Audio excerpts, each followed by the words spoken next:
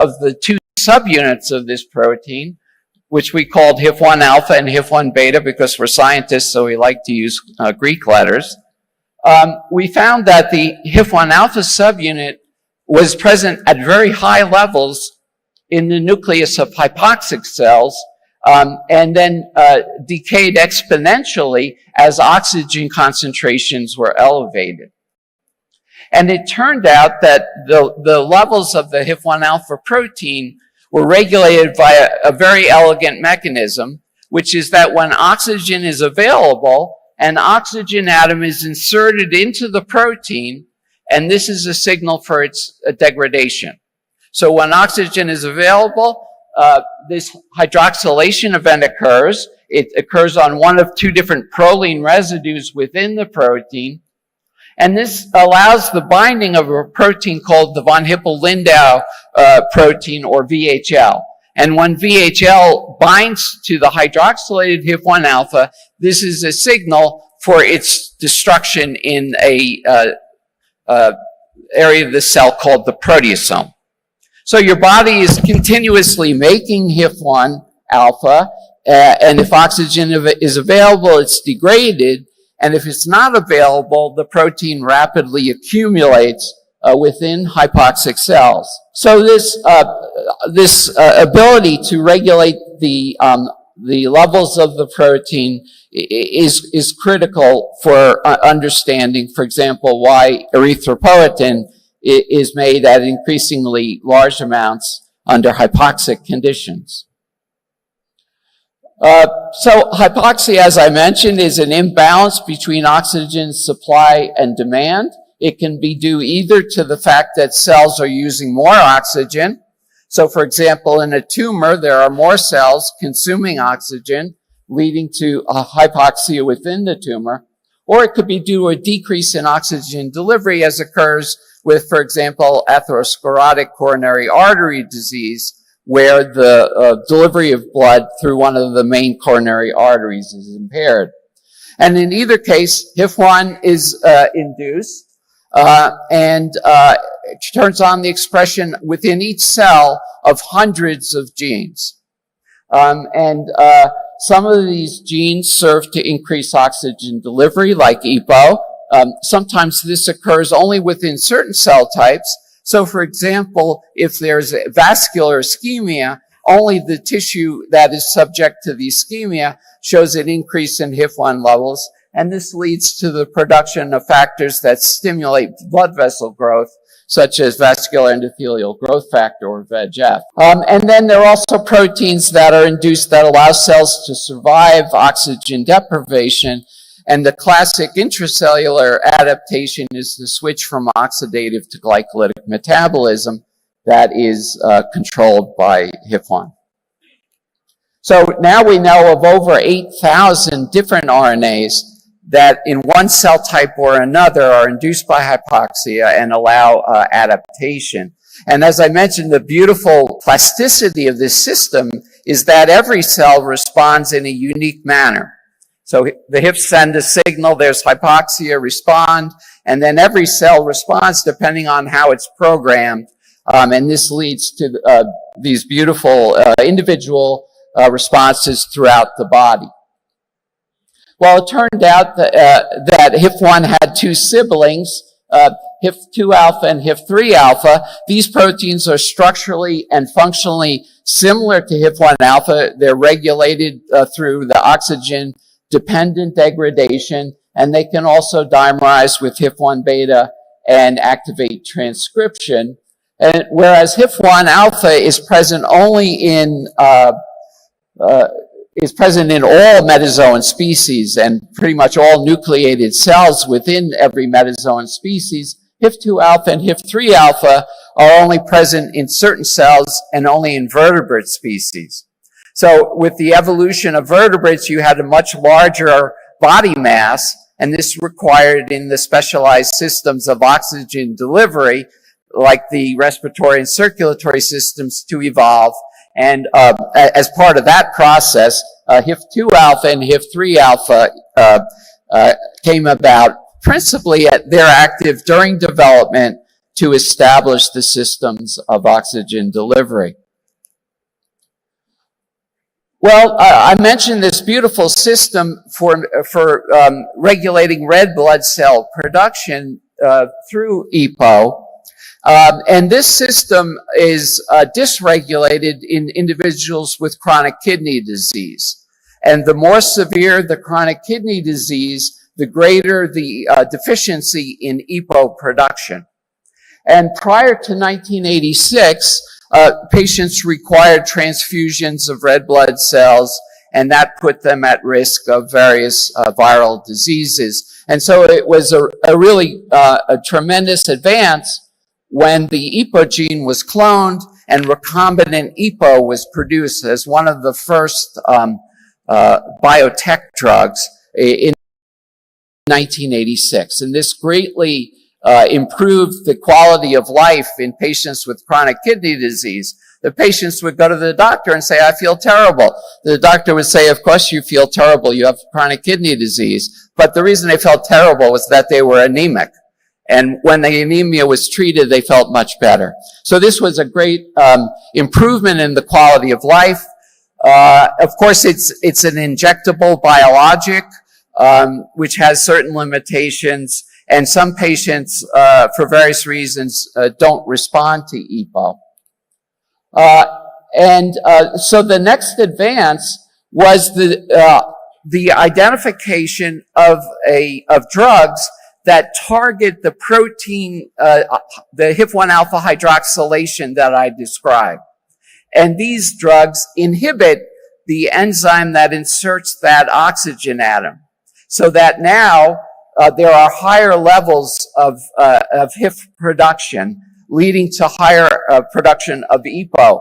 And this probably involves EPO production in the liver, where EPO is made in the fetus.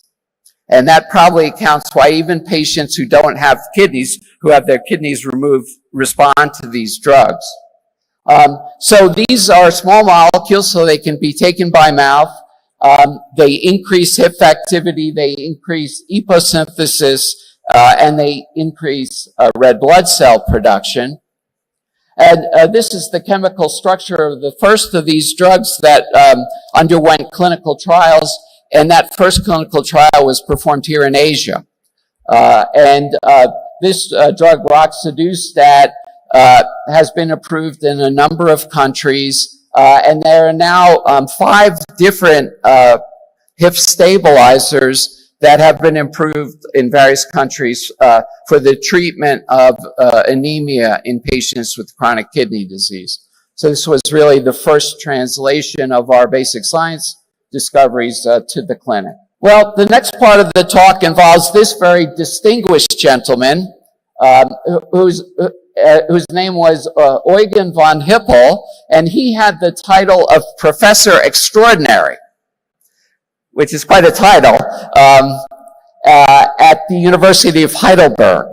And he was an ophthalmologist in the early 1900s who identified patients who had retinal lesions, and these were retinal tumors called hemangioblastomas, retinal hemangioblastomas.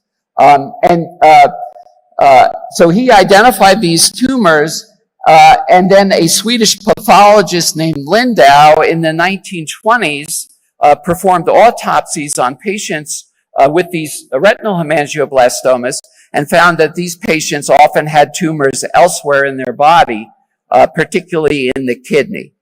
And so this collection, and this was found to be inherited through an autosomal dominant mechanism in families, and this became known as the von Hippel-Lindau syndrome. And this is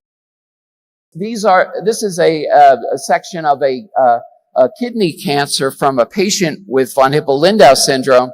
It's called clear cell renal cell carcinoma because you can see the cells don't stain well with hematoxin and eosin.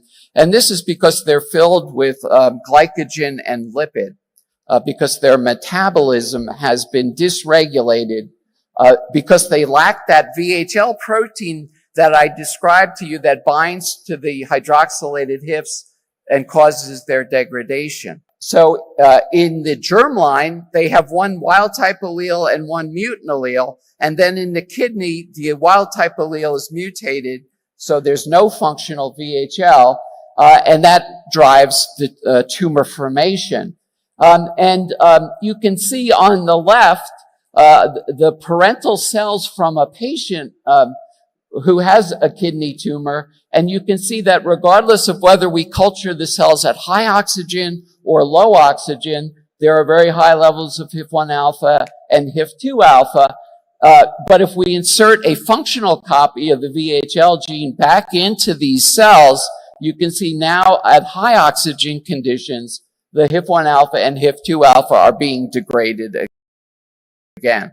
So it's the failure to have the normal oxygen-dependent degradation of the HIFs that drives the formation of these kidney tumors. So we can put those parental cells back into a mouse and they will form a tumor, but the rescued cells will not.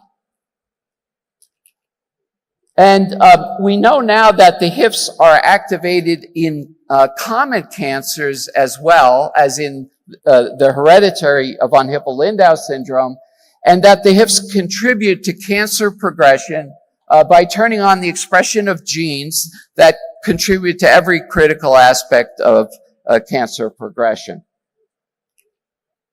And so it was very exciting when a small biotech company called Peloton in Dallas developed a small molecule that can bind to HIF2 alpha, which plays a particularly critical role in kidney cancer in von Hippel-Lindau syndrome. And when this drug, which is now called belzutifan, binds to HIF2 alpha, it prevents HIF2 alpha from forming a functional dimer with HIF1 beta. So there's now no functional HIF2 within the cells. And this was one of the first trials of belzutifan, and this is a waterfall plot looking at the change in tumor growth. The yellow bars show patients who have had a decrease in tumor growth. That's called a partial response. And then the black bars are patients whose tumors have not changed significantly, and that's referred to as stable disease. And the combination of those two, which is known as the disease control rate, was 80% in this trial in a disease where there was basically no effective therapy once the tumor had spread beyond the kidney. So this was a truly remarkable result. And within several years, the U.S. FDA had approved the drug for the treatment of renal cell carcinoma in patients with the von Hippel-Lindau syndrome.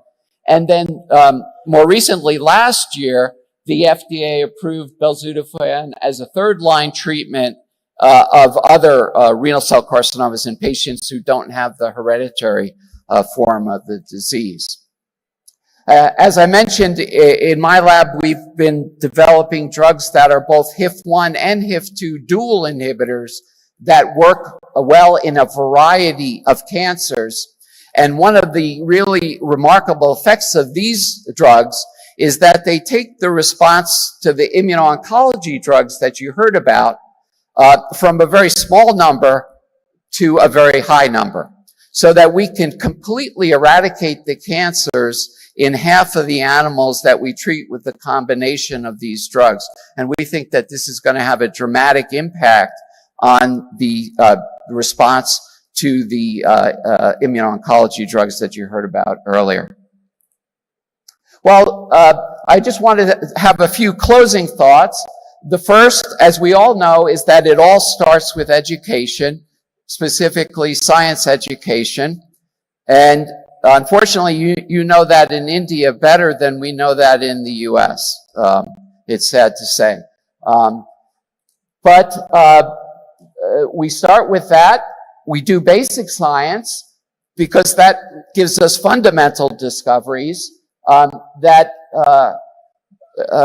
impact on disease processes. And then if we're lucky, we can translate that into novel therapies, which if they involve small molecules can decrease costs and increase global healthcare accessibility. The focus on development of biologicals, which is very great interest now, has perhaps the drawback that these drugs are difficult to transport and store in areas without advanced healthcare systems. And so there are still many advantages to trying to develop small molecule drugs, I think. On the right is my high school biology teacher, Rose Nelson.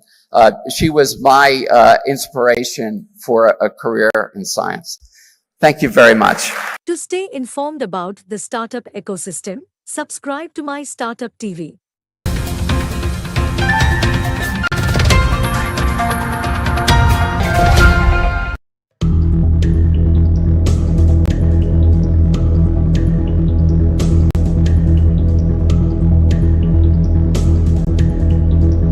I welcome Professor Greg Simanza to please share his acceptance speech. Honorable Chief Minister, Honorable Minister, and assembled dignitaries and guests, it's a great honor for me to accept the 2024 Genome Valley Excellence Award. I would like to thank the BioAsia International Advisory Board, Shakti Nagapan, the CEO of BioAsia, and the government of Telangana. I'm also grateful to my wife, Laura, who is here today, and my children for their constant support. Throughout my career, I have endeavored, despite my many imperfections, to increase our understanding of fundamental biological processes with the hope of translating that knowledge to the clinic in the form of novel therapies for common diseases. It has been gratifying that our basic science discoveries have enabled the development of new effective treatments for anemia and kidney cancer, as I'll describe in my lecture. The current research in my laboratory is focused on, as you heard, the development of novel inhibitors of the hypoxia-inducible factors for two applications: the prevention of vision loss in patients with diabetic eye disease and macular degeneration, and also the treatment of a wide range of human cancers. In both of these areas, we have very encouraging results from animal studies and are hopeful that these drugs will progress to clinical trials in the near future.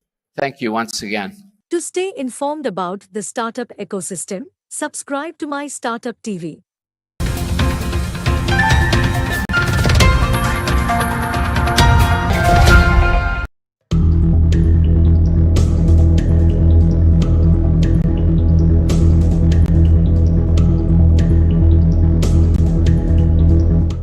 Good morning, Honorable Chief Minister and rest of the dignitaries on the dais, and then the dynamic life science ecosystem of Hyderabad. We are very proud to be associated with the state of Telangana in supporting and promoting the cooperation between the two regions in life sciences segment. It's been underway as the international partner region for the past 2 years, and then we look forward to having more such engagements. We have also had the Telangana state team with the companies visiting Flanders, and then the discussions are at various levels of maturity levels. So we look forward to continue this engagement, and then we are proud, and then we would like to invite more companies to engage with us in the coming months. Once again, it's a great privilege and a pride to be the international partner region at the 21st BioAsia event, and wish the event all the success. Thank you very much. To stay informed about the startup ecosystem, subscribe to MyStartuptv.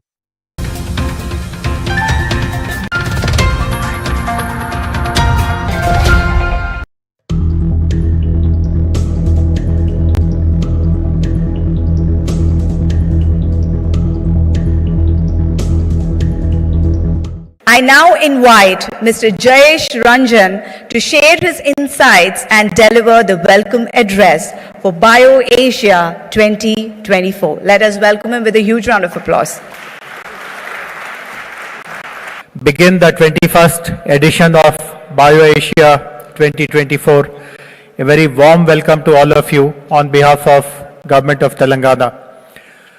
21 years ago, when this event was conceptualized and started, we never imagined that it will really capture the imagination of the entire industry, the entire research community, the administrators, policymakers, regulators. But as we have completed these 2 decades, we have realized that this has become one of the most looked forward event for the industry. The entire world, so to say, looks up to this event, tries to understand what are the new discussions, what are the new trends, what are the new partnerships that are going to be forged here. This is almost like the World Economic Forum's life sciences vertical, so to say, that gets represented here. I'm also happy to share that, like the earlier editions, this edition is going to have some very important tactical discussions on some of the most pressing challenges, most pressing opportunities.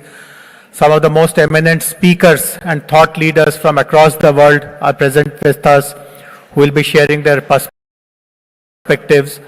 Every year, one of the features which really makes people take note of is the interface that we have with regulatory agencies, with regulators. We know that life sciences is a very dynamic environment where we are always trying to keep pace with technology, with new regulations. So that is again getting covered here through multiple sessions. We also know that life sciences is one vertical which is getting disrupted very, very rapidly with innovations.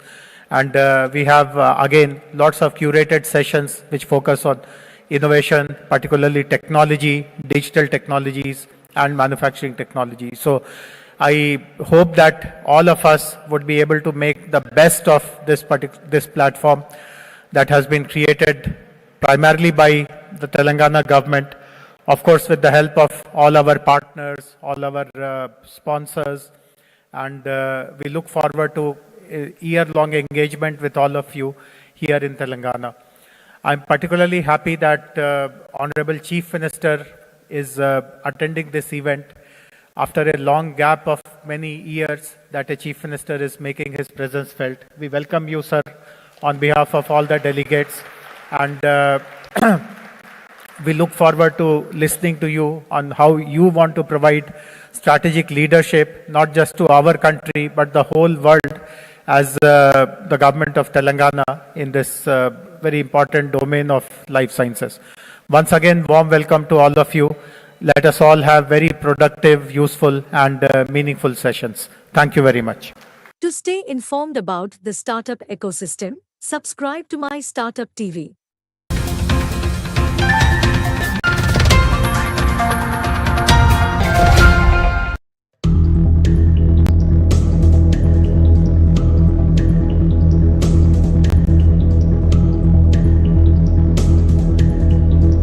Good morning, everyone. Honorable Chief Minister, Honorable Minister, and respected guests.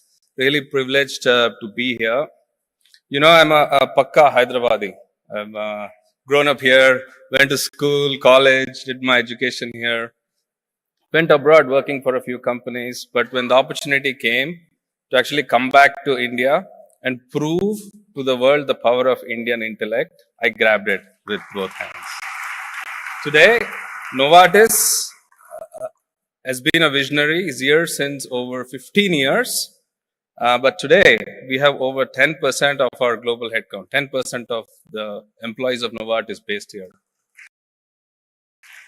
The impact of that, the easiest way I explain what Novartis does to my mother is when I tell her that the average lifespan has gone up 20 years in the last 50 years. Just in India, it's gone up 12 years in the last 20 years alone. And people live longer because of companies like Novartis. One of the few companies. So really privileged again to see several innovative pharma companies and many healthcare companies advancing technology for the benefit of humankind, for mankind, right from here in Hyderabad. The power of this congregation for the future is really incredible. So pleased to be associated with BioAsia for more than 10 years. I think, as I said, I think this is an amazing place for nearly 8,000 people at Novartis to make a global impact all over, improve lives, cure disease, extend lives anywhere in the world, right from here in Novartis Knowledge City, right in the high-tech city area. So thank you. Really privileged to be here and look forward to this congregation. Thank you. To stay informed about the startup ecosystem, subscribe to MyStartuptv.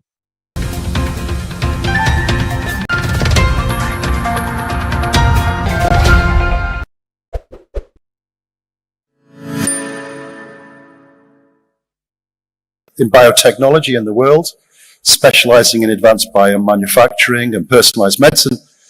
We specialize in vaccines. From the University of Queensland, the Gardasil vaccine came from there. We also supply the Nipah vaccine to India whenever you have a crisis that comes out of our building. And so all of this within this university environment where we do translation. We've translated $62 billion of product in the last 15 years. We have translated more than all the other universities of Australia put together, and then embedded in a Queensland environment of excellence. And my colleagues over there, if you want to do research in Australia. As you know, AstraZeneca is the global pharmaceutical company with an aspiration to bring, being pioneers in science and bring innovation to the globe and also to the world. And we have also been very passionate, apart from bringing innovative science to India, but also on the sustainability. So we're doing a lot, and hope we will have a chance to talk about this innovation and sustainability in our panel discussion today. Thank you so much. Our businesses span from API, generics, branded generics, services, biologics, and drug discovery. Today, primarily our revenue comes from generics, API, and related businesses, but we have a very ambitious drug discovery program, and we should talk about it today.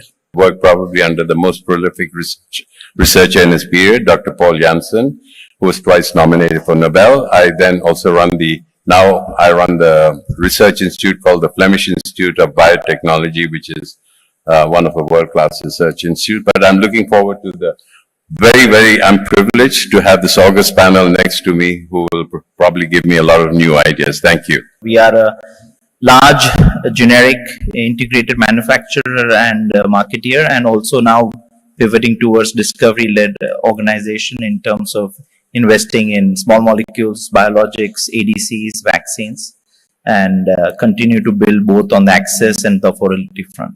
Based in Cologne, Germany, and together with my colleagues and our associates, we want to advance medicine by discovering new cell and gene therapies, provide those therapies to potential other companies, and also have devices and equipment which allows discovery, research, and manufacturing. Besides that, we also have a pharma division called Miltenyi Biomedicine, who develops their own CAR-T therapies. Pleasure to be here.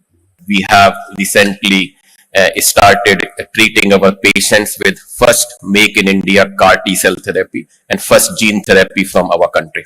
And the first question is to Thon. Thon, based on, and he and I go back in time, based on his experience in Janssen and in Miltenyi, do you find that the mindset is extremely important within not just the research community, but the entire company community to make innovation a reality?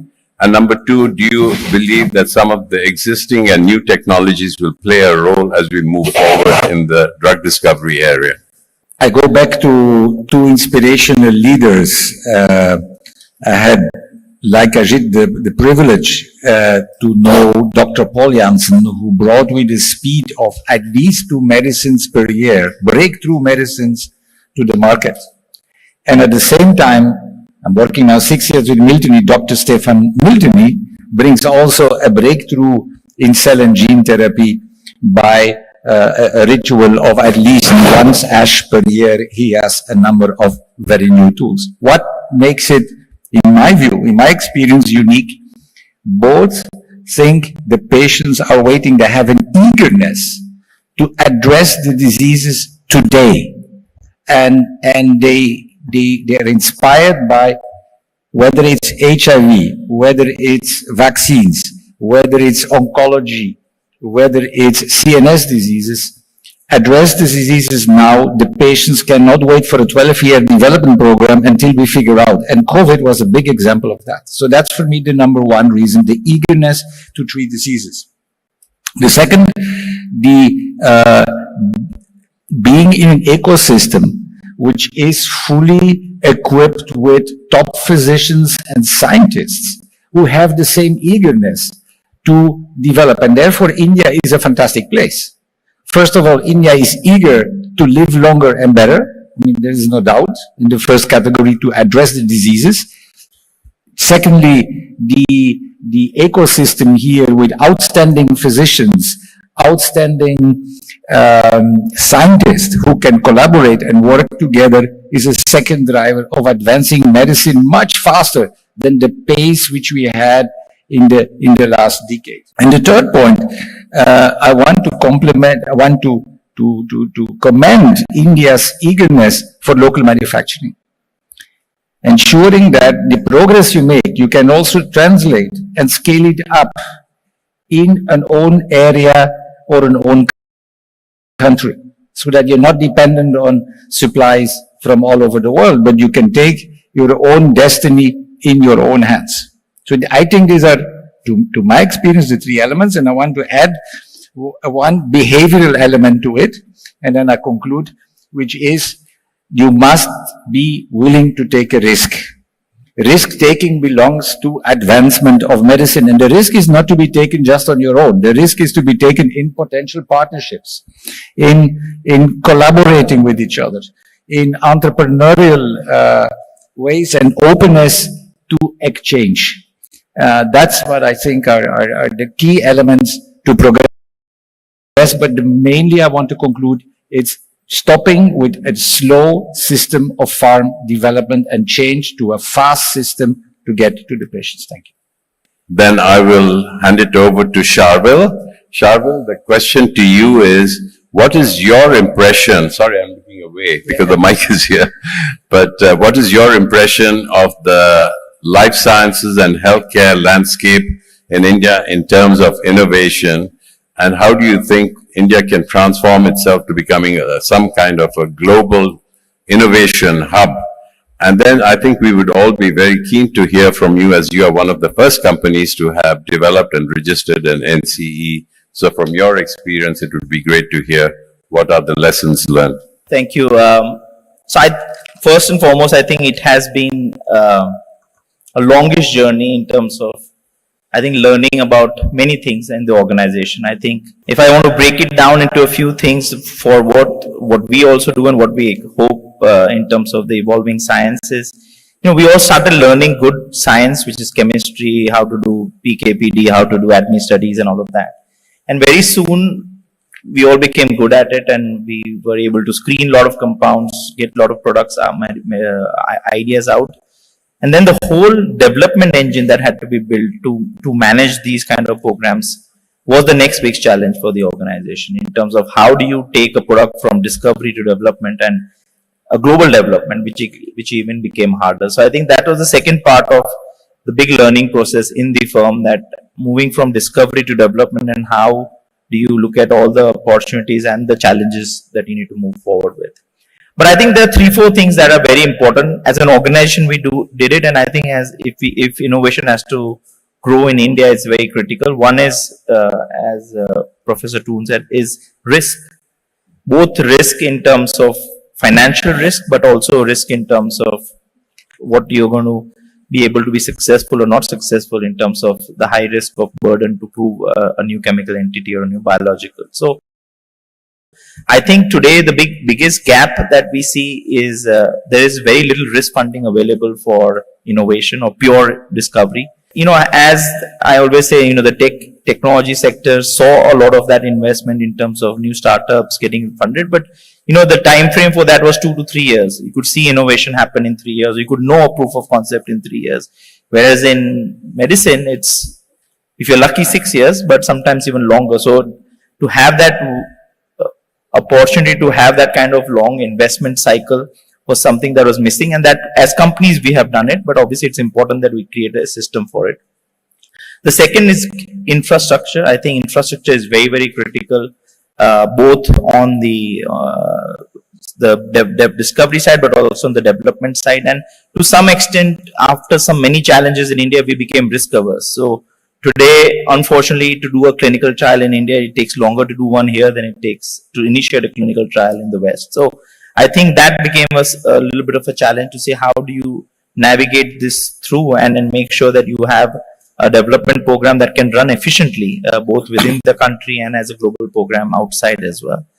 The other areas that were very important for us is to drop projects more than select projects. Is how do you stop doing work, because you have finite resources and one has to worry about how one will invest behind the programs that you all want to which we want to run and move forward.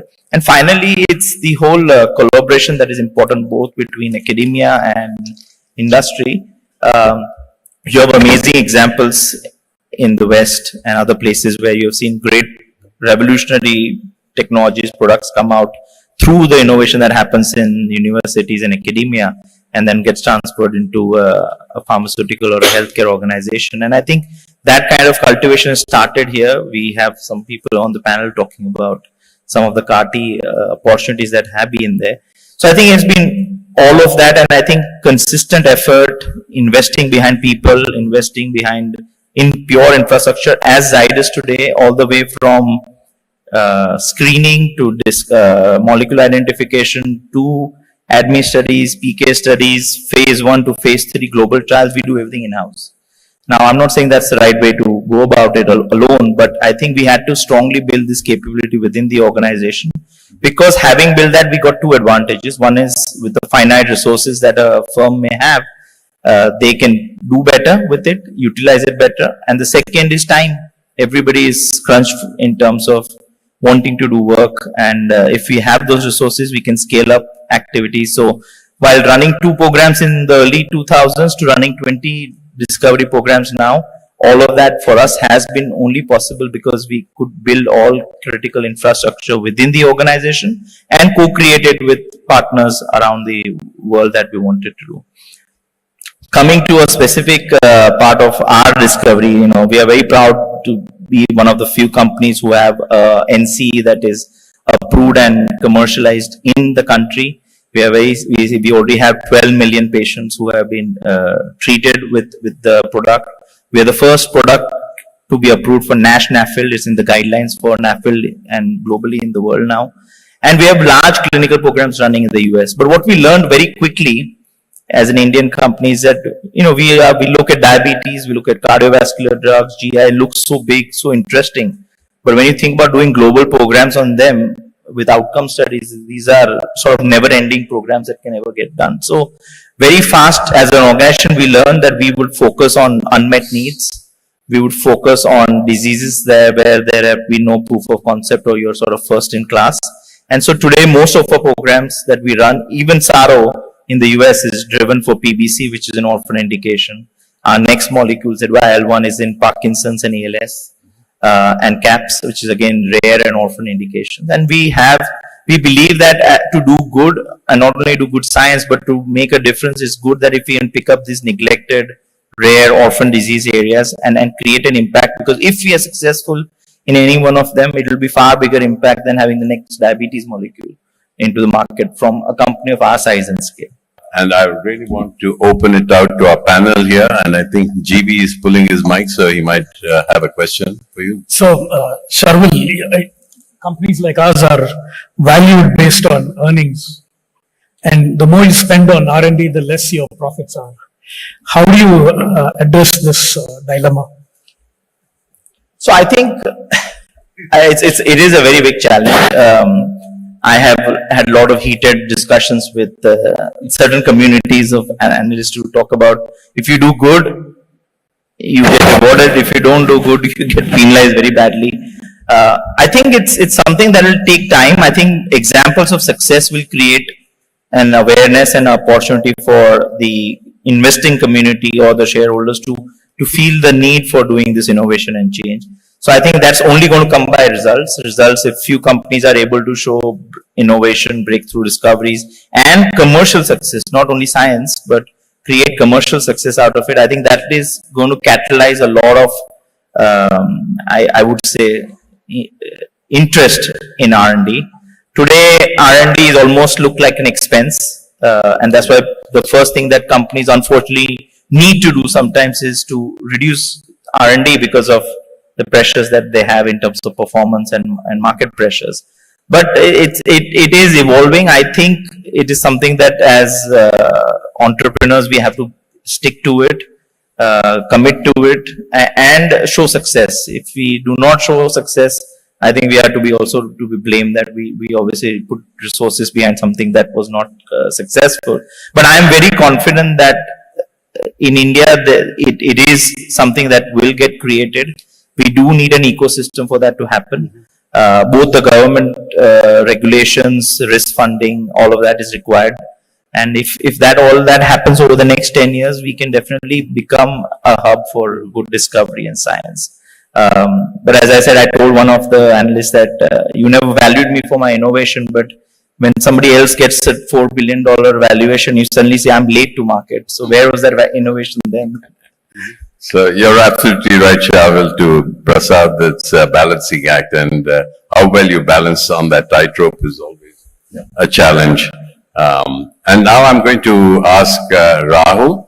Rahul, you have the unique challenge like Shavil and Tone of bringing in a new product, CAR-T in India.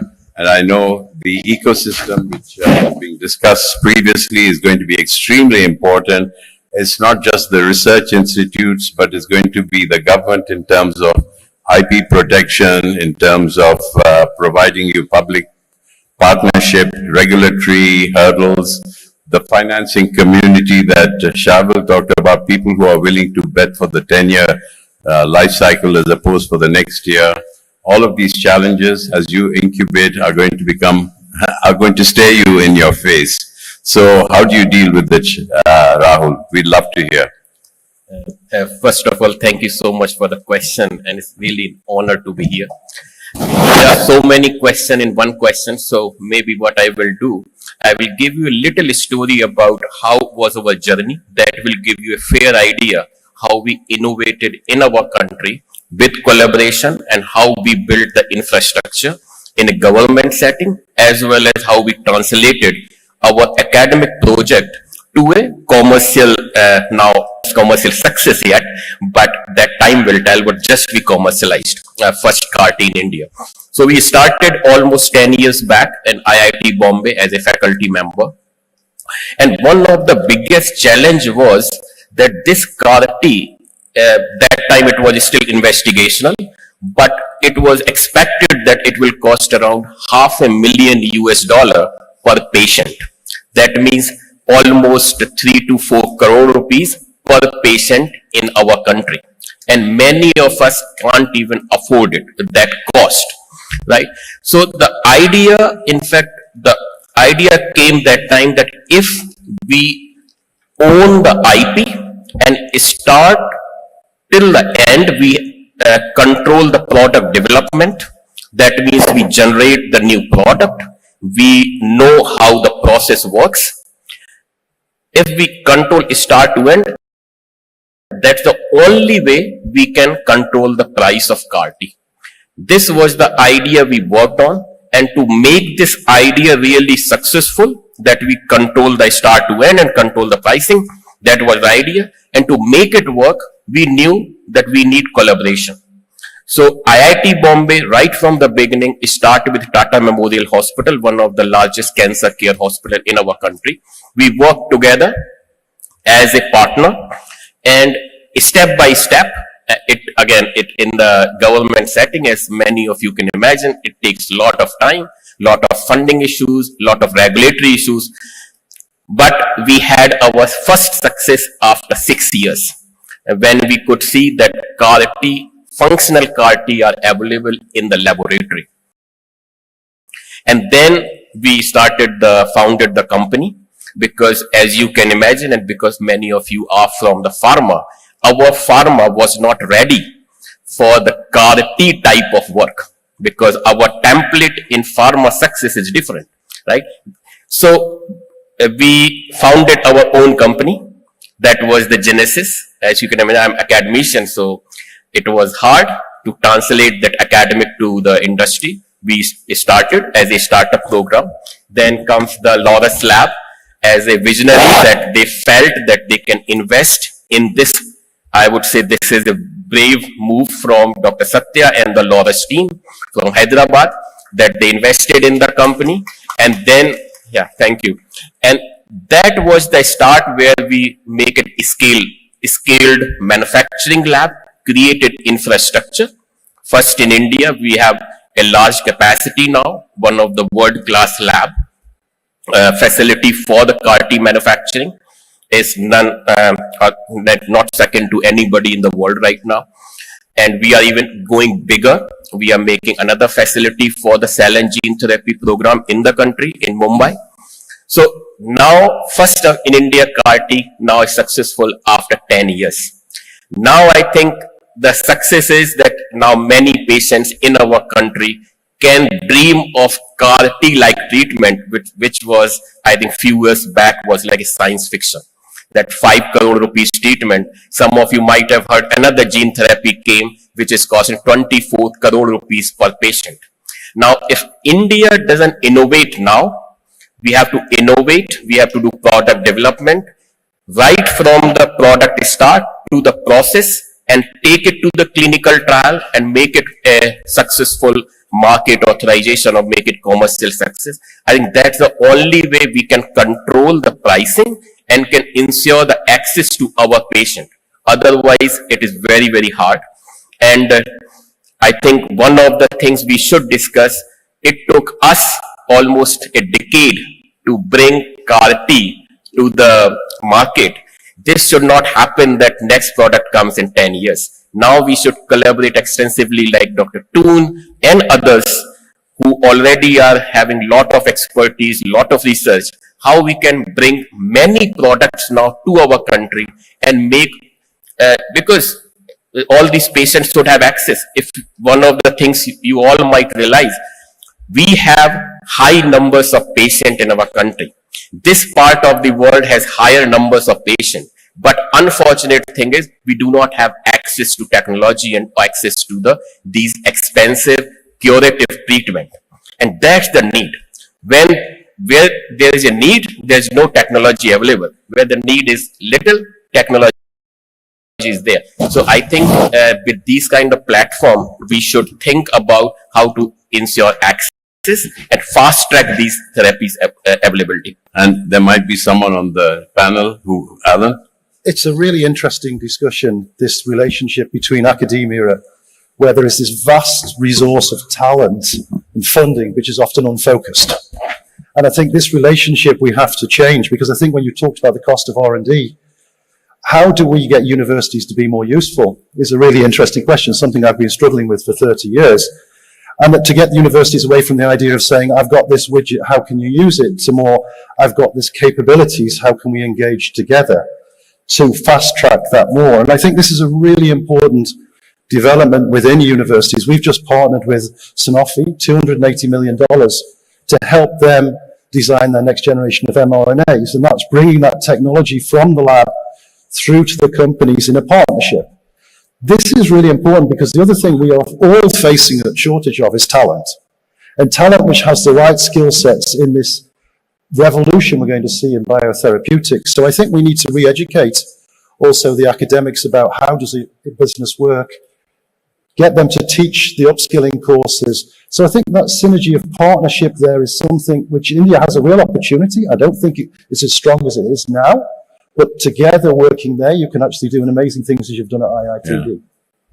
Yeah. Sure, no, I think it's absolutely important you stress talent and partnership. Absolutely. And I'm sure the next speakers are going to talk to it. So I'm going to hand it over to Sanjeev, who heads a major multinational in India.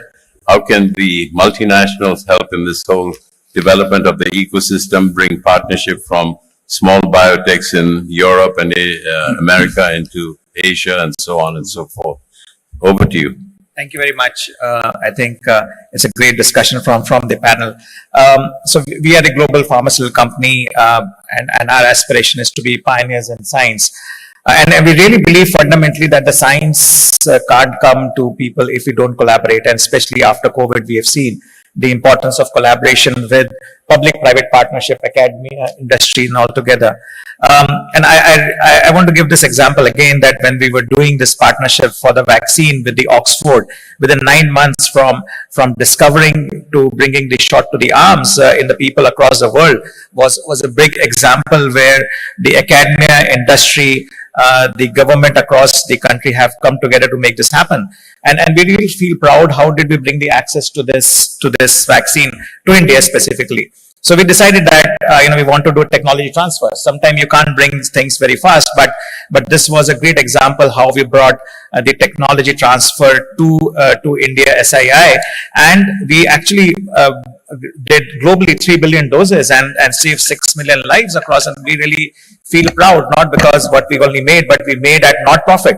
So we are really doing an equitable access of our vaccines with 3 billion doses across the world, and couldn't have happened because of the collaboration. So the theme coming here is that if you have to bring innovation to the world and to our country and to our nation, this is very, very important. That's number one. Number two is what we are doing in AstraZeneca here is not only about innovation of bringing science from a drugs perspective. What we're also trying to do is that how do we bring equity in access to screening? So we have announced, AstraZeneca announced in the last 2-3 months, two big things: partnering with the government of Karnataka. How do we bring early lung cancer screening? We see a huge burden of lung cancer in India and across the world, where the cancer is being diagnosed at the 4th stage, which actually cause huge burden for the system. So what we are doing with the government in Karnataka and also with Goa, with Ministry of Health, we have announced that we'll bring AI technology, work with the government, with industry and AI companies to ensure that can we bring a stage shift of diagnosing cancer early.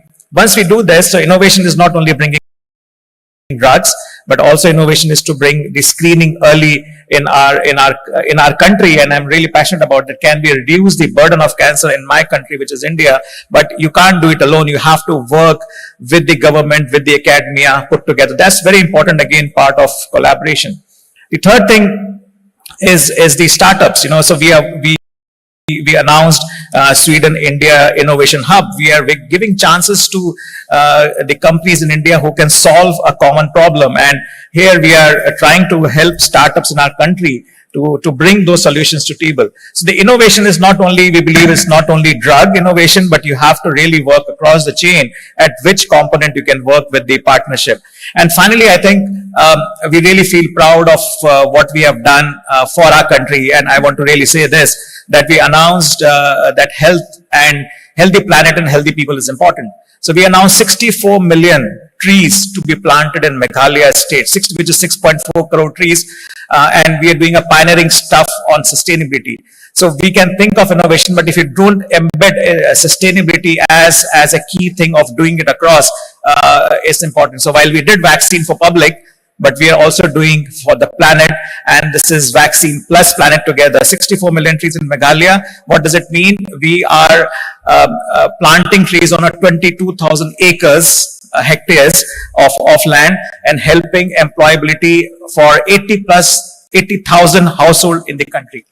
So as a multinational company, we are really committed to bring that science and innovation, but also ensure that we bring that sustainability into our country. So I really feel proud while being a global multinational company, we are doing for India as a whole. Any questions from the panel? I'm just wondering, from the discussions I hear, is there not an opportunity for India, which I strongly believe, to get out of the volume, the low end leapfrogging, Yes. to the super high end of medical and medicine advancement? Like you were saying, do we need to wait 10 years to get the CAR T, just as an example, or any other product which you mentioned? And can India not become, and as to my fellow panel members, a world leading nation, bringing new medicines which are nowhere else in the world?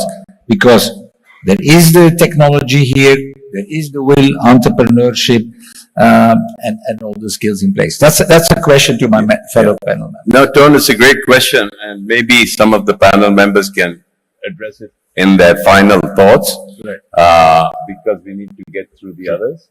And next is my friend GV, who heads up one of the largest companies in India, Dr. Reddy's, and he has the opportunity to transform it from what somebody called volume to value at the high end, and not only doing it himself in Dr. Reddy's, but together with the rest of the ecosystem, which should facilitate this process. Over to you, GV. First of all, Ajit, it's an honor to be sitting next to you.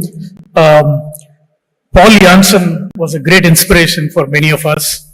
Our founder actually started drug discovery after he met Paul, and he was so inspired that he lost complete interest in our generics business and focused completely on drug discovery as a passion. And it became a lifelong calling for him.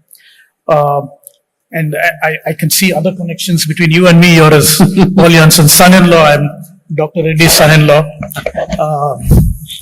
Also, we both were born in the same town. Miraculously, we found this. He discovered it last night, I discovered it last night. But go ahead, GV. Yeah. So that aside, I think drug discovery is certainly a very, very exciting, risky, and thrilling proposition for our industry. Having said that, it is also very resource intensive. When we started drug discovery, it was in the mid-90s. We were the first company in India to start. Dr. Reddy, he was a diabetic himself. So he chose the area of metabolic disorders, which already had a very high standard of care. It was a very difficult area to get in, but he went into it bravely. We worked on it for many years. We had great successes. We licensed our products. Some of them went up to phase 2, one went up to phase 3, and then discovered toxicities. And then we had to kind of move away from that in 2010.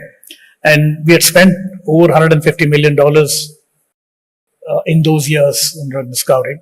The good thing about that whole effort was that we built an ecosystem of talent.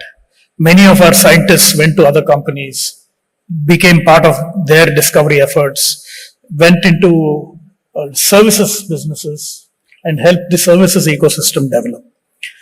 After that, we focused on a services business, which also did drug discovery. And I'll come back to that later. And in interim, we focused on incremental innovation, making existing molecules better. And we actually had 6 NDAs approved and 3 products marketed in the US. Of course, that also didn't succeed a lot because we had challenges in getting reimbursement for incremental innovative drugs. And so we moved away from that also. And finally, we settled down into a model where we do drug discovery, but we also do collaborative drug discovery. We do a bit of services, combine that into an entity. And so we were actually generating money and spending it in building a pipeline. Today we have 19 NCEs in various stages of development and in the clinic, phase 1, phase 2, phase 3, across various cancer subcategories. I would say that, we made progress, but there is no certainty to drug discovery. That's the nature of the beast. But the innovative thing that we did in building this pipeline is that we don't spend R&D from the profits. The entity that we have, a subsidiary called Origin Oncology, generates its own funding through collaborations, through partnerships, through services, and invests that money in building the portfolio. Of course, I don't know how long this will last, because I think as we get into phase 3, the dollars will go up. But, we had to do this because the street and our shareholders don't, completely recognize the value of a pipeline. And this is one of the challenges in being a generic company trying to do innovation. Generic companies by nature are valued for the profit, and the price earnings ratio is what determines our, valuation. So pipeline doesn't get a lot of valuation. So these are challenges, and this is how we address that. But coming back to the challenges of doing drug discovery in India, which I want to talk a little bit about. Of course, funding is a major challenge, but not just funding for us, but also funding for 100 immunoags. There are 1,000 entrepreneurs from academia. We don't see that. There are incubators in IITs and other areas, but very, very small at this point. The second one is our public health institutions. There's no equivalent like an NIH investing significant capital in innovation. We have ICMR, but the budgets are not substantial. The ecosystem, when people talked about the ecosystem, there is talent, there are skills, we have good corporate hospitals, and we also have great biotech entrepreneurs in this country. But I think the collaboration is still very suboptimal, especially with the medical profession. There are very few research hospitals. Of course, Tata Memorial is an exception, and there are a few other exceptions. But we need a lot more of research hospitals as part of the ecosystem. And of course, we talked about risk capital. And I also think we can learn from other countries which moved very, very rapidly into innovation. China is a great example. The 1,000 Talents program to relocate the Chinese trained in the West. Yeah. We could do that. We have Indian scientists in every major R&D organization in the world. And, something like that could help accelerate our effort. So, and of course, the hospitals also can have their own incubation, acceleration, and entrepreneurship coupled with the research. If we do all this, I think we'll certainly be an important player. I think it's a little too soon to say that we'll be a powerhouse. Mm-hmm. I think we have to first establish the whole thing and then become a powerhouse. Fully agree for these great points, and I might tell the audience that Charvel and GV are honorary consuls for Belgium, and the ambassador sitting here. And I would like to use, to your point, GV, one example of public-private partnership in where the ambassador comes from in Ghent. There is an institute called the Flemish Institute of Biotech, which is on par with the Dana-Farber in Boston, the Broad Institute, with any institute if you look at in terms of research output. But it has a second wing, which is called the tech transfer wing. Yeah. And they have their KPIs, or the key performance indicators, is not only your number of papers you publish, but also the number of companies you spin off, getting to your point, GB, and to your point, Charvel, but also the jobs created. And all of this becomes, and then you automatically create the funding system. And then you create the big pharma companies who come and buy up these small companies. So you've got to, as you said correctly, get the ball rolling. And in fact, the nanobody, which Alan is very familiar with, came out of the University of Brussels and so on. So I'm going to hand it over to you, Alan, to talk about this whole ecosystem. Yeah, I mean, my compliment to you all, because I visited the Genome Valley and I was incredibly impressed. It is an amazing achievement, and I just think it's just going to get better and better. So my compliments to you all. It's absolutely fantastic. Indulge me for a second as a scientist, because you saw something that Christopher Borner mentioned about the changes were going on. For me, we're in the decade of the cell. We're going to see transitions which are going to like the speed of a train. The Nobel laureate talked about 33 years of doing it. Today, we would probably do that in 7 years. That's the speed. And let me talk about machine learning, which is coming in to allow us to analyze data correctly. Spatial transomics. We're building a whole new series of quantum biomicroscopes, which are allowing us to see the kinetics inside a cell in real time, 10 to the minus 9 seconds. So we're seeing all of how it works. Things which would have blown my mind a couple of years ago.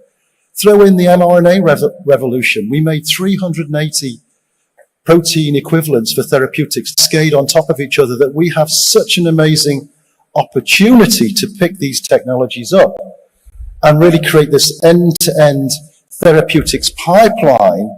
That's what's going to be driving everything. It's really about how do we join the dots up, because they're there. We're trying this actually in Queensland. We're trying to get all the different universities, University of Southern Queensland, QIMR, TRI, trying to get all these research establishments, which is 5,000 researchers, trying to work on that one line. where we can actually pick and do, and say to somebody like a company, well, go here and move here, and along that pipeline, you can end up into phase 1, phase 2, and phase 3. We'll help you along the way, rather than trying to own things, trying to lead them. And it really ties into this big breakthrough, which is going to be towards personalized medicines. We haven't even seen how this started. I mean, human organoids, and I'll come back to where I think there are opportunities for the Genome Valley. I think they're going to be a huge breakthrough. The idea, we've paired with PerkinElmer to make fully robotic systems, so you get a 96 well out of human organoids, where you are making, I can take one of your muscles, I can grow it into a brain organoid from you, and in 3 months it starts to dream. We then can look for schizophrenia and diseases. That's yesterday's technology. What can we do tomorrow?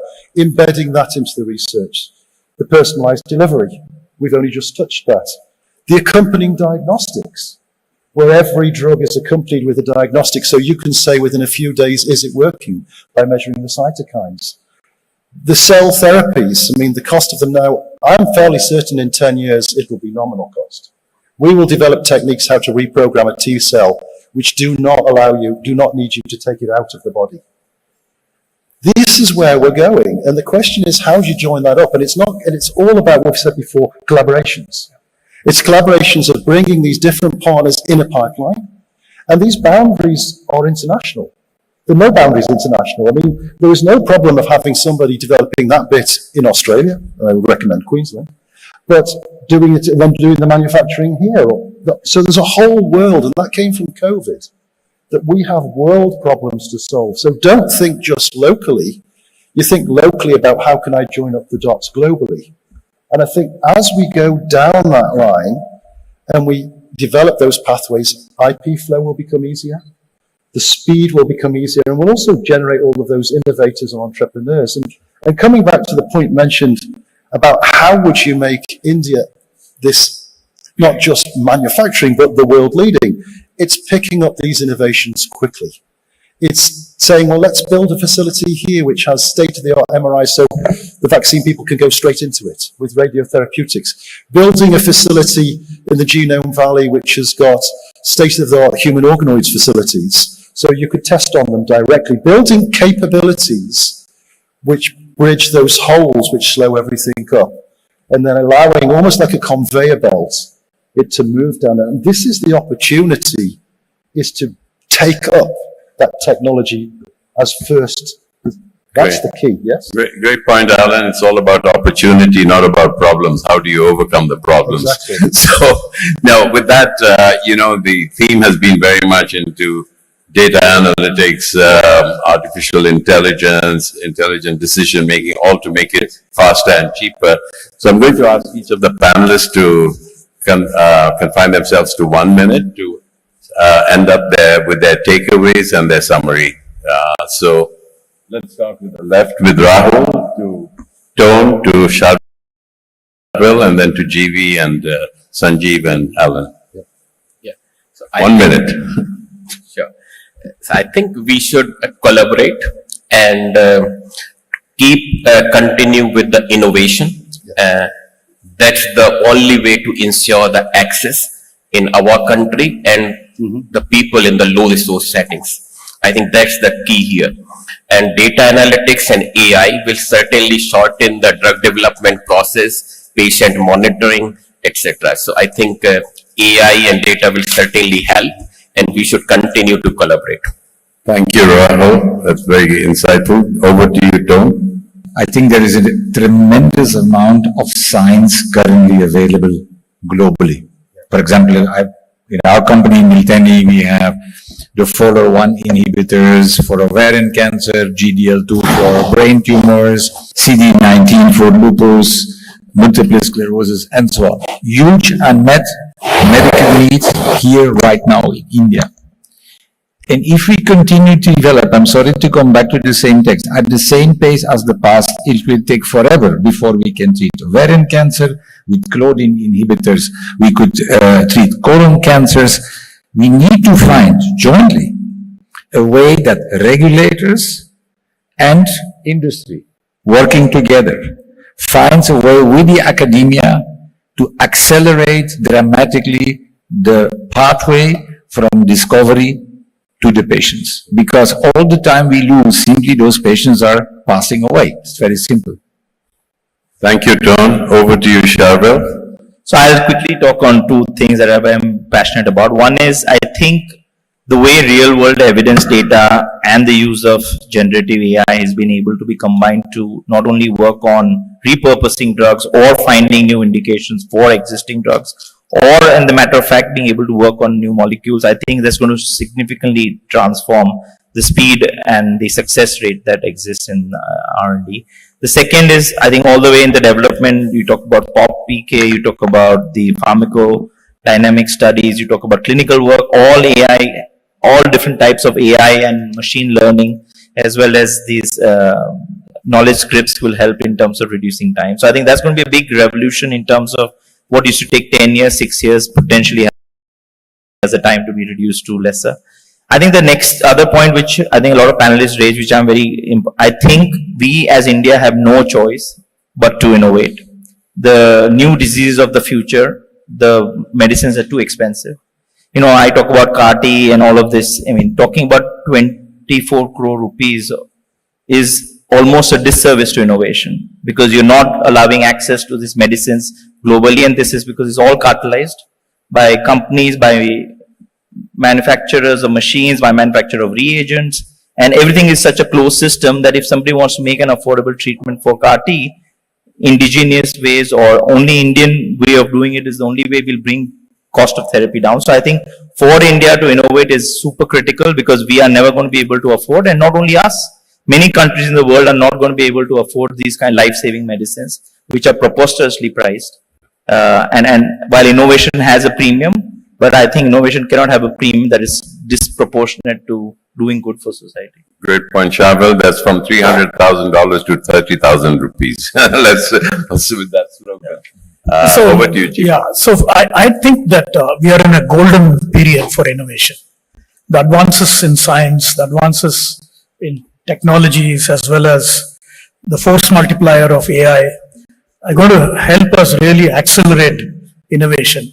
So it's really now or never for this country. We know now that, you know, the pharmaceutical industry is a very strategic part of our healthcare system, and we need to innovate. We can't be bogged down by the limitations. We have to go beyond what we have, collaborate globally, and really jump into the era of innovation. We already mastered the generics game, the ingredients game. We are already there in global leadership as generic companies. So the next horizon for us is innovative medicines, and we should make it happen as, you know, an industry. Thank you, GB. Over to you, Sanjeev. Thank you again. I think the key thing here which is coming is the science. How do we bring the purpose of bringing science to patients in India?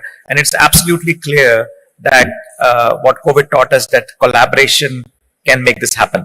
And whichever across boundaries within the country, bringing science to patients will happen from collaboration. That's number one. And number two is it's a great time of digital and tech and data and AI. How do we ensure that we use this collaboration to bring this to India with a clear purpose that we have to help as many patients as possible in India. At the same time, how do we ensure that access to these medications, not only medication, but also early diagnosis is helping to reduce the burden of the disease in our country? And amazing answers all the way down the line. And there is an amazing capability already here. I just think there is this opportunity now, and there's a 10-year window. The world politics has given a vacuum, which has put India in the spotlight to really take an opportunity to uptake some of that innovation. Completely agree. Supersize the science. It's there. Take on board some of this innovation, try and incorporate it by building capabilities, say in the Genome Valley, such that companies can feed off it. And that will just accelerate that pathway. And then actually you start taking leadership rather than following everybody else. And then everybody else benefits, the patients around the world. It is a world business. Bring all that talent and innovation here, and let's see what happens. To stay informed about the startup ecosystem, subscribe to MyStartuptv.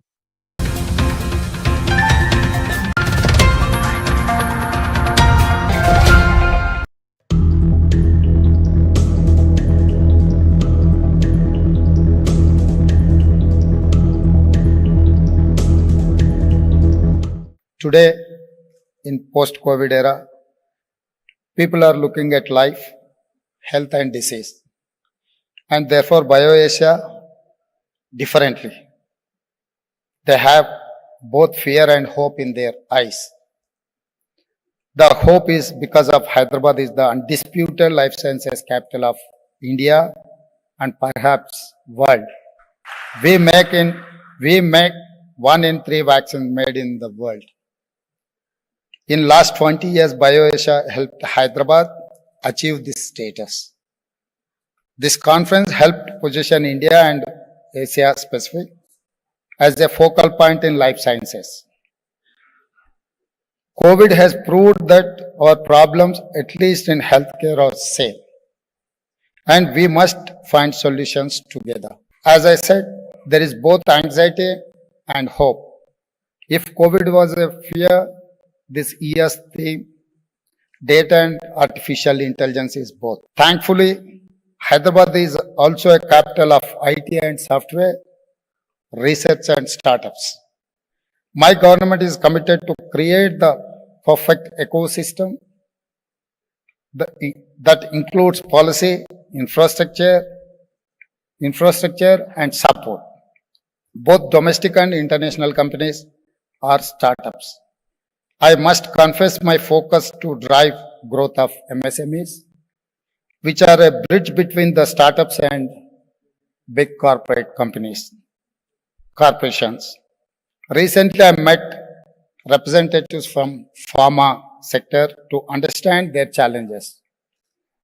I promise to support them in a way we can. Your dream is to reach the sky.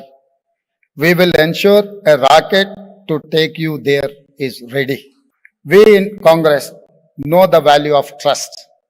I'm announcing here to establish next phase of Genome Valley in 300 acres of land with 2,000 crores investment. We recently announced launch of 10 pharma villages with an investment of about 1 lakh crore. This will develop infrastructure, create jobs, create opportunities for entrepreneurs. We will create over 5 lakh new jobs. At this village, 3 potential integrated greenfield pharma we have been identified. One is from Vikarabad district, the other one is from Medak district, third one is from Nalgonda district. We are going to create a pharma village, all the 3 areas, 3 different parts of Telangana. It's nearby Hyderabad airport, hardly 1.5 hour drive from international airport. So to reach your infrastructure and your investment. At the recently concluded World Economic Forum in Davos, we got, as my industries and IT minister said, 40,232 crore investment in my state. I am delighted to share that Takeda has decided to set up their manufacturing facility in Hyderabad in partnership with the Biological E. I'm most welcoming the investment. This facility will make 50 million doses of vaccines each year. As I said, in a world where a virus can create fear, Hyderabad gives hope. I'm happy to share all of you. The German company Miltenyi has decided to set up their R&D center in Hyderabad. I'm welcoming the R&D center.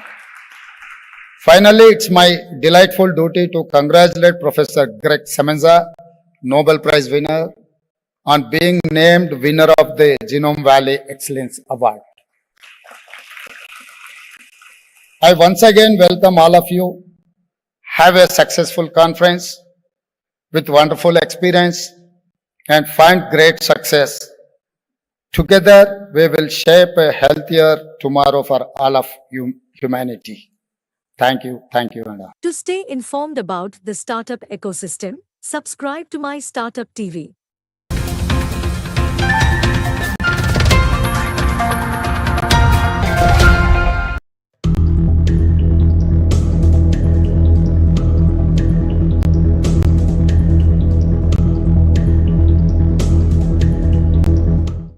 I would like to request our chief guest for today, the Honorable Chief Minister of Telangana, Shri A. Revant Reddy Garu, to please come forward and share a few words with all of us. Today, in post-COVID era, people are looking at life, health and disease, and therefore BioAsia differently. They have both fear and hope in their eyes. The hope is because of Hyderabad is the undisputed life sciences capital of India and perhaps world. We make 1 in 3 vaccines made in the world. In last 20 years, BioAsia helped Hyderabad achieve this status. This conference helped position India and Asia Pacific as a focal point in life sciences. COVID has proved that our problems, at least in healthcare, are same. And we must find solutions together. As I said, there is both anxiety and hope. If COVID was a fear, this year's theme, data and artificial intelligence, is both. Thankfully, Hyderabad is also a capital of IT and software, research and startups. My government is committed to create the perfect ecosystem that includes policy, infrastructure and support. Both domestic and international companies are startups. I must confess my focus to drive growth of MSMEs, which are a bridge between the startups and big corporations. Recently, I met representatives from pharma sector to understand their challenges. I promise to support them in a way we can. Your dream is to reach the sky. We will ensure a rocket to take you there is ready. We in Congress know the value of trust. I'm announcing here to establish next phase of Genome Valley in 300 acres of land with 2,000 crores investment. We recently announced launch of 10 pharma villages with an investment of about 1 lakh crore. This will develop infrastructure, create jobs, create opportunities for entrepreneurs. We will create over 5 lakh new jobs. At this village, 3 potential integrated greenfield pharma we have been identified. One is from Vikarabad district, the other one is from Medak district, third one is from Nalgonda district. We are going to create a pharma village, all the 3 areas, 3 different parts of Telangana. It's nearby Hyderabad airport, hardly 1.5 hour drive from international airport. So to reach your infrastructure and your investment. At the recently concluded World Economic Forum in Davos, we got, as my industries and IT minister said, 40,232 crore investment in my state. I am delighted to share that Takeda has decided to set up their manufacturing facility in Hyderabad in partnership with the Biological E. I'm most welcoming the investment. This facility will make 50 million doses of vaccines each year. As I said, in a world where a virus can create fear, Hyderabad gives hope. I'm happy to share all of you. The German company Miltenyi has decided to set up their R&D center in Hyderabad. I'm welcoming the R&D center. Finally, it's my delightful duty to congratulate Professor Greg Semenza, Nobel Prize winner, on being named winner of the Genome Valley Excellence Award. I once again welcome all of you. Have a successful conference with wonderful experience. and find great success. Together, we will shape a healthier tomorrow for all of humanity. Thank you, Anna. To stay informed about the startup ecosystem, subscribe to My Startup TV.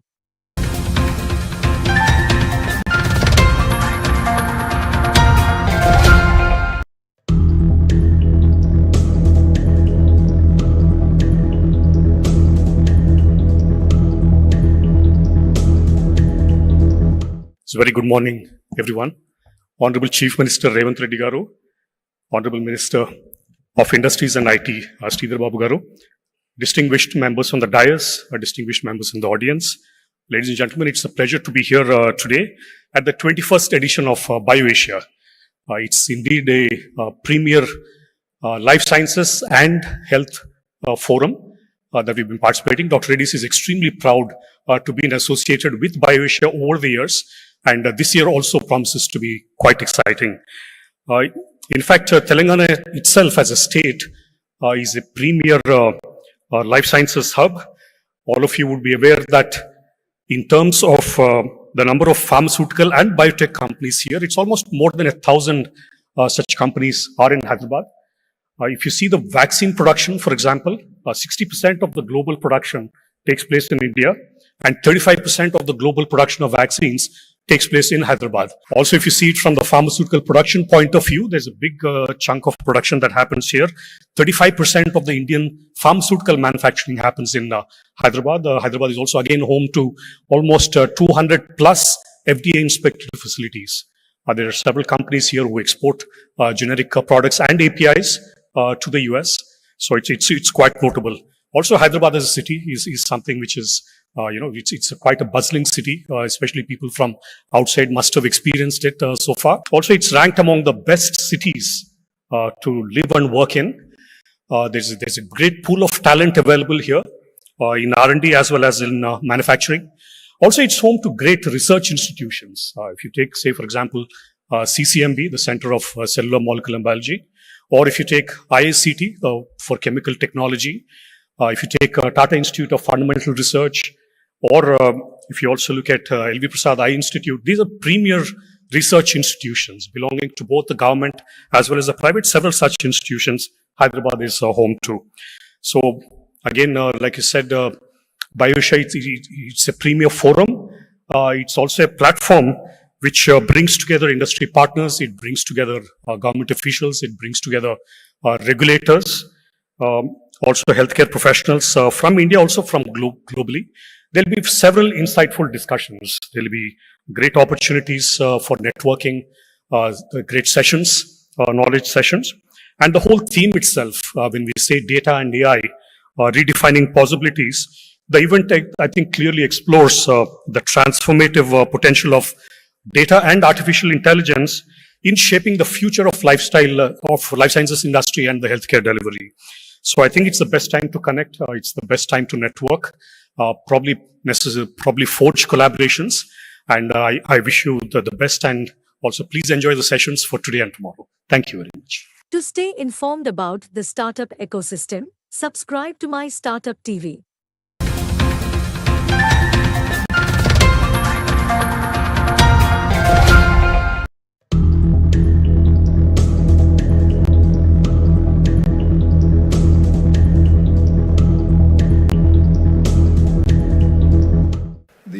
Convergence of research, regulatory, manufacturing, AI, IT is going to define the healthcare industry. And for that confluence, there is no other city better than Hyderabad to support the drug discovery, manufacturing, regulatory, and also delivery of healthcare. And I wish you all the best for the participants of this BioAsia. And government is supporting this industry, and there is a great ecosystem in Hyderabad. And I'm sure Hyderabad will garner bigger share of the Indian healthcare system with the support from all of you. Thank you. To stay informed about the startup ecosystem, subscribe to My Startup TV.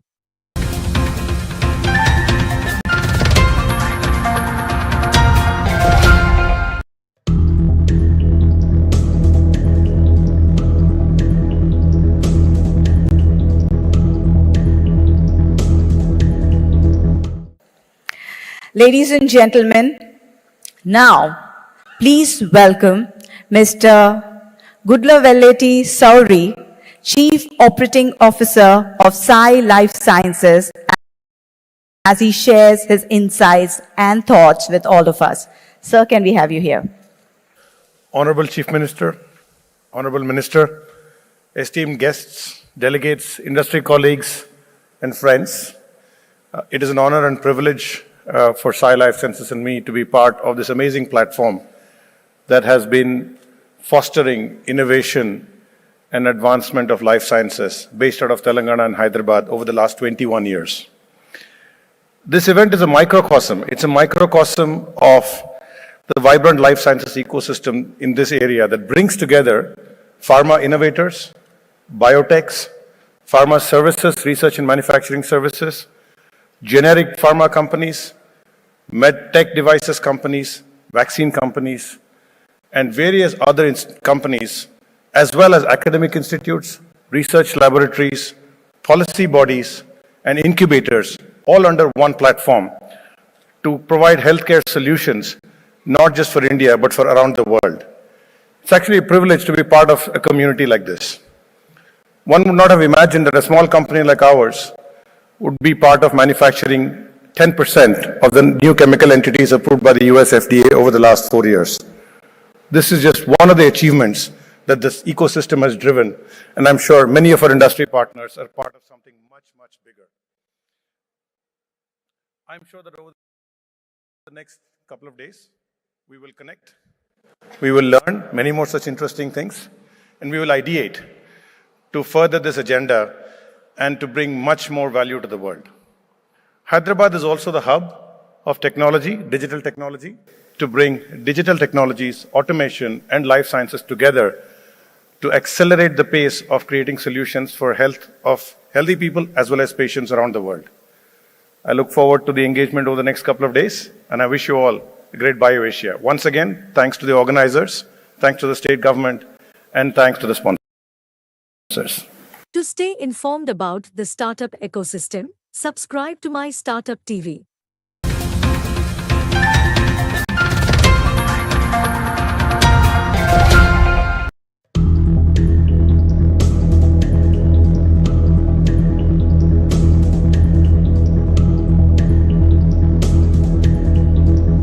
I thank Honorable Chief Minister for his gracious presence today after a very long time. I thank Honorable Minister for Industries for his consistent support and guidance throughout. Over the past 21 years, BioAsia has immensely grown from strength to strength. And I have had the privilege of witnessing it firsthand throughout 13 years as its CEO. This edition of BioAsia stands as the biggest event we have ever had in the history, surpassing all previous benchmarks in terms of scale, quality of speakers, registrations, and more. Participation of several global CEOs and established industry leaders in this forum stands testimony to the unparalleled stature of BioAsia today. Special thanks to our esteemed speakers, sponsors, partners, whose contributions have made BioAsia bigger and better every year. Last but not least, I want to express my deepest congratulations and appreciation to the entire BioAsia team for their tireless efforts and dedication in organizing this event. Once again, thank you so much for being here today and enjoy your time at BioAsia. Thank you. To stay informed about the startup ecosystem, subscribe to MyStartuptv.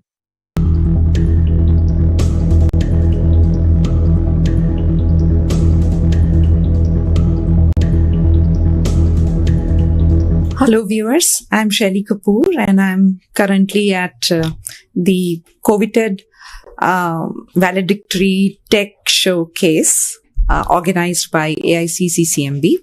I have a very, very distinguished guest here, Dr. Vinay Nandikuri, who is the Director CSIR, Center for Cellular and Molecular Biology. I always make mistake in pronouncing and the whole thing.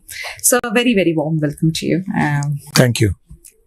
So any thoughts after the morning roundtable session? That's how I would begin it. Atal Incubation Center, AIC, what we call it, AICCCMB, actually has done a lot of work during COVID. And in that context, the morning roundtable discussion was about some of the work that they have done with the help of SPCIML.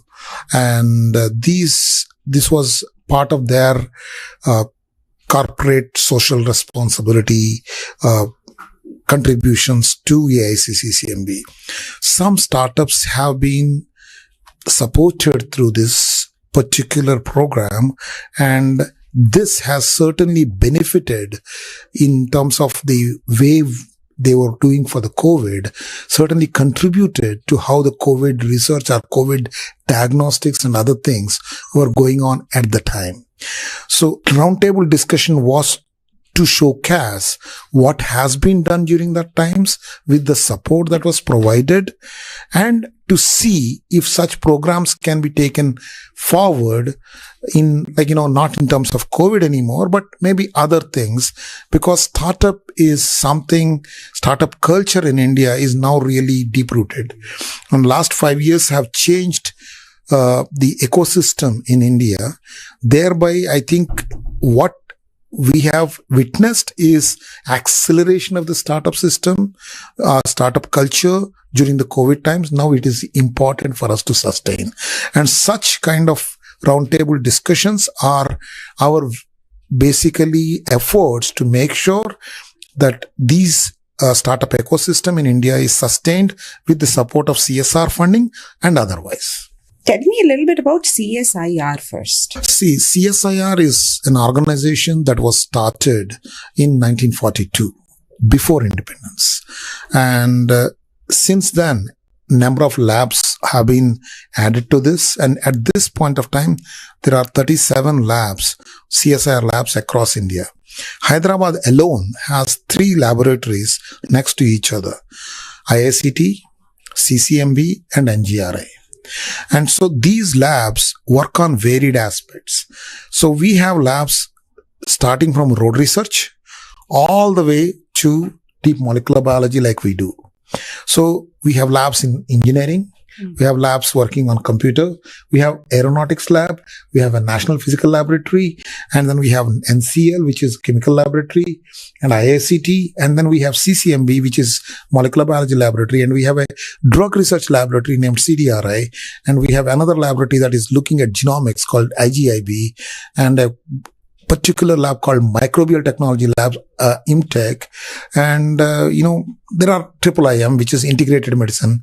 So there are many labs across, and there are approximately 7 to 8 labs which are core working on biology aspects. In addition to that, there are many labs which peripherally also work on various biological aspects. So many labs of CSIR are contributing to biology research, engineering research, as well as research in chemistry, and interestingly, even road research. Talk a little bit about road research. Really not exactly my cup of tea. Talk to me about the partnership or the synergy between CSIR and AICCCMB. So CCMB is an organization that was set up way back in 1977, and it was basically became an institute in this campus in 1987, and it has grown over a period of time. But CCMB ventured into incubation domain through a grant coming from Niti Aayog, which is Atal Incubation Center. And that's when there is another building, which is approximately 2.5 kilometers from the main building, where we had given out 20,000 square foot of space for Atal Incubation Center activities. Since its inception, which was 6.5 years ago, AIC Atal Incubation Center, CCMB, has actually put out 110 startups. The 110 startups have gone through that place. Nurtured or funded? nurtured, not funded, because they were sometimes coming with their own funding. Some were funded. And at this point of time, there are 30 odd startups working there in that space. We have physical space as well as we have space at times where we are actually, they're virtual startups too there. So, but in general, it is a place where all the facilities that are necessary for doing good molecular biology research are available. So our startup is specific for molecular biology and, anything cell biology and other things, modern biology techniques, modern biotech biology, rather than for other fields. So it's not rather than general healthcare or something. It's basically for people who want to develop diagnostics, people who want to come up with better expression systems for getting some proteins and things like that. So essentially something that has an industrial value. People who think they have a very interesting idea, they can incubate in our space and see how far that idea goes. I'm going to ask some very layman terms so that I understand it and other laymen or women like me can understand it. If somebody was to do drug development, Drug development is a seriously challenging work. I'll tell you. Let's assume if I have a target, a protein, which is known to be important for a bacteria to survive. Now I want to do a drug development. It's not going to start there. What it starts with in silico, means in the computer. After the in silico, you have to screen a library of compounds that will, whether they are going to stop that protein from functioning. I'm giving it in layman's language. I would have used the word inhibition otherwise. So stop the protein from functioning. So this is actually a more serious effort. And however, let's assume that somebody does this kind of a work in a laboratory. And after that, they have some kind of an interesting molecules, what we call as lead molecules. And from there, you have to decrease the concentration at which the lead molecule works in the context of stopping that protein from functioning in a test tube and inside the biological system, which is cell, a bacterial cell. And eventually, inside a system, when the bacteria, pathogenic bacteria, infects the concerned individual. We can't use individuals. We have to do it in mice and other things. So it's actually an involved process. And there are multiple phases in drug development. So, and it is certainly not something that can be done using the startup kind of a thing. You need a much larger scale. You need a much larger scale and you need much more involved processes, because considering the phases, it's not something that can be done deeper processes, easily. However, to a discovery level, one can do. Wonderful. What do you think is India's future in the research and development in molecular biology? If you really think about our molecular biology or the number of scientists India has or had, say in 90s to today, you will find a lot more productive scientists, productive in terms of the quality of the science that is getting done in India is way better. And the number of institutes that are doing high-end quality research in India has also gone up pretty much drastically up because the number of institutes have opened. For example, now IISers, IITs, institutes like CCMB, NCBS, then you have IISc, TFR, so many institutes are, and IGIB. I've already counted around 8 CSR institutes, and there's so many in DBT. There are around 15 of them. So you consider all these things, the number of institutes has increased, which essentially means number of scientists working on various problems has gone up. So we are, in terms of basically looking and doing molecular biology research, there are many labs are doing it now. The second thing that has changed over a period of time is the technology. For example, prior to COVID, genome sequencing was not something that was routinely used in India. Now, COVID has changed that. So if you really think about it, now there are multiple companies which will do the genome sequencing for you with a cost maybe anywhere ranging for a human, anywhere ranging from 70 to 1 lakh. And genome tracing and all of that. They can do, they are able to do many things. So in one sense, all these things are kind of, unfortunately, I shouldn't be saying this, but it's actually, pandemic has changed the ecosystem of how these kind of things are done. Okay, so now, given all these things are now already there, okay, but what do we do next? I believe we are going towards a scenario where more and more utilization of these modern techniques is going to come into play, both at a clinical end and of course in basic bio and in doing molecular biology in the laboratory end.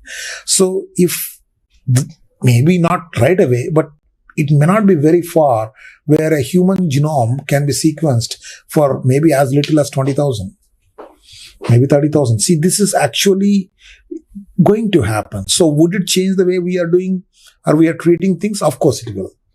Okay. Can we actually have a point of care diagnostics to find out what are you, like, let us say you have an infection. You go to the hospital. So we know where the infection is roughly. Let's say urinary tract. Can we just take that sample and find out whether the bacteria that is infecting you is resistant to how many antibiotics? Okay. So that changes the way you are getting treated. Right? So let's assume that, you go to a clinic and you think you have a suspected of a tuberculosis. Can we identify that whether you're realistically infected with tuberculosis? And if so, whether it is resistant to the existing drugs or not? If that will change the way you get treated. So the way that is one end, clinical end. And obviously these techniques are also going to change the way we address scientific problems, because you have the ability to address scientific problems in higher depth. Wonderful. Great. I will again want to ask this specifically because you've given me a lot of hope with your answer. How long or how far away India is with respect to emerging as a global leader in research and development in molecular? We have to actually look at multiple things. First thing is you have to simply look into the number of people working in a particular area as a research community. At this point of time, we are better than where we were, but we are certainly not comparable. Let's say a country of US, which is approximately a certain size, there are a lot more people working and doing laboratory work, in science. So this will happen, but as aspirations of the society are changing.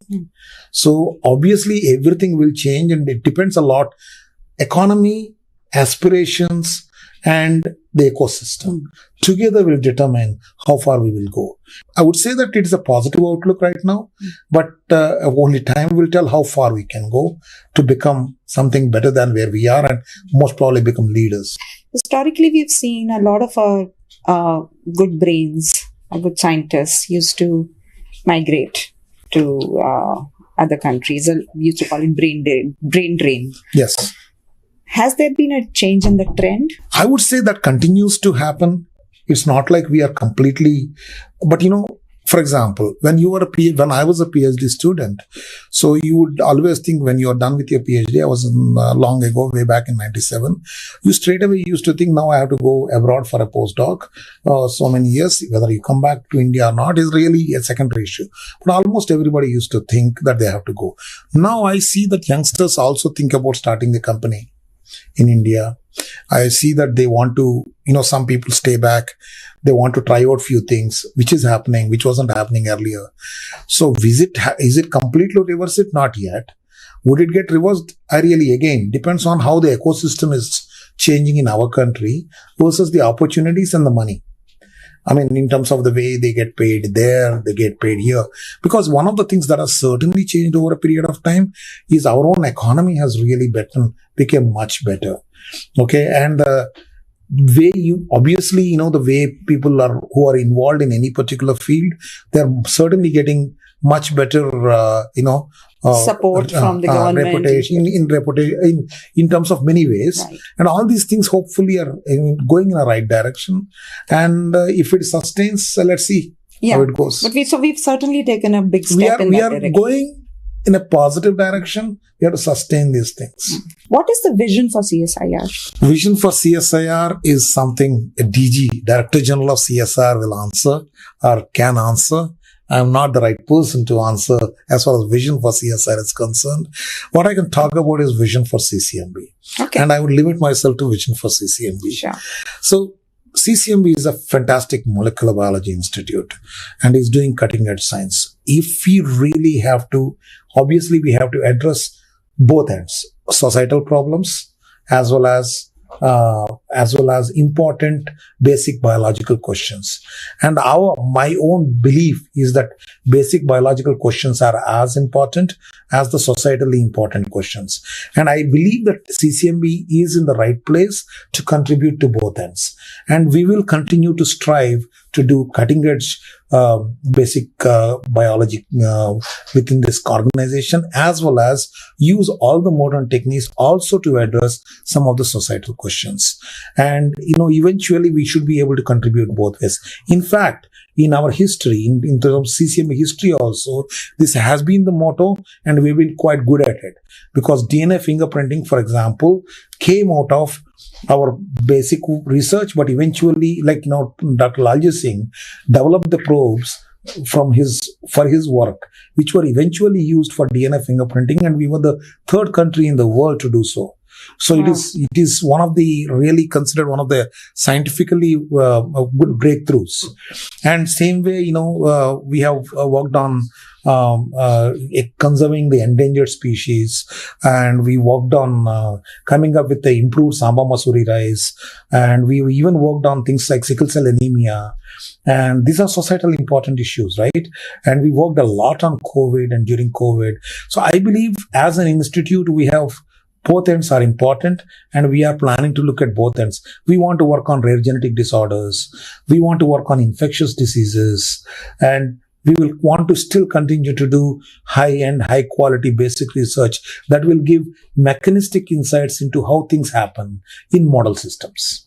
So I should take these are the milestones that you have ahead. This is what we are, and I would like this to become and continue to be what we would be. But what I'm hoping is to do it better. So doing anything better requires people with that level of dedication coming in to do research in CCMB. And so we take these parts very seriously. What are the areas or projects that you are contemplating on collaborating with AIC CCMB on? For example, with the AIC CCMB, we have already collaborated and we'll continue to collaborate. One of the things which we can very clearly say is mRNA vaccine. So mRNA vaccine was obviously developed by Moderna and Pfizer around that time. When we started looking into, COVID time, we worked with the AIC, closely with the AIC to actually replicate the technology. I'm not saying novel. So replicate the technology within AIC and CCMB in collaboration. And so this is now going to be used. Now, for example, AIC CCMB is actually coming up with better, lipid particles, lipid particles for packaging and other things. So we can use that as one project for collaboration. There will be others. Right now, just a while ago, we were having a discussion on wildlife, with respect to something called diagnostics for determining what is the quality of a shawl and other things. So there are many other projects. We have already collaborated with AIC CCMB in a few projects, and we will continue to collaborate. In fact, one of the other things that we have done with the AIC CCMB is decreasing the cost of diagnostics during COVID time. So projects will come up for us. It presents an opportunity to work with them. And we will work whenever there is an appropriate opportunity. Over and above, 4 of our students are currently incubating in AIC CCMB. That's what we want. See, our students know that there is a place where they can test out their ideas. Our students, CCMB students. So these are the things we are having in Atal Incubation Center, and having CEO and COO of AIC having a close contact or interactions with our people helps. Wonderful. Any message that you would like to give to not just the viewers, but the whole startup ecosystem in general, and specifically in the biotech or microbiology sector? So that's a loaded question, but yeah. If I have to say something to anybody who's working on whether it is startup or a good laboratory or anything, I would say focus on the quality. That's one aspect And, quality is what takes you far. Not something simply, doing something and trying to, do something fast is not necessary. Focus on attention to detail, quality, and retaining the right kind of manpower for doing the work. If we can actually, because I personally believe, and this is actually any institute or any company is as good as the people who are working in that company, right? If you can retain the talented people in your fold, you'll do better. Tie them with a vision, make them believe in the vision. As I said, retain, but you have to retain them in many ways. You have to excite them at times. Maybe you will have to retain in different ways. But basic idea is attention to detail, focus on the quality, and try to keep the right kind of manpower working on your projects. Things will be different. Thank you so much. Anything else from your end, sir? No, that's about all I have to say. Thank you. So thank you so much. Again, this is Shetty Kapoor with Dr. Vinay Nandikuri, and thank you for watching. To stay informed about the startup ecosystem, subscribe to MyStartuptv.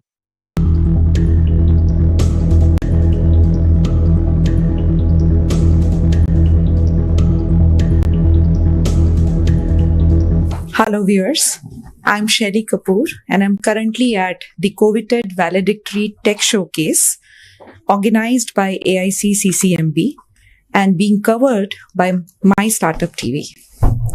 I have a very distinguished guest here today at the Thought Leaders Show, Dr. Madhusudan Rao, who is the CEO of AICCCMB. Sir, very, very welcome to you. Thank you. Now that the event has been concluded, what are your impressions and thoughts of the entire day, on the entire day? We started with a roundtable discussion. The chief guest, of course, was here. So I have a lot of questions for you, but just to kind of get you started, what are your thoughts on the entire day? The first feeling is relief. Okay, we've been at it for almost 3 years now. There's a kind of culmination of a lot of activity that went in the last 3 years. So it's a big relief. And then going by the response, we are always happy with what we have done, but that's our perception. But we always want to see the others' perception about our achievement. On that part, I think we have done the kind of feedback I got from various participants. I felt good, which means that what we have done has, been seen by them equally. That's a good feeling. So I'm happy. Wonderful. How long you guys were planning this or organizing this? The whole planning. We know that it's going to happen around this time. So it's kind of a thing in our back of our head for a long time. But the actual event started maybe a month ago. Mostly trying to look at the participation of CMD.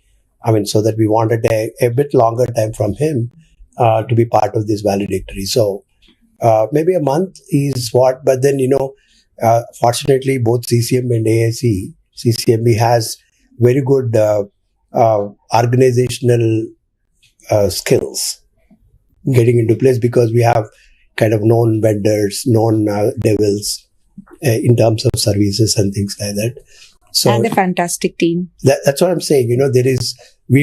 Not besides my AIC team, the CCMB team considers AIC's activity as their own. Which is extremely important, right? Because the moment I use their facilities, their physical space, their security, or the horticulture people, which are all small, the canteen and all that, but they come with no second thoughts about participation. They consider that is their own event. So that takes a lot of load on what would be the outcome. I never had a worry, though there will be some nitty-gritties, but that's not really an issue. But the support system is excellent. So, in terms of executing a event like this, yes, it needs a lot of planning, but it gets smoothly. So it's not a problem. Like, minute to minute programs and what is the role of each of the divisions at CCMB and our own, whether it is display, Shamiana, everything. Yeah. Absolutely. Yeah. It is concern, but it never became a concern actually. Wonderful. So, what is Coveted Valedictory Tech Showcase? Okay, I just came up with coveted more like it sounds like something, sound wise it makes that something we want to do it. COVID, tech, event kind of technologies kind of a thing. So the idea was when these people wanted to support, everybody realized that the pandemic is a big challenge and everybody wanted to do their own bit. So at that point of time, we came up with this kind of a suggestion to support startups. And then I think probably that everybody probably I can tell you all people who can give money, gave money. So fortunately we had support of SPMCIL and we were very much into, around that time, I just came out of a project by Gates Foundation on assessing the Indian capability in manufacture of kits. Because at that point of time, which kits? The PCR kits for the diagnostics. So at that point of time, with the support of Gates, we set up a team. At that point, there was no, except one who was doing it, but many people, nobody had come up with a kit. Everybody has the components of their own, enzymes, primers, what we call. But not a full-fledged kit. They didn't put together in a packet. But everybody knows what needs to be done. So there is, we wanted to assess, say one of the end goals at that point of time was,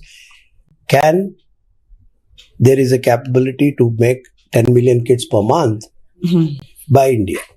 So because I'm a scientist, I know I can back calculate what is the quantum of enzyme, how much primer I require, how much of Taq polymerase, how much of tubes I require and all that. So we back calculated quickly and asked people to submit their own component to us. And then we tested them. I had a team of some 8-9 people who were we bought the best in the market and benchmarking the things that came to us again as the best in the market. Okay. So while doing it, I know which ones are good, which ones are not good. So we gave a feedback to them. They came back to us with their improved versions and all that. So that helped. They gave a lot of confidence to those people.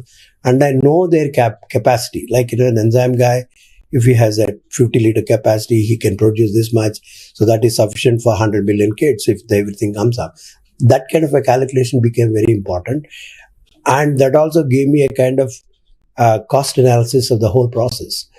And now when somebody was saying in the morning that it costed around 3,500 rupees per test, it came down within a year to less than 1,000 and eventually came down to 600.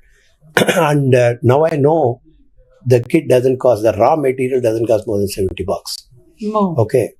But the equipment is costly again, but the point is I'm not including the equipment cost, the whole thing, the human resources.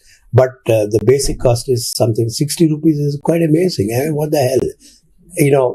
Suddenly the whole eyes opened and then, probably you could have offered the kit for $150, not 3,000. So, and the more important thing is we can do it ourselves. Right. That's more important because at that point of time, I was also part of the testing for ICMR. The Telangana government, we get a lot of samples every day. And then I was buying all the kits. And then they don't come in time. These certain realizations only come when you worked on things and then you... The pandemic kind of is shouldn't be saying, but it's a very good teaching. Very good teaching. Very good teacher, actually, about our own selves. Yeah. A lot of... In many ways, then. Yeah, a lot of misplaced confidences were kind of sorted out. And then now suddenly we know that, okay, these are the bad patches, these are good patches, so look at good patches. Yeah. Wonderful. You must be very proud of all the work that AICCCMB is doing in the molecular biology sector. Talk to me a little bit about that. Yeah, I mean, I was a scientist for almost 30 years and I always felt that when I look around, obviously during our service we travel a lot abroad in various places. I must have gone to some 15 to different countries and see what goes out into the market. Looks to me, what the hell, we also have it, but why are we not putting it out? then we know that what are the pathways that each of these universities in the West have, like technology transfer offices, how to protect the interest of the inventor, institute, and the client. That never happens very smoothly in our country. There was nobody was pushing it. So I thought it's an important avenue for us to be, because every time the government says, what are your deliverables? If you say, I have published and I trained these many students, is not what the government is looking for. Ours is not a teaching and research institute, CSR per se. CSR is a scientific and industrial research thing. So they look for applications. That never was happening in a very structured way. Things are happening, but in a fragmented way, depending on the individual's enthusiasm and initiative. That's not fair in these times. There should be, systems should take care of these inventions and take them out and make a product. That's when we thought probably a place like Incubation Center probably can give that bridge for things to cross from an idea to a proof of concept and things like that. But their journey is always not considered by an inventor very, very challenging, because, they think that's not my cup of tea. And he likes to do something next, more interesting thing, rather than, making something more robust or more market ready. I don't care about the market, hardly corporates walk into this building for them to appreciate what corporate understands. So there is a reluctance on the inventor side, but there is a national need for these kind of inventions to go to the public. So this bridge is what going to make a difference, is my way of looking at it. So we started this. Initially, we were looking at only people coming from outside, not from inside. So there was a lot of, and I won't say advertisement, but a lot of talking about our activities in CCMB was needed to impress people that this is what you're going to be evaluated for, not based on your own publications, and things, which is important. But at the same time, where you're using taxpayers' money, where is the social benefit? Absolutely. So now AIC can give some kind of a activity that they can show. Obviously, AIC is part of CCMB in a way, promoted by CCMB. So they can showcase the technology, the startups that are flourishing here as an activity that they have taken up. And then there is, in at least last 5 years, at least 10 different companies used the resources of CCMB to mature their products. Okay. And now we have 4 students who start their own ventures in CCMB, in our AAC. So these are all right things. And in fact, more faculty want to come in, but the processes are not still very friendly. So we are looking at it actually. We wanted to make sure that there is no conflict of interest in terms of institutional requirements of a staff versus the staff's interest in starting a and their own enterprise. business or enterprise. Yeah. So these are, I understand these are genuine issues to be sorted out. But at the same time, if you leave them unattended, things are not going to move forward. Absolutely. So that's where we wanted to, start a conversation so that SOPs or operation methods will be in place so that it's a smooth transition. Like, I made an invention. I don't know how good it is, but I want to give it here, start a company, employ somebody, take it up, and things like that. That's what we want to do. Right. So you were chief scientist for over 3 decades with CCMB, 35 years to be precise. No, I was 28 years, but these 7 years and as a CEO for AICCCMB. What is the difference in both 2 roles, and how the expectations of your role have changed? As a CEO of AICCCMB. As CEO of AICCCMB, the passion is to make sure that more startups are reached and they're enabled in their journey. That's the overall objective in the life sciences, because that's where AIC is probably good at. How do you, as I said, most of these startups come with, if I can say, monochromic vision, in the sense that they know this has value. They know what they want to do. They're stuck on that. But what else is required, they're not very clear about. So try to make their vision more colorful in the sense like what is around the corner and what kind of business. Open their minds. Open their minds for, it's not a purely a bench activity. It's more It's of a journey. It's a business journey, which has its own different mandates and then requirements. You have to wear different hats. That part is something challenging. So that's the kind of inputs that we try to give with this team, bring in a lot of mentors and keep on, from all corners, almost like an echo. We keep telling them, this is the business plan you should have. This is how you look at the balance sheet. This is how the regulatory timelines. And this is where you can go for initial product design. All kinds of things. There is so many requirements that they need. And they're not very, they don't think they're serious. Those requirements, they don't think they're serious, but they are the only thing serious. And another big lacuna is communication. I mean, most of the scientists think that ideas are good, so others should appreciate them. Nobody gives a damn about science, in a way. They're more interested in the product based on science, not on science behind it. So you should understand the difference. You have to dilute yourself, the science part of it, and then tell them what is the benefit for the investor or the next guy about it. And these are not something that easily come to most of the founders. That's where we have to make that, break that, ice. Yeah, absolutely. Yeah. I saw firsthand today, Mr. Vijay Ranjan Singh, the chief guest, chairman and managing director, SPMCIL. He was very, very impressed with the startups and their products which were displayed. But I would like to know from you, what his feedback was, what all he said to you, and if there's any specific direction that he further gave. Yeah, I think he's a very experienced man, and I'm sure he has seen many. But, taking the kind of comments he made about the activity per se, and actually I liked what Ajit Rangnekar was also saying about, the importance of both the things. What Vijay Ranjan Singh said about some of the CSR things that most of the companies spend on, 10 hospital tables or toilets for the school children or ambulances or a eye camp or a blood camp. I mean, these are all things, is what most of the people do. And it probably gives them the optics that they're looking for. But the point is that's somebody else's job. Basically, I thought that's a nice way to put it.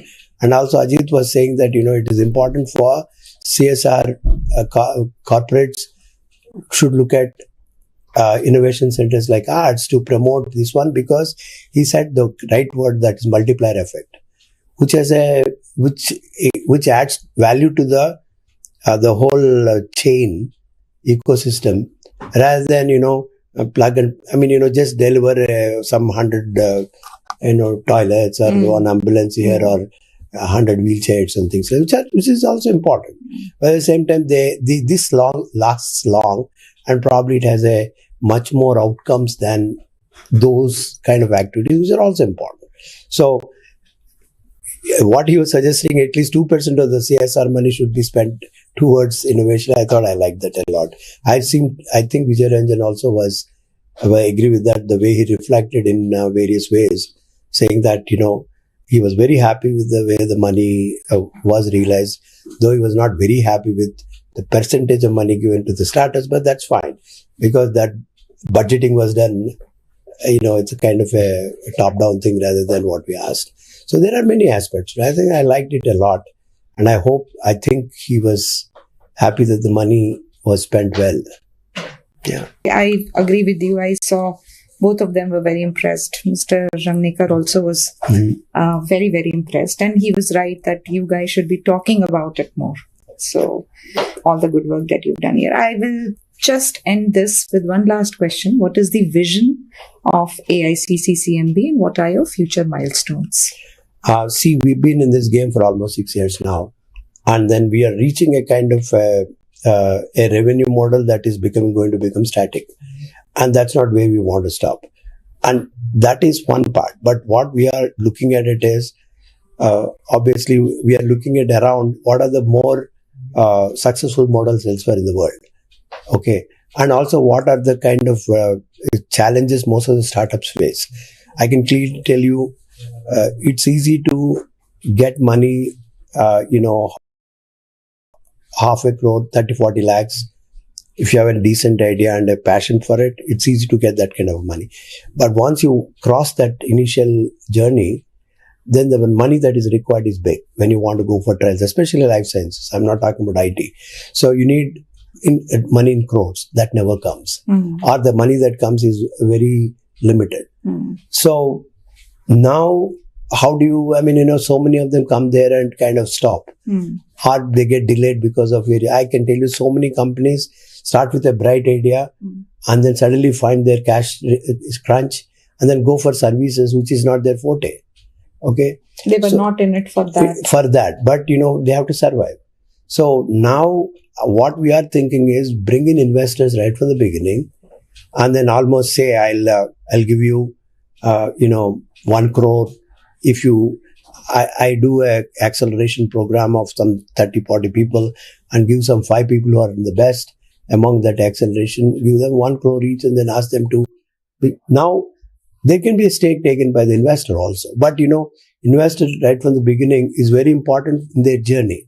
As I said, scientists come with only not very wise about entrepreneurship. They're wise about the technology, right, and not on the entrepreneurship. So if the investor is right there from the beginning, part of their board or whatever, then it makes a huge difference on successes.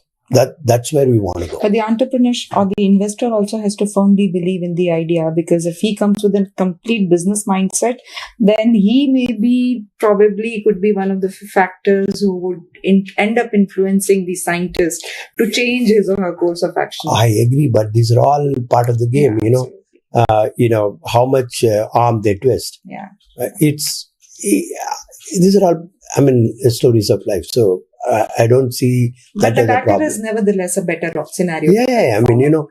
Definitely the business approach to an entrepreneur, the so-called sciencepreneurs, it's very, very important. In fact, they may consider it as a less intellectual, that doesn't matter, but that's what works, because they have to understand entrepreneurship is business. You're not there to tell you how smart you are. You are there to make money. That wisdom has to come right from day one. Otherwise, things are going to be, you're not looking in that direction if you don't have that, Absolutely. So that's what I think. Great. Thank you. Thank you so much for sparing so much of time. No problem. It's our pleasure. Thank you, Startup TV. Thank you. Thank you. Once again, this is Shelly Kapoor.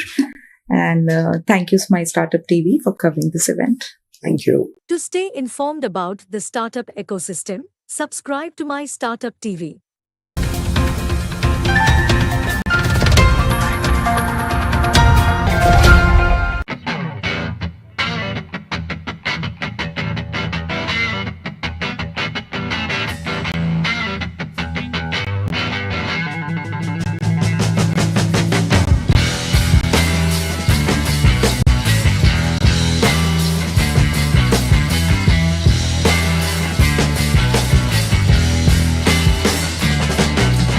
Good morning, esteemed guests and all the dignitaries here and all our participants, the startups. We are very happy to have you here. We want to welcome all of you all to the COVID valedictory session. COVID actually stands for COVID-19 Technology Development. This was an acceleration program that we had proposed to SPMCIL back in April of 2021, right in the middle of the second wave. So we during the pandemic, it was realized that the startups actually can really help in mitigating a lot of things that the country was facing, especially in terms of kits. So primarily our initial idea was that we will help these startups to take their technologies which were at TRL level 3, 4 and help them reach the market. So we designed a 16-week acceleration program. We'll talk a lot more about it. We were very happy and we were very grateful that SPMCIL decided to pledge 2.3 crores for this particular program, out of which 1 crore was directly given to this startups as seed fund. So 8 of the startups have been actually funded through the program. Is somebody online? So I will just like to make a quick brief introductions of the people here. So I'm very happy to out from his profile. I was just trying to Google sir, was that he has worked a lot in resolving man-animal conflict. So one of the things that even I talk about is livelihoods, that providing livelihoods from forests so that the forests can be protected. We have a couple of programs that we are also designing and working around, and we're very happy that we have sir who probably later can also guide us in those matters. We also have Shri Ajit Rangrekar sir. He is now the CIO, the Chief Innovation Officer of Telangana State. He is also the CEO of RICH, which is the Research and Innovation Circle of Hyderabad. So thank you so much for joining us. I know that you are not well, so it's really happy to have you here. With us is the Director of CCMB, and I will just like sir to say a few words about CCMB before we begin. Thank you. Let me start with, I've been kind of associated with Rich for a while now, for the last 2 years, and with you people for again the same period. COVID is a time where most of us have come together, and it is actually I believe that from the context of the way startups have built up and the way things have happened in India, COVID is actually the turning point, and I hope that that particular momentum is sustained going forward. And so these associations that we have built during COVID should be nurtured, and also something that we need to really use it, harness it for addressing other problems. There are many problems which are interesting, and startups are working on such interesting concepts which you would realize after a while when they start talking about their work. And there are once people who are taking these risks which not many people would take 5 years ago. So I like the ecosystem currently for this kind of innovation ecosystem that is existing in India, and people like you are actually the ones who are going to help and make it drive it forward. So what I want to just briefly talk about, I don't really like to take too much time, is about CSR CCMB. CCMB is basically a campus that was started in 1977. The next door, there is a lab called IACT. At that time, it was called Regional Research Laboratories. And in 1977, Dr. Pushpa Bhargava, our founder director, came up with this idea of having a molecular biology institute which works at the cutting edge of basic biology and basic molecular biology. The institute was started in a lab there. And then this land was given, and this land was built into an institute. In next 10 years, the whole building was made. Now it may not look that much, but let me tell you, in 1987, this was literally considered Taj Mahal for science. The kind of grandeur that it was built with was literally considered as very heavily spent. And you can see that in every corner of it, so much love and affection is put into building this. Everything is literally, with such micro details have been taken into account. And over and above, there was a lot of association with art. Okay, so we used to have artists come to CCMB, do paintings, and musical fests used to happen. Now we do that, but only do it on Founders Day and Foundation Day. At that time, it used to happen more frequently. This institute was much smaller in size, and it had a very different feel to it, and it was so different from the existing institutes. And 1991, when I was looking for PhD positions, there were 4 institutes were at the top of my mind, and I was fortunate to be associated with all of them as of today. JF for Bombay, of course, and then IISc, the Grand Old Institute, and then 2 other institutes which were contemporary at the time, CCMB and NII. Eventually, I did my PhD in IISc, I was a faculty in NII, currently I'm director of CCMB, so at least 3 of them I've covered. I'm involved with many activities in TIF for Bombay. But these were the only 4 institutes that existed, which are really of that repute then. Later on, other things like NCBS and ICES and IITs and everything has come up. Over the period of time, biology research in India is now much more widespread. But if you think about our time, that time in 1970s, this was the Molecular Biology Institute. This was actually the one which worked at cutting edge.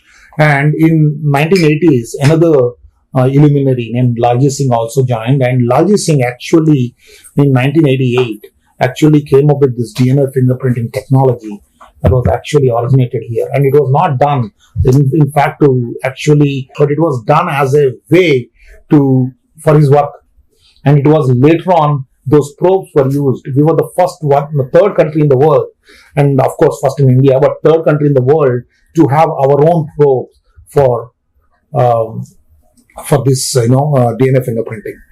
Our idea is to go into modern areas in research in frontiers of modern biology. You can talk about anything, structural biology, developmental biology, anything. We have a presence there. If something is worth doing, we have a presence there in biology. So to train people, of course, in advanced areas of biology, so we take quality PhD students. We have around 25 to 30 students a year who graduate from this place. And generally they are trained in, I would say, more holistically. They know how to talk, they know how to present their work. They are anyway, they go through the drills of multiple seminars and even comprehensives and other things. So whole idea is society and us should work together. And this has been the motto and continues to be the motto even today. And we have 3 campuses, and this is the main campus. Main campus simply because of the fact that it is built first. And next one is the Lacones, which is built in 1998. And this is where Karthik and others work, and Umapati, and there are 4 more scientists who work. And then you have CRF, which is where Atal Incubation Center is currently located in the top 2 floors. And the bottom, this one of the floors is for the what we call as diagnostics for the human like rare genetic disease diagnosis, and then wildlife diagnostics. These are the other 2 things that we do in the campus. We also have a business development unit, and I'm planning to move a full-fledged infectious disease biology unit to that place. So these are the various areas. These are the campuses that we have. We have at this point of time, including residents, approximately 40 acres in the city, and another 48 acres is something we have near BB Nagar. So we have around 98 acres of land across Hyderabad. And we have around 64 scientists as of today. There are, in addition to that, another 8-9 people who are superannuated but are associated with CCMB, even research capacity, which includes Madhu. And then we have, that is about 8 fellows. And then we have tech staff, which is around 93 people. Support staff is lower, but it needs to go up. Our major strength is in the PhD students. We have 150 people, postdocs 41, and project personnel 116. Total, we have around 300 odd people working in this campus. And in addition to that, at any given point of time, we have around 40-50 trainees. And in addition to that, we have a lot of outreach programs. So we have an inflow and outflow of young people coming in and going into this institute. Organization-wise, we work on developmental biology. We basically use Drosophila as a model system. And we do, of course, cell biology. And this is yeast. And this is bacteria, zebrafish, mice, plants. And this is the embryo. So, basically we are even doing genetic engineering. We can even generate transgenic mice. So all these things under one roof. This is all in a very small campus of around 17 acres. That's all it is. And we do all these things under one roof. And these are the various topics in which we are working: structural biology, gene regulation, stem cell, crop improvement, developmental biology, microbial infections, and wildlife and conservation ecology, which is where the Lacones campus comes into play, and technology development. So we have most probably, may not be the best in the India, but for sure in the top 3. We have most probably the best possible facilities the country has to offer: bioinformatic facility, zebrafish facility, advanced imaging facility, X-ray facility, transgenic, cryo-EM, everything. Cryo-EM is one of the most recently added facilities in India. Here, And our scientists are recognized and recognized very well. We have 3 Infosys awardees here, a lot of Jesse Bose fellows, Shantaswara Bhatnagar awards, 12, and many other awards, whatever that is India has to offer, some scientist or other has got it, including all the way up to Padma Bhushan. So, and fellows of national academies, most of us are already fellows of various national academies, multiple. And this is, in addition to doing whatever we do, we have done some seriously important societal impact work. For example, DNA fingerprinting. The institute started from this place. Without, CCMB is the place where CDFD started. CDFD went on to become a different institute. And we were involved in this Samba Masuri rice. Samba Masuri rice is basically had blight resistance, which is a bacterial blight disease. So because of that, what used to happen is that the rice would go bad fast. And Sonti and Hitain, they have actually come up with this blight resistance. This was done with ICAR collaboration. And this is now in 6,000 hectares across India. Then we were heavily involved in sickle cell anemia, and we continue to be involved in working with sickle cell anemia. Sickle cell anemia is a huge problem in India. 7 crore people in India are affected by or heterozygous minimally for sickle cell anemia because of one mutation, one base change in hemoglobin. That's enough for basically to give you the sickle cell anemia thing. We were involved in reintroduction of the Indian mouse deer into the wild, Umapati's work, and Lacones. Karthikeyan will also talk about it. We are involved in wildlife forensics. This was developed during Laji's time, or at a later point of time, it became part of us. COVID-19 work, we have done tremendous amount of work end to end for COVID-19. Diagnostics, we trained people, we screened things.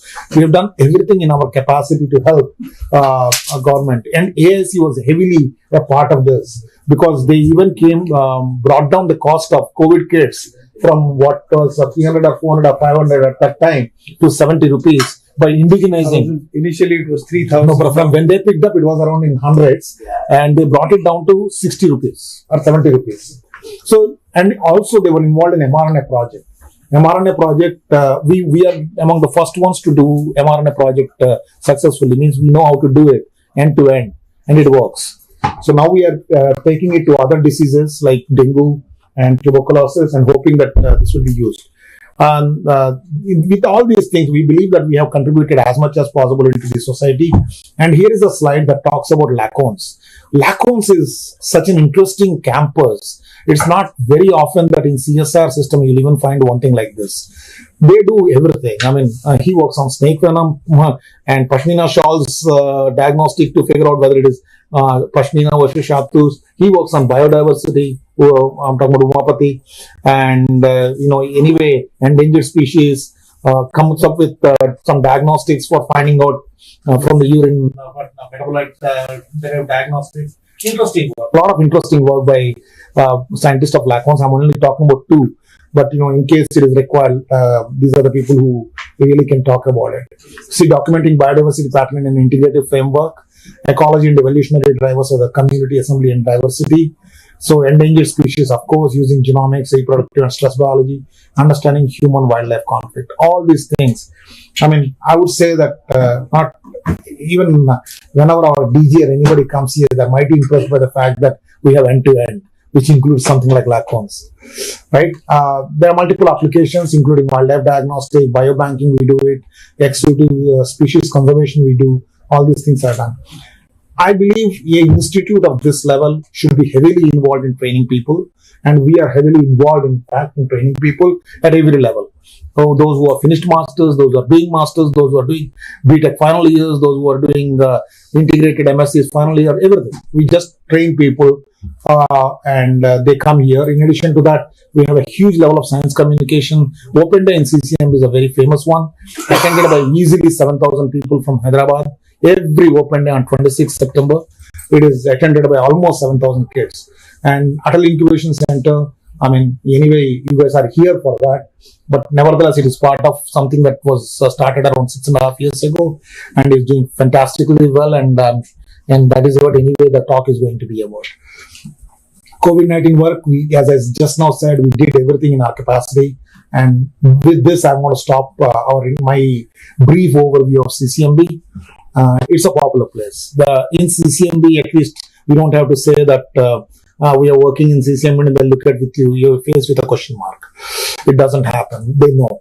And this is the open day photograph at CCMB. Thank you. Thank you so much, sir. And I would just like to introduce our CEO, Dr. Madhusudan. Sir, if you could just give a little brief about AIC CCMB. Also, I would like to welcome Suresh, sir. Dr. Suresh Munuswamy is from IIPH, which is the Indian Institute for Public Health. And he has also, been a very good mentor to us, and we welcome him to the meeting. Good morning. Good morning, and personal. I'm very happy to have you, sir, with us from an organization that was, helped us extremely well in a situation during the COVID time. And I thank you, Mr. Ajit, for being with us. Of course, Suresh from HI with us. Thank you very much for being here. So, briefly about the incubation center. It's a kind of spin-off from CCMB to support startup ecosystem, primarily incubation kind of a thing in life sciences. So, it started 6 years ago, 2017 middle, and we've been supporting several of these startups in life sciences over a period of time. But as it happened during the COVID time, many things have come to a standstill, and the pandemic was very intimidating. And at that point of time, there is a lot of initiatives that were taken by CCMB, and those initiatives helped us to get into, say, for example, we were collecting a lot of samples that gave us a good control over the patient samples in case of COVID patients.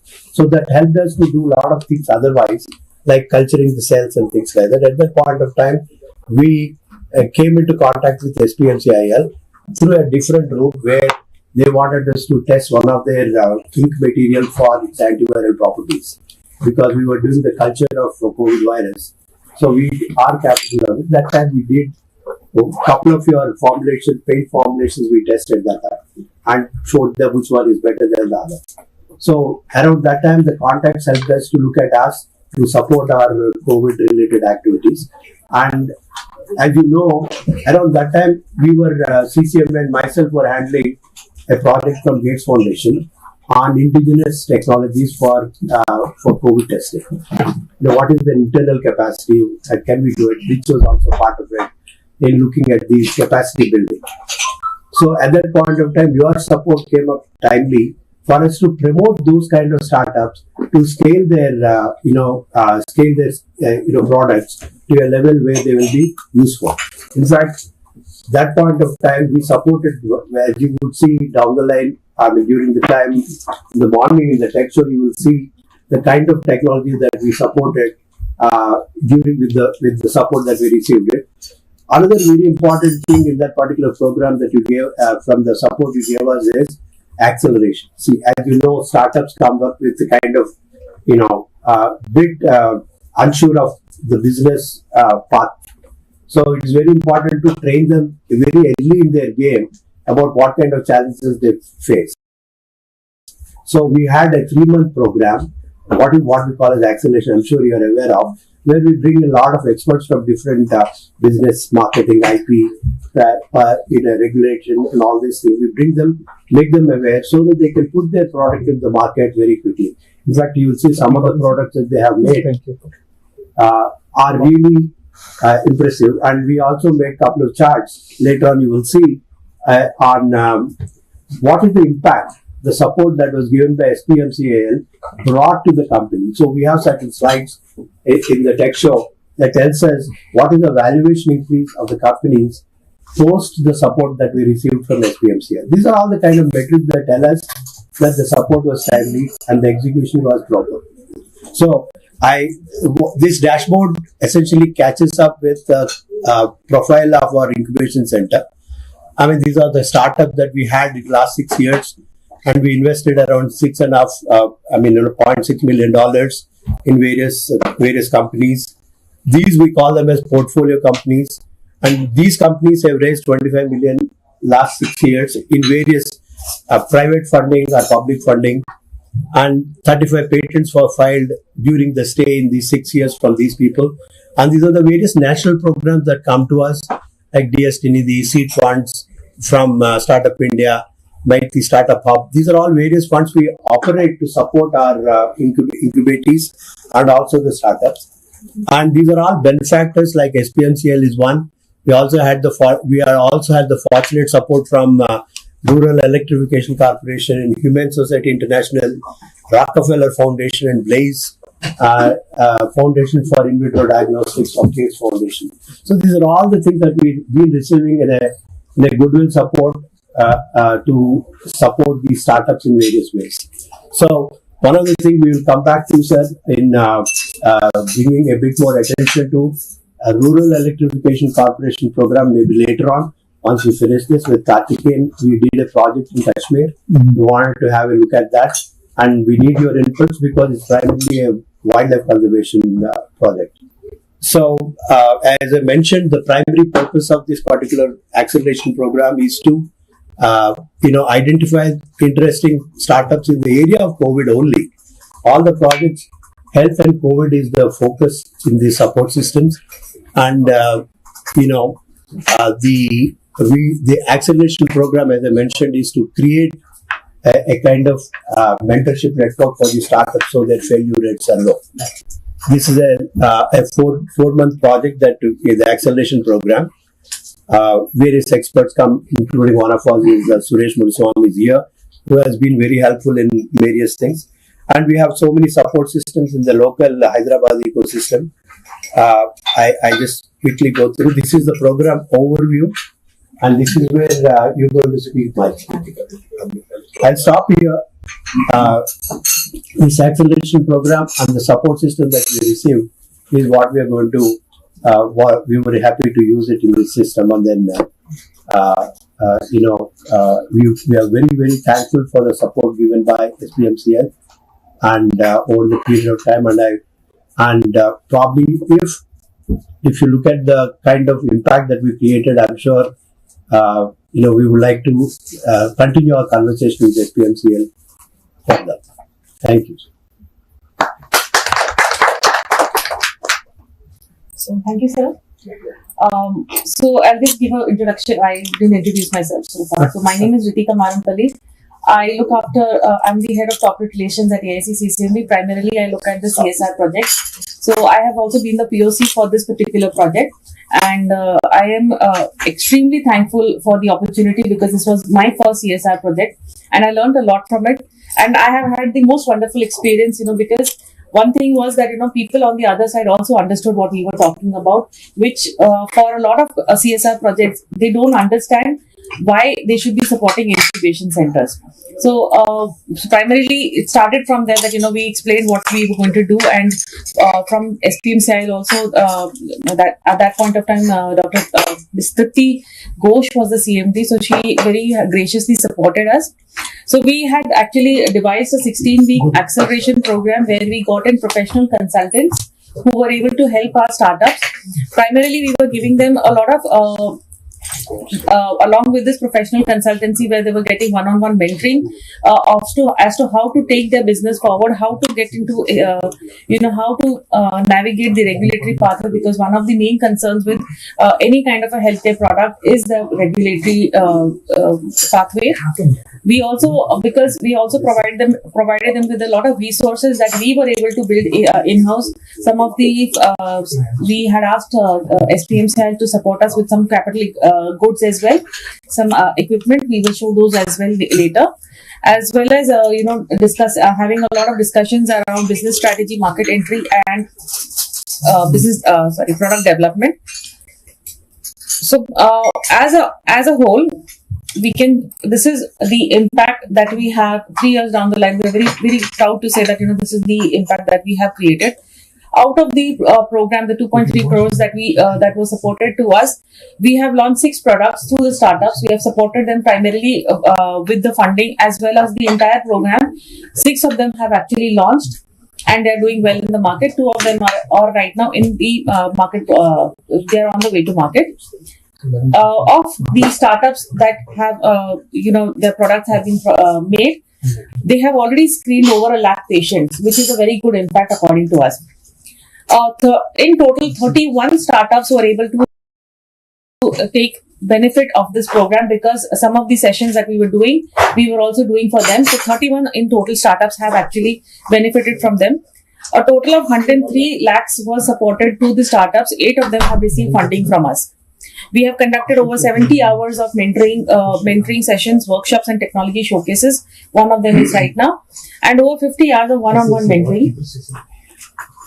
From here, I would like Dr. Ramji to just speak a little bit about the acceleration program and the impact that it has created. Thanks, Ritika. Sir, I think having CSR support to various blood donation camps, or maybe distribution of medical kits, etc. So for several years, I think so many agencies funded, but this is a first of its kind support for the incubation center to invest small funds to push the startups. So innovation activities, SPMCL actually supported several healthcare programs that I were aware. Yesterday we were discussing with the audit team, and thanks to them for letting us know more activities about that. So these innovation activities, when we are getting this kind of support, we have to have a proper plan. That, as Dr. Madhu mentioned, how we can actually support them with the proper one-on-one mentoring. Those days, in fact, corporate connections and clinical connects, which are really required, and also having their problems in pricing as well. So we have to come for those kind of pricing strategies for the startups, and also marketing understanding, and also channel partnerships, because they may not be commercializing their own products. So we have to actually connect with the existing market players. So we did first 2 cohorts with a partnering agency, but further we went down to our own extended mentorship programs. So as we 3 work for the core team to take care of this program, we have Mir, who is the coordinator. Mir is here. So he coordinates the entire program, and Nagmani as a technical officer to look at it. And having this small push of grant, they need much more seed fund or investments as well. So that's why we actually had Anuj Kapote. He takes care of all the investments, how they can be actually streamlined to the next level, scale up studies and GTM strategies. So, very diverse mentor pool that we have picked up, sir, that time, because, having technical support, we are very fortunate to have our host organization, the scientists from CCMB, and Dr. Madhu, who hailed from CCMB, having a lot of knowledge in vaccines, diagnostics, or any other industrial molecule development. So if you can see Sridhar Lanka co-creations, we actually did that initial 2 cohorts run by him, and he connected to a lot of stakeholders there, and Dr. Radha Rangarajan heading a couple of incubators and formed a couple of startups as well, like Vitas Farm and all. Now she's heading CDRA, CSR CDRA Lucknow. So Sridhar being central point to connect to a lot of mentors in that ecosystem, and Dr. Radha more of technical support, and Mr. Habib into marketing area, and Ms. Usha in the finance and accounts, how to actually do the compliance and further rules a startup should look at it, and Satyanarayana again co-creations, and Ninand core business of this particular diagnostics or medical devices sector, and Varun is a regulatory guy, Varun Trivedi, and Pradeep, how to pitch the best to relevant stakeholders in the ecosystem. So that way, these are core mentors, and other than this, we have another 20-30 odd mentors as well. So as we started in 2021, a grand start of this program where Ms. Tripti came here, and she actually understood how these innovations will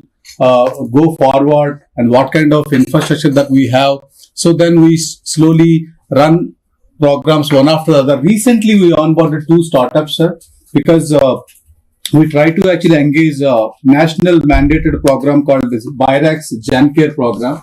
So there are 90 fellows that have been selected, and out of 75, the early stage startups, they need small money of about 5 lakhs, 10 lakhs, 20 lakhs, where we partnered with BIRAC, but fortunately they already selected and we picked the best 2 from our existing incubation cohort. So this is what we have done so far. And coming to the supported startups, though the money is limited about 1 crore, so how we can do 4 quarters, maybe 25 lakhs to 2 startups in the sense. So total only 10 we can support, right? So in that sense, 8 startups that we can support. But however, even without the money, we can actually extend the mentoring services and also the infrastructure that is supported by SPMCL to other incubators and startups. So the acceleration program has been enrolled by even more startups which are not directly funded by the SPMCL. So wafer chips, I think Achu and the team is here. So they actually developed this device. At that time, not only COVID diagnostics are important or vaccines important, comorbid issues. So how to actually understand the parameters, physiological parameters for those who really affected by COVID. So I think they came up with this beautiful device that is attached to your chest. You can actually get the ECG analysis, and that is actually seen in the mobile and looked after by the doctor and give proper advice. So they actually touched upon 16 states, sir, till now, and also did several other validations, and 2 global clients already they are having. In India, I think how many devices that you sold? 20,000 or so? 12,000 plus patients. Yeah, 12,000 plus patients they have been studied, and 600 plus clinics they have touched upon.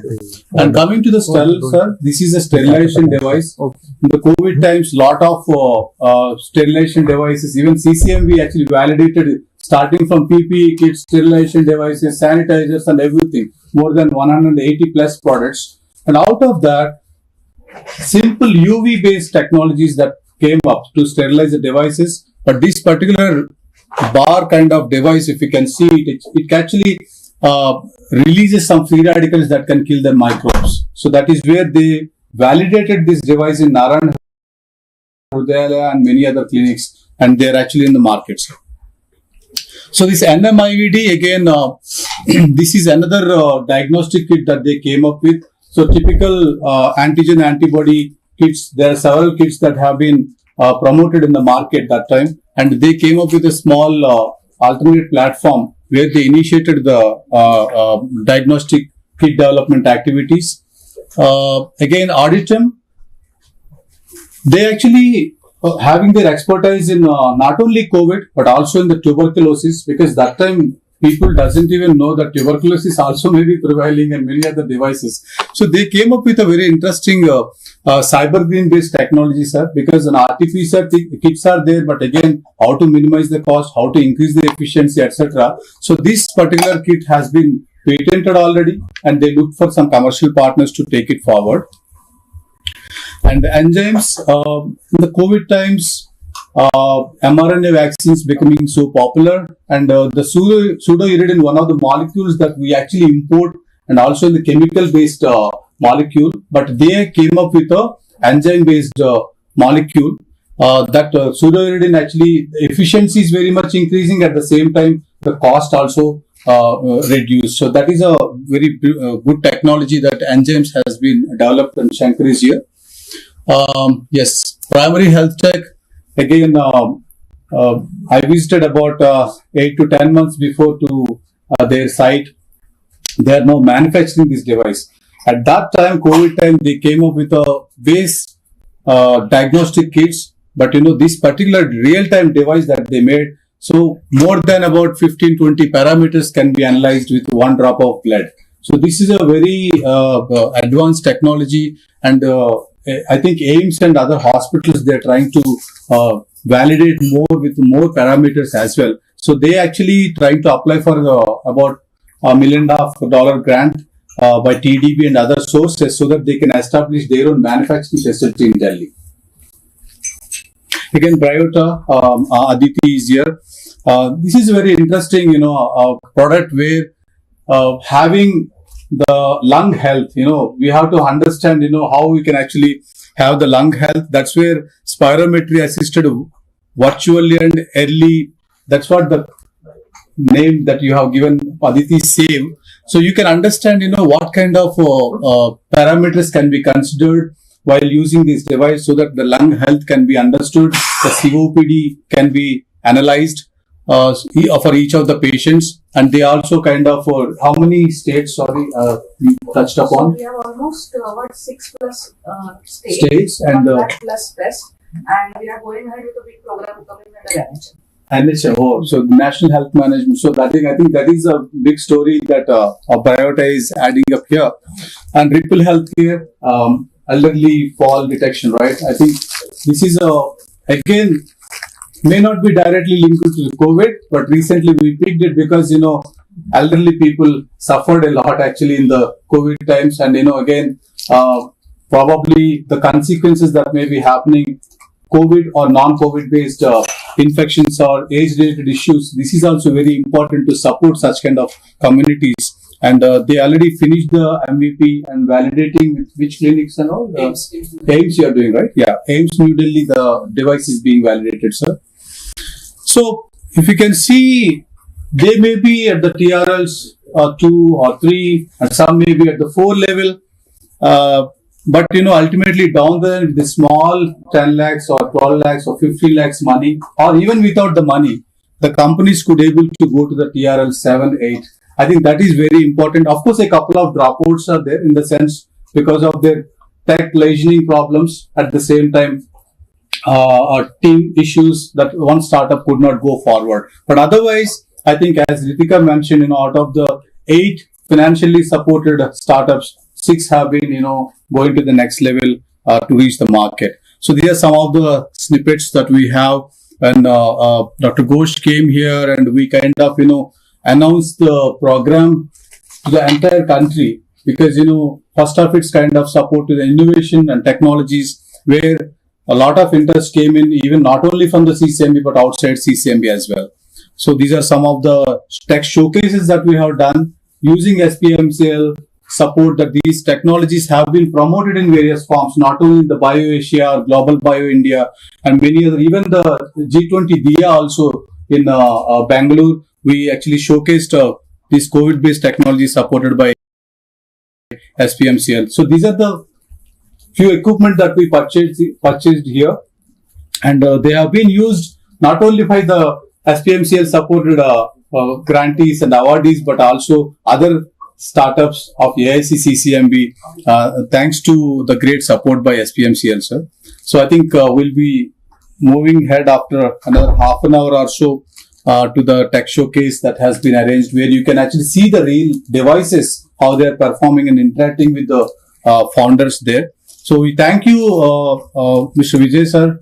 I think, this is a great support by you and also former CMD, Shrimati Tipti Ghosh. And of course, one note we have to mention, Dr. Madhu is mentioning, the initial dialogues that have been started, as Durga is mentioning, Dr.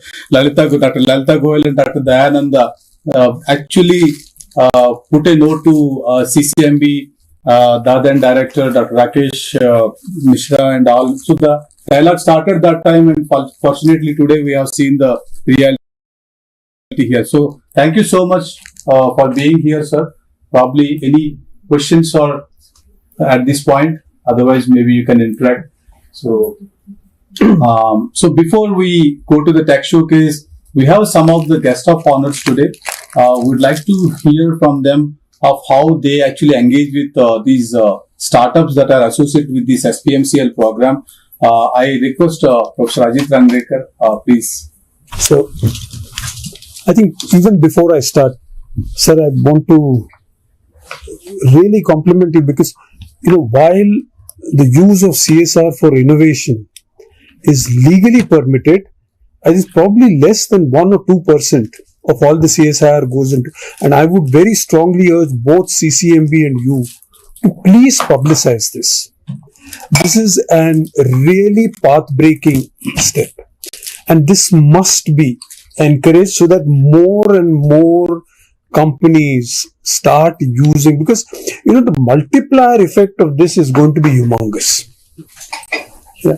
So I think that is one very strong, and I must congratulate both of you. Of course, I know many of these startups. We work and support some of them, and in Telangana, we've had a wonderful confluence of a whole lot of things that makes it even better. Yeah. So let me just step back a little and talk about the whole issue of innovation in the state.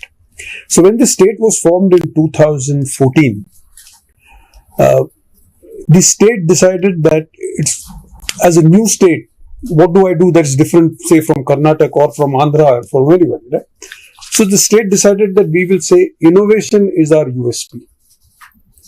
The second thing the state said is that innovation must be inclusive.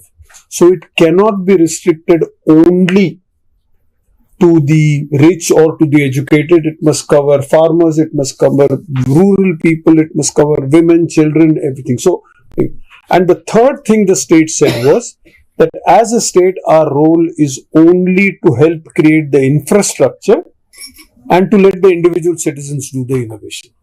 So the state is not going to get into the actual doing of innovation, but enabling it. So under that, a number of institutions were created. T-Hub was the first one that we created. That time I was still at ISB, and I take pride in the sense that we actually thought of T-Hub in my boardroom, and we were, some of us were the founder directors of it. Rich, which I now look after my retirement from ISB, was another entity which we created for a very specific Hyderabad-centric purpose. Hyderabad has 40 plus national research institutions and another 20 or 30 private top quality research institutions. Most of them are in health, agriculture. There are 17 agriculture research institutions, ignoring what you people do. I put you under life sciences, but excluding that, there are 17. And there are a large number of defense and aerospace. Right? So we said, let us focus. There is also a very big and robust life sciences industry. This is the seed capital of the country. Almost 2/3 of all seeds companies are based here. And there is a slowly but fast growing aerospace industry. So when you have industry, when you have research, and you have a talent pool of people like these who are looking to do, how do we ensure that all of them work together and collaborate so that you get a multiplier effect? So that was why Rich was created, and Rich was conceived just before COVID had actually started, just during COVID. By the way, one of the things happened was in April 2020 when COVID was first the thing. At that time, the RT-PCR kits were about 3,000 rupees a shot. There was not a single indigenous manufacturer. In about 4 or 5 months, by about August, UL here in Hyderabad and a few others elsewhere, we were able to, working together, got them to qualify. In another year, the big effort led by Madhu here, C-Camp in Bangalore, NCL and others, worked together. And in 2020, we had no ability to even have a RT-PCR kit. By August, September, we had one, but made with imported goods. In a year, we had completely indigenous export quality kit preparation. A lot of this was again collaboration and support for initiatives like this. Right? Today, while COVID may have gone, they have now flipped, and the same community is producing TB kits.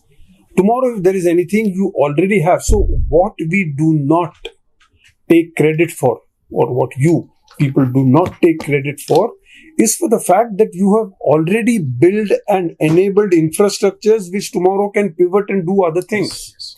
And I think we must recognize this, and we must propagate that we've built a long-term institutionalization of research collaboration. And my congratulations to all of you for doing that. Right? So we work as an enabler. And as I said, our job is to enable hard and soft infrastructure. What we do is we look at the entire life cycle of innovation, say for example in life science. There are great institutions where research is done. There are young people who can find innovative products. There are people who can develop those products up to point of proof of concept.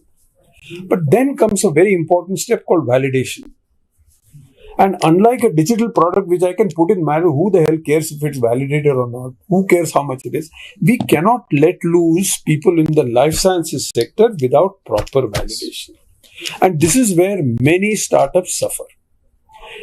How do they go? And tomorrow I have a product. Can I knock on CCMB's door and say, come in? I mean, that watchman there is not going to let us, whether we like it or not. It's not just CC anyway. So that's number one. Number two is, where are the hospitals who are going to say, okay, where is the clinician support? Many of these people, how easily can you get clinician support? You manage to find one clinician to help you. God help you if you can do that. And then you're desperately looking. So how do we solve that problem? Today we have 16 or 17 hospitals working with. But there is one big problem, sir. The digitization of electronic records is only in the private sector, at least here. Again, CSR support to digitize public hospitals will give an enormous help to the startup community because, who goes to the private hospitals? Only the wealthy. So you're going to get a distorted sample if I go to the private hospital. We need help to go to digitize public records and to make them available with all due procedures, privacy, informed consent and everything. But I think that is what will really help this country to make to the. Without this, in both agriculture and in health, we are likely to be left behind. So my hope and wish is that as we proceed, we need to form bigger collaboration. Collaboration like what you offer is not available at the moment. So that CSR support and funding support by informed people who understand what is happening, I think that is going to be critical. Let us hopefully widen this.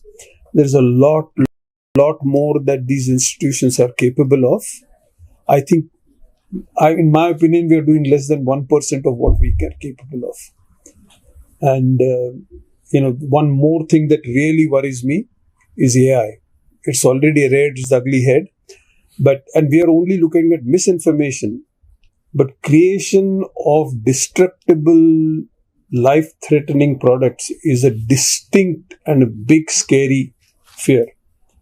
And how can all of us create an ability to protect the society against it is going to be something that I hope we all work for. We will always support you. One thing I will say is that whether it's one government or other, I have worked with 5 chief ministers in the last 20-something years. No chief minister of this state has ever not supported innovation. So I'm personally confident that going forward, whatever happens, whatever they do politically, that's their lookout. We don't want to get into that. But ultimately, all of them support, and that is the strength that this city and this street has. So thank you once again, sir, for your support, and thank you, CCMB, and well done. And more than them, thank you, these great young people who are working there. You are actually the people who do the work. We do only the talking. So God bless you. Thank you. Thank you, sir. Thank you. I request Suresh Muniswamy. It's actually great to see progress being celebrated, because it's not always often that we actually see change before our eyes. When I used to be in a clinic, which was fairly long time ago, patients, I actually started a clinic where I was born and brought up. So it's always a wonderful opportunity to treat people that you know of, you grew up with. They come to the clinic, you treat, and then next day you just walk on the road and then you see them, healthy and then happy walking around. We don't actually discuss anything, but it's always a feeling of happiness when you see people getting treated by you and us being healthy. It's also reflected in a slightly lesser way when you are teaching, actually, because students come in fresh and then after a few years, at least they appear a little bit enlightened. But when you look at startup companies, you have a fixed time limit. People come with relatively raw ideas, and then you put them into shape, and then they go through this process, and the processes become helpful to the people, and then you see changes happening. So this is again a wonderful feeling that you actually see that ideas take shape and progress. And this is 10 times difficult in our country. Anything that happens in our country is extremely challenging. And what I usually say is, it's not just a challenge. It's not just a 10 times challenge, but also it's even more complicated when it comes to healthcare, as what Mr. Ajit Rangnekar actually said. If you have any new idea, it can go on to a product next year. But if you have any new idea in healthcare, it's going to take at least 5 years, 10 years for it to reach people. Thankfully, during COVID time, things were accelerated, but back to normal processes is going to take a long time. So my request is always 3 things. People may agree, may not agree. It's always like more money, more time, less questions. And there are reasons, especially in healthcare. We can't compare healthcare to any other area because it's heavily regulated. So you definitely require more time. And the regulatory process is very expensive. The moment you reach the field, it's all expensive, not under your control. You'll have to keep pivoting iteratively. You have to redo a lot of things. So every step is expensive, so you need more money. And of course, we all go through this ethics process and then we all try to do things the right way. But all questions cannot be answered all the time. So more money, more time and less questions is usually the thing. The other side of this entrepreneurship is India is always dependent, or perhaps even now a little bit dependent on ideas that have originated from foreign countries. Healthcare, the way we practice is allopathic medicine, it's English medicine. And the challenge here is we have a lot of unique problems. India does not have a comparison anywhere in the world. We are a country of 1.4 billion people. Maybe in comparison, China is perhaps the only one that comes as close, but our challenges are our own challenges. Nobody is going to answer. And 20 years, 30 years before, if we had a challenge, we were just seeing and we can't do anything. But now, at least we have a system. We have all these younger minds taking the risk and coming out with solutions. And that should at least make us very happy. That there is actually hope, there is way forward. And we can at least take care of ourselves. And during COVID, not only we are taking care of ourselves, but we are also leading the way for the rest of the world, which has never happened so far, at least in maybe a lot of our own living memories. Maybe 500 years before it could have possibly happened.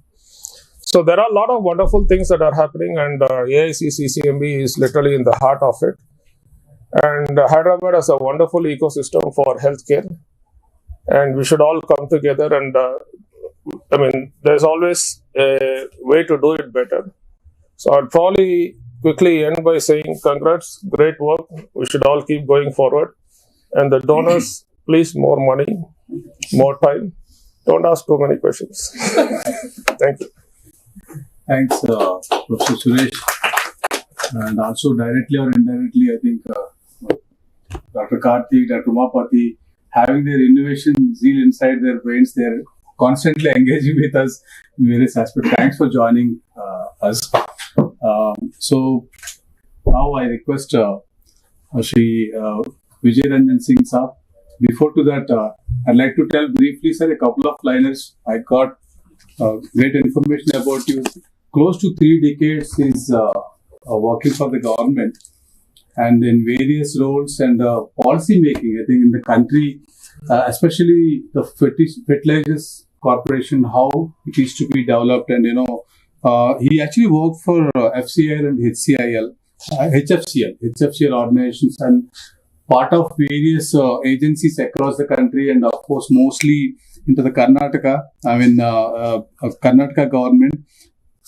One last thing, an interesting thing that is close to my heart is he's also a wildlife photographer. Sir, actually, I would like to see more of your works, and please, I would like to hear you, hear from you to the audience, please. Thank you. So, I am sitting here in front of all of you because first I was an IFS officer. Yes. Before being an IFS officer, by education, I have done my master degree from molecular biology from University of Delhi way back in 93. Then it was the only institute of Mr. Maheshwari. He used to run a MSc course in the Department of Botany. So I have done my specialization of 1 year in MSc from there. So I also wanted to be a scientist like you long back, but coming from a very feudal society of erstwhile Bihar, now Jharkhand, I was forced to write the civil services. I have written a GRE. I was selected for the Wisconsin, but I was not allowed to go. So that was my first career change, and then I joined the Forest Service. And as Ritika rightly said, that I worked in the Forest Department of Karnataka in different capacity, mostly in the wildlife area, which had a lot of problem. I was trained by Dr. Karthik. He was my teacher. He was my guide. When I said that, he was laughing. But there is a reality. He was my teacher once upon a time. Then I have worked in a human-wildlife conflict, that is true. On the first day of my joining, elephant killed 2 students in a place called Kutta in Birajpet, and it was a nightmarish kind of thing. So since then, I worked in the wildlife area almost for 12 years. Why I'm telling you this experience, then I'll come to the actual topic. Then I thought that my life has been my children's. I had 2 daughters, so my daughter's future was adjusted with my career. So I should give a good education because I was transferred 8-9 times in 12 years in Karnataka. So I came to Delhi and my completely light. I never ever thought that I'll be here or I'll be there in the Department of Fertilizer. So I was posted in Fertilizer Department as a director of a policy division at the project division of Department of Fertilizer. My main work was writing the cabinet note which will decide the fate of around 58,000 crore of subsidy of all of us taxpayer. And apart from the chemical formula of urea, I was not knowing anything about the urea. So at the age of around 41 years, I learned what is the urea policy, how the units are given subsidy on the basis of their vintage, their technology, their fixed cost, their variable cost. And so I learned that. And I can proudly tell you that till date, the policy which was written by me, approved by the cabinet. Why I'm saying me? Because still I remember that I have written, it's not a self-praising, it's just an evolution. So what I intended to be and what I became in between in my life, I became a fertilizer man. They were laughing once upon a time. अरे साहब आप क्या करते जंगल घूमते रहते थे fertiliser में जाके क्या करते हो. It was a total mismatch. But that is the beauty of the Indian bureaucracy. And I wanted to take a challenge. If I have jumped in the deep pool, if I'll not know the nuances of the urea policy and fertilizer development and FCL, HCL, I was not actually associated. I was a board member. And including in Telangana, you might be knowing Ramagundam, that factory. That entire cabinet note, entire project with the 10% stake of Telangana government, 80%, 20% of EIL and then NFL. That entire policy note was written by me. So that time we have done a lot of work. Then you might be knowing the neem coating of urea. So those work was my original work. And that neem coating of urea came out of my research-oriented mind that why neem coating has to be done. And after seeing that, I became a PS. That Modi one government, they asked me to join as a PS to the then cabinet minister. He is no more, Mr. Anant Kumar from Karnataka. Although people say that you are from Karnataka, that's why you went there. So it was not like that. He was forced to take me at one point of time. He is no more, but I'm telling you openly in this house. It is not being recorded, I hope. Yeah. So when I became his PS, then I came to know about this, your Jan Aushadhi store, which is now 25,000 Jan Aushadhi store. It was just 88 when I joined the PS to the minister.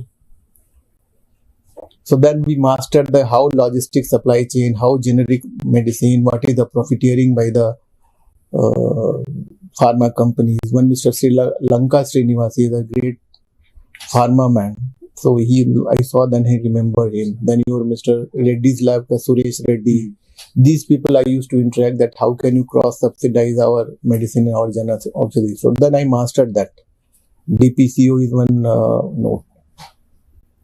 Then came your stent price. What type of stents, how. So why I'm telling it, like SPMCIL, it was not in my plan of my life. It is just a divine conspiracy of, it is good or bad, I don't know. On 15th of September, I always share with my people, when 15th of September, I saw my posting order, I Googled it, what is this SPMCIL?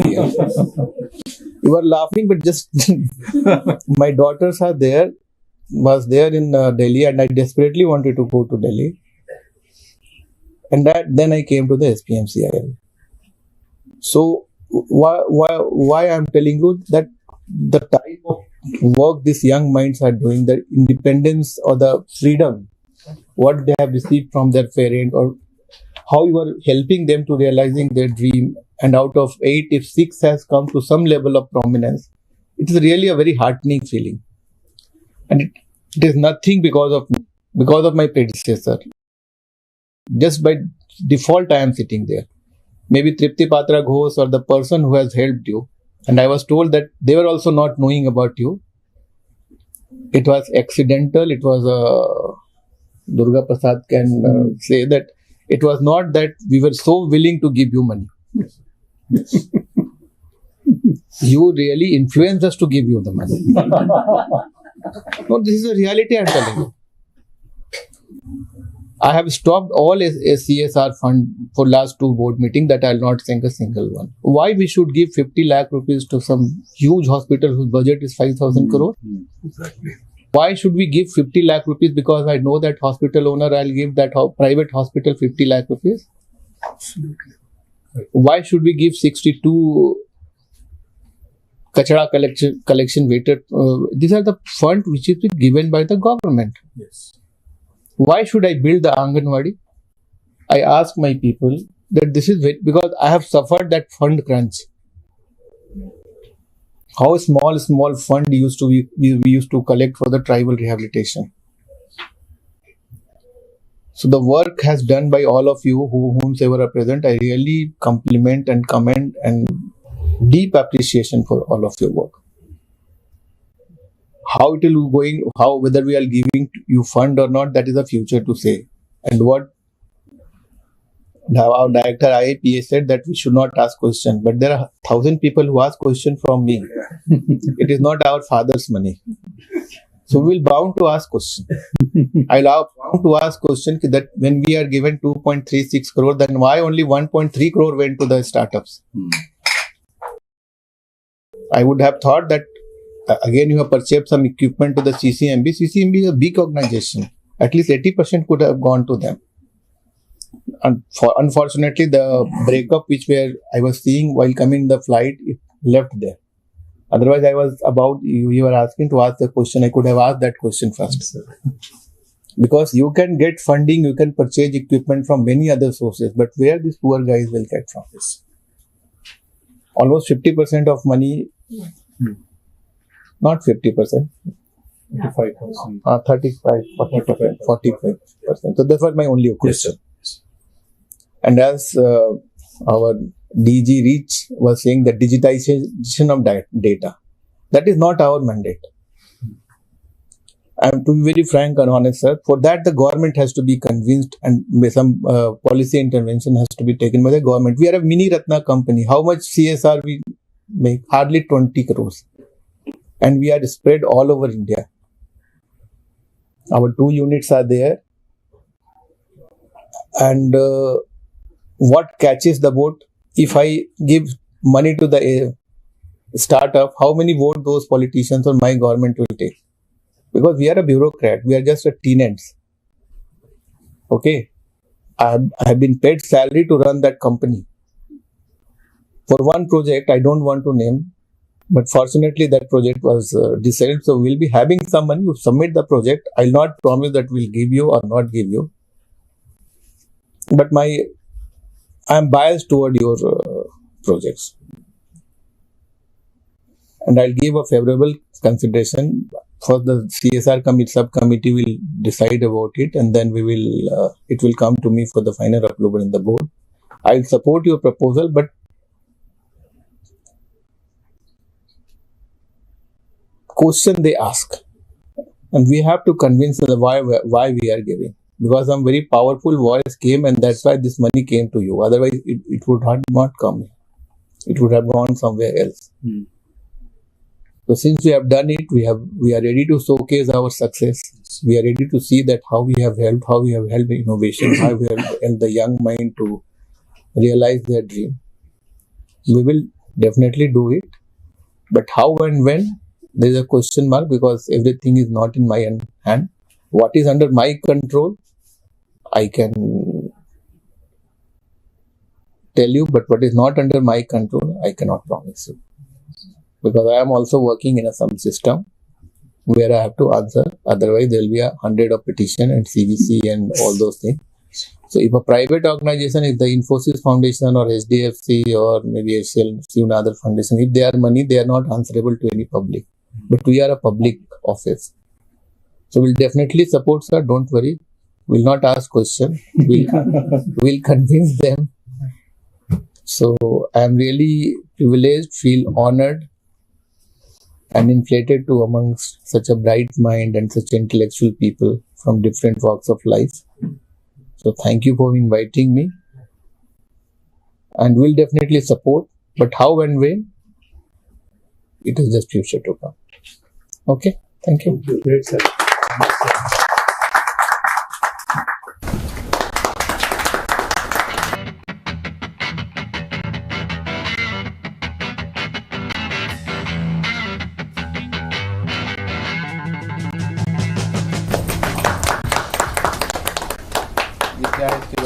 Yeah, so this is a wearable bed for elderly people. Elderly people, because of age, medical conditions, balance issues, they fall often. It's a very common problem. It's a global problem. So hip fractures are a very common problem due to the falls, injuries due to falling. So this belt detects the risk of falling. Based on the risk, it automatically inflates. These are the airbag cushions like we have in the automobiles, and it automatically inflates under a second. In case the fall is there, this protective cushions protects their hip from getting injured and thus saves them from traumatic injuries due to fall. Oh wow! Yeah. But is it 80%? Is it comfortable while wearing? Yes. So we have tested it more than 200, especially in hot conditions. Hot condition, I doubt. It's very simple. Yeah. Why I'm telling you, suppose this is a very nice device, but is it not very hot? I'm being critical, so you can. Yeah. So we have tested with a couple of about 150 patients so far, and we have got a mixed response. So we are working on the design, a little bit on the material of the the fabric. How much it costs? So to the patient, it costs about 10,000 rupees to the patient. So there are versions. There is Hip Pro and Hip Pro Plus. So as you improvise the device lightweight or even cost may be high, yes. or you will be reducing the cost. Because based on the economies of scale, as of now, we are just making hundreds of devices. So once we go in the goods manufacturing, what is the costliest part that raises your cost? So the battery is the most costliest part, and the controller sensors. Okay. So yeah. So the imported ones, obviously. Imported ones is 1 lakh. No, I mean the sensors you are. Yeah, so it's coming from Taiwan. That's where the problem, major of the No sensors medical are devices and manufactured all in these, India. no, semiconductors and the chips and all. Coming That's from where the China. problem. Even batteries from China. Good. Congratulations and all the best for Very you. good. Yeah, nice. Yeah, Ritika. So this device does the testing of like 25 parameters का हम लोग testing करते हैं with a small amount of blood, and this device itself is sufficient to do all the testing. We don't need highly capital intensive units which are installed in the laboratories, and we can identify like the test related to kidney, liver, heart, like hemoglobin, cholesterol. Everything can be identified, and the accuracy has also been validated because we were talking about the validation. The accuracy has been validated by GMRC, Guwahati Medical Research Center, and we are conducting like trials in AIMS also, AIMS Delhi. They have also validated that these tests are like very good. And हमारा जो motive है sir, it is like making it more affordable, portable, and like digitized of course. AI is also enabled in this to get the accuracy part, and we have conducted 50,000 plus clinical trials already, and हम लोग 7 से 8 health camps भी कर चुके हैं जहाँ पे हमें बहुत अच्छे results मिले हैं, and we were able to identify कि कितने % of people like they have been like they have some anomalies, and we are focusing on NCDs, non-communicable diseases. वहीं पर हम लोग जहाँ पर प्राइमरी हेल्थ केयर में हम फोकस करके सर हम लोग रिमोट एरियाज में जाना चाहते हैं और वहीं हम लोग सक्सेस में करना चाहते हैं. We have already done some camps like Safe Express के साथ और कैनेडा बैंक के साथ. We are associated with some hospitals also, and 50 plus deployments भी हो चुके हैं sir. Two things quickly.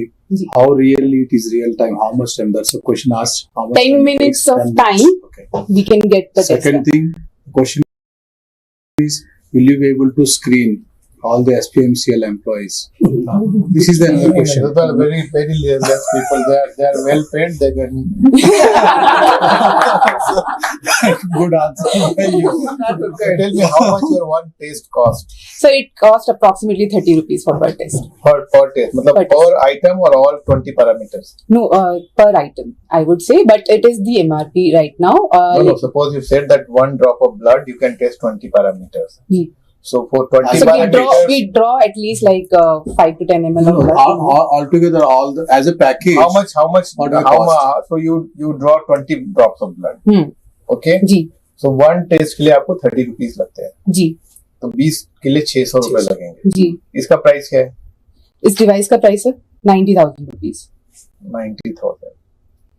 What are the consumable costs and all other? Consumable ये तो cost फिक्स कॉस्ट हो गया. इसका वेरिएबल कॉस्ट जैसे केमिकल, रिएजेंट. जी, reagents होंगे सर इसमें. reagents का जो कॉस्टिंग है, because we are manufacturing everything, तो हम लोग वो तकरीबन हमारा 10 से 20 रुपए के बीच में होगा reagent पर टेस्ट. जी. महंगा लाइक हम लोग ये सर ये पेशेंट का कॉस्ट बता रहे हैं, मैं अपना कॉस्ट नहीं बता रही हूँ, बिकॉज मुझे भी बहुत लाइक नहीं मैं आपको क्लियरली बता पाऊंगी वो वाला कॉस्ट, लेकिन this is the cost to the patient. जो 30 रुपीज हम पेशेंट को चार्ज करेंगे. अगर हम 20 टेस्ट करना चाह रहे हैं तो we will give them package like 600 से 800 रुपए तक के पैकेज में will conduct 20 test for that patient. नहीं, जैसे मैं ये सोच सकता हूँ कि जैसे हम कोई बहुत जैसे not taluk level hospital, hobli level in Karnataka, we say hobli level, taluk level, gram panchayat, hobli, then taluk and then district. जी. तो मान लीजिए जो लोग बाहर जाके करवाते हैं, जैसे अभी हम लोगों ने पहले आपके लॉन्च करने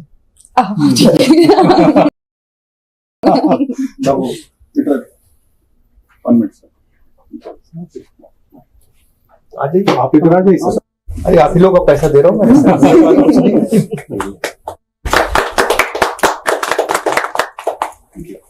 ये पूछ रहा था कि अगर मान लीजिए अगर हम लोग आपका टेस्ट यूज करके अगर आपका बहुत कॉस्ट इफेक्टिव है, तो हम लोग कोई हमारे जो कंपनी थे जैसे आपका है, चाहे हमारा नासिक वासिक में है, जहां भी है जहाँ, तो वहां हम लोग इससे मास स्क्रीनिंग करा सकते हैं ना. जैसे अभी हम लोगों ने नासिक में 40-50 लाख रुपए का एक व्हीकल दिया. उसमें कैंसर का भी वो जो मैमोग्राफी करते हैं उसमें 15-16 डिवाइस, लेकिन वो सारे जो नॉर्मल हमारे लैब में होते हैं वैसे होते हैं. जी. तो इसलिए मैं पूछ रहा था, इसलिए आपको इतने डिटेल पूछ रहा था कि कितना लगता है, क्या लगता है, क्या क्या टेस्ट करा सकते हैं, क्योंकि कम्युनिकेबल डिजीज से तो ज्यादा आजकल किलर है हमारा बीपी है, कोलेस्ट्रॉल है जी, ये सब कुछ टेस्ट कर सकते हैं सर हम लोग। शुगर भी टेस्ट कर सकते हैं, हीमोग्लोबिन टेस्ट कर सकते हैं, HbA1c टेस्ट कर सकते हैं, क्रेटेनिन कर सकते हैं, LFT ट्राइग्लिसराइड्स भी कर सकते हैं। तो सारे टेस्ट पॉसिबल है sir. At present we are able to conduct 15 test अभी तक, और R&D में हम लोग इसको बहुत जल्द 25 तक लेके जा रहे हैं, और 50 का हमारा एम है कि हम 50 टेस्ट कर पाए। IIT गुवाहाटी में सर बहुत अच्छी बात है, कीजिए। हम तो आपके टच में ही है, मधु सर से भी आप टच में रहिए। अगर हमें आपकी जरूरत पड़ी तो हम आपकी सेवाएं जरूर। We look forward to it, sir. Thank you. Congrats to you all. Thank you.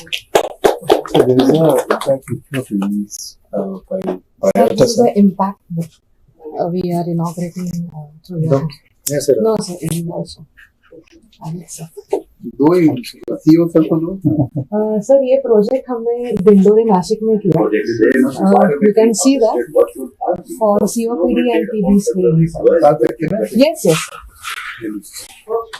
27 villages and 12,000 people working.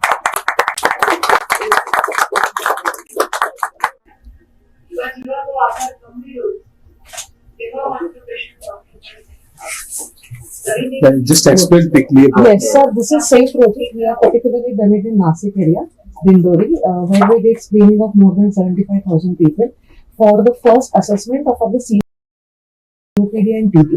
And this has given us a recognition by and that is the reason we have launched this impact book. CCMB is being a crucial part of Rata's growth. Now we have two devices, sir. You can see it on the technology desk.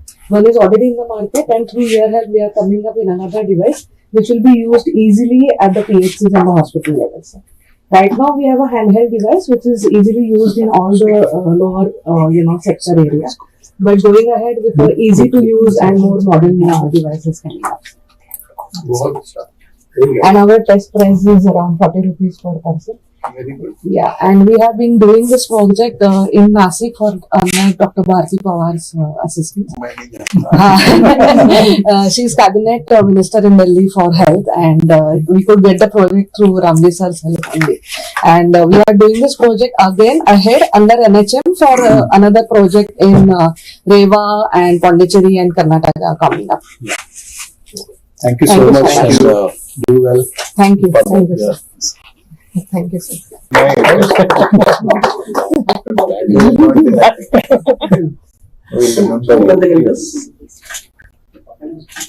Thank you so much for coming. अब मुझे लगा कि उस समय लोगों पैसे कुछ समय भी फंडिंग कराओ। Thank you. This is from AAC. So this is our offshoot. I tell you, briefly about this, but later on. Yeah. So this is future plans. We are working with Dr. Karthik.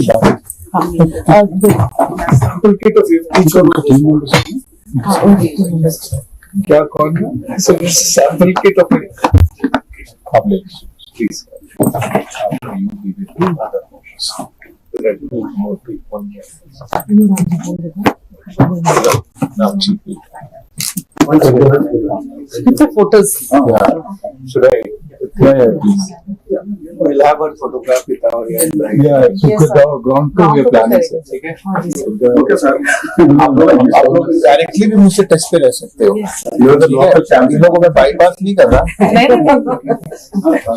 Sir आइए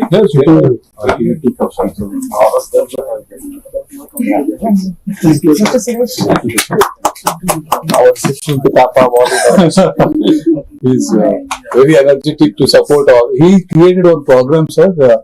Acceleration in diagnostics, sir. आपकी से इसकी retirement के बाद काम कर रहे हैं. Reflect the inspiration. Suresh, I'm 77, so I need to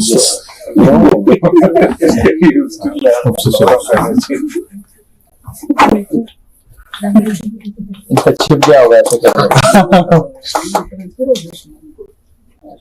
ठीक है.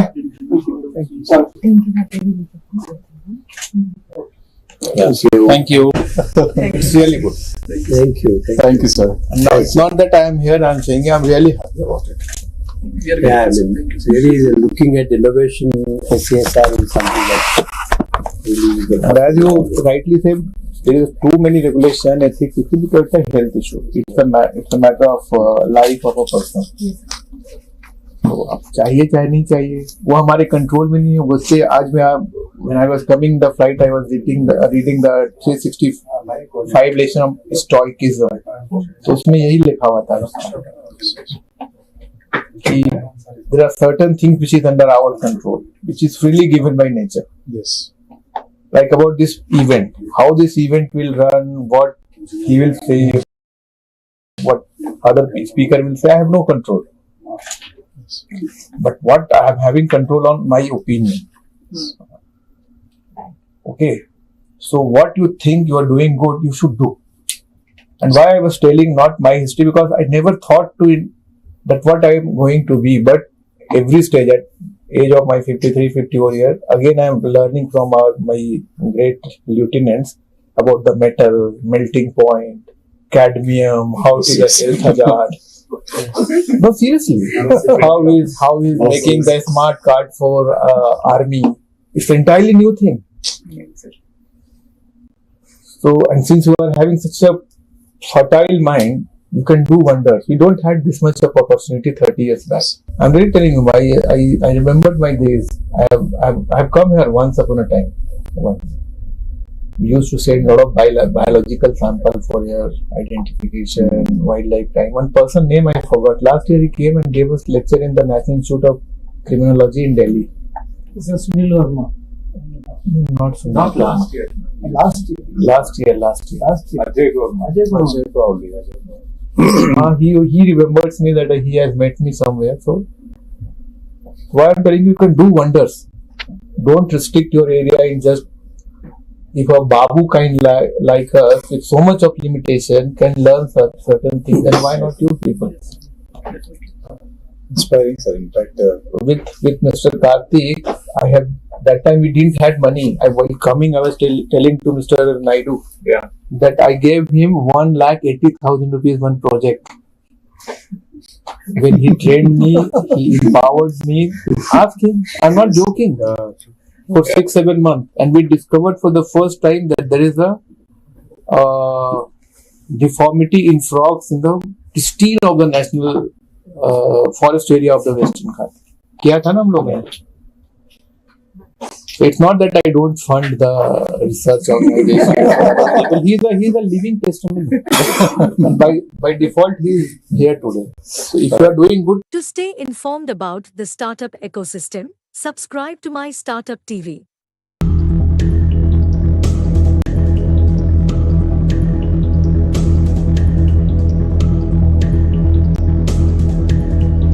Hello viewers, I'm Shelly Kapoor and I'm currently at the COVID Valedictory Tech Showcase organized by AIC CCMB, event coverage courtesy MyStartuptv.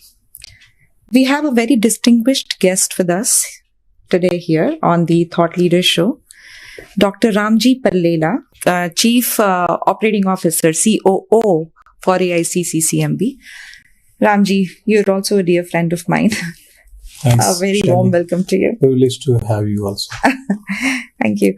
I wanted to know your initial thoughts on the whole day as it went, starting with the roundtable to the tech show, which was inaugurated by Vijay Ranjan ji, and subsequent, discussions that he had, and the excellent feedback that he gave, which I saw firsthand. So, any thoughts on the entire day? And before you, the congratulations on conducting such a wonderful event. Thank you so much.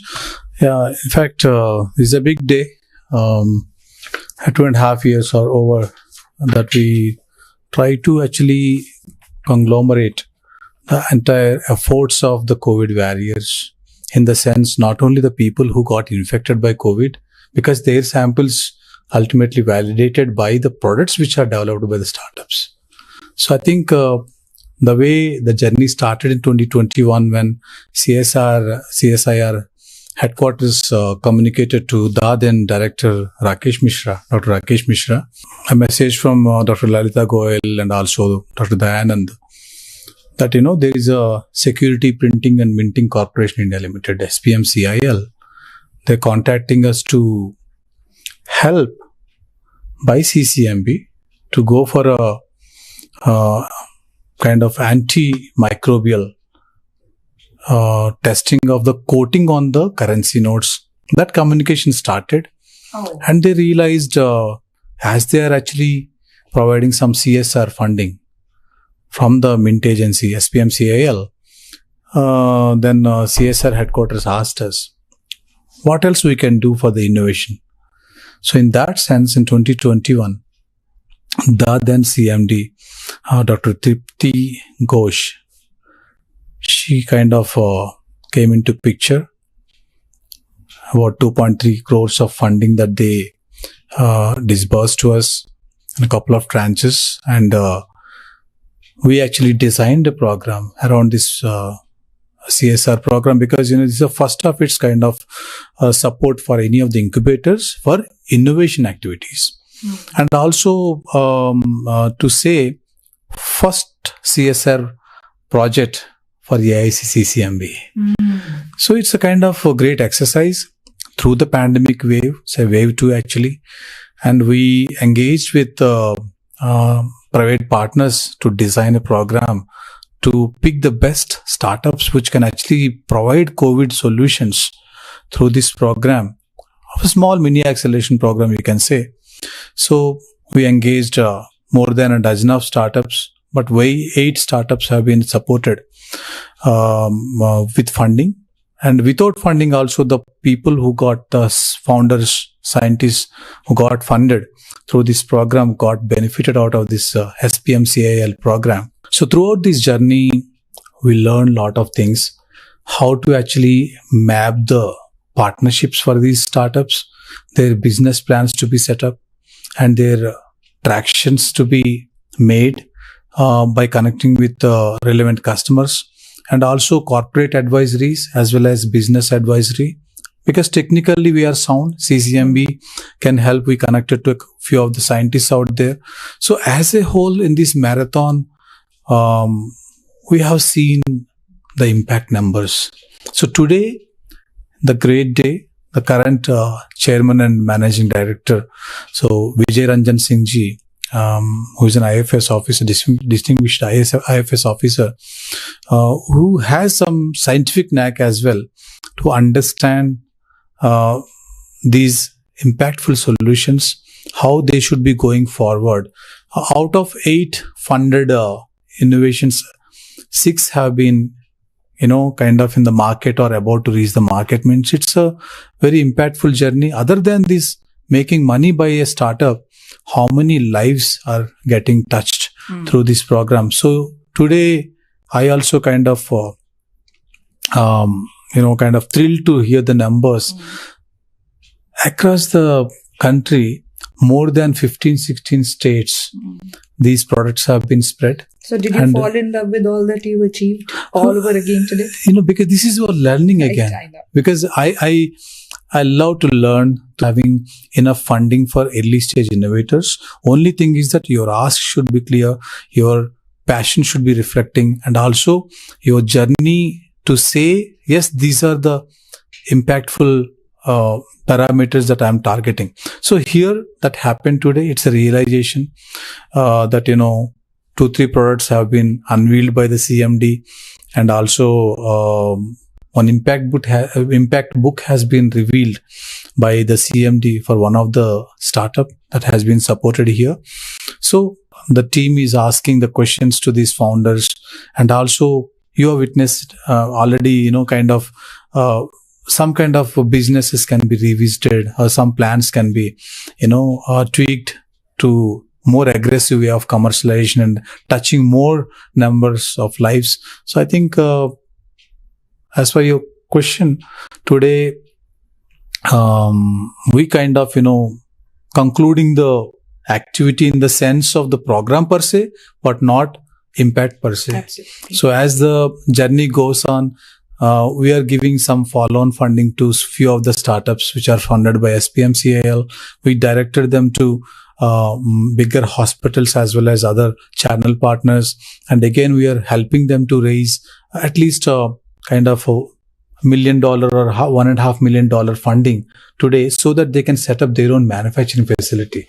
So this engagement today is very interactive, and also those questions are very imperative in the sense they can get more help. So thanks for asking that question. My pleasure. I could see firsthand how impressed he was. He was so involved, asking all those questions to the startups, giving them suggestions as to what they should do to improve the product and the product development, and even very encouraging them to reach out to him directly if they needed help. That was amazing, and it really showed how I can say that it is a rare opportunity that a chairman and MD sparing some time to see a very unique way of spending their own CSR money. Yes. And I'm sure that, before they come here, they may not be aware of, what exactly happening here with the incubation centers. And he witnessed that by seeing those products, how they're working, how they're performing, how they're touching the lives. Right. So I'm very happy to see that. Again, kudos to you all. Looks like you guys did a great job. It all just paid off very well. Even Mr. Ajit Rangnikar was saying. Yes. So that's another effort to add that, we actually engaged and aligned our programs with the local government as well as central government. Our national mandates never been off track.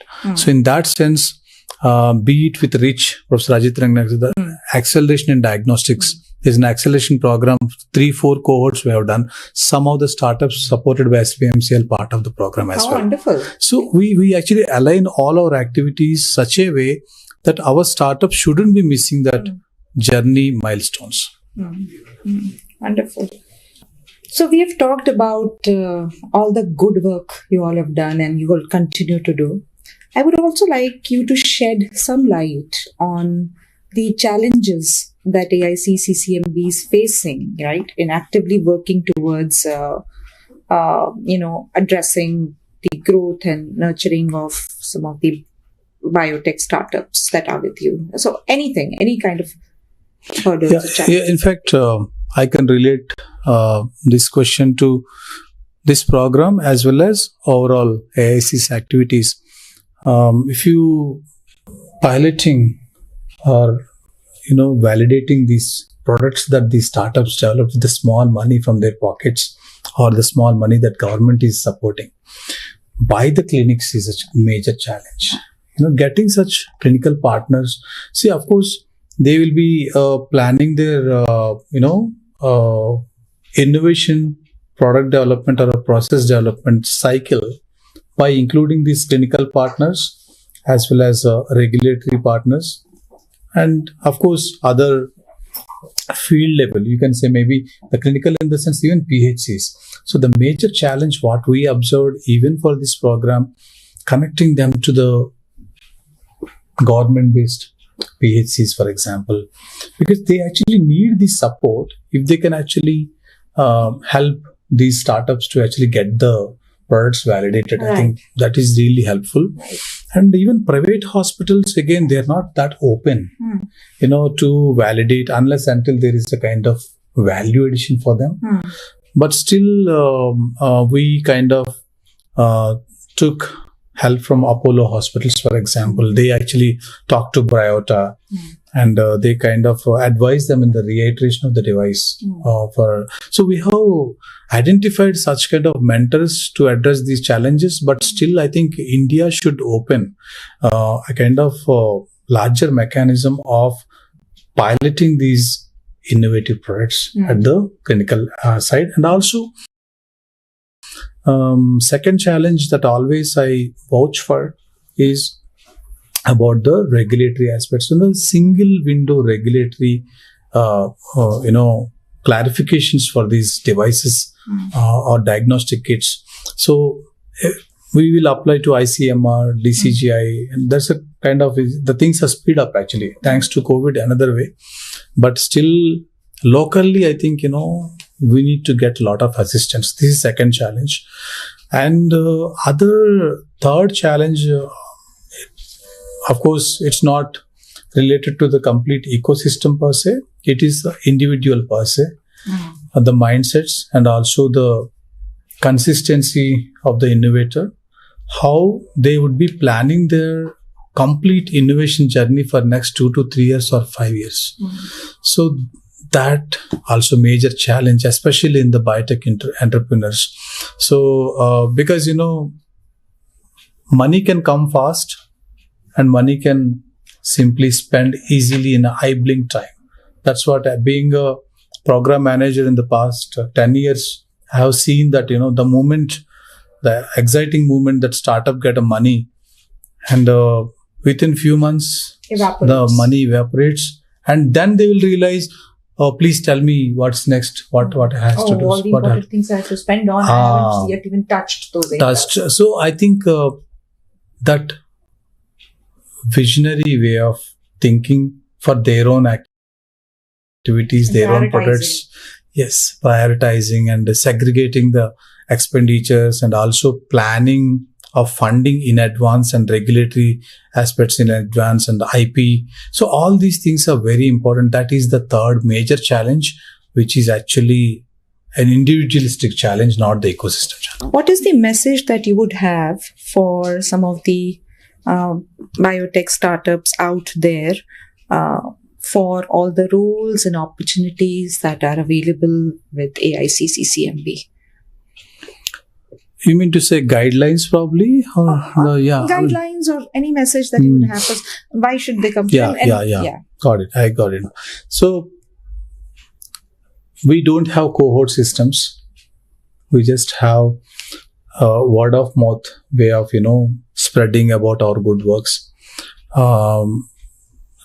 Anybody is welcome to step into our center, see the facilities, talk to our existing startups or even graduated startups. What kind of facilities are there? What kind of convenience and comfortability that they will get, even from the host. Or I have to thank the director, CCMB, because the complete staff, the scientists, they provide a lot of infrastructure, not only in the AIC premises, but also in the main campus. Vinay sir. And even the previous director, Dr. Rakesh Mishra. So that kind of support, then when we have the advice for all the student innovators, faculties, and also the startups, just to step in, talk to us. When you open up with a dialogue, the conversation, then only you will come to know what we have, what they have in their mind and heart, because they may be having brilliant ideas, but they may not be having confidence.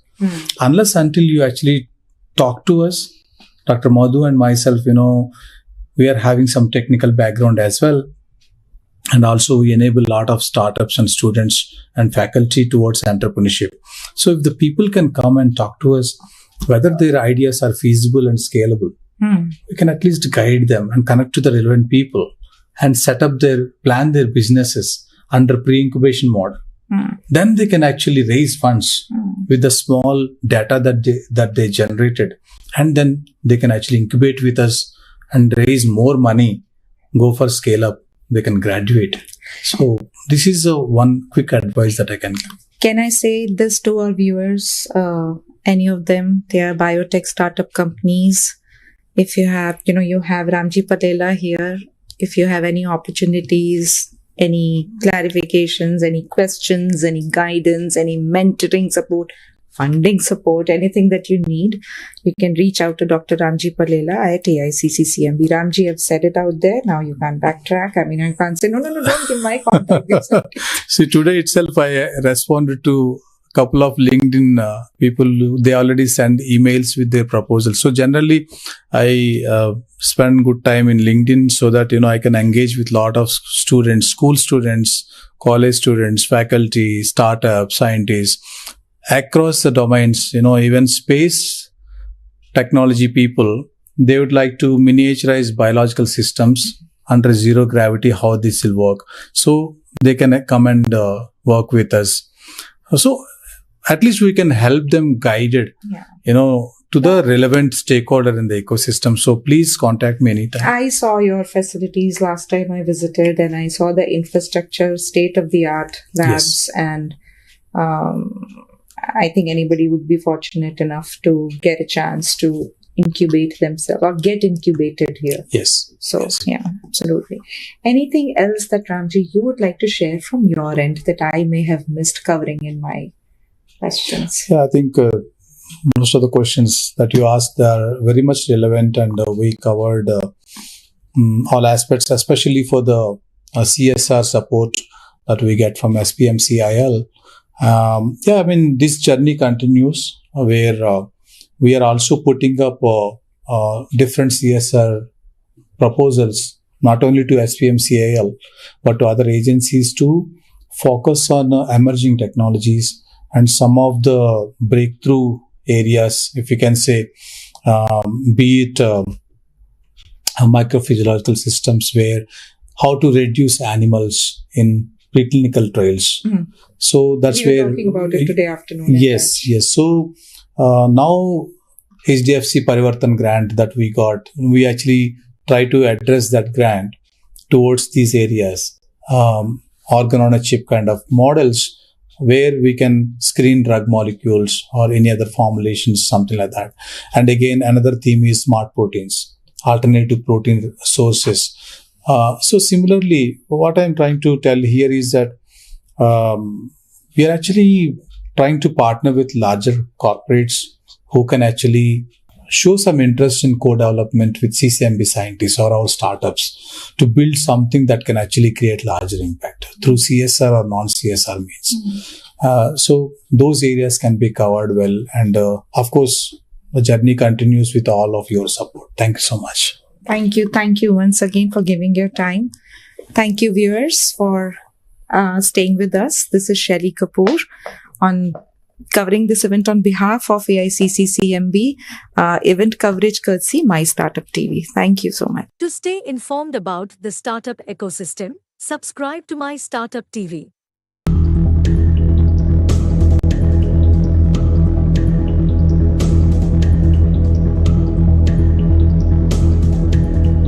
Hello viewers, I'm Shelly Kapoor and I'm currently at the COVID-TED Valedictory Tech Show, which is being organized or has been organized by ICCCMB.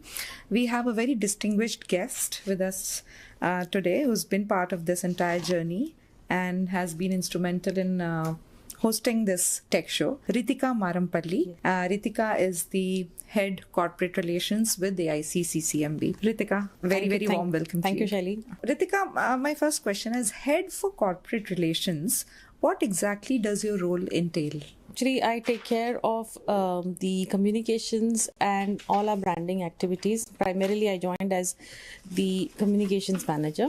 So, but as the organization progressed, I also started handling a lot of the corporate relations. Basically, I'm handling a lot of our, administrative work and a lot of other works that we do with the corporates, especially like with CSR. So basically, it just grew into that. Also, I take care of the internal relations. So all of those things became a whole package, and it became a head of corporate relations. Talk about either an example or a case study where an incubator, such as yours, and the corporate worked together to achieving a common goal, thereby creating a win-win for both. Actually, there are plenty of, these kind of examples. One that I can talk about is about ourselves. So we have a few companies with us which are established companies. Basically, those are into pharmaceuticals, but now they're also starting their own biotechnology department. So they have taken some space with us. They have curated a team here, and the teams work out of this particular incubation center. Now, although I may say that it is a collaborative effort. But in those ways, especially when you're talking about pharma companies or somebody who does not have their own R&D facility or does not have that kind of expertise, incubators like ourselves help them do these things. Then of course there are plenty of, like, if I talk about CCMB itself, like our parent organization, So the first, pneumococcal vaccine that was developed in India by Shanta Biotech, that was developed as a collaborative project with CCMB. Wow, So wonderful. yeah, so those kind of things happen a lot here. And of course, if you talk about the COVID times, primarily CCMB was one of the first organizations which was charged with taking care with identifying the virus, doing the test kits and all of those, validating the test kits. So AICCCMB also helped a lot in that.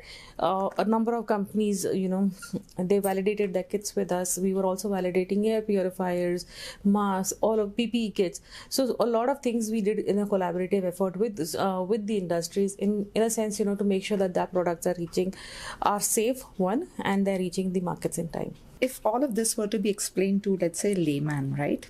And by this, I mean the collaboration between an incubator or a startup and the corporate. How would you describe the participation of the incubator and the participation of the corporate in this entire ecosystem? And is it encouraging? Are the corporates open to collaborations, and what is in it for them? No, absolutely. See, we are world over, actually, this is being noticed that, one thing is that startups are very agile. They are very dynamic and they can immediately pivot. This is what COVID also taught us. Because of their small size. Yes, their small size, they can pivot easily. Second thing is that, especially when you talk about an organization, when it wants to set up its own R&D unit, wants to get into some new businesses, there are a lot more things that actually go into it. And the cost for that particular company to get into a new product line is so huge that most of the companies don't even want to try it. Unless and until you're a big MNC like, an HLL or a Procter & Gamble or something like that, you will have your own, research units. But otherwise, I know of companies here in India, large companies, which actually look at startups, to provide that initial, the ideation, the validations and all of those things. And what they do is that they will try and buy it out. So the entire market is actually like, especially for startups, this is a very big exit. That, their products get acquired. And I know of a very large Indian company which actually comes out with its own funding. It has its own venture fund and a big startup arm. It will only look at startups which align with their businesses. And I was a part of that particular project some 3 years ago. And I know that their new business that they're coming up with, they just recently launched it. And it's again a big game changer in the market, was because of the kind of startups that we also introduced them to, the startups that they invested in with us. So we know that, these things are happening. And first, for a startup, of course, it's a win-win situation because, they're getting the money, they're getting the exit, and they are getting to do what they want to do. And for a corporate, it's a more agile and a more cost-effective way to get into new businesses. Wonderful. Thank you. Any gaps or challenges, and I'm sure there are some, in bridging the gap, any gaps or challenges in bringing the startups and the corporates together? It used to be a lot of challenge, but as the ecosystem is maturing, a lot of corporates are interested. A lot of corporates, are looking at this kind of a, situation. And they are looking at looking at startups in those ways. A lot of if I talk about some small corporates, even in infotech and all, they are now looking at startups, to support startups, maybe through some small monies. If they are not able to do by funding them, some of them, with us, there's a company called Blaze as well. So they are into data analytics. But they they have some CSR funds and they're supporting startups, in healthcare, because they are good at analyzing data, and healthcare also brings out data. So they want to help the startups that ways. So in some way or the other, they are also looking at startups which align with their businesses or which are completely new. So everybody, I think, has started looking at that. And now as I know that, a lot of corporates also are, for their senior leadership, they're trying to bring in founders, like people who've been entrepreneurs before. That when you have a founder who's been an entrepreneur before, it opens up a whole new avenue, a whole new, horizon of, entrepreneurship, which brings a maturity within the organization to look at startups and for industrial collaborations with incubators. So that is a positive change that we are seeing. It's happening slowly, but it is happening, and it's good to see that. So these are the changes that are happening. But if you were to, let's say, name the top 2 challenges, or even let's say the topmost challenge that you have come across and witnessed in getting corporates and startups together, what is the topmost, the top 2? The topmost challenge, of course, is the licensing issues. Is that? So because basically a regulatory and by the time the companies finish their regulatory, they do definitely get into patents and all, but how they approach a patent and how a company looks at a license is different.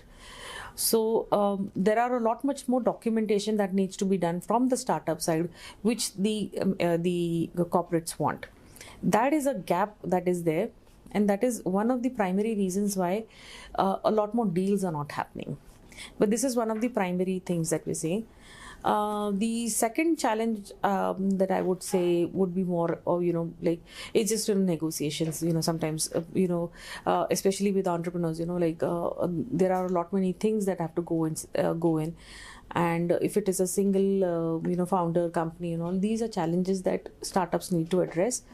But at the end of the day, every negotiation takes to 6 years to 6 months to about a year. It is a slow journey, but I think maturity is required from both the ends, which I think incubators like ourselves are trying to also address. We are helping these startups, see their flaws early on, especially when it comes to team, because one of the things is that any company is not investing in the product, it is investing in the team. Yeah. So we try to work with the team as well. And yes, we are seeing a lot of maturity in those ways coming in about. What would be your message to the corporates for collaborating with the AICC-CMB? So I do a lot of this, I go for a lot of outreach events, I go for a lot of networking events and all. And I also, so I see that, it's always a challenge, corporates want to understand, they are interested, but they want to understand how they can work.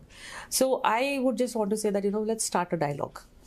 Because, we cannot suggest something that you don't want, and you cannot expect something that we are not doing at all to get there. But let's start a dialogue, because we are, as I said, that, we are more agile, we are flexible, and we can get you the things that we want. I have this mantra, we keep on saying in our incubation center, we are like Hogwarts. Ask and you will get it. So that is what my only message is, that if corporates are interested in working in biotechnology and life sciences, please let's start having a dialogue. We can start working on a project together. You were there in the corporate earlier? I was. How many years in the corporate were you? I think it was almost 8 years. How different are you finding it in the startup ecosystem? I kind of tell the startups that I would like the founders, if they have come from a structured corporate background, to only get into start inculcating those kind of disciplines into the and processes. Yes, because what happens if you look at if you think of a startup, you think of the founders coming in shorts, coming in at any time, start working in the night at 2 o'clock and 3 o'clock. It doesn't work, especially when you're trying to build a team.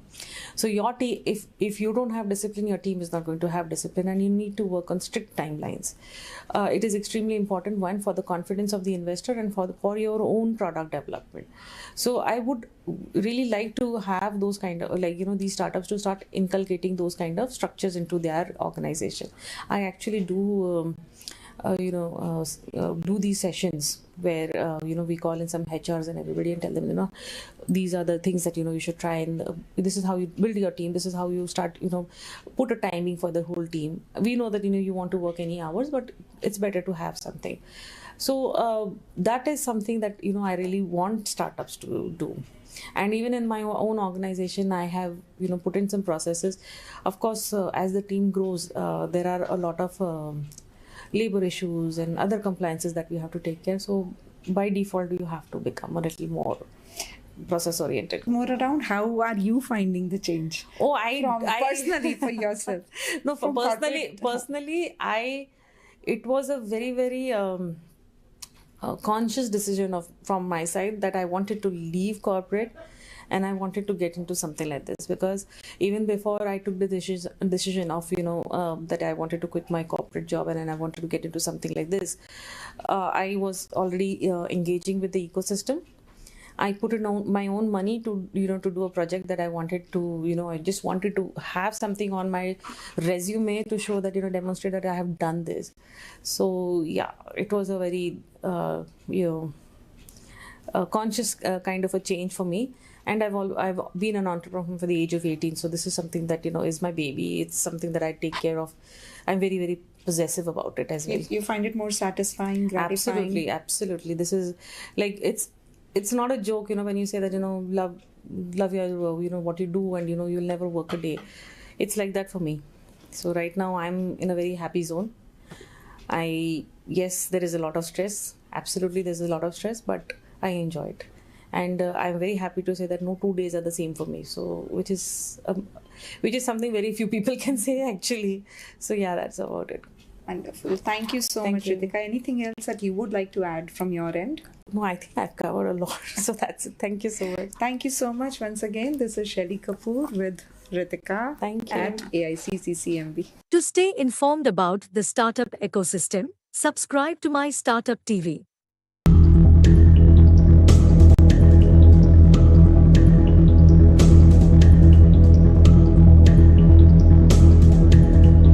Hi, I'm Shelly Kapoor and I'm at the COVID Valedictory Tech Show organized by AICCCMB. Today I have a very special guest on the Thought Leader Show, Shri Vijay Ranjan Singh ji, Chairman and Managing Director, SPMCIL. First of all, very, very welcome. Thank you. I wanted to know, you spent a considerable amount of time today, which was very kind of you to spend that considerable amount of time today talking to the senior leadership of AICCCMB and the entire team, and they gave some of the wonderful presentations and updates and progress on the startups that are funded.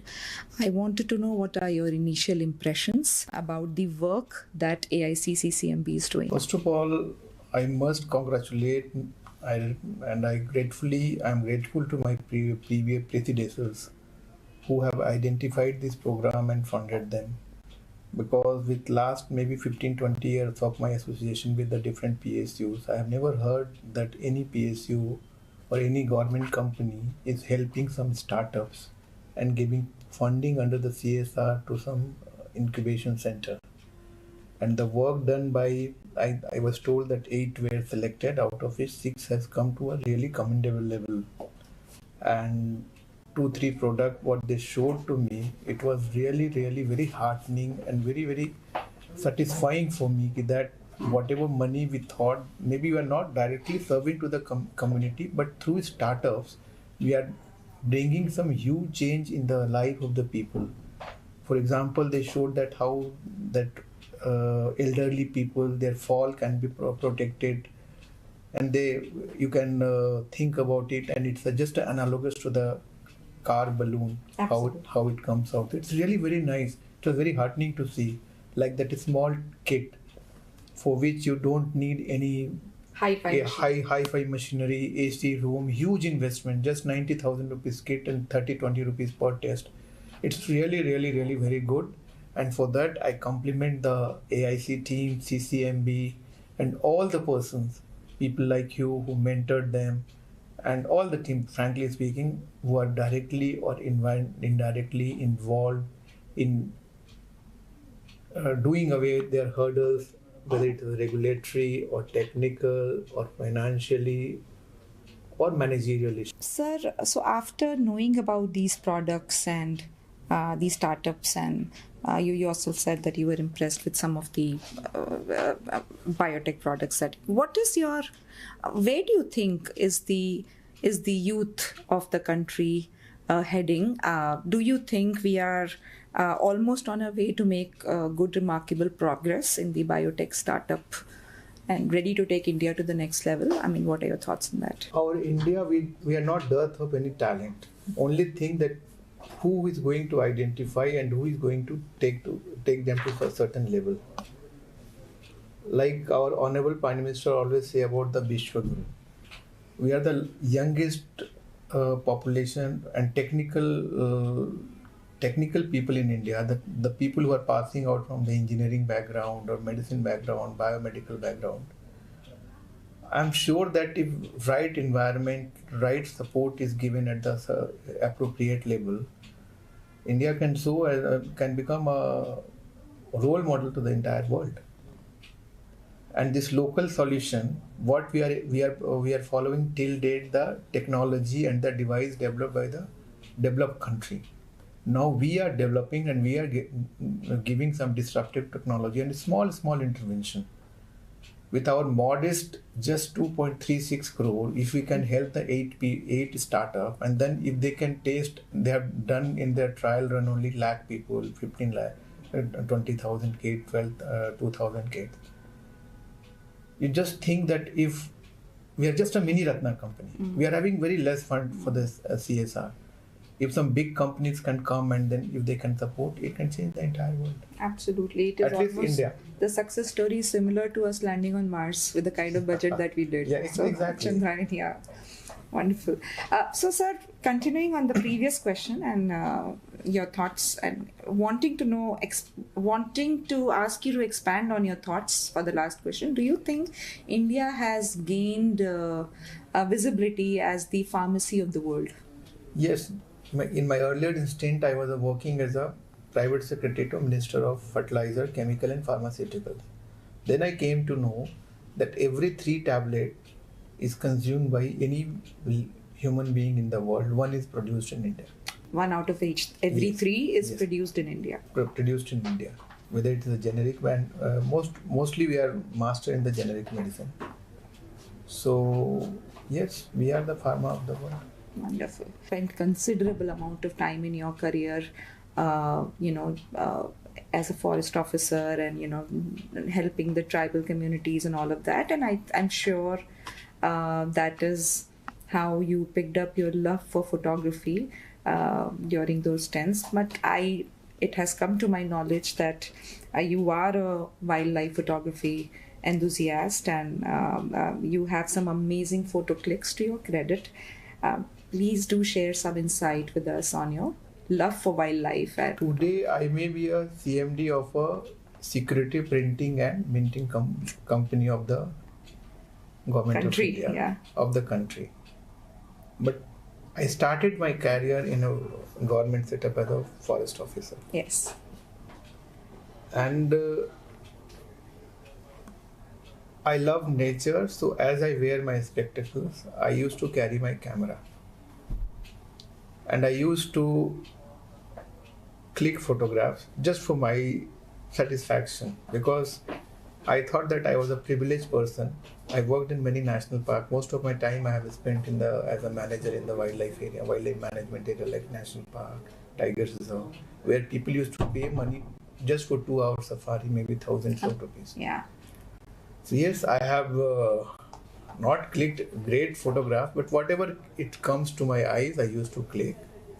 And yes, I had, but it is not because if I share and if I can showcase and I compete with the other photographers, it is not good on my part, because the privilege which I get as a forest officer visiting the interior, not in only the interiors, anytime.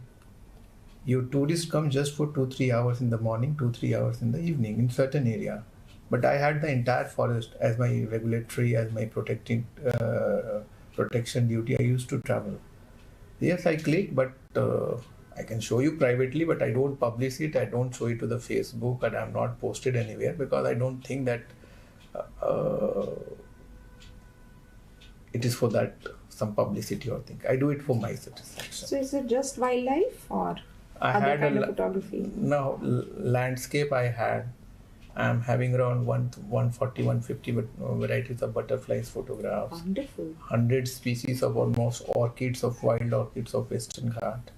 Apart from normal mammal, tiger, elephants, I have some rarest of rare photograph of otters, smooth-coated otters. So yes, I have. And some of them I lost in few years back, but still I have many. I don't know if you know, but Ramji, after this interview, we can interact. He is also a photography enthusiast. Every day he clicks photographs of butterflies and plants and all of that. I just wanted to connect you both on that. And I started butterfly photograph on quest of my daughter कि पापा ये butterfly आती कहाँ से है? So one day I saw one butterfly laying egg on a leaf.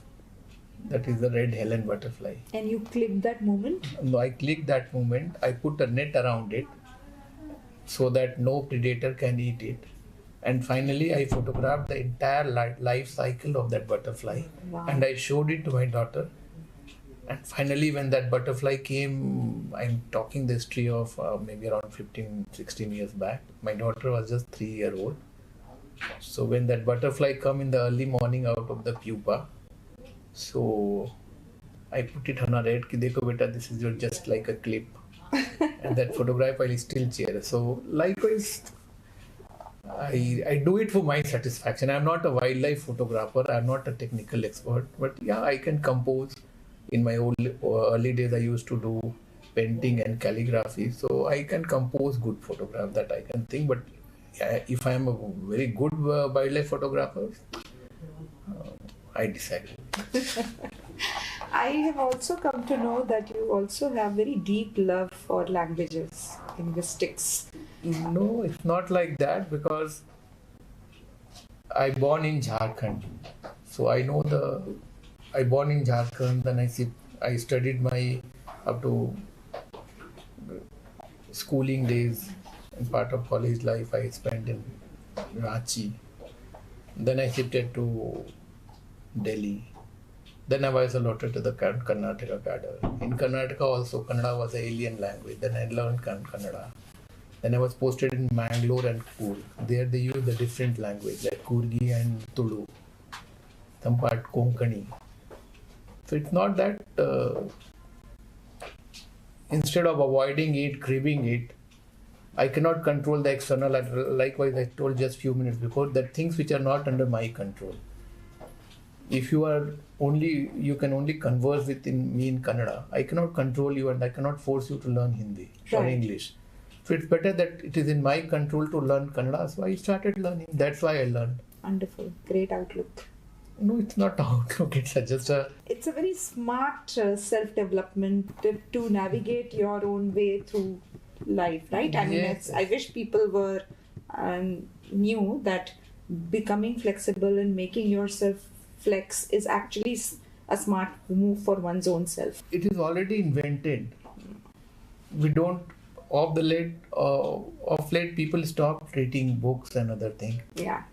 If you read the Meditation of Marcus, I forgot that Greek philosopher, he has written already maybe 5,000, 6,000 years back. And you know that serenity principle of the Bible. God give me power to change the things which I can change, accept the things and wisdom to differentiate. So that's what, on that basis I'm telling you about learning this language only. Right. Or suppose many of my friends I know, they used to crib, how can you eat the South Indian food when you are going from North India? You wouldn't get chapati. But I'm a foodie and I love food, and I can tell you that each district of Karnataka is having different food, and I love it. Only thing is I'm a vegetarian, so except non-vegetarian I can eat, and I enjoy food. If you go to Vaishno Devi, you will search dosa there. It is my first-hand experience. If you search dosa, it will taste like your chole or rajma chawal. And if once I ate one chole bhature in Udupi, it was a horrible experience. And then I learned कि जहाँ हो वैसे रहो. So ऐसे ही जहाँ का language अगर मुझे काम करना है, I cannot quit the service. It's better to learn. If I went to Delhi, if my surroundings are the Punjabi people, I learned. It's good now that you try to learn and you can interact more deeply with them. Absolutely, absolutely. To stay informed about the startup ecosystem, subscribe to MyStartuptv.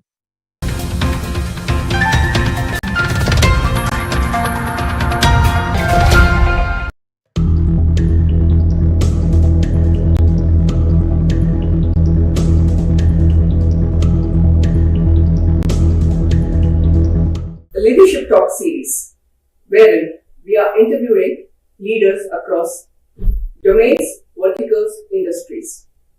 This is going to be beneficial for young professionals, management students, engineering students, and students across various domains and various subjects. Today, our guest is Sriram, has done his graduation in applied sciences, went on to do his specializing in finance and marketing, and has worked predominantly in HR.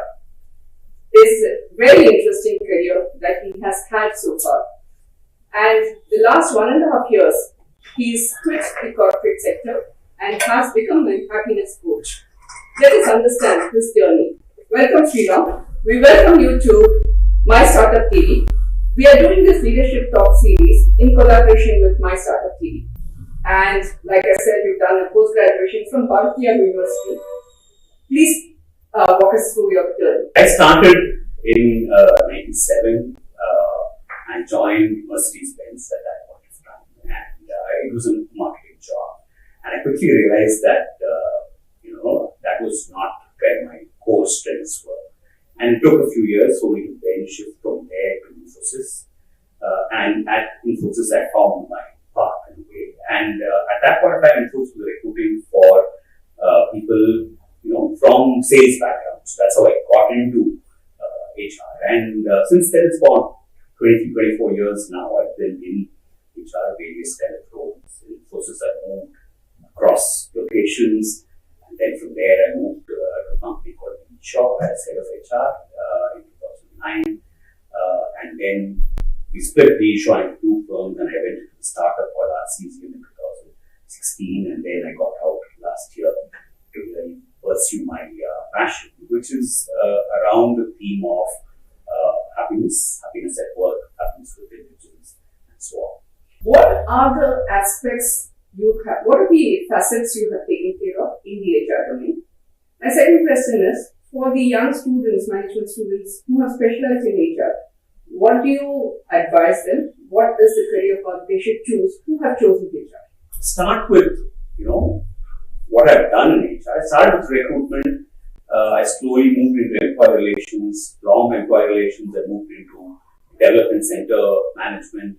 From development center management, I was part of the team that created business partnering HR at that point of time. From business partnering, in that role, I was anyway doing a little bit of training as well. From there, I then became head of HR, which was a larger portfolio with compensation, benefits, all of that came in. I think you, as a student, if you're kind of getting into HR, now what's happening is that there are specializations within the domain itself, and a recruiter core skills are probably different from a compensation specialist versus somebody who's business partnering, because all of these have a slightly different front-ending competency. Like a recruiter has to sell the job to the candidate. A compensation benefit specialist has got to have the data mindset, where their accuracy, the ability to analyze is very important. And whereas a business partner is somebody who can relate to people, who can kind of get. So there are, in HR itself, there are these variants. So it's not one job. Different segments. There are several pieces to it. The key is to really figure out what is it that I excel at, what makes me come alive in that, and then quickly try and get closer to that to the extent possible. In any job, there's always a mix of things that you will do, but it is about knowing your core and doing more of that. And learning. And learning. As part of that, any job will have to have, expertise. You have to invest in learning throughout, and that is not a journey that ends at any point. For a youngster or at any point, learning is important because things are constantly changing. Right. What is the difference for a young student who's in the first year or the second year? Colleges unfortunately don't prepare the student for the corporate realm, for the corporate business. So what is the difference between HR, BP and what is ER? And my second question is, can I just get into HR and not into HR, BP or ER? Okay, so again, these are nuances. where, I would say if you're getting in and you're keen in an HR career, just get in and gradually navigate your way through the processes. But to answer your question of what's the difference, a business partner is somebody who's working closely with the business, and hence they are driving the business's people agenda, which is, so how do I achieve this business goal through people, and how can somebody help me with that? That's really what the business Can you partner elaborate, please? Okay. So if somebody is a business partner, then they work closely with the business unit head who will say, okay, listen, my attrition in that particular team is high. Okay, I need to contain that. Can you help me? And then the business partner kind of gets into that. Then they look at the data from an external perspective. There is a manager who's already there, who's doing the job. But then the business partner comes in with a slightly outside view with the intention of helping you. Sure. And then you look at that thing and then you realize, okay, problem could be the manager, problem could be the kind of work, problem could be the type of people we've hired. And hence they are able to then come back, look at it very objectively, and then influence the change, saying, oh, people need to be trained, or the manager needs to get some perspective, or the business needs to take care of people better or give a slightly different job. So that is how a business partner tries to influence it through different facets of analysis, influence, training, coaching. Interesting point that you mentioned is it could be a wrong hire as well. What is that, and how do we rectify that, or how do we fix that? Supposing an employee or set of employees, set of candidates have joined the company and they don't fit into either the culture or the job. How does an HRPP fix that? But it's not an easy fix. First, I think we should agree that sometimes everything doesn't have a very easy fix. This is one of the problems, which is a real problem, and there are few ways to look at it. First, I think the most important thing is to understand that it is a wrong hire. Many times we just don't want to accept it or don't want to acknowledge it, and it takes a while to kind of get that going. So first is to acknowledge, say that okay, it's not working. Once there is a clear understanding it's not working, then you have some options, which is that can this person fit somewhere else with what we have? If that is the case, then make the movement possible. Sometimes it's available, sometimes it's not. Then it could be an issue of can we train the person, reskill them to what we have? That will require some effort. That will also require some effort from the individual, because they need to also invest and say that okay, I am willing to be part of this to reskill. If that's possible, then you do. If none of that works, then I think we should say at some point saying that okay, it's not working. I don't have the opportunity. You are not ready for reskilling. Then we need to take it to a logical closure of saying that okay, let's just part ways. But with a reasonable conversation, giving them the time and so on. So it's always real. Keep it real is my thing, and to the extent possible, we must always treat people well, whatever the situation. Absolutely. Since I come from an HR background as well, I completely agree with Sriram that you have to treat people well. It's not that cannot be hire and fire.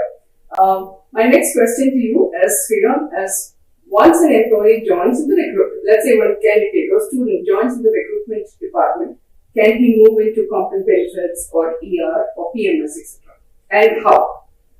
If somebody comes in, I think there are two types of growth which are possible. One is grow in the same line, or grow across and then move and then grow. Okay? Laterally and then vertically. So now the question is, first is that you don't want to make these movements based on whims and fancies of saying, oh, I saw that person, they achieved that. That's a different story. When you match your passion and your skills and then say that as part of what I want to achieve, I think that will add to my dimension of. You also are talking about have fixed or set goals and then achieve your goals.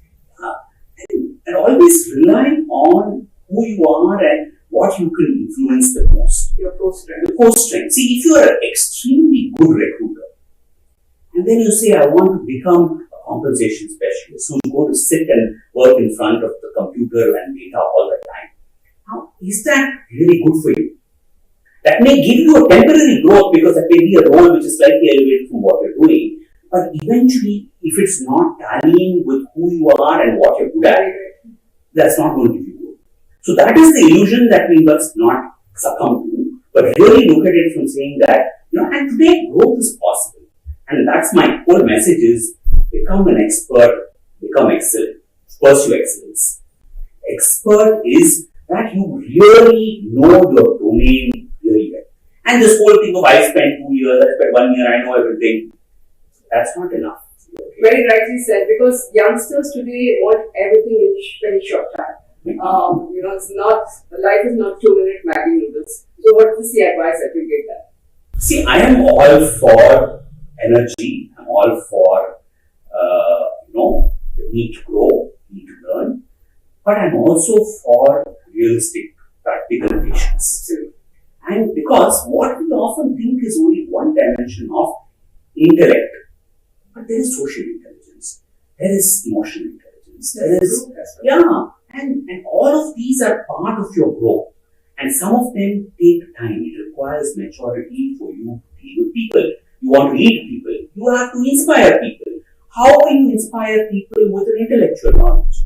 Unless you've really gone through that yourself. Right? And that's what people sometimes fail to understand. We are somehow too caught up in the intellect part and say, oh, I know it all. As a thing, and most of it is coming from internet, from, kind of thing. That's not enough. True. You have to not just learn from the internet like you mentioned, but you also have to be soaking and learning hands-on. My next question to you, Sriram, is if one gets into compound benefits in terms of growth and there is an opportunity, I would very strongly advise that student or that young professional to learn Excel thoroughly. Beyond just learning, what else can he do to grow vertically and laterally? Important is to network and get to know what is happening in there. Because sometimes we are like that frog in the well. We think, I know everything. But you have to get out of the well. Then you know, oh my God, there's a huge world out there. And then there are so many more things. And then ideas come like that. How did Steve Jobs, put a brick phone and your Walkman and a computer together? That's creativity. When different things come in and then you are able to make something tangible of that in your workplace. That is creativity and innovation. I will just add one more point to what Sriram just mentioned is beyond just wanting to grow into another role, you also have to ensure that you value add to that role. Because there will be 10 others. So what is the difference that you are going to create for that role? Do you want to add to that point? See, when we want to value add, we must also have a little bit of humility. Okay? Because sometimes what happens with intellectual knowledge is our ego kicks in, you become arrogant and you start thinking they don't know, I know. Right? But influence is not that. When you want to really make a difference, the biggest thing that you get as you go higher in your levels is that realize that I have to influence. Absolutely. And if I have to influence, I need to work with the person who's opposite me. You have to get into their mindset. You have to understand what they're going through. Then tweak what you are saying, what you want to their language. And that's a lot of effort. It's not. And that's not just a colleague, but it's juniors. And a junior is probably 10 years down the line. 10 years junior than you. Because knowing is not enough. It is to get people to do things as well as you. Very true.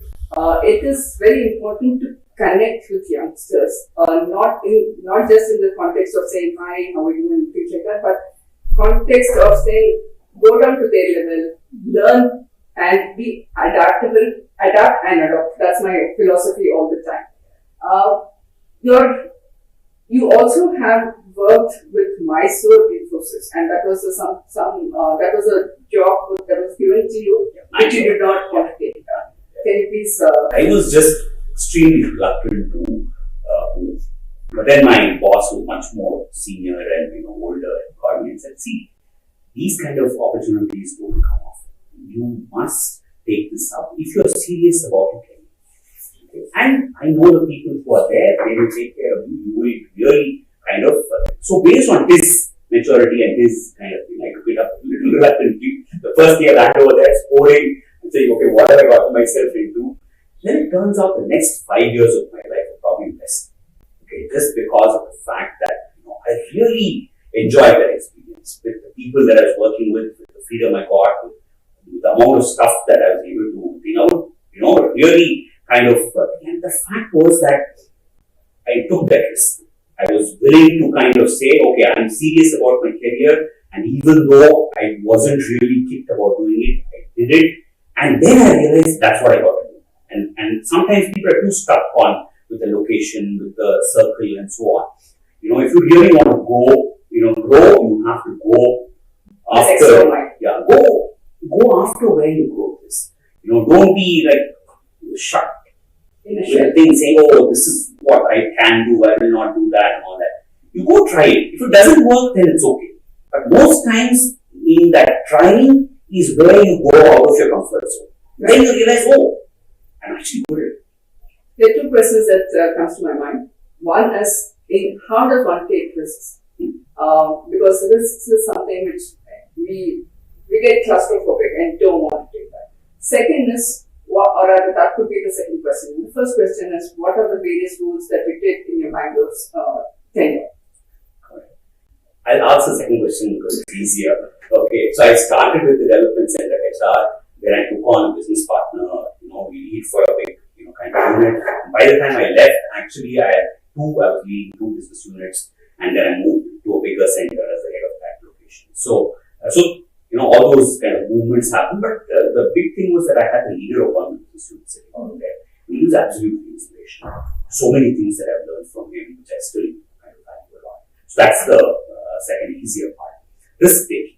I've taken the biggest risk of my life last year by moving out of corporate into something which is kind of thing. Now, how do you make that decision, right?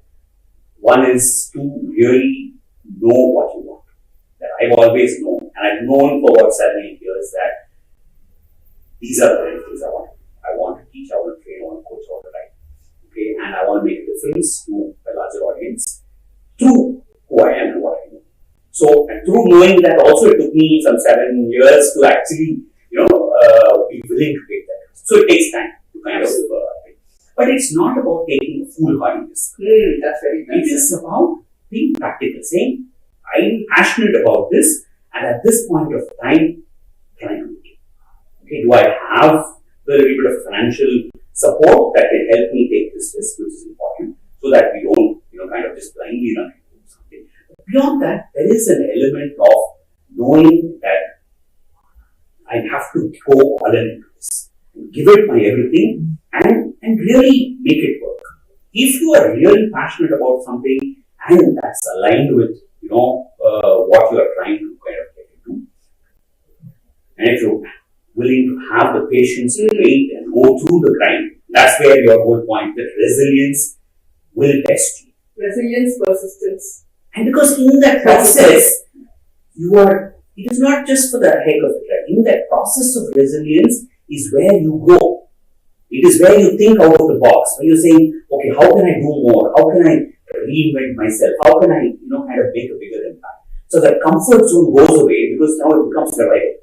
So I like 2 more adjectives out there: resilience, persistence, and consistency. Yeah, correct. I'm sure you agree with that. When you were working with Infosys and you went to Mangalore, I understand your journey. Yeah. You then moved on to D Shaw. Yes. Can you walk us through that? So D Shaw was entirely different, right? So Infosys had been almost 10 years, and I had the best experience for a while, and then I felt like I was not growing and I needed a change of thing. And this is a good role, it was head of HR role, but it was a completely different culture.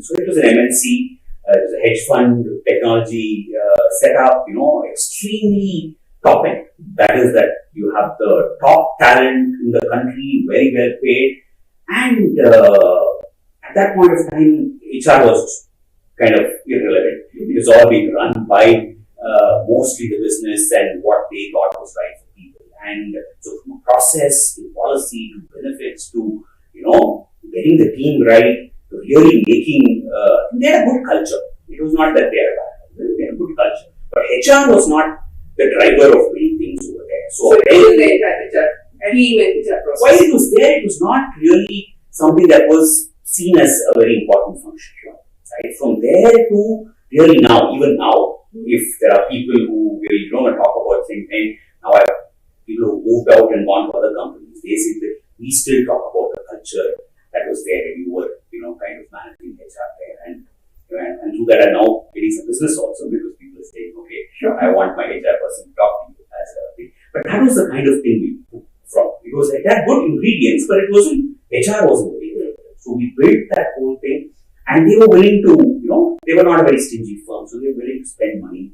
So it gave me some freedom to kind of operate. And I think we really took it to, I would say at that point of time, 2009 to maybe 2000, 3-4 years, we were among the top companies in the country. D-Show was a very predominant company and it still is.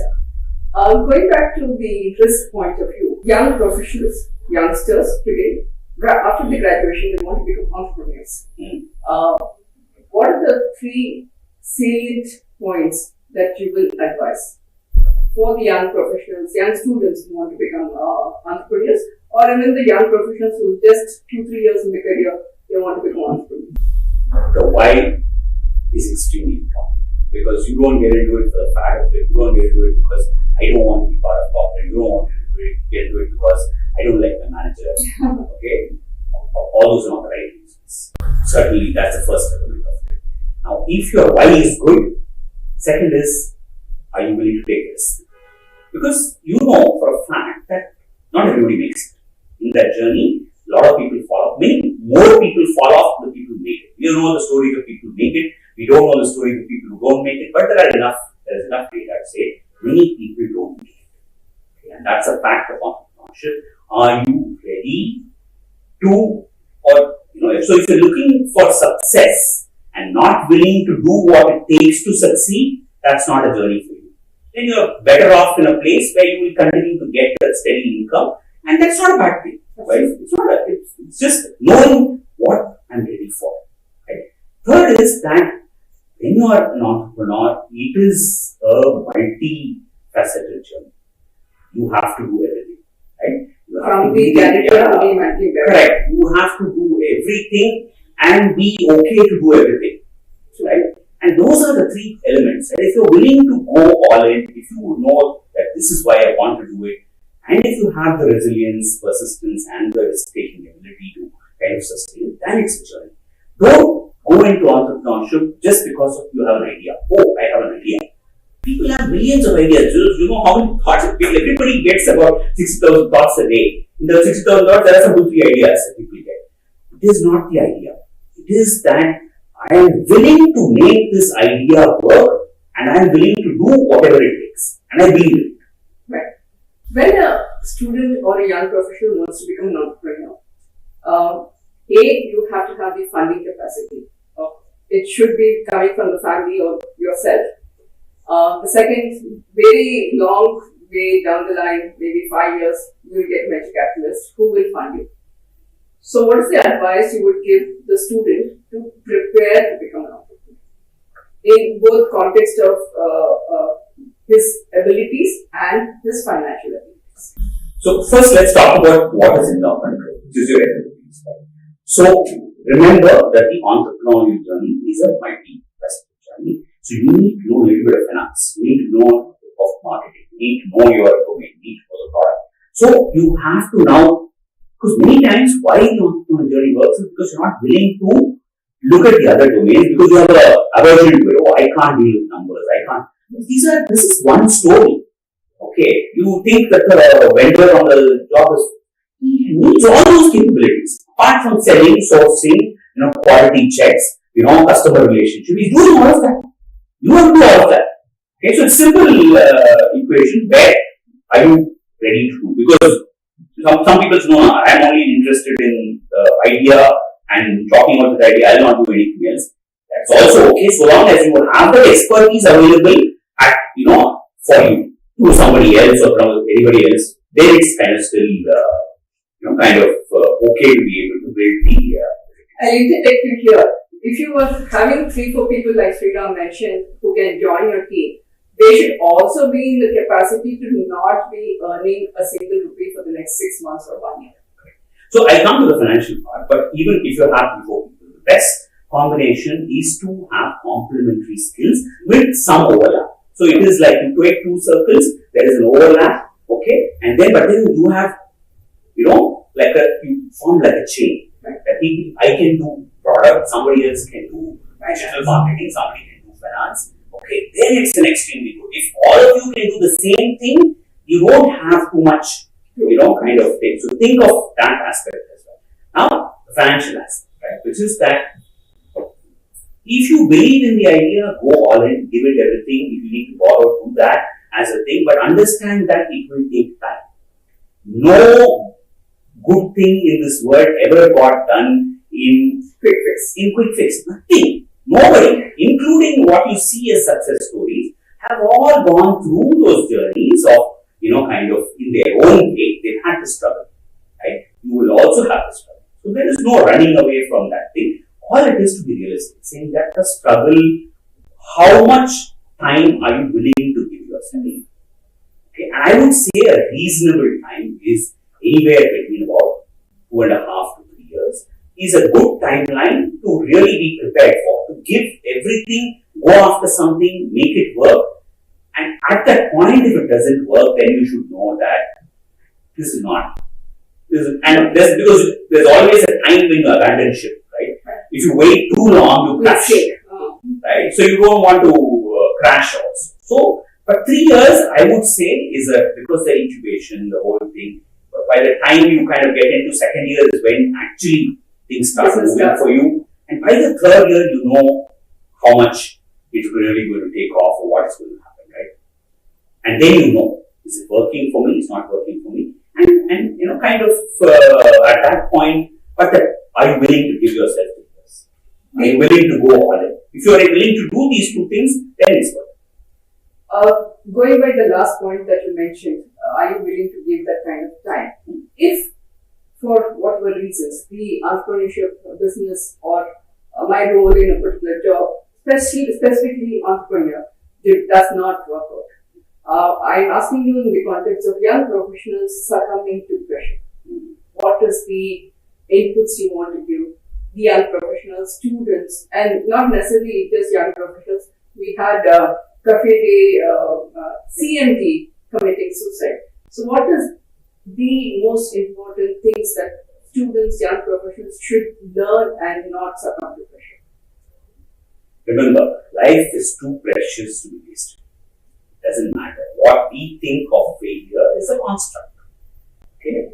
And you know how many times Babur attacked before he became successful. If you go back into history, there are so many failures that, we celebrate the victories, but there is so many things that came, even with the most successful people, even who you revere as people who think of Steve Jobs. He went into hiding. He was, chased out of his own company, and he was like, out of that before he came back in there. So there is no thing saying that this is a failure. Yeah, there is a learning. There's a journey. There's a journey. In that journey, there will be up and down. That is the way of life. And if you live long enough, you will know that as you go down, you'll also come up. That is how it is. And sometimes the pressure goes up. And at that point of time, you take help to understand that it will pass. You stick through it. Be through it. Whatever has to happen. Okay, what's the worst that can happen? Your money will go. So what? We can come back as a thing. But life cannot come back. Okay, so many times, and I see this with kids also, right? Because the expectation that is built up, you try to match that expectation, and sometimes because you fail that expectation, you suddenly feel that I am a failure. There is no such thing as failure. There is only trying and learning. Failure is a stepping stone to success, because that is just, I just look at the word failure as a learning opportunity. It's a new opportunity to learn. Okay, so as long as you look at that from a thing, and everywhere there is learning, that's the mindset. That when you have that thing, so for people who are under stress, one is that first be reasonable with your expectations. Second is do what you're good at. Follow your passion. Know where your core strengths are. Follow that. Because if you are doing what you like, even if it doesn't get you the money, you still enjoy it.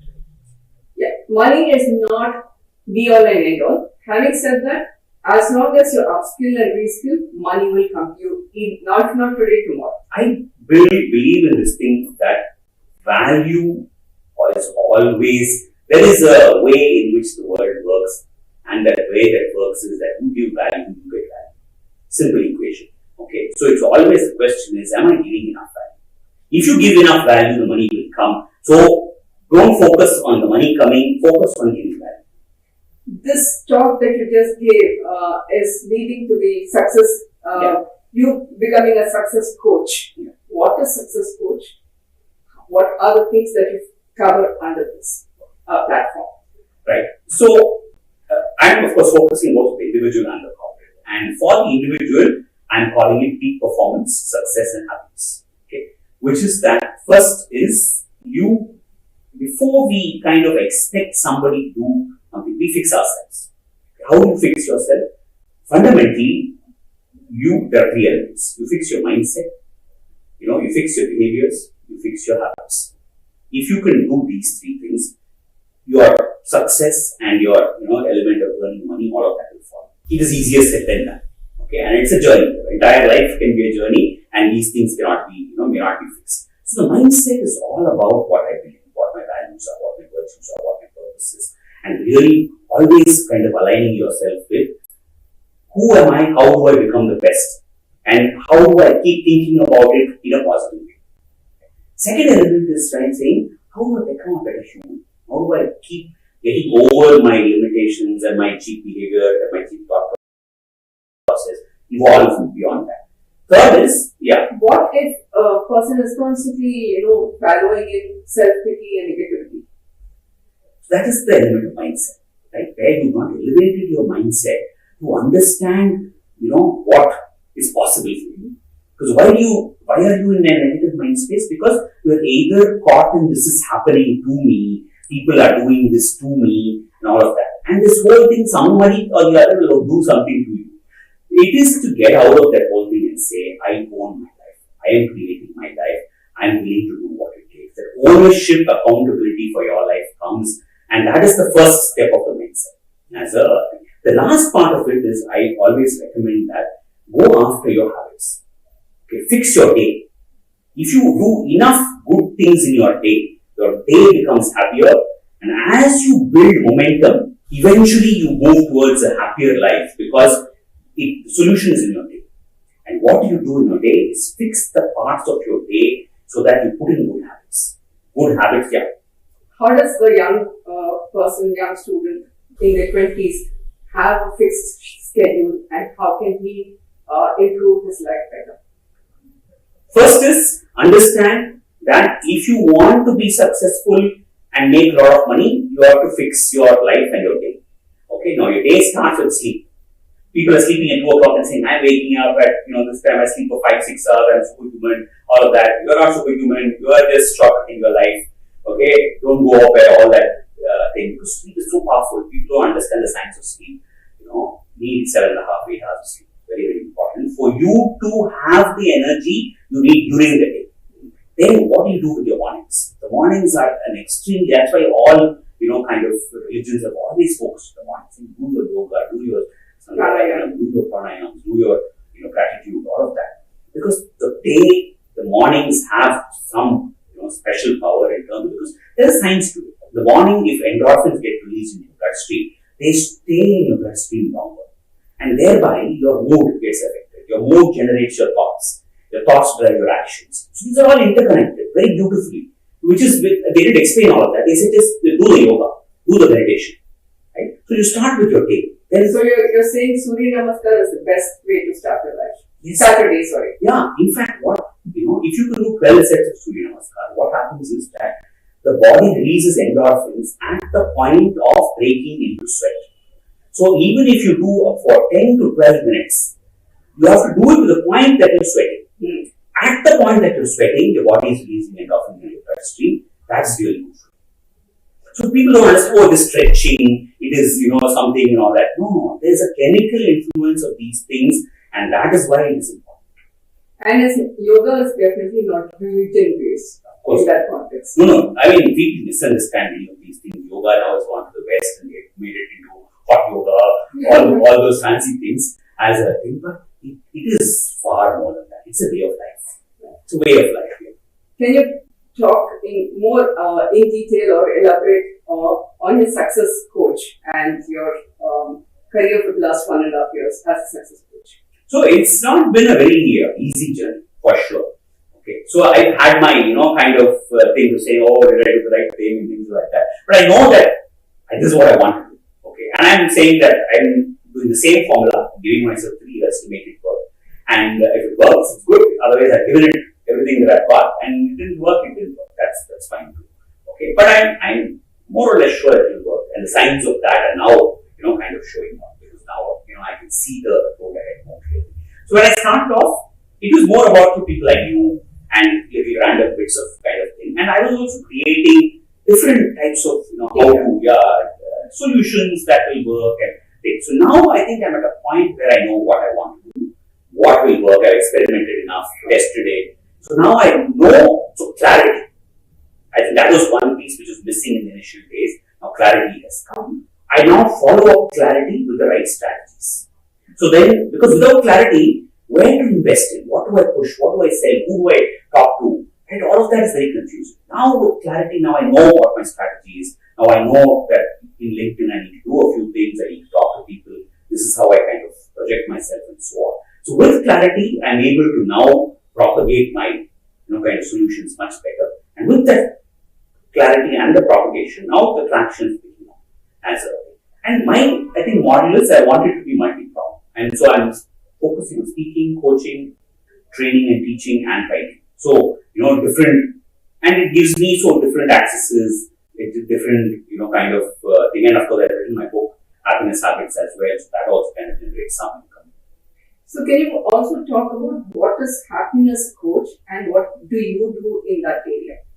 It's a big domain. So the question is that, what is your definition of happiness? That's the first question I ask people. And people will say something vague. Right?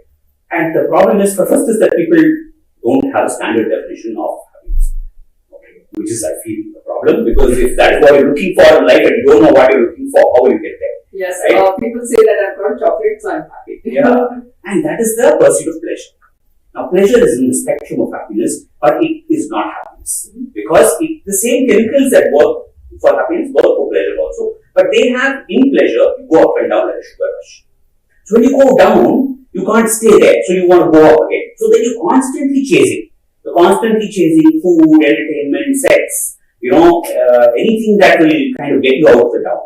But then this up and down keeps you stuck. And you're not going to get out of that because you're thinking that this is what it is. But that is where the element of your habits and all that comes. Because what they do is they actually manage the same chemicals, but at a far more, stable way. They don't take it up like pleasure, but it goes up slightly. Over a period of time, the benchmark is higher.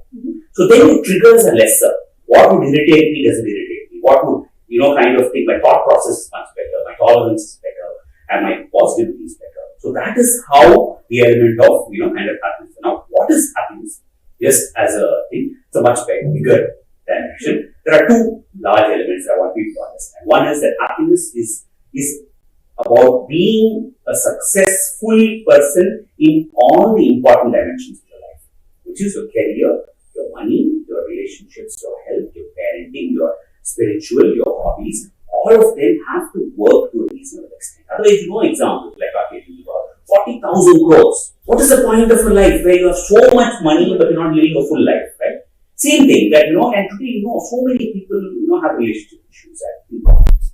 Right? So first is you have to look at the dimension of life more holistically, make sure all dimensions are balanced. Second is that two things. One is I should always be doing the things that I'm really good at. I must enjoy what I'm doing because every day matters in your journey of happiness. So you can't say I will become happy at 60.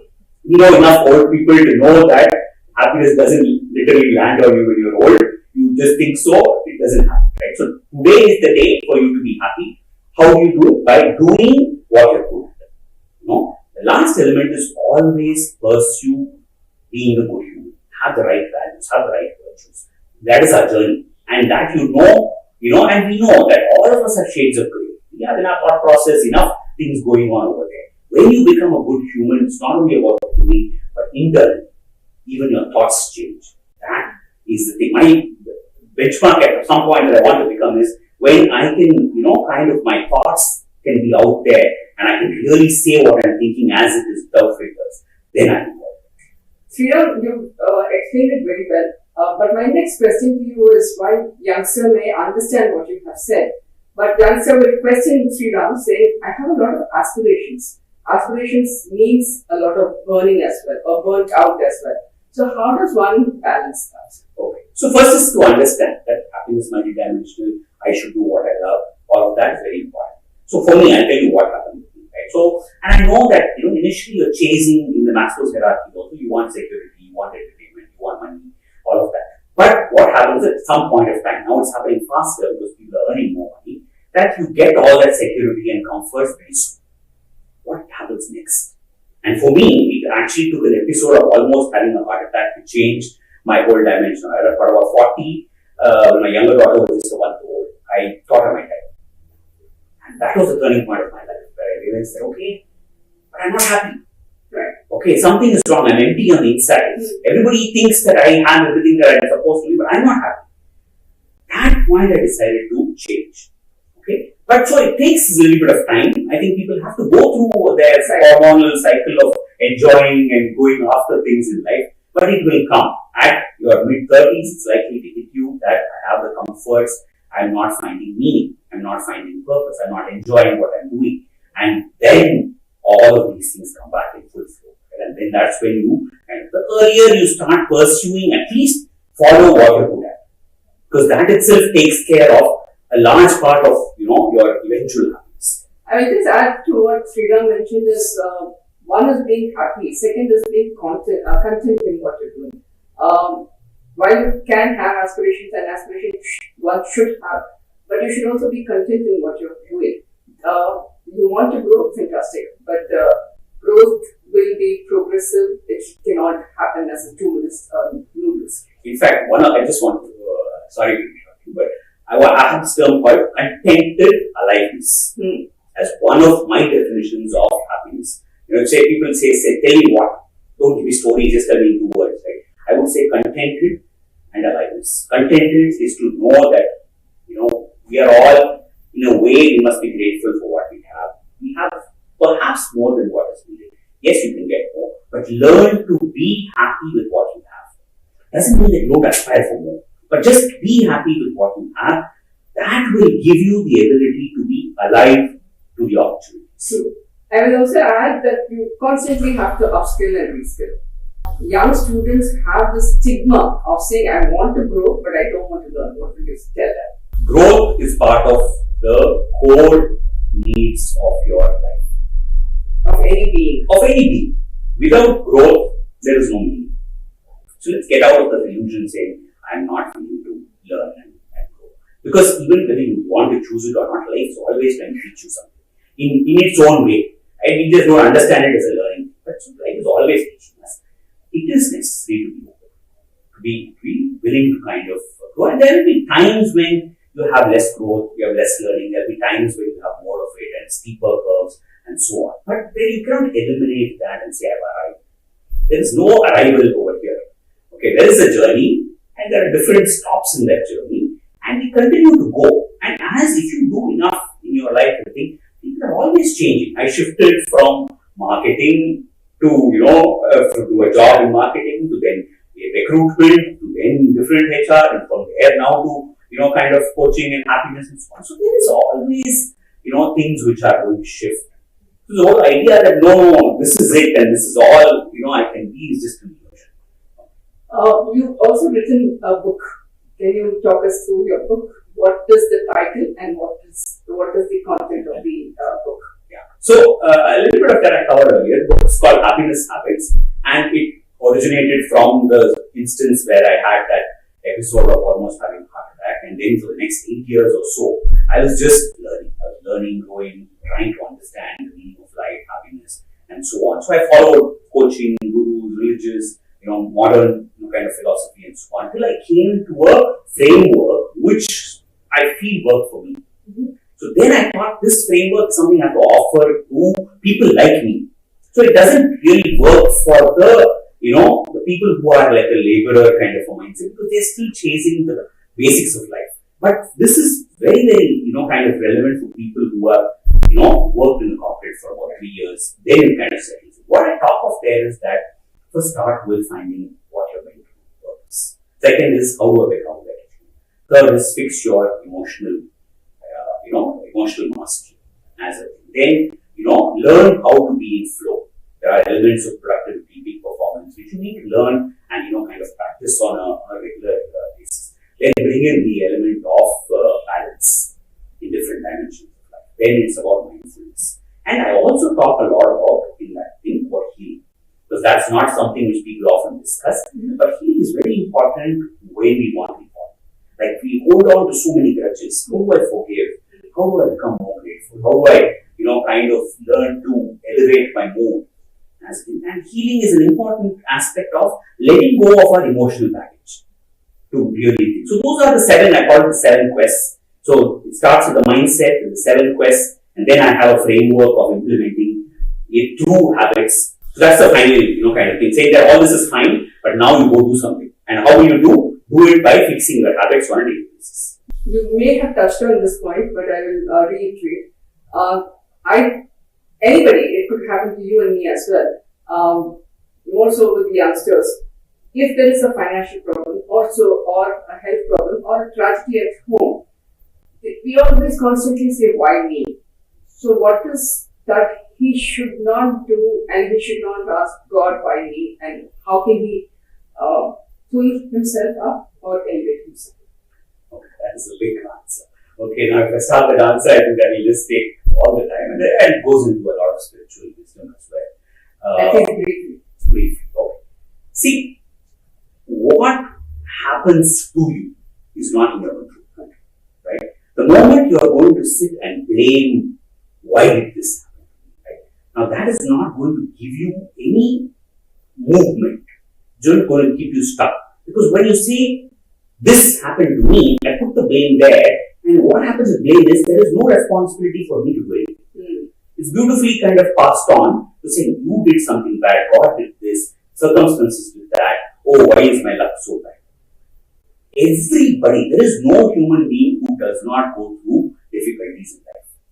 The richest person, yes sir, as a thing, but everybody goes through it. There is no concept of, kind of saying that it doesn't happen to you, right? It is about in you learning something. For example, this concept of how will I learn to be a more forgiving person if I am not exposed to a situation which needs forgiveness, right? That is a duality idea, which says that you learn from an instance which happens to you, and then is when you evolve.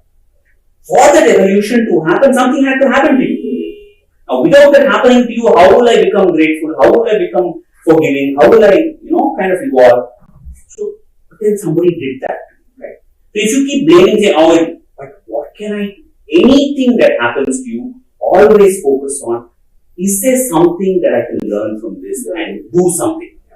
When you always redirect it into your own ownership, saying, okay, this thing happened to me, this bad thing happened, can I now take something from that? Introspect is what you're saying. And take action. Not only introspect. Introspect is to give you a shift in mindset. But with that mindset, now you should take action. Right. We spoke about risk, but what was the risk that you took moving from the corporate sector, being head of the department in TE Shaw, and then starting your career? May not have started your career, may not have started being a success coach in terms of finance from scratch, but you had taken a huge shift. What happened? Can you tell us? See, I've been planning it for a while.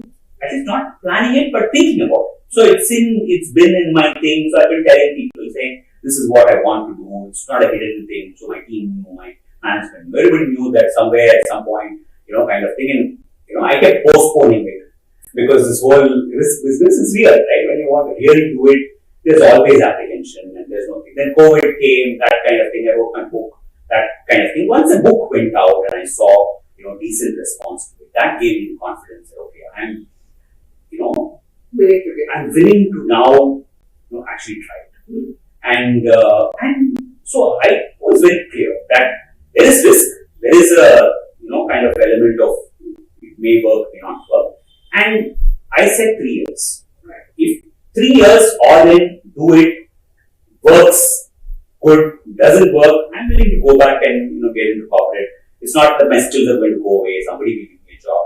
I'm good at what I did. That's why, I got here. So, that's not a problem as a thing. I was willing to do it. If I have to relocate, I'll do it. All of that I'm kind of as a thing. So, and for me now, I have younger kids. Okay.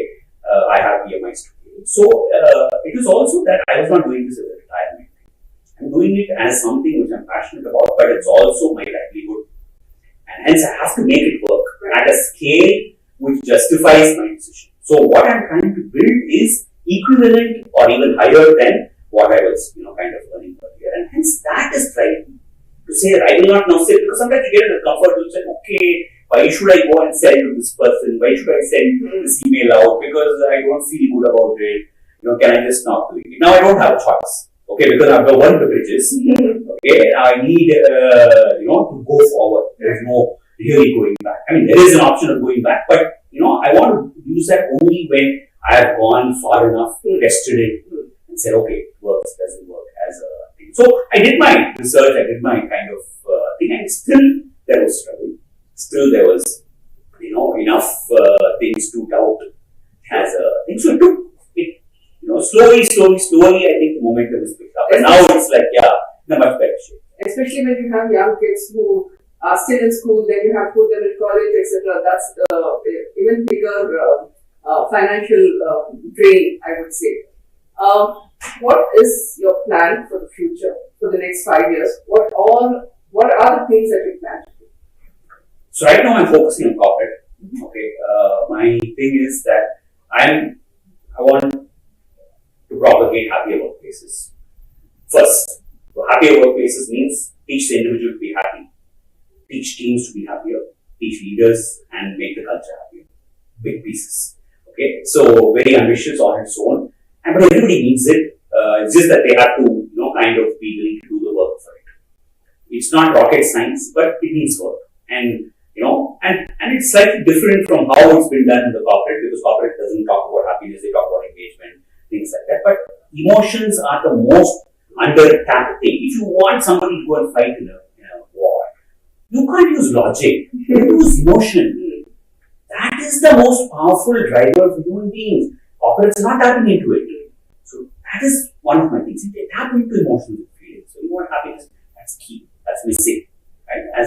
So that's one piece. Second piece from there is to move into retail, which is that teach people how to be happier in the context of the life. And my whole idea is from sleep to sleep. Is your opportunity in that? How can I fix my life?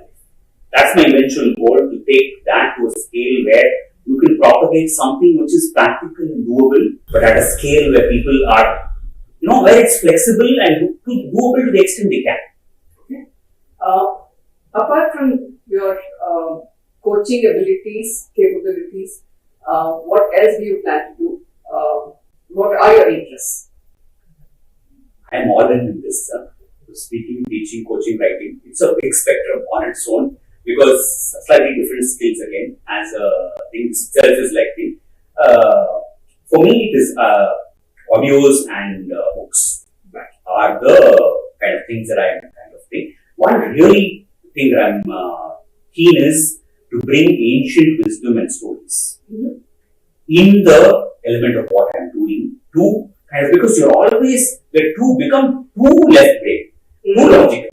But emotion tapping is creativity, is through stories, right? So, but we need to alternate. To go too much over there, people say it's fluff, okay, nothing, right? You go too much logical, there's no inspiration, there's no motivation. I understand, but I'm not doing it.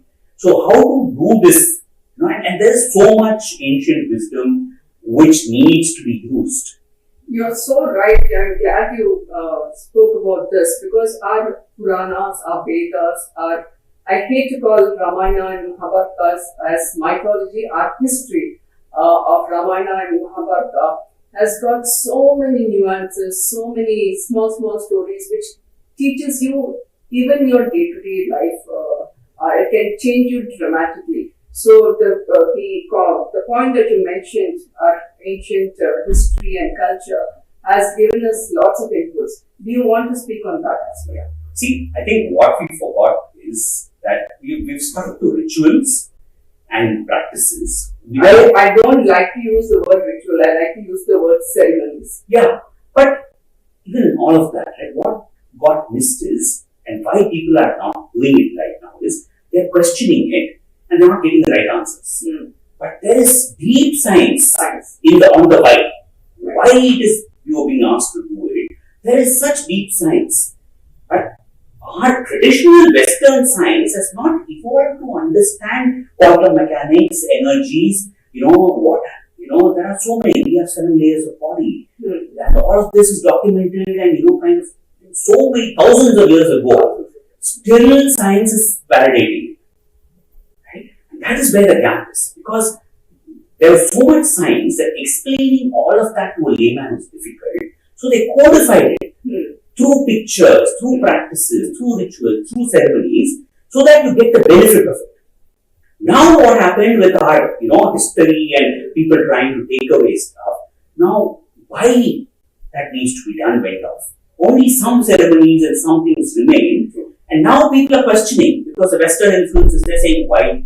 What is it? What is the thing, right? And people are getting convincing answers. And they're saying, oh, this is all just, No. If you take every year, and even in our system, there are certain things which were done in the context of that environment, which may not work now, and that maybe should not really continue. No, but in a larger context, Sriram, I will agree with you that every small aspect, even like I was just talking to somebody, even the rangoli that we put down south, we used to use rice flour. Why was it used? Because the insects will not come inside the house. So there was huge science. It was all scientific and extremely logical. So for the youngsters to fashionably say that I don't believe in culture, Indian culture and tradition, but I will go, understand or agree with what the Western culture, I'm so sorry, please go back to your roots. Yeah, no, and not only the rice flour, right? That, you first disinfect the whole place. With cow dung, which had antiseptic properties. Yes. And they would just do it. Nobody understood antiseptic, this, that, and all. They would just do it as a practice, saying that it's good for the place as a thing. And now, not only the rice flour, it's also the shape of what you're doing has an impact on how, because the brain thinks in pictures. True. So there is so much science in that one thing that you're doing. One small rangoli. Yeah. And this is what is missing, right? People don't understand that, that your mandalas, all of them, all shapes have a certain impact on your mind. That is one reason. Then there is a practical reason of that. Of course, it looks good. Then there is a reason of, using rice flour. Then there is, disinfecting the place. So much is there. And not just the rangoli, but the stories of Ramayana Mahabharata has got so many nuances. So I would strongly, through this podcast, would strongly advise and suggest to all the youngsters, go back to your roots. There's enough material on Google. Please read it. What else do you wish to do in your life, apart from being a success coach?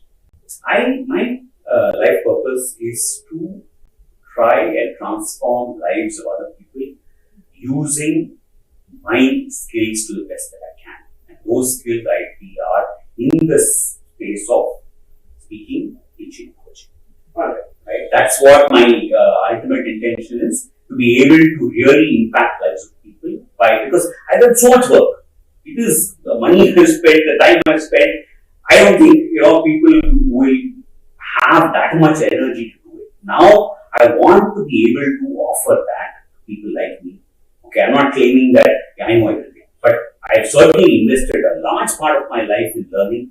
And if I can translate that into pieces which people can then quickly pick up and just use it, right? They don't have to spend the 8-10 years of study that I've kind of done. So not only 8-10 years, even before that I have anyway studied. It's just that it kind of accelerated as a thing. But the idea is that, let's make our lives more pleasant. We have everything. This is the time in the whole history of mankind where there is so much comfort and so less happiness. The last couple of questions is, what are the things of the podcast that we have spoken for the last few minutes, as what is the 3 salient points or 3 important points that you would advise young students and young professionals? First is, in terms of both their career and their mental wellness. First is enjoy life. Okay, life is precious, but it's also meant to be lived fully and enjoyed, and all experiences add up. So don't look at experiences as good, bad, success, failure, but just as experiences, because the failure then makes you enjoy the success. That is how duality is, that is how life is, day and night, all of that is like that. So life is a journey, life is an experience. Just take it as an experience. Okay, don't get too caught up in expectations and so on. Second is, kind of do the work that's needed. Yeah, I'm not saying that you have to do hard work and things like that, but I'm saying that work is required. That you have to put in. What you mean is get your hands dirty. Get your hands dirty. Become the expert. Do what it takes to really go down. Because a lot of things I find, people are on the surface and then they claim to be experts. They've not really done the work. They've not done it. Okay, because that it is not possible for you to create great value. Do the work. As a third is always follow what you're passionate. That is the most important fact. For that, first you have to discover what you're good at, and that I've seen even when I'm coaching very, very senior people, they say, I don't know what my purpose is. I don't know what I'm good at. But they are good at something, that is what brought them here. But it's just to decipher that, pull it out, and do more of it. My last question is, you mentioned networking. Young professionals should network. How does a student build his network? See, first is that treat every conversation as an opportunity to connect. First is to listen actively. And also meet people. And meet and connect. And forge a genuine connection. Because if people think that you're just connecting with them with the need to sell them something, they're going to run away. Right? So it is not that. It is to have genuine, interesting connections. When you do that, eventually that connection then grows. But that only comes from the fact that I care about you. I want to know about you. I want to, kind of be the recipient of listening to what you have to offer. Then connections form. As you have more connections, from these connections, there will be people who can point you to other connections, people who can buy what you are selling, people who can direct you. And people who can value add. You can do service to them. It is always a give and take. It is never just taking, never just giving. Always give and take. And if you go into that mindset of genuine interest and then connect with as many people as you can, that's the I will add to what Sriram mentioned is, as a student who's just in their college, you can build your network through your seniors, your lecturers, your visiting professors. You will get into doing internship, build your network there, and gradually it will grow. It was wonderful talking to you, Sriram, and thank you for being a guest today. We wish you all the best for your career, and thank you so much. Thank you. Appreciate your time. Wonderful having you. Thank you. To stay informed about the startup ecosystem, subscribe to MyStartup TV.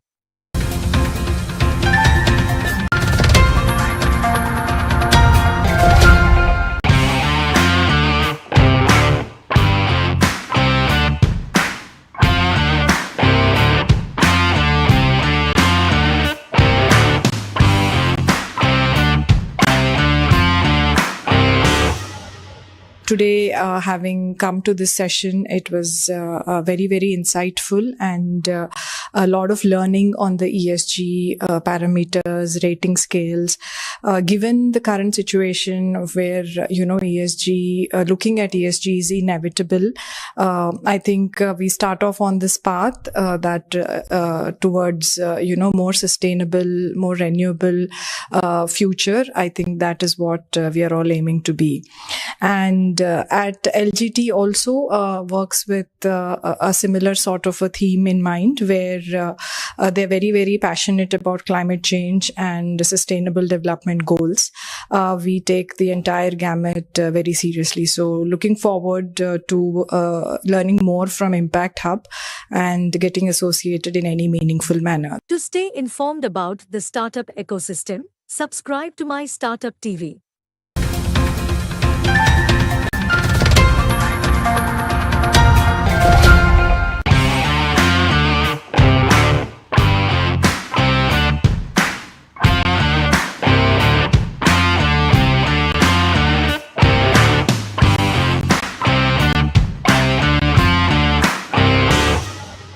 So today we talk about sustainability a lot. It's probably a buzzword. So it simply means that to meet our needs without compromising on our future generations. So today here we are to make sure we Impact Hub as a team follows that ecosystem, make your startups connect with different nations, spread your wings. And I here in Hyderabad as part of Impact Hub member take care of all the sales and sales strategies. So if you have any queries, please do contact us. We are here to make a footprint in future generations. To stay informed about the startup ecosystem, subscribe to MyStartup TV.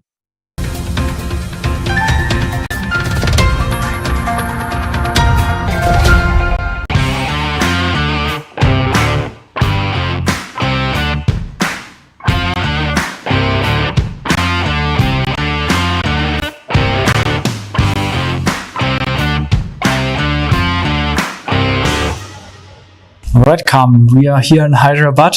What are we even doing here? Who are we? Yeah, good question. We are Tomorrow, and we are a consulting service provider. So we are doing ESG consulting with 100% ESG focus. And why are we here in Hyderabad? Today we had a little workshop to raise the awareness of the topic ESG, because it will come to India as one of the most pressing issues in the next years, from climate change to social issues. And we will really need to, kickstart maybe the ESG movement in India as well. So Justus, what do you think are the main drivers of ESG in India? The main drivers, I think, are of regulatory nature and coming from investors all over the world. So even Indian companies that are working with European companies or American companies are pressured by investors or by their clients to disclose more ESG information and to make transparent their sustainability efforts in the environmental, social, and governance sphere. Karen, coming over to you. What are our expectations, or what were our expectations coming here as a small consulting startup from Germany? We are 8 people. What did we expect to find here, and did we find it? Yes. In fact, it was like we are part of the Impact Hub in Germany, and we had like the opportunity to meet one of our fellow participants in the Impact Hub in Leipzig, who started here the Impact Hub in Hyderabad as a candidate right now and will soon be turning to a real Impact Hub.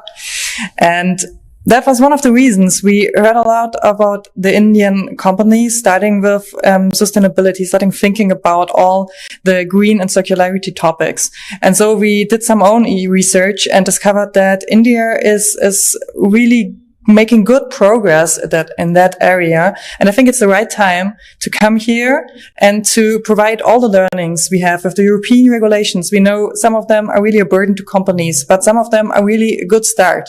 And to give that knowledge to companies here in India and help them or support them to build their own ESG within their companies. So, Justus, what do you think? Is there a comparison if you compare like Europe's ESG regulations with India's efforts right now? What do you think? What are the pros and cons? What is India making better than Europe and the other way around? So Justus, if you look at the ESG efforts done in Europe and in India until now, What is your opinion if you compare these two? Well, I think while Europe has the more comprehensive regulations as of now, and so more companies are obliged to report ESG informations and also quite comprehensive ESG information, India is catching up very, very fast. The largest 1,000 stock listed companies in India are now obliged to publish a certain set of ESG KPIs already, and this will have a trickle down effect throughout all the economy. And I'm sure that in the next few years in India, but also in other international places elsewhere, which is why we are so interested to get to know other legislations outside of the EU and are trying to venture here or to other places. The requirements will still rise and more companies will be obliged to report ESG information and also develop ESG strategies, which is something we can assist companies with all over the world. What do you think can be our USP when working with Indian companies specifically, but maybe with companies when consulting them with ESG in general? Yeah, good question. As you mentioned before, we are quite small and we started 2 years ago. So we have to really think about what is the USP. So our competitors are, some part of the time, are the big four, so the big consulting firms worldwide. And of course, they have more resources. But what we can offer our clients, I think, is the most important thing is that we are not like a standard solution we send to them and they should just fill it out.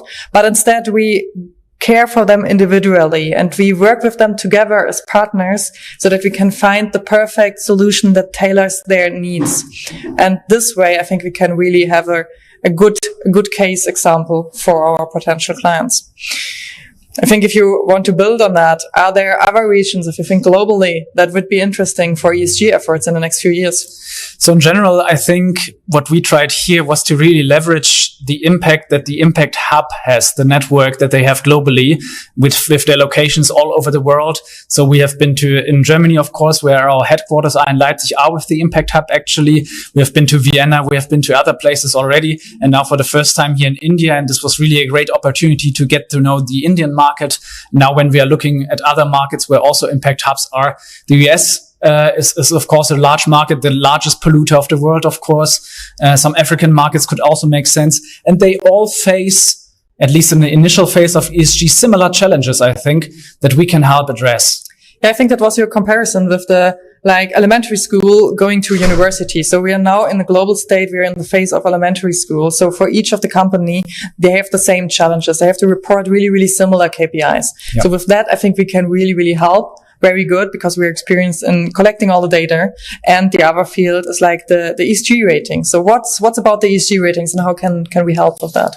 Well, the ESG ratings, or ESG rating agencies are the ones that actually evaluate the ESG efforts of companies and then tag a grade to them and say company A is more sustainable than company B.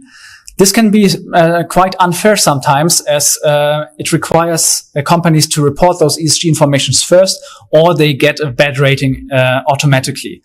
And this is something where we can assist with improving the information level so the rating gets better, and also then improving the rating by addressing the specific needs that this rating has. And this is something that we have successfully consulted companies on in the EU and are now looking to do worldwide, as those ESG ratings are something that are applied globally to every company from every sector with the same methodology. We have the methodology, so to say, experience, and can thus help companies the best. Yes, definitely. I think also that the background we have as founders of the companies really caters to that, because we have, like, on one hand side, from my side, that's the strategy consulting experience. So I can have a better view of what board levels and supervisory boards want from their company and how to communicate with them. And from your perspective, it's the capital markets, right? Yeah. So I'm coming from investor relations originally, got started in a little firm where I addressed the capital markets needs, first financially, then non-financially. So from an ESG perspective, helping companies get their first ESG reports going. So I think this is something that many Indian companies will have to do in the next years, get this first major step done. First ESG information gathered, first ESG report done. And this is something where we have the experience in helping companies with. Definitely. Okay. To stay informed about the startup ecosystem, subscribe to MyStartuptv.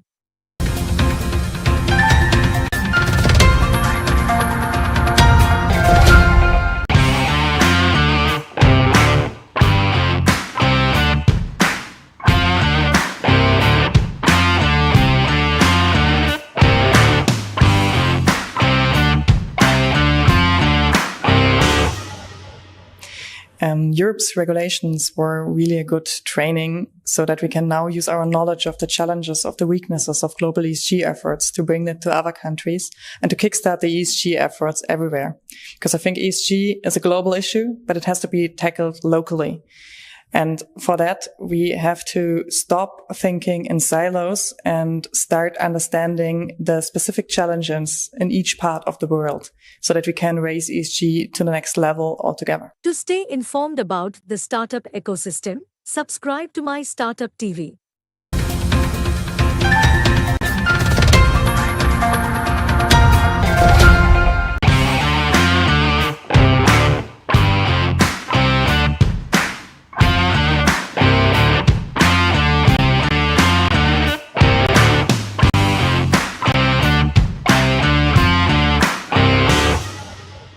Hi, Carmen and Eustace.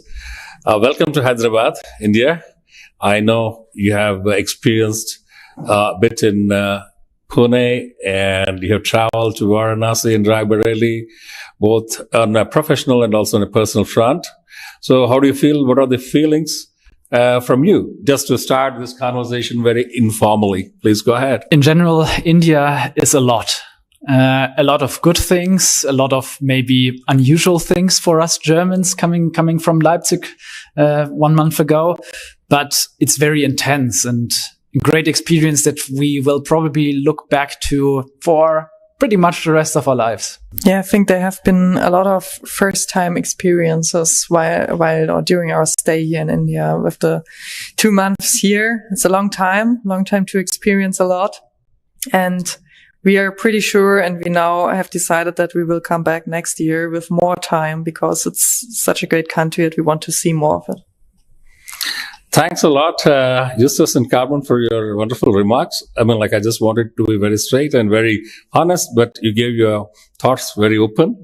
And I'm really very much impressed that you just want to come back to India again, both on a personal front and a professional front. Am I right? Yes, definitely. So personal front is like we've been here for 2 months and we worked all the time. So I have the feeling I want to be back in India to see much more and to have more time connect with people.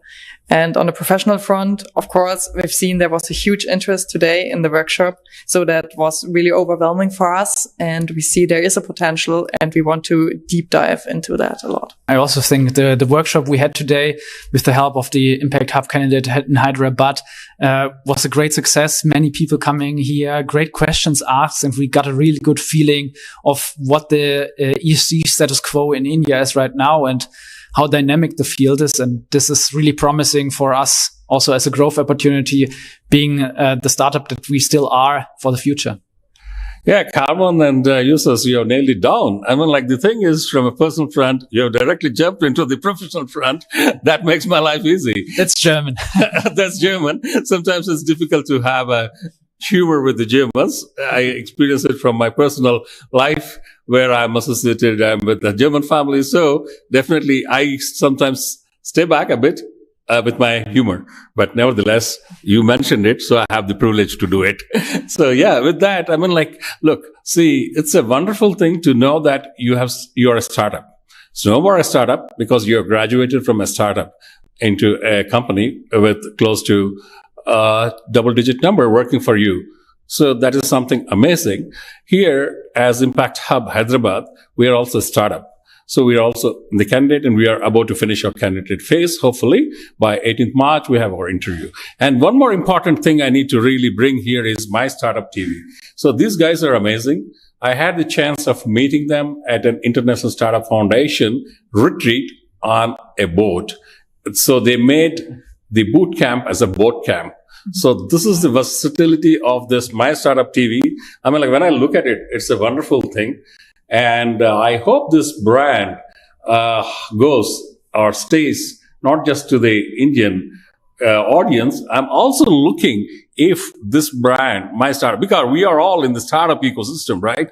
And if this MyStartuptv can go into the European context. So how does it happen? What are your feelings, Carmen? Just let me know, and then maybe use this. Yes, I think, thank you for sharing the interesting story. I definitely want to hear more about the boat trip afterwards, and how that went.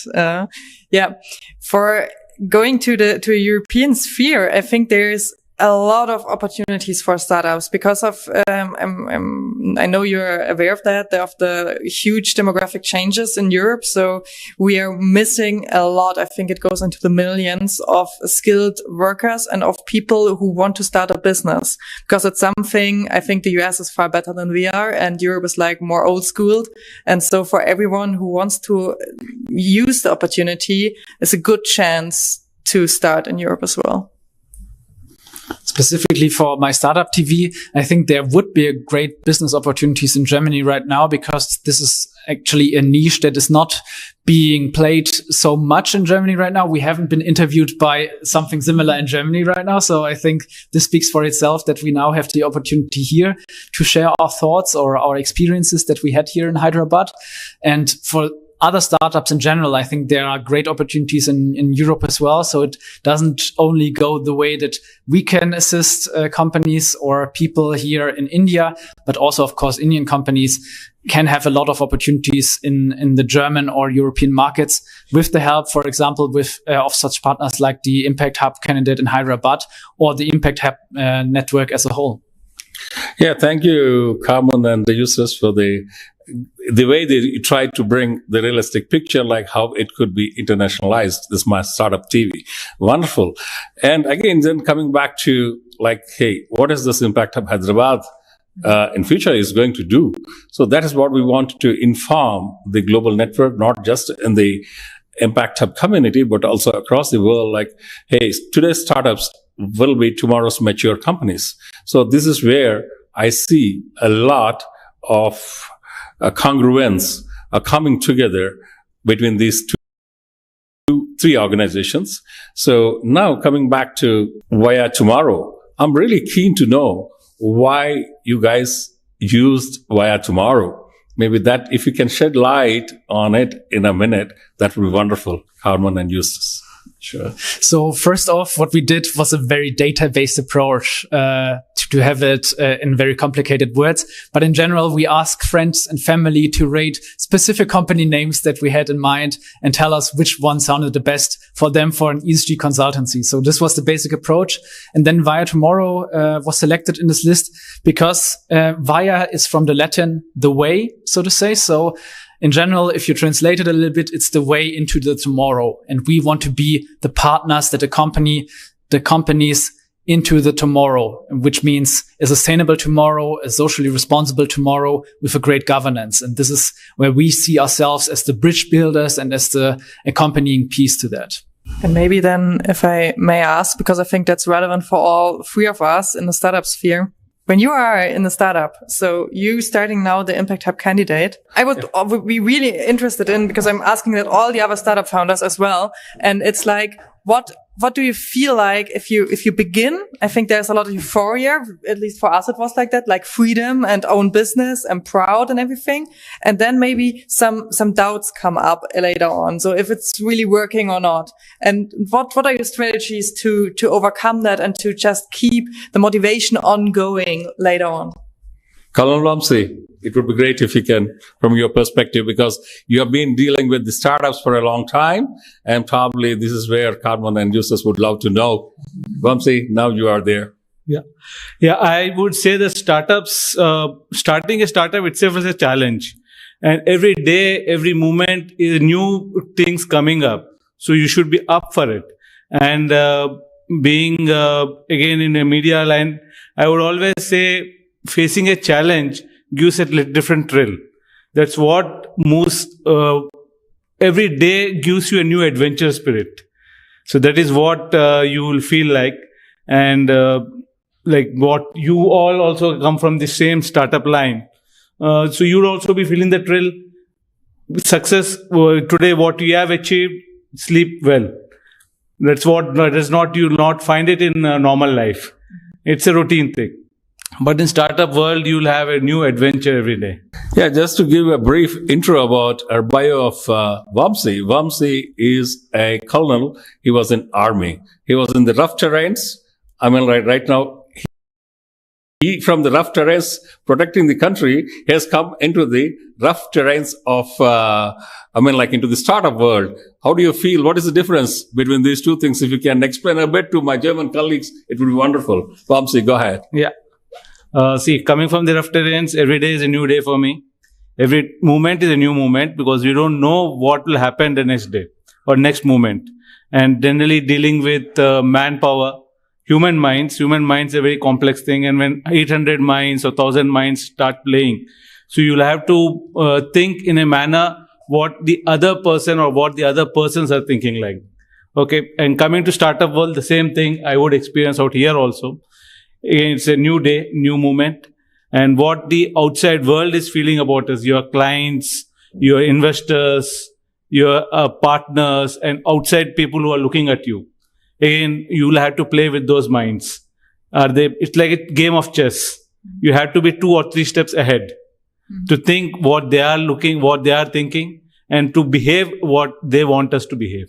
That's what I see there. Perfectly, well articulated. Now I ask my German colleagues, both Carmen and Justus, hey, how do you feel the analogy that he tries to bring from an army camp to a boot camp, to a boot camp, and to a startup camp, and right now to get into a mature industry? Carmen and Justus, yeah, the floor is yours. Yeah, so first off, fortunately or unfortunately, I wasn't obliged to conscribe to the army, so I can't share the exact experience from there. But I think the analogy still seems fitting to me, so to say, because you have to work with contingency plans and see what happens if A doesn't work. Then I have to go to B, maybe to C or to D, and have something in store for that. Be ready to face the unknown sometimes even, and tackle new challenges every day. And so this is something that you also have to have the resiliency for, and the mental strength is also something I think that is important for both spheres. But I also experienced that, although it may seem challenging, that I have some friends in the startup scene, and they all went before that to big corporations where you have like these routine lives, and it's a good job, it's well paid and everything. But there's also the danger in some of these positions that you get a so-called bore out, so that you are like, it's not matching your skills, it's not matching your ambition levels, and they are really, really keen to start something new. So it can be on the other hand side, if you're the right person for that, it can be really, really motivational to have something new each day. Yeah, thanks a lot, Carmen and Justus. You have put it right in perfect perspective. Though not coming from the army background, the analogy which he tries to bring in almost matches to what you said. So right now, Colonel Vamsi, it was a pleasure because the other day, Vamsi introduced me to his co-founder and the founder rather. Founder, Major Sunilshetty. Am I right? Yeah. So he's a wonderful person. I had a very brief conversation with him, and I felt, hey, yeah, here is MyStartuptv, the founder, coming from a background, and the two guys, again from Army, again into this venture, which is really a tough thing, but they are doing a great job. Right now, I would like to ask Vamsi. Vamsi, please let us know a little bit about Major Sunilshetty. Okay. Major Sunilshetty is again a passionate armed forces officer. He took an early retirement, and then he was into journalism before joining the army and also after joining the army. He did a course in conflict management, and he was into conflict management reporting in Afghanistan for 15 years. And he is also a serial entrepreneur. So when he returned to India, he felt that the startups in India, he was here in the startup ecosystem in India for around 2 years, went all around the country. He felt that there was no media, especially for startups. The mainstream media is focusing on all the topics apart from the startups. And Indian startup ecosystem started evolving during that time. So for that reason, in 2019, we started off with the MyStartuptv. And over a period of last 4 years, we have into now 5 verticals in MyStartuptv, starting with web TV. Then we have a podcast. We have a e-magazine, a digital magazine, MyStartuplife. And we are also into OTT platform. Okay. And I don't think in anywhere in the world there is a dedicated OTT platform for startups. So that's another thing which we are into. And our main aim is to project the startups into the entire world. Being digital, it gives us the leverage to go around the world with our MyStartuptv. Hey, thanks a lot, Colonel Blomsey, for bringing in the perspective of Major Sunilshetty. I hope he will join in us in next event, what we would conduct from the Impact Hub community. So once again, appreciate you. And as you said, we want to go internationalize in this digital world. So, I mean, like anything is possible. Right now, I take this opportunity to bring another colleague of mine sitting there, Dilip. Hey, come in, join. Hey, Dilip, it's again wonderful to see you. So I'm very happy to let you guys know that Dilip has been one of the founding pillars of this Impact Hub journey. So when I asked my chairman, Vijay Madhuri, hey, Vijay, I need a competent resource. Just I wanted to borrow it for a couple of weeks.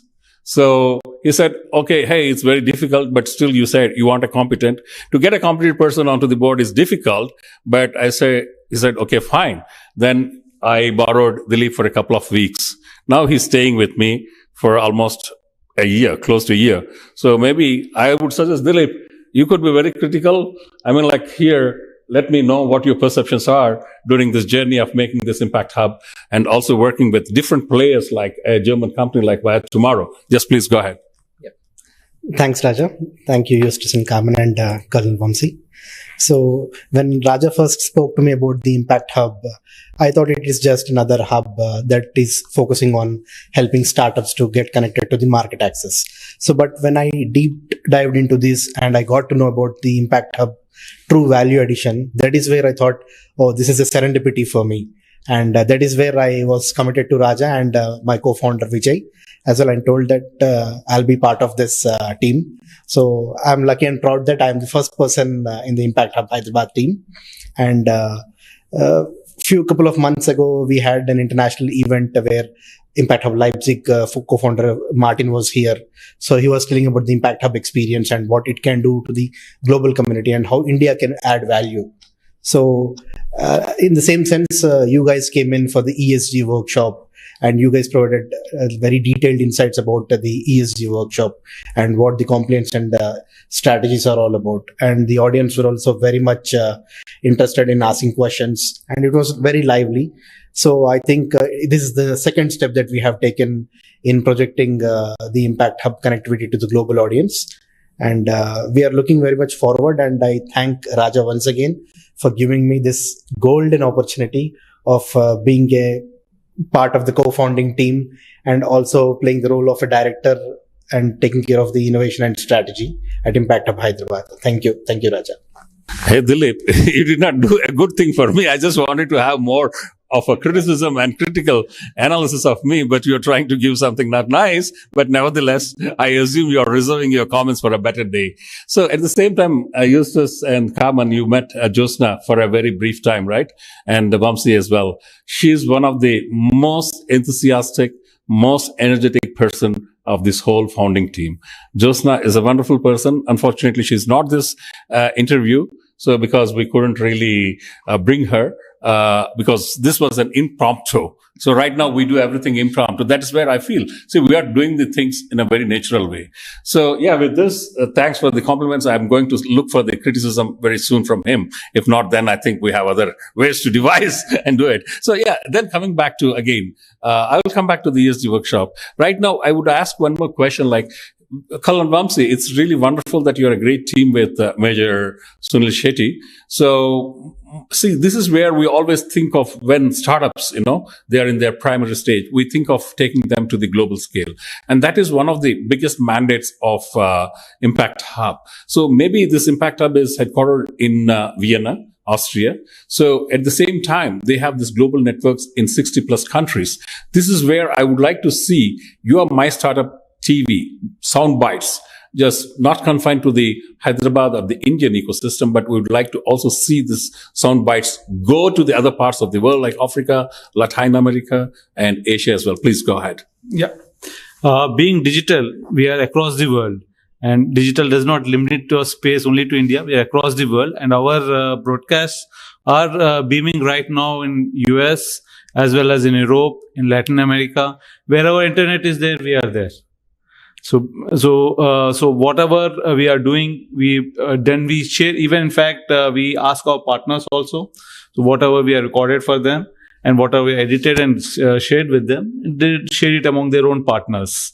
And since, as I already told that Mr. Sunil being a serial entrepreneur, we have a niche audience in US, Europe, as well as in West Asia and including Latin America also. So whatever we are speaking here and we edit it and post it, publish it, it goes around the world. Yeah, thanks for that tip that you guys are already there. What we want to see is like you mature into much bigger TVs, networks, at least MyStartup TV. I want it to grow and say that, hey, it's the MyStartup TV #1. And maybe it's in Latin America or it's in Africa or anywhere else. Yeah, thanks for that. And then, I would like to have a few words from the ESG perspective via tomorrow. Well, one size doesn't fit all. Am I right?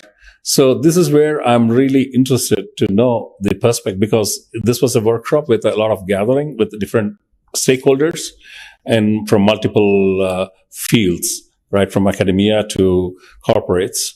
And I would like to know how this could be, how you could really adapt it to the local conditions for the Indian conditions. Maybe you could share common. So in general, I think you have some certain global baselines that companies around the world will have to adhere to or are already trying. So even the Indian government, when it did its sustainability reporting standards, they oriented towards standards that are globally active, like the SASB standards or TCFD standards. So this is something where we come in from a global perspective and can use knowledge that we acquired in Europe to transfer it to this market here. However, that being said, of course, and this is why this is a great question, there is some need to adapt this to the local needs here. You will have other challenges to tackle here first before you can tackle the same things that you have in Europe. So what I maybe feel and also felt from the questions is that maybe you have to start with raising the awareness first a little bit more and adapt the requirements so far that you have maybe some problems that are more prevalent here than in Europe tackle first, and some other problems that Europe has, like a very old growing population and society, and here you don't have. Those are the issues that are more prevalent in Europe and not so much here. And this is something which can be fun to tackle, really. Yeah. I think one of the participants asked the question or raised the concern that there are different situations here in India and that the ESG efforts that are taken globally have to be adapted. I think, yes, it has to be, but you should not miss out that if you have in the end, all regional adapted landscape of ESG, the sole purpose of ESG, it's the comparison, the opportunity to compare companies globally gets lost. So I think that's one of the big challenges, to adapt it locally, but to keep in mind that the key KPIs have to be the same, and the form in which you report have also be very, very, very similar, because otherwise a company just moves to another country where the regulations are so adapted that they are easy to fulfill and can hide away their real intentions. Yeah, absolutely great. You have nailed it down to the proper way, because the biggest challenge is if the other companies want to hide it in another country in the form of other regulations. So you try to pin it down no, that shouldn't happen. If that is going to happen, then there's no global good. Thanks, appreciate. And Colonel Vamsi, you have been saying that Major Sunil Shetty is a serial entrepreneur. Is he investing only in the media relations, or is he also investing any other interesting startups, maybe from Europe or maybe from Germany or maybe from Leipzig? Because we have wonderful connects to Leipzig. That is my other second home. So that's where I come from right now, I would say. Yeah, tell me, so that I can take Major Vamsi and also Major Sunil Shetty to Leipzig. Yeah, Colonel Vamsi, I have got another important question for you. So, because I have heard from you that Major Sunil Shetty is a serial entrepreneur. So, is he investing only in media relations, or is he investing into other startups? Is he agnostic sector? And the other question is, would he be interested to invest in the German startups So because I come from Leipzig, I call myself as a Leipziger. So right now I would love to, it's a beautiful city with a beautiful startup ecosystem, and it's DHL's hub, European headquarter, and it has a Porsche manufacturing unit. So it's got a lot of names to tell. But would you be interested to come and sector agnostic? Yeah, Vamsi. Speaking about Major Sunil, I will not be able to tell about what his mind speaks, but after seeing him for last 2 years, he would definitely like to be in the startup space and would like to do whatever he can for the startups. Investment, projection, promotion, anything. So he's a passionate entrepreneur and he would like to continue with his entrepreneurial journey, and he'd also like to bring in other investors as well as investors, and he himself would like to invest and mentor the startups too. So that is his mindset and what I've seen him. Though he will not agree what I am telling, but he is a passionate entrepreneur. Hey, you gave a very diplomatic answer. I mean, like, though you are not speaking his mind, though you are not speaking on his behalf, but you spoke his mind. I'm very happy. So it would be lovely. I mean, like, because you have been working with him, you understand him, and this is where the team works. So with this, I mean, like, I'm very fortunate today to have Carmen and Eustace for Impact Hub Hyderabad journey, and we want to see. And we want to take it, and we don't want it to limit to just Hyderabad. We want to take it to other places as well, wherever Impact Hub Hyderabad flies to. I mean, like, we want MyStartup to be with us, and we want Via Tomorrow. There's a beautiful Latin thing, what Eustace has talked about Via means in Latin. And similarly, everyone asks me, what is Dr. Rednath? Because that is where I earned my doctoral degree from Humboldt University, Berlin. So it's wonderful to use those Latin. I mean, like, still, I'm glad in Germany you use that, and also for titles we use. So it's a wonderful journey. Right now, I give the first to my colleague, Dilip. He can just round it up and say in a minute what he wants to, and then probably. Sure. Yeah, it was really a wonderful opportunity to work with you for these couple of days on the ESG workshop, and also bringing in the startups and the mature companies to get connected. So we just don't want to limit this to Hyderabad. We wanted to spread this ESG awareness and all to the other cities. So that is where we wanted to connect with you guys and take it forward together. Thank you. Yeah, thanks, Dilip. Now, I would ask Kalan Vamsi. So how do you think you will shape up your journey with our startup scenario, especially from Via Consulting GmbH and Impact Hub Hyderabad chapter? Yeah, first of all, we would like to partner with the European startups, and Via Tomorrow, I think, will be the first step. And as far as Impact Hub, we are very glad that Impact Hub, which has almost around more than 70 participating countries all across the world. And now it has, for the first time in India, in Hyderabad, it is starting its journey. And we wish them all the best and the good work which they are doing across the world. And it will definitely benefit the Indian startup ecosystem also. And also all the startups which across the world, with 70 participating countries, they would know the culture of India. And also India being now into the startup ecosystem for the last 6-7 years. And they have very promising startups, not only in technology, but also into the rural industries and medium-scale industries and manufacturing.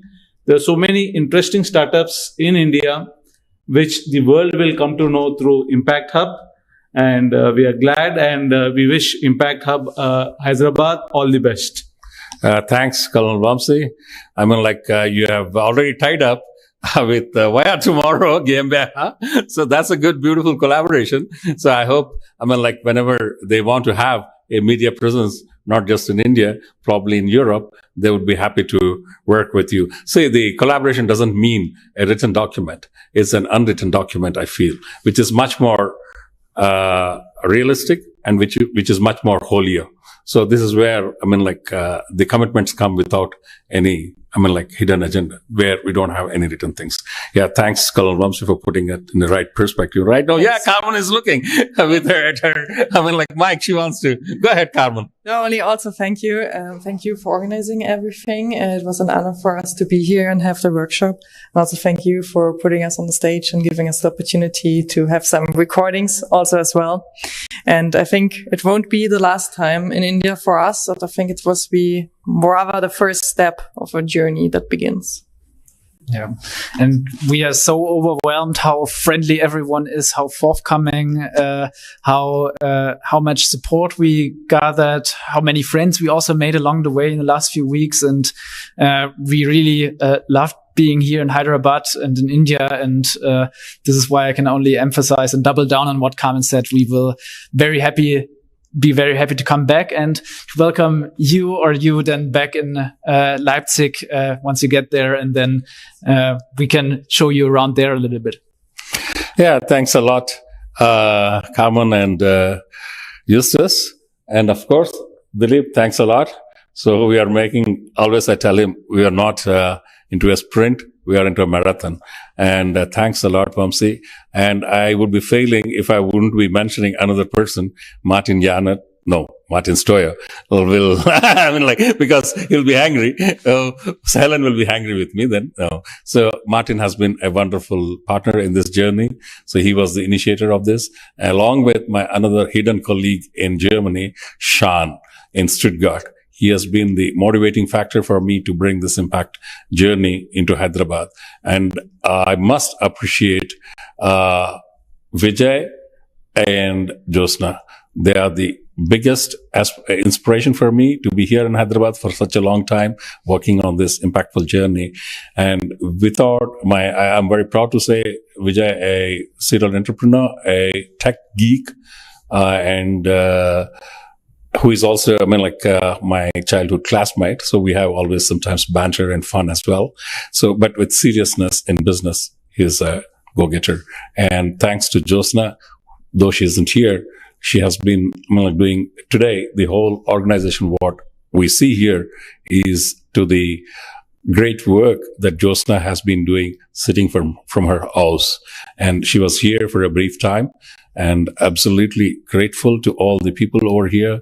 Once again, thanks Dilip, thanks Eustace, thanks Carmen, Vamsi, thanks a lot, and and of course to majorsunilshetty. Thanks a lot. Appreciate you all. To stay informed about the startup ecosystem, subscribe to MyStartuptv.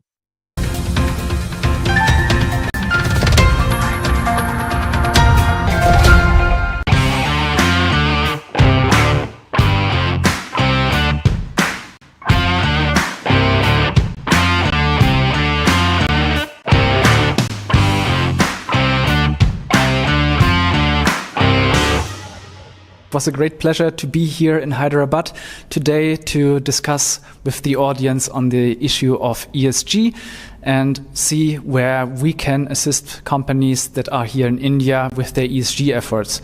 Seeing that we have already worked with multiple clients in Europe with advanced regulations, we think this was the perfect training ground for us to now tackle the Indian market and their needs in terms of ESG, as this will be an ever-growing field that is still developing and where Indian companies will also need assistance in the future. It was a great pleasure to be here today to discuss those issues. We were able to go the whole mile from ESG ratings to ESG analytics and ESG data gathering, and it will be a great pleasure to be back someday soon. To stay informed about the startup ecosystem, subscribe to MyStartuptv.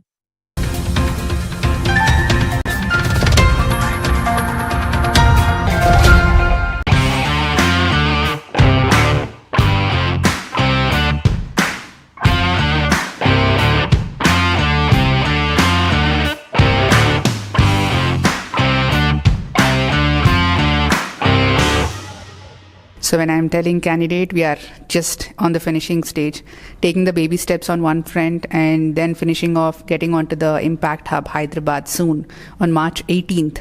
And proudly want to say that we are first in India and Hyderabad, here we are. looking forward for a complementing business with all the startups that are into sustainability, circular economy, and multiple other factors. Let's work together, complement, understand. We are the listening ears. Impact Hub is here. Looking forward. To stay informed about the startup ecosystem, subscribe to MyStartuptv.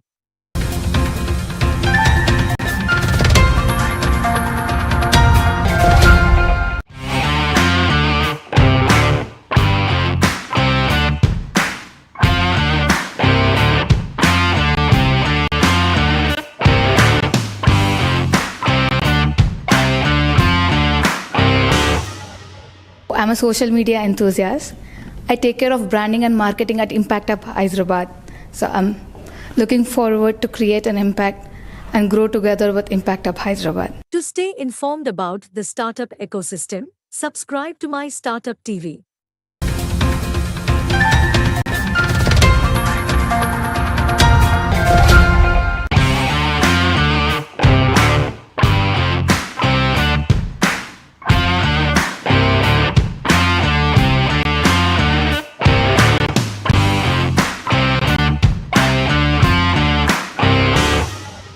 Firstly, I would like to congratulate Impact Hub Hyderabad for actually bringing together such a wonderful thing and, starting their chapter in India. So Impact Hub is a wonderful global initiative with a very strong network, and they're looking at bridging the gap between Indian market and the European market. And Impact Hub team has been doing a lot of good things around the ecosystem. So today the session on ESG was very insightful in terms of how the whole ESG ecosystem is evolving and what's happening around the space, and how a lot of companies out of India can actually leverage the global ecosystem. So we really look forward to a lot more initiatives from Impact Hub Hyderabad, and I'm glad to be part of it. To stay informed about the startup ecosystem, subscribe to MyStartuptv.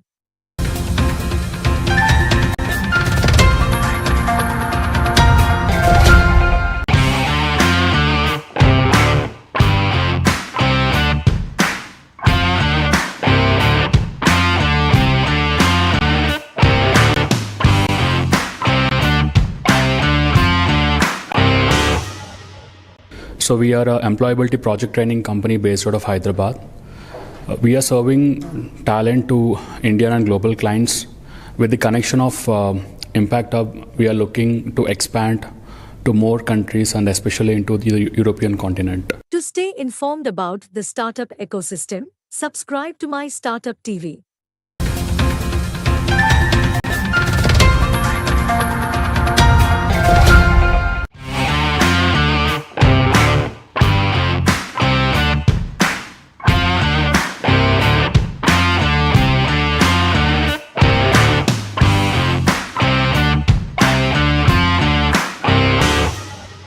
The people at Impact Hub, some really amazing work which is being undertaken here. What I've noticed is that there are some very, very high-end research ideas which could do very well for the Indian industry, which Impact Hub is able to bring to India, especially to Hyderabad here. Some amazing initiatives they've undertaken on social impact, as well as trying to bring some very high-end research on especially stuff like electric vehicles here to Hyderabad. We've had, as a part of this overall initiative, we've had a workshop today by two entrepreneurs from Germany on ESG reporting. And I think this speaks to how Impact Hub is able to make a bridge to between the source and the use over here. So I feel very fortunate to be connected with Impact Hub, and some amazing work being done by everybody here. To stay informed about the startup ecosystem, subscribe to MyStartuptv.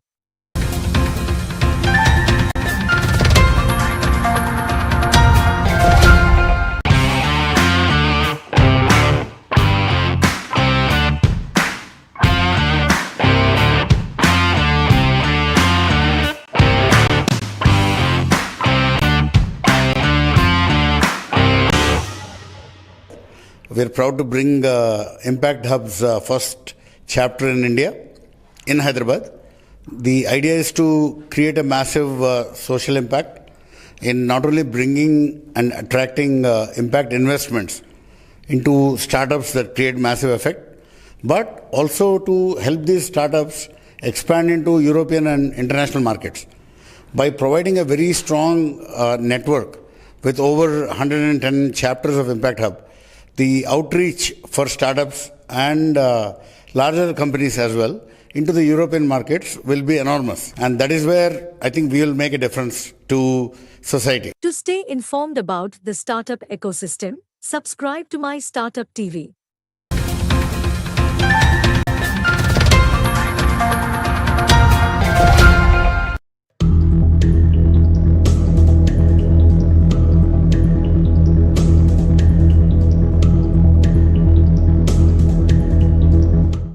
Hello everyone.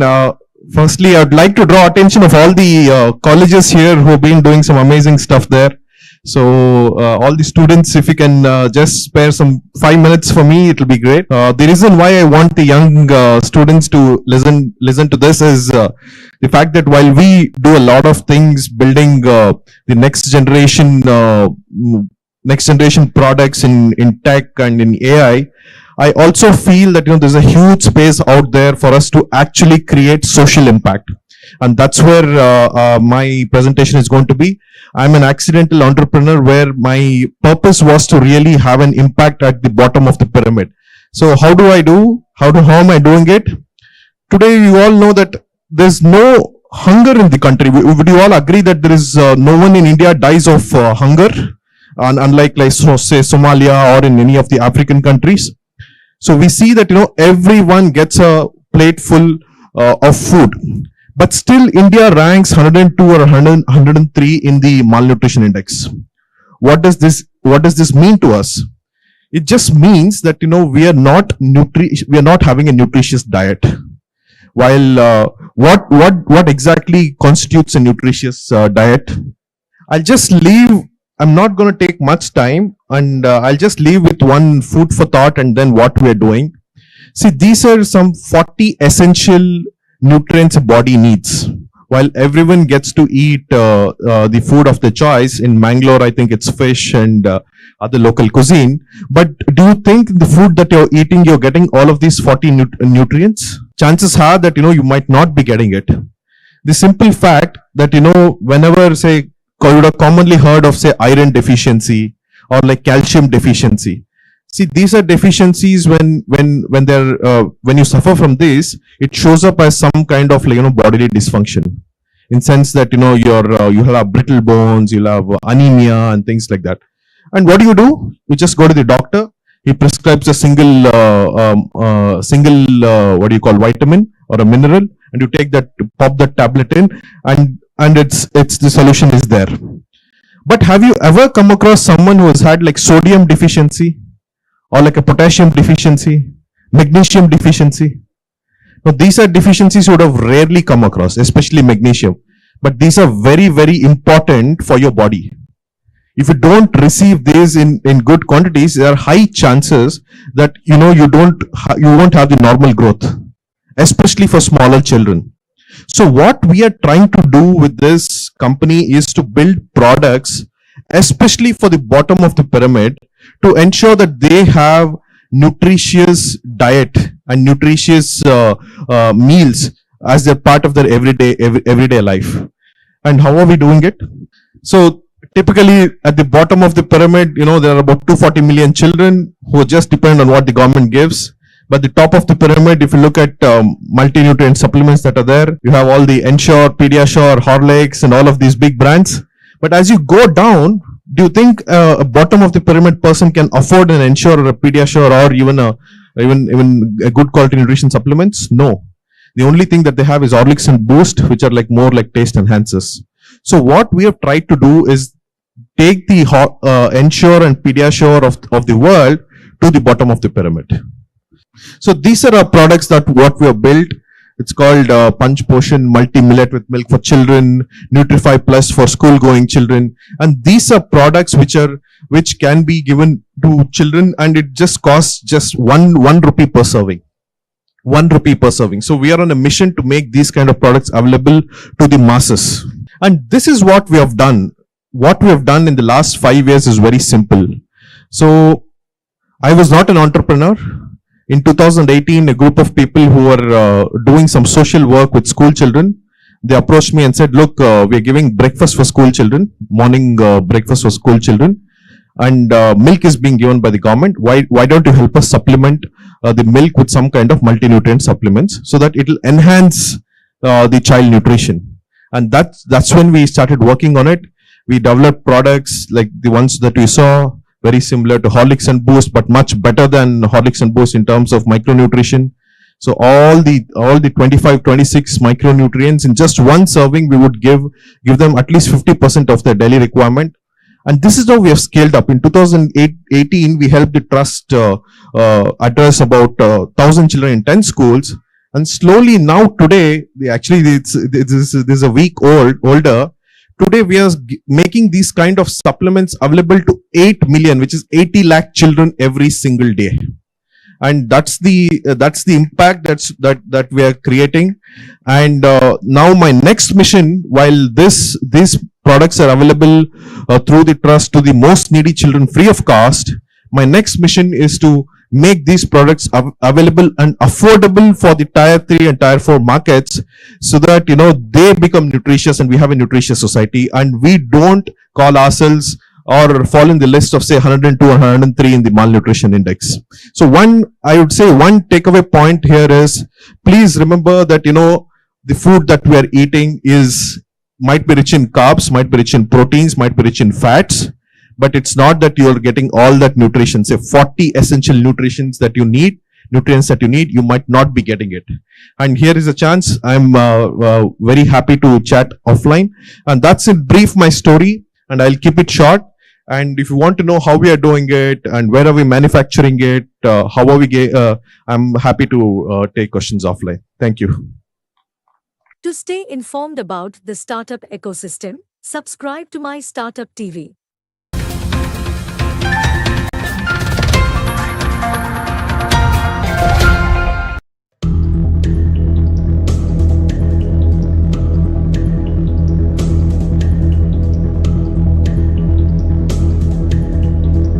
Good evening, everyone.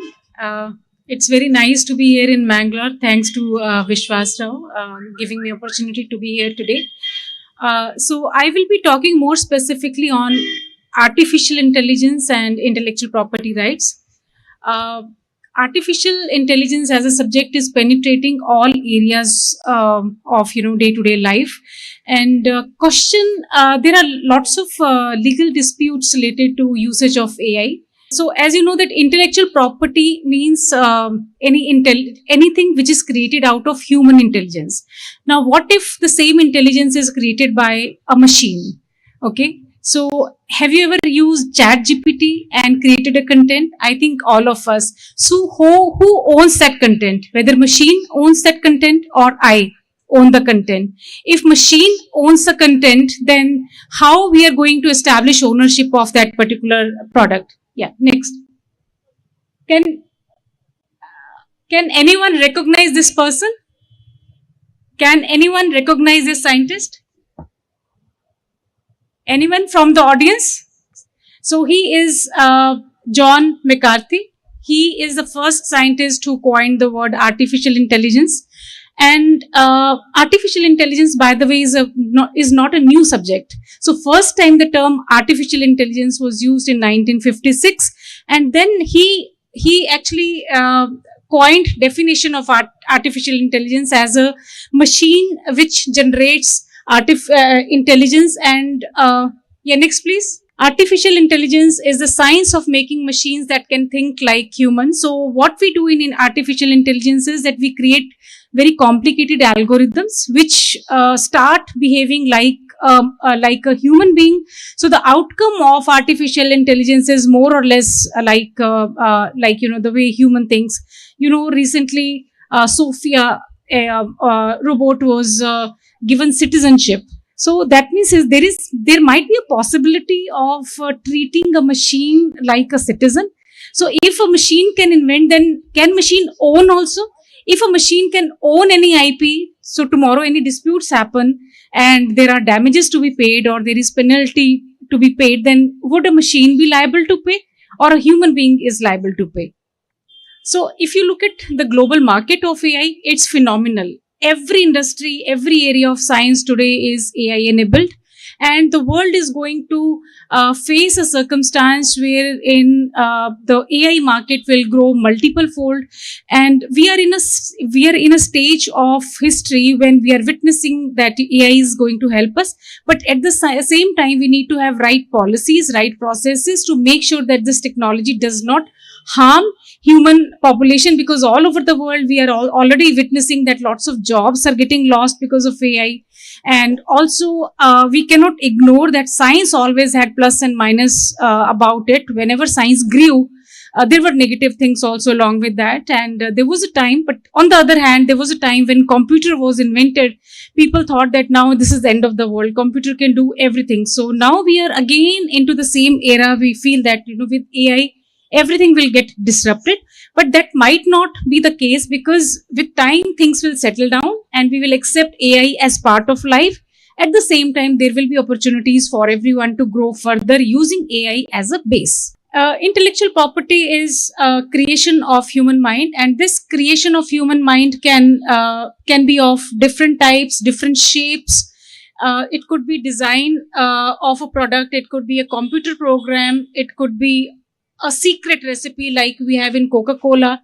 It may be a drug formulation. It may be a vaccine. So the generally speaking, IPR is nothing but creation of mind. Creation of mind can take any form. It can take a form of a book. It can be article. It can be a vaccine. And depending upon the kind of intellectual property you have created, we have to figure out how to protect it. If it is design of this mic, then aesthetic look and feel of the product has to be protected. And if it is a vaccine, then maybe the process of making vaccine can be protected. But at the same time, there are many products wherein you can best protect it by maintaining secrecy of it. Your kitchen recipes. Okay, your grandma, same kitchen you use, but taste of your recipe will not be same as your mother cooks or your grandmother cooks, because there is some secret right time of putting the ingredients, right temperature, whether lid should be put or not. So these all are trade secrets. They are maintained very well by keeping them as a secret. Coca-Cola is one of the examples wherein the recipe is best protected by maintaining secrecy of it. When it comes to protection of intellectual property, there are mainly three ways of protecting it. One is you simply register it. Okay, if it is name of your product, we have a lot of startups here. Name of your product, name of your company, name of your business, services, product, it should be registered as a trademark. Trademark is one of the very important kind of IP. People mostly talk about patents as IP, but in my personal opinion, trademark is the most important form of IP, because I have seen people losing their trademarks after 10 years of usage, 12 years of usage. Just imagine that you have been, because you fall in love with your company name or your product name, and after 10 years, 12 years, 15 years, you feel that you don't own that. You lose it to your competitor because it was very similar to some other brand which was much bigger than you, and they had all the ways and means to stop you from using a particular brand name. So brand name has to be taken very seriously right in the beginning. Select your marks very well. Make sure that they don't resemble any existing brand, because as a user of a product, you tend to be inclined towards very generic names. Like if it is a soap, maybe Wash Well will be the name you will opt for, but later on it gets rejected. So registration is one of the ways you can protect your brand name. And second could be, sometimes it's important to protect your IP by having contracts with the third party, to whosoever you are going to disclose it to. At the initial stages of your business, when you have to disclose your invention or the innovation to investor, then contractual relationship between two parties is something that is helpful to protect your IP. And third will be, you can keep it secret. Don't disclose it to anyone. So if you feel that your IP cannot be reverse engineered by anyone, then I think trade secret is a kind of thing you should be looking into. Mainly 4 kind of intellectual properties are important for any business: patent, copyright, trade secret, and trademark. These 4 are important forms of IP. Even though some of the products may come under regime of trade, the design, but here today I am talking more specifically with respect to your artificial intelligence. Copyright in AI products. If you have not watched this movie, please do watch. It's worth watching. I've watched it once, but I want to see it one more time. It's a very brilliant movie. In fact, everyone in the family, especially your kids, should watch it. So in AI products, algorithm is something which is protected by copyright. Okay, so when the product is ready, algorithm can be registered as copyright. And good thing about copyright is that there is something called as Berne Convention in copyright law. So you register your copyright in any one member state of Berne Convention, and automatically you get protection in all member states. So which means that if you register your copyright in India, you automatically get protection in close to 180 countries, and it's very affordable. It's one-time protection, and you must go for copyright for your algorithms if required. And in copyright, you have classes like literary, artistic, cinematographic, musical classes. So selecting the right class, you can register your copyright in that particular class. Next, please. Trademark, I think I have talked enough about trademark. So take your business names very seriously. Do a trademark search right in the beginning and make sure that your trademark does not resemble any existing trademark. It has to be unique. So mostly in trademark, self-coined terms are very much preferred. Inalsa, then you have Ola, OLX. These are self-coined words. Yulu bikes. So they are registered very easily by trademark office. And I have seen a lot of businesses, rather than focusing on the businesses, they are now handling trademark litigation. So which is not really worth. Then comes trade secret. Trade secret is any secret which you feel is difficult to reverse engineer. You can choose to maintain it as a trade secret.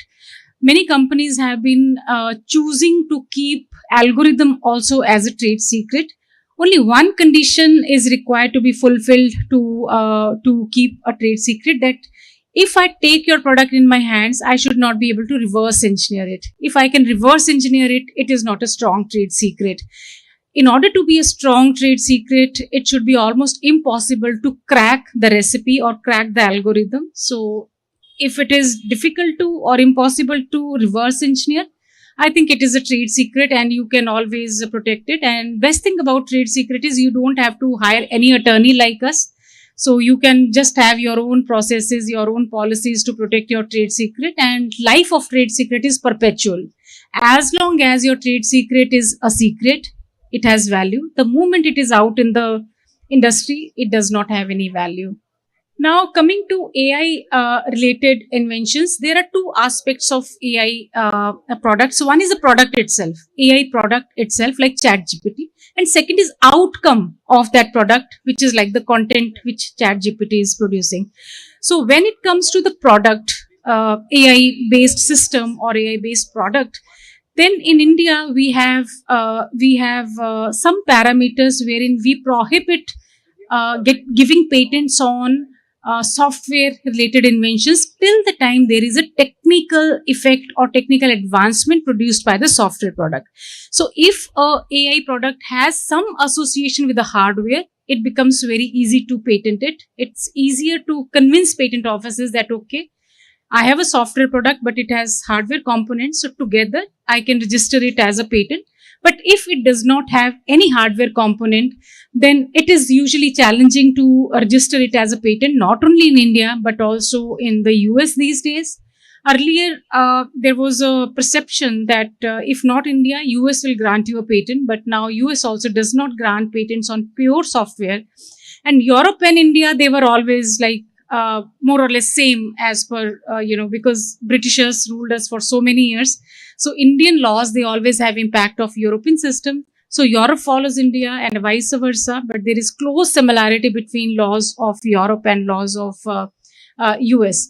So in India, the definition of invention which can get a patent is that it has to be a new product, new process, which has industrial application plus technical advancement. Okay. Yeah. So just to summarize, novelty is required. Next is inventive step, and next is industrial use. So novelty in case of the inventions which are produced by AI is always a big question mark, because if I made ChatGPT to invent for me, then can I ethically be called as owner of that invention or not, is always a big question mark. And then very interesting to note here is, next slide please. Yeah, in addition to fulfilling these three conditions, we also have to see if the software invention falls under preview of Section 3 of Indian Patent Act, which says that software per se is not patentable till the time it has any technical effect. Novelty in case of AI related inventions. So the journal definition of novelty is that your invention should not be anticipated by any existing prior art. So there should not be any patent, there should not be any paper publication, there should not be any use of that invention in the world. So prior art search is always done globally. So novelty in AI related innovations is difficult to determine, because AI system would have been trained to produce a particular output based on the data that has been fed to an AI system as an input. Now, one of the conditions to get a patent is that invention should look to a person having ordinary skills in the art. That means if I invent a software, my invention should look good to a person who's a software engineer, okay, person with ordinary skills in the art. So that person doesn't need to be a very Nobel Prize winner and all. So if it is a biotechnology invention, then it should look good to a person who comes with biotechnology background. But when you have AI related inventions, then who is this person skilled in the art? Okay, so we are raising standards of persons skilled in the art also as per patent law when you have AI as an inventor on the other hand. Section 3 of Indian Patent Act says that mathematical, business methods, computer programs, algorithms are not patentable if they don't have any technical application. They don't result in any kind of technical advancement. And in India, we have computer-related inventions guidelines, but we don't really have any guidelines for AI. But just 2 days ago on Valentine's Day, US released first round of guidelines for AI-related inventions. Yeah, next please. So the main issues related to AI is subject matter. What should be patented, what should not be patented, has to be clarified. And then second is, how do we determine inventive step? But most important issue that comes up is ownership. Who is going to own? If I want to write article and I take help from ChatGPT, okay, give me best places to visit in Bangalore, and one nice write-up comes out, then who owns it? Do I own it or machine owns it? If I want to register that article as a copyright, then in whose name shall application be filed? So at this point of time, I think the legal system is confused, people are confused, and lots of case laws are getting generated to address this, and different courts across the globe, they have given different kind of judgments. But end of the day, the thing is that we need to have a unified kind of system wherein we establish a machine or a human being as innovator or inventor. Now let's understand what the law says. In India, patent has to be filed by true and first inventor. True and first inventor is the person. It has to be living person with 4 limbs, breathing, alive. Okay, so true and first inventor is a person who conceived the idea. So if you conceive the idea, then you become true and first inventor. So if I'm working in an institution if I'm working in a university, then I invent something. So my name in the patent application will be as an inventor of the patent, inventor of the invention. And I may assign my application to the university, wherein the university becomes the applicant, but my name remains as inventor. So inventor has been given a very high regards in patent system throughout the globe. If my invention gets stolen and I suffer because of that, then patent office is going to address it on my application. But true and first inventor is something which is non-negotiable. I sell my technology transfer happens. You sell your patent from A to B, B to C, C to D, but inventor's name never changes. It remains on the application as inventor. So true and first inventor always gets a patent, and inventor always has to be a human being. It cannot be a machine. Next. This was a very important and very first case when the patent was filed in the name of AI machine, device for autonomous bootstrapping of unified sentience, that is DABUS. This was a machine, AI machine, and this was created by Dr. Stephen Thaler. So Dr. Stephen Thaler filed lots of patent applications, but two important inventions this machine made actually.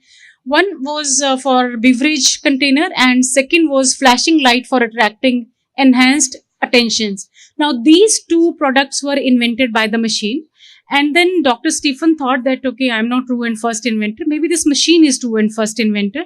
So he filed his application in a US patent office. Next please. So he filed his application in UK, US, Australia and India. So India rejected. First of all, India said that this application failed to pass formal and technical examination because DABUS is not recognized as a person, natural person, as per Section 2 of Indian Patents Act, which is like, I feel it's logical. Next please. Then this application was also rejected by US Patent Office, UK Patent Office, Australian Patent Office also rejected. But then later on, Federal Court of Australia, they accepted this application, saying that DABUS can be inventor. So now machine becomes inventor of the inventions. But later on, there was a bench of 5 judges in Australia. They again rejected the application, saying that machine cannot be owner of any invention, because it's not just filing application, but it also is like tomorrow any litigation happens. Okay, so in that case, whom to blame for and how to proceed with those applications. So now the thing is that expanded 5-judge appeal bench of full federal court reversed the judgment and brought Australia back into line with the position taken by other nations. So as of today, the law across the globe is that machine cannot own any invention. So when this question was asked by DABUS, so he asked that if not machine, then who should own this invention? So there were certain, possibilities proposed by Australian Patent Office itself. So Patent Office said that either the owner of the machine can own it, okay, or the developer of AI software can own it, and the developer who has developed the software code can own it. And if a person who is giving input to the machine to generate a desirable output can also be inventor, but end of the day, you take any combination of it, but end of the day, it has to be natural human being, legal entity, which can own a patent. In Beijing Court of China also, it was held that human production or creation is prerequisite for copyright protection, which may exclude AI software as an author. Just 2 days ago, US Patent Office, they released some first guideline in the world has come up. So US Patent Office said that machine cannot own a patent. Patent has to be owned by a human being only after providing. They said that you can refer a AI system to invent something, but final shape of the product has to be given by a human being. And I think with time, patent offices would also ask the inventors to show the prototype if it is like AI related invention. And US Patent Office also said that if it is realistic, invention is realistic and you have put enough efforts, then you don't even need to disclose to Patent Office that it is generated by AI. If you see beautiful images you can generate using AI, images are so beautiful. You can't really, you don't really feel of having paintings, handmade paintings done, because you really get brilliant. In the movies, you see the AI generated images, they look really very beautiful. And when it comes to copyright, the fundamental rule is that copyright is not granted to idea, but the way idea is expressed. For example, if it is idea is a love story, then the way different directors make love stories is different expression, and all these expressions can get copyright. But when it comes to AI, now you want to search images of Lord Rama, then you can generate any kind of pictures using using AI. But now, do you own it, or who owns those images is always a question mark. But there have been some case laws here again. This was the first case that came up in the US, Anderson versus Stability AI et al. In this company, 3 artists, they sued the company, saying that the images which AI system is producing is violating their copyrights, and they should train their system in such a way that it does not violate third parties' IP rights, and the AI should also be trained to take licenses from copyright owners in such a way that their rights are not touched upon.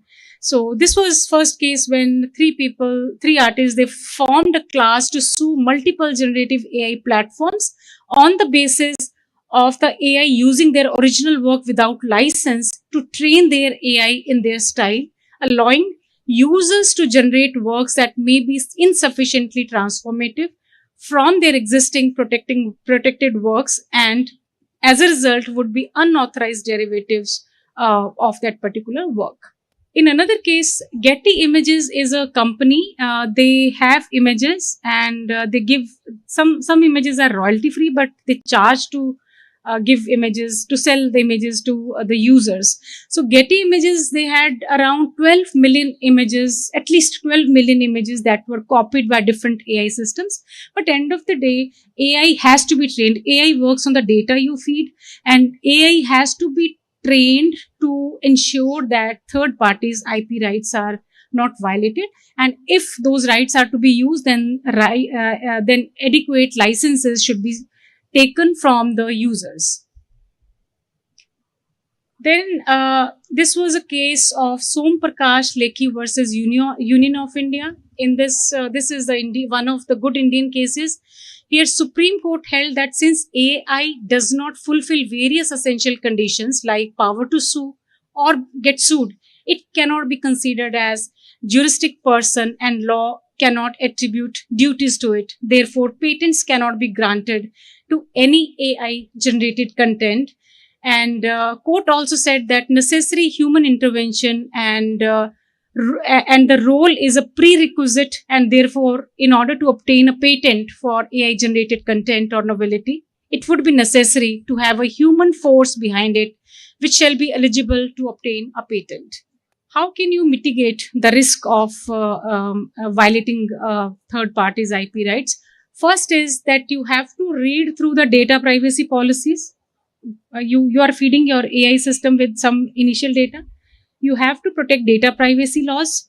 Data privacy laws are very strict in Europe, US, and in fact now in India also we have data privacy law now. So you have to comply with data privacy law. Then term of use privacy policy of individual site has to be read, and licensing option has to be worked in the cases wherever it is required. And there are some well established ways to have IP pool also, wherein licensing becomes very easy. And with time, I feel some organizations will work on it and will have bigger patent pool. Yeah, next please. And AI models, they shall be trained to review the term of service, privacy policies of the sites from where it is taking the data, and users should also be vigilant about what they are using and what they are not using. So just to conclude that AI, ML, they are new subjects. They are very good. I mean, it always has pros and cons. They have made life very easy. But at the same time, lots of people, they are losing the job. There is lots of confusion related to the content that is getting created. So there is a very dark side also of artificial intelligence. And especially with respect to the area of IP, how to protect AI product and outcome of AI, how to assess novelty, inventive step, who is going to own AI related product, and how to prevent violation of third parties' IP. They are going to be very crucial issues. And I think following US, other countries will also devise the guidelines to protect AI related products. And I represent my organization, Origin IP Solutions. We help companies protecting their IP. We provide end-to-end consulting on patents, trademark, copyright, designs, etc. And we also undertake very wide range of legal documentation, policies, contracts, and we help companies commercialize their IP. And we are also into mergers and acquisitions of companies. I think in due course of time, with so many startups in the country, time will come that when lots of mergers and acquisitions are destined to happen in the country. If there are any questions from the audience, maybe 1 or 2 questions can be taken up. And if you have any inputs to add, don't hesitate. Hello. Ma'am, if I'm setting up, let's say, 10 data points on which an AI is going to build a model or a solution, or it could be any product. So the initial data points or the initial set of ideas or rules were set by me, right? So wouldn't AI can also be just looked at a assistant or let's say a team of people of your own? Because isn't AI just reducing the manual labor also in some industries? Let's say we were talking about, biochemistry or pharmaceutical. Let's say we want to do 10 iterations to come to make a chemical. But if I can bring in mechanical and electronics and AI combined together to make iterations of chemicals and have 100 machines doing it at the same time, wouldn't all of that also say that I'm actually contributing like 95% and just the AI is only using,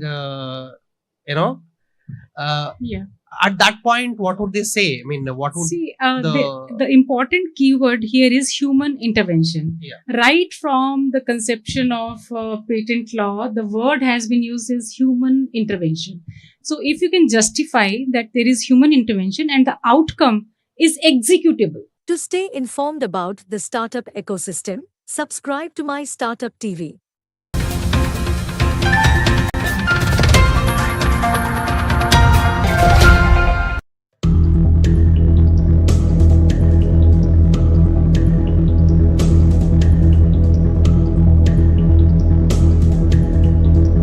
Good evening, ladies and gentlemen. I'm here to present a presentation about St. Joseph Engineering College. The part which I will be presenting is mostly about the history of the college. It was established in the year 2002 and it has been an interesting journey for us. Right from the beginning, our vision has been service and excellence, and towards that goal, we have been trying hard to make sure that we bring out engineers who are dedicated to give the best of service with excellence. So this is vision, and the mission statements are also there.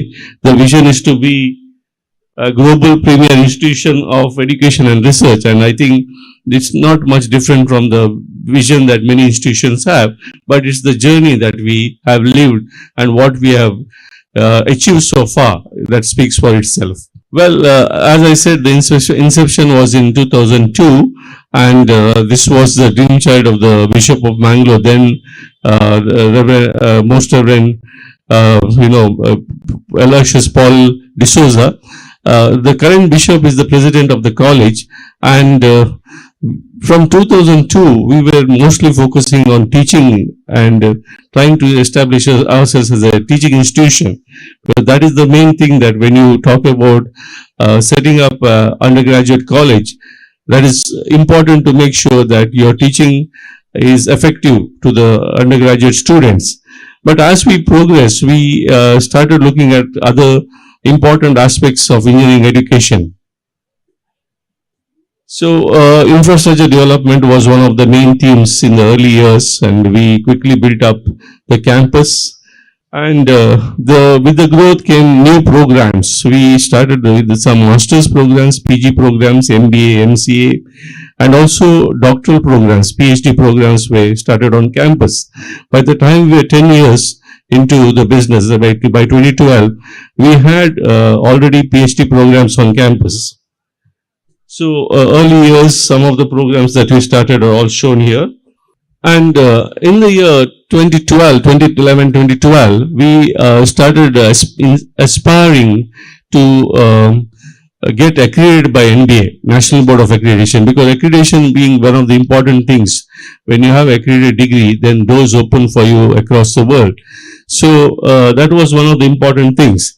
And then we were also looking into trying to be an autonomous institution. So we started working towards that. And in the subsequent years, we had the first cycle of NBA accreditation. We also started many more PhD programs on campus. And one of the collaborations that helped us was collaboration with Indo Universal Collaboration on Engineering Education, wherein we were able to certify all our faculty with international certifications on engineering education. And that's one of the reasons why we are now looked upon as a college of great teaching, great teachers, and it's a sought out college for admissions in the city. And some of the infrastructure that we have built up, we have amphitheater on campus, we have hostels, and we have academic blocks, sports facilities, and everything is built around the greenery that is there. We have tried to retain as much greenery as possible, and we are trying to grow more trees, in fact. So it's a campus which is really green and clean, and a really delightful place for our students to study and prosper. Our admissions have been growing very steadily. We started with 240 as the intake, and now we have almost 780 is the intake right now for undergraduate, and 240 is the intake for the PG courses. And one of the other things happening is that placements on campus have been very good, especially in the recent years. We have been able to place most of our students, and that is something which we are really proud of, especially in the core sector where placements are otherwise not so easy. We have been having a lot of success. And the number of companies visiting the campus for placements also has been growing steadily. Another thing that we are now focusing on is trying to go towards a deemed university status, and for that we are now focusing on research. We want our teachers to be good at research, and so a lot of progress has done so far, already happened, but we are trying to go more deeply into that. Next. So this is our profile in IRINS, that is the Indian Research Information Network System, and it shows for itself that we are our faculty are publishing good papers, and we are trying to make the mark in the research field. This is the number of Scopus publications by our faculty, growing steadily year by year. Now, one of the things is that all this has been started showing itself, the impact is there. We were able to get our programs accredited in the second cycle in 2019, and now already we are into the third cycle. In 2022, we were able to do that. And one of the things is that we were able to get autonomy through the UGC autonomy scheme in the year 2020. Now, so St. Joseph has become an autonomous college under VTU, and we are free to have our own curriculum as well as conduct the examinations on campus. And the benefits which come with autonomy also is to be more proactive in reaching out to the industry, to the local needs, the local problems, and to the community. And so that is what we are now trying to do. In the year 2021, we also got the college accredited by NAC and A+ grade. which was a great achievement in the very first cycle itself to get A+ grade. So now the college has A+ grade NAC accreditation plus MBA for almost all the programs on campus. Another thing that we were able to achieve was in 2021, we got the AICT Idea Labs. Just 49 colleges in the whole of the country were given this grant, 1.1 crores to build skilling facilities for our students to make them hands-on and more skilled with the modern day skills as such. So this was one of the great things that we achieved. Some of the recent courses that we have introduced on campus are all emerging technologies like AML, computer science with data science, and computer science with business systems. These are some of the new founded programs. Also, we have a very niche program, MBA in Innovation, Entrepreneurship and Venture Development, with a small intake of 30. And the explicit aim of students who take up this program is within 2 years to launch their own startup. And we are mentoring students towards that goal. The other thing that we have tried on campus is to promote entrepreneurship, and so we have a very structured program to do that. These are some of the programs done with the mentoring of very reputed people who come in to guide our students and help them in understanding how entrepreneurship works and how they can be part of it as such. Some of the student achievements, just wanted to highlight a few of them, recent ones. This student who attended the Republic Day Parade in 2023 got the gold medal for shipbuilding, which is a very, for the first time that it was got for the Directorate of Karnataka and Goa, the Admiral Nanda Trophy it is called. So it was a proud moment for us. And our students have been doing very well in hackathons. This is the Muller Medithon where they got the 3rd place and a cash prize. And this was another hackathon where they did well. The Automation and Robotics Clubs of the college, Healthcare Innovation Hackathon, organized by NITI University. So the Idea Labs and the facilities that we have, our incubation center, we have main funding from the government of Karnataka, New Vision Incubation Network. This is helping us to set up the incubation facilities for startups, and these are some of the areas in which we are trying to focus currently. And the way ahead is that we are trying to work towards NRF ranking, and the explicit aim there is to try and become a deemed university. So focus is on research and also in the long run to go in for a BET accreditation. So what is it that we are here for in Emerge? Why are we associated with Emerge?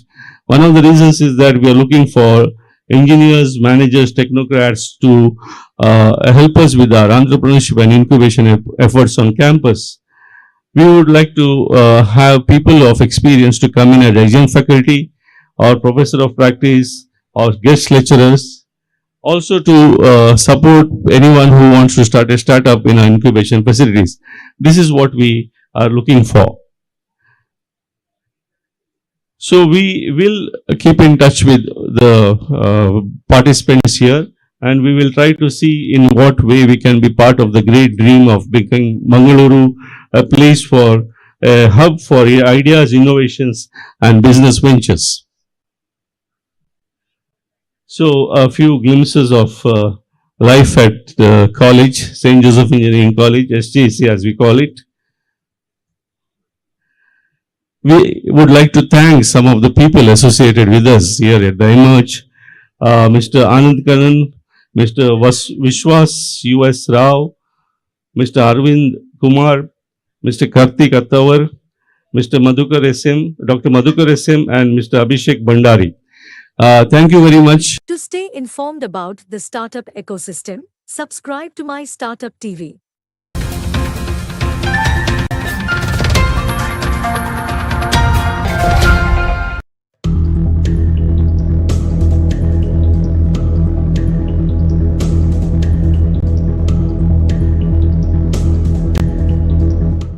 Good evening, ladies and gentlemen. I'm Glenson Tony, the training officer at St. Joseph Engineering College. Aspirations in education. It is important that we match the aspiration both of the nation and of the students. And at SJEC, we believe in mentoring students to be industry leaders. And we've been, it's been years of hard work and to build this ecosystem that drives innovation on campus. SJSV has been one of the first institution in India to have the National Innovation and Startup Policy in place to support the student and faculty to actually go towards entrepreneurship. And we have seen the results of it. The magnanimous number of student startups and staff having their startups on the campus is the true testament to the implementation of the National Innovation and Student Policy. When we look at student startups, at the beginning, it's very important that they are mentored. They are mentored both on technology and on legal aspects. And that is exactly why we built and we have the state-of-the-art incubation center on campus that looks at building sustainable startups. So we provide students with space and mentorship both on technical and legal aspects. And the discussion on the fact that students lack skills that is required for the industry. The argument of academics versus industry requirement is always here to stay. In order to beat that, in order to ensure that our students are actually skilled, in order to ensure that our students indeed have experiential learning, with the support of Ministry of Education and AICTE, we built the unique Idea Lab on campus. You have an idea, walk up to us and walk away with the product is what we say. And over the last 2 years that Idea Lab has been functioning in the college, we have seen a huge transformation happening with our engineering students in the year 1 walking out with products that they dreamt of while they joined for engineering. And indeed, InnoVenture is a year-long process where our students are mentored right from ideation to product development to release of the product in the market. The selected set of students go through this entire cycle to experience in real time as what it takes to actually turn an idea into product. And SJEC has always believed that student clubs has an impeccable effect on the innovation journey. And we house 11 in-house clubs on campus. A few to mention. The SJEC racing clubs are always on the lead. We boast of our SJEC racing clubs designing, developing and manufacturing all-terrain vehicles, e-vehicles and such mobility vehicles on campus, participating in reputed national level championships and making it to the top. We've also seen Terror Bull, bunch of combat robotic enthusiasts who built the small club, which went on to make its name amongst the top 5 combat robot champions in the country. Their speciality lies not just in combat robot. They have come up with products that has actually made an impact to society. The inspection robot that they built for line inspection post the Kerala floods, the inspection robot that they built for AC duct and cleaning are something that I have to mention at this point. Also, we have the Automation and Robotics Club, which takes immense pride in presenting their automatic wheelchair for disabled, which happened to be in the grand finale of Smart India Hackathon in the last edition and was also incubated by Faraj. To drive the IT sector, we also have the reputed Google Student Developers Club, which is indeed giving our students a global outlook while also giving them an insight onto the most recent technologies. This January, our student lead was also identified by Google as one of the star performer in the country. Also leading the innovation on campus, especially on the IT segment, is Team Skeptics that holds multiple workshops and seminars for our students. And we have hosted multiple hackathons in connection with industry through this club. And this Monday, we are also hosting a 36-hour hackathon in association with EG India. We would request and welcome all of you to join us in this innovation journey. Also, it's very important that our students are in the know of what is the industry requirements, for which professional memberships does come as a come in handy. And that is why we have tied up with most reputed organizations that make predominant changes to our students professionally. And when we look at few of our student achievements, a bunch of students from our engineering multidisciplinary team that has been working on a technology-based solution for beekeepers have been inducted for the most prestigious TCS DISC cohort 2024. They are undergoing a 14 weeks boot camp with TCS. These are a few of our student teams and members who have made a mark at the national level in various events, and I'm not getting into the details of that. While we do promote innovation on campus, it is also important that we also look at the preparation of our students for enriching career. And that is where the SJEC Career Development Cell comes into picture. And we run the specialized campus to corporate program, a 4-year segmented program for our students, which looks at ensuring that our students are the right mixture of knowledge, skill, and attitude, which dwells into different aspects of placement preparation. And we have also tied up with industry veterans to ensure that our students are prepared the best, be it for training, be it for assessment. We have big brands like Coursera, Wipro, Infosys, Springboard, CoCubes, and many such industry leaders who are helping to us in training our students and ensuring that they are prepared for enriching career.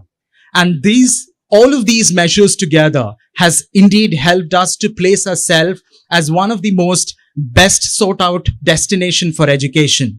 The last year's placement season that we closed very recently, we clocked 1,200 plus placement offers with over 175 plus companies visiting our campus. An impeccable journey indeed. As we close this presentation today, in terms of the innovation and the preparations that we do for our students, we would like to take this opportunity to thank all our industry leaders who have taken taken confidence in us and in our students in helping us shape career of our young students. Thank you so much. And it's indeed a journey that we have begun. It's a long way to go because we believe that every day is a new story begin. And we are here to be a platform where great stories begin. So thank you, ladies and gentlemen, for patient listening. Before I wind up, I would invite one of our students to Mr. Anupam to talk about his journey of innovation at SJEC campus. Thank you so much. To stay informed about the startup ecosystem, subscribe to MyStartuptv.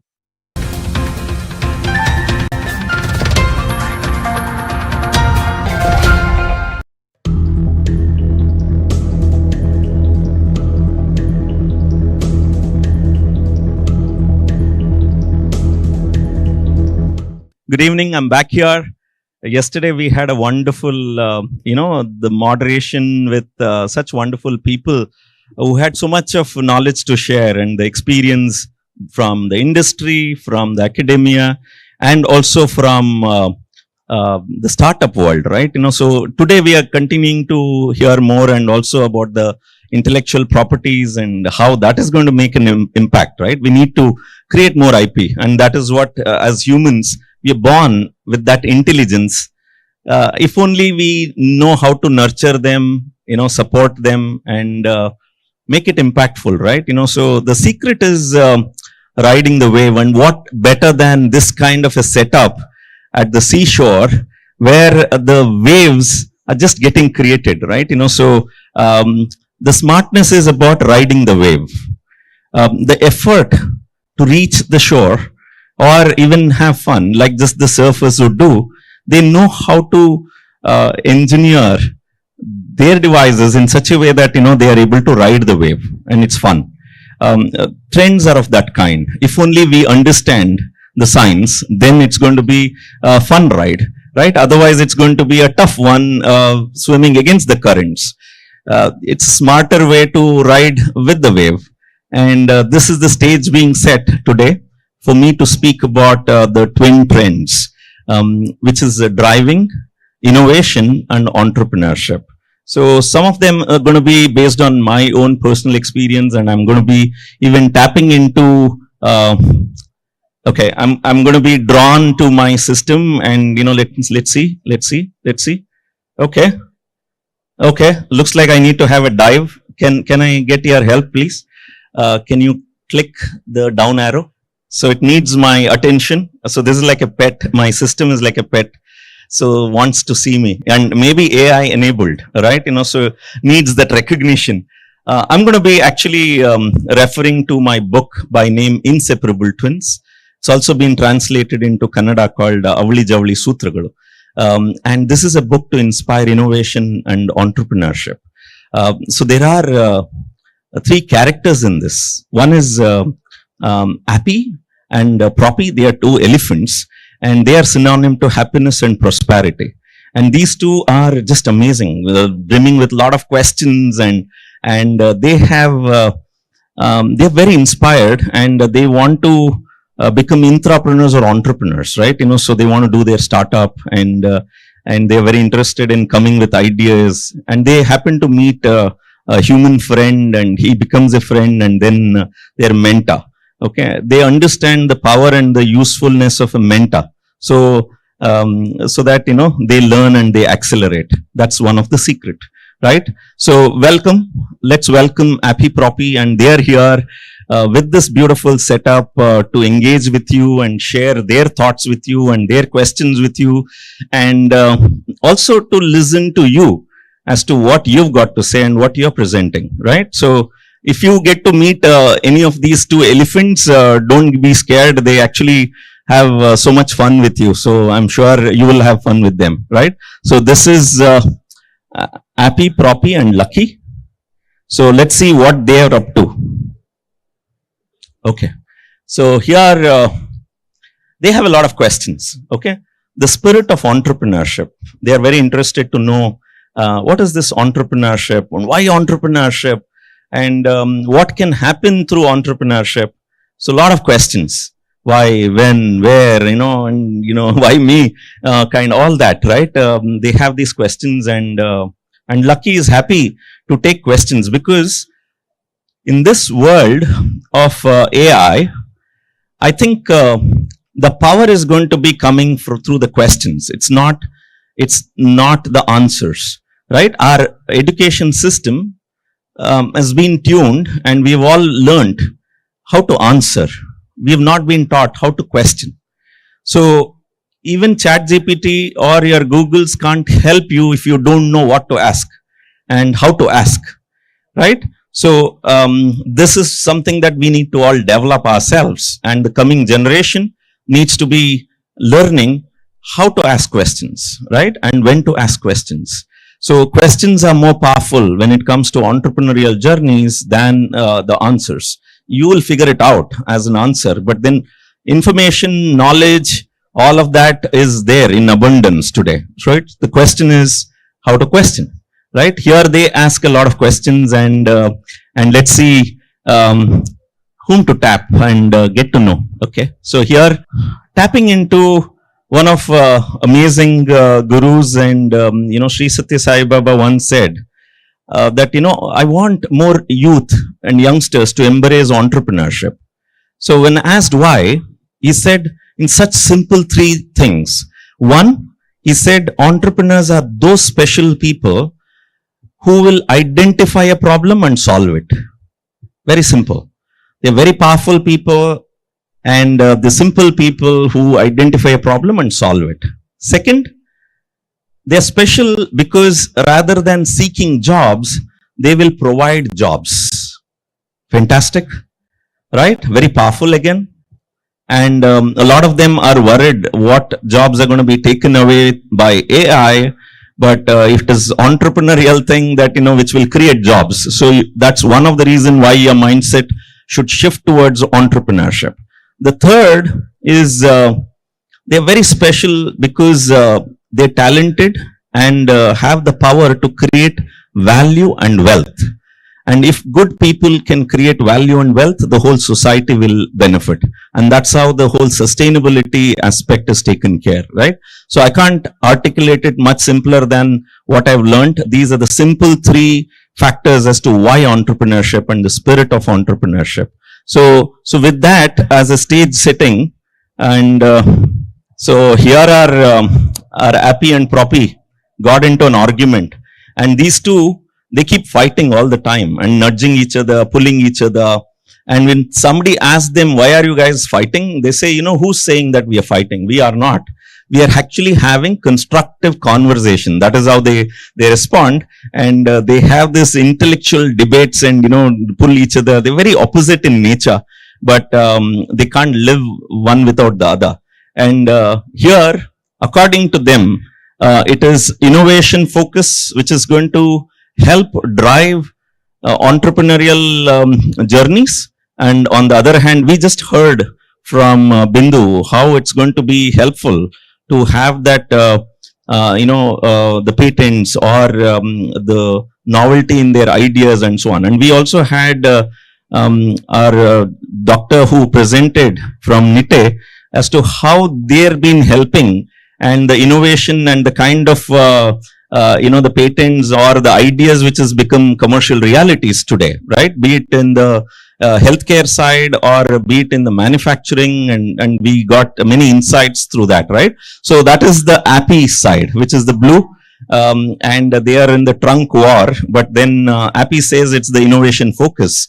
And the other side, Propi says, and it is, she means technology, she wants scalability, she wants something which is reliable, and in terms of making the process, it's process driven. That is what she believes, and she says it is technology focus. Let's see which one you want to take side.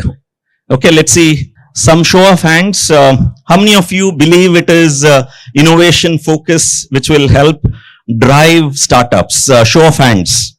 Okay, I see many hands. Wow, happy should be happy with that.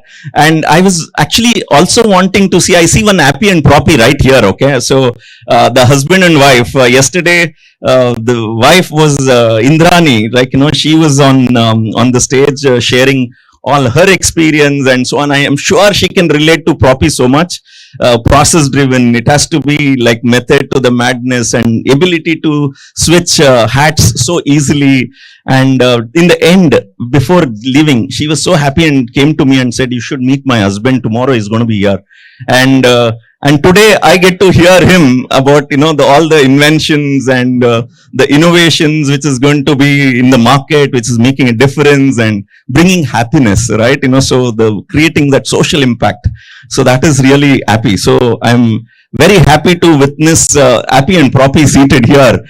Well, you see two of them right there on the screen, but you want to see the real one, they are seated here. Okay, a round of applause to both of them for the kind of work that they are doing. And they both happen to be from this region, creating an impact globally, right?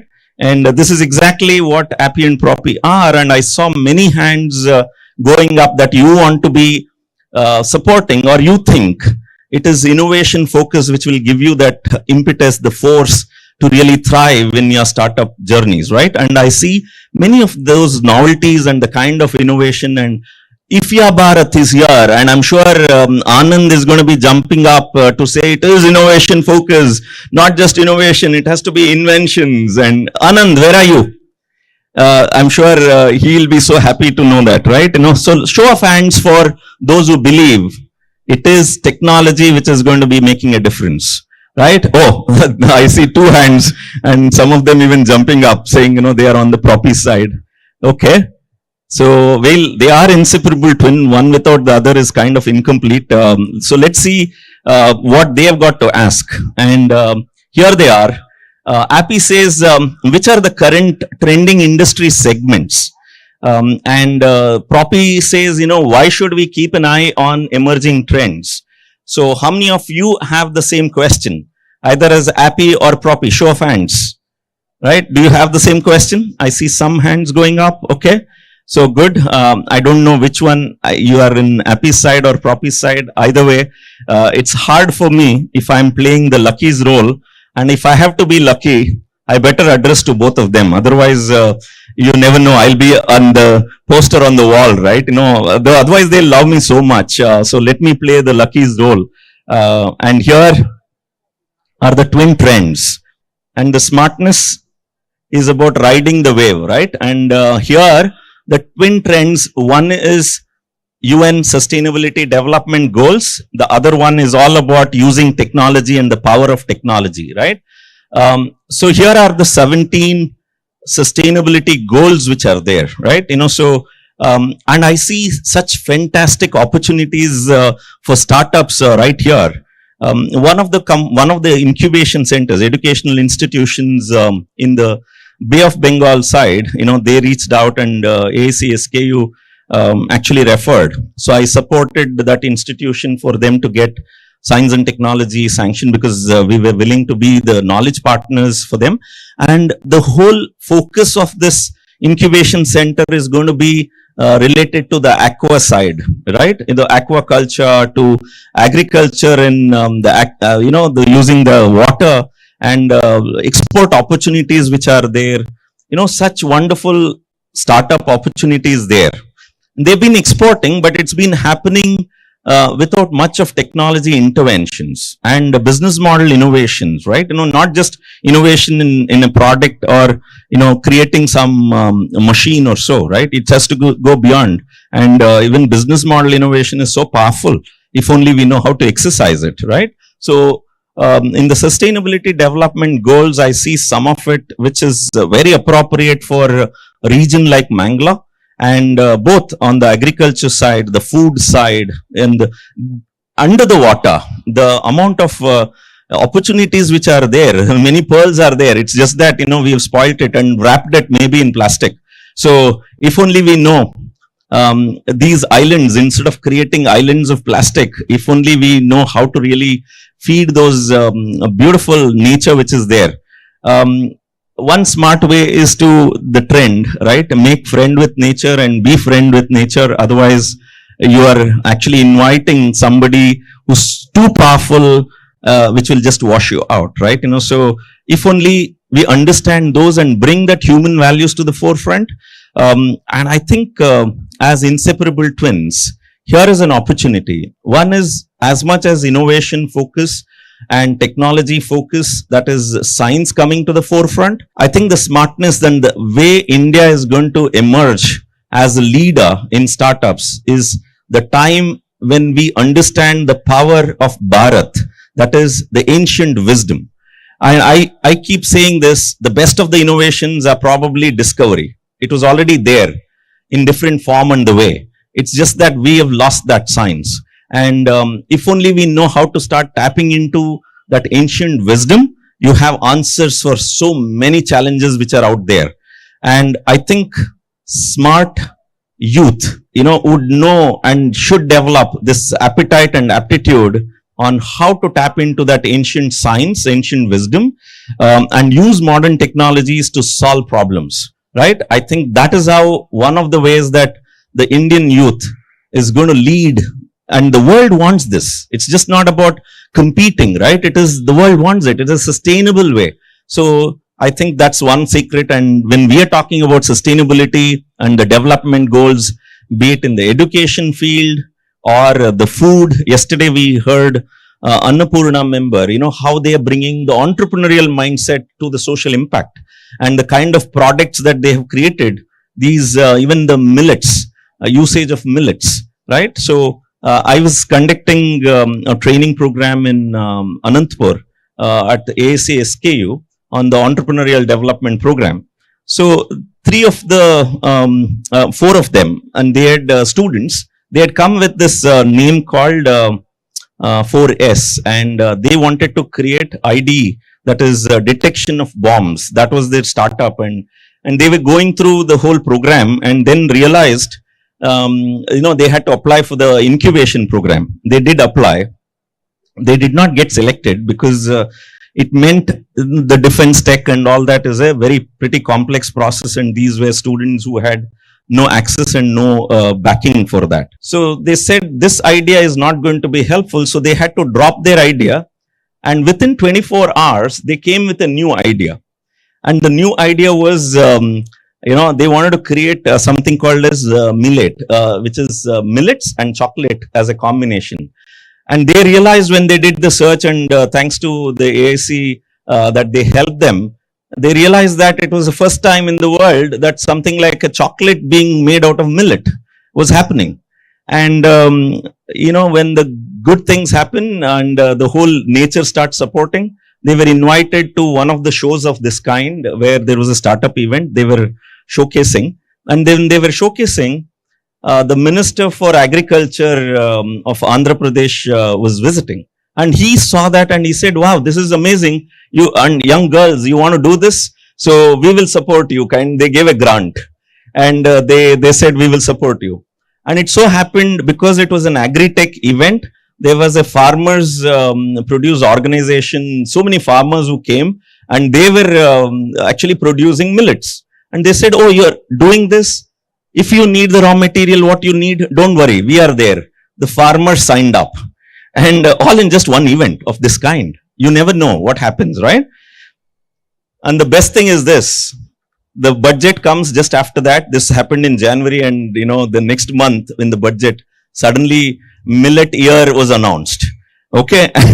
and these are 4 of them, but 3 of them computer science girls, right, studying computer science.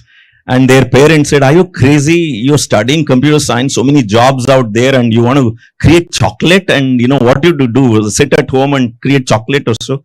They said, no, why are you thinking that, chocolate making is such a small thing and a mean thing, but we want to use technology. We want to actually bring in robotics. We want to use AI, and we are thinking scale. And, they were talking about scale and enrolled their family members. Now it's a company. And the best part is in the same event, Haifer, they come in, they saw this girls doing this nice food product, right? And they said, we will support you. All our gifts for the whole year is going to be this millet chocolates, right? They got customer also signed up, right? What else can happen? So if you know how to ride the wave, then the effort involved in terms of crossing that bridge which you need to is a lot easier, right? So this is one of the trends in terms of the 17 sustainable goals, and the whole world is supporting. In fact, you would hear from Dr. Shivakiran. Dr. Shivakiran, are you there? And he's going to be speaking next. But recently he was part of the G20 Startup Summit. And he was somebody who got elected to represent startups, and startups happened in the G20 for the first time, which happened in India. And now it's going to be sustaining. And he was mentioning, as part of startups in the G20, take a guess, what is the quantum of money? There is a commitment from these 20 countries and even beyond for startups going further, which is all focused on this. I was shocked.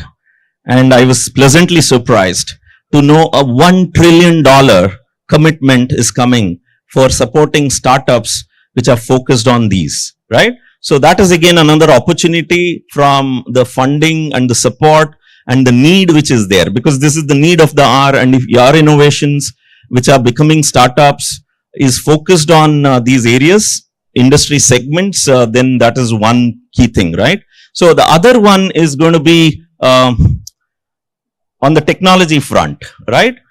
So environment friendly technology is one of the key trends. So we talk about agriculture, and man, well, this has been one of the professions which has been there for a very long period, but technology is coming in as a disruptor, right? So the kind of ideas that people are getting, and these are meant to be bought by those people who have grown up in the rural areas and studying in interesting and important subjects in technology. I think this marriage has to happen. This is where the appy and the proppy needs to come together. The happiness and prosperity need to coexist, right? So this is environmental friendly technologies, right? The next one, I'm going to be presenting 10 of them as the trending trends.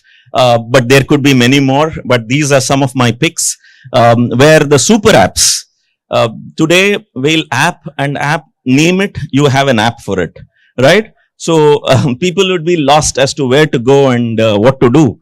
So here are some big boys like the Reliance and the Tatas have already moved into this, and they started even acquiring companies, and bringing all of these services or the products under these, one umbrella, making it easier. The super apps is going to be one of the trends. So are you going to be either app into, this is like a fish into the tank, or are you going to be building one for yourself, right? So that is one trend.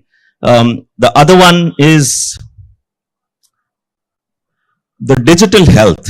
And yesterday, in fact, we got to hear from the doctor on what's happening and how technology is coming in together, right? And I was doing sessions for the hospitals, and many doctors were a part of it. And that time, in terms of be it the process, the innovations happening and the startups coming up are phenomenal in terms of digital health, right? So preventive care is another big area, which I think India knew it as Bharat knew it, but we lost it in the recent decades. It's going to come back again. And Ayurveda, again, this region, it is pretty large, and how one side is the Ayurveda real thing, and with the nature, the other side is the digital platforms, which would play an important role even to identify ailments, to connecting with the patients and also the care providers, the hospitals, right? So digital health, another big thing.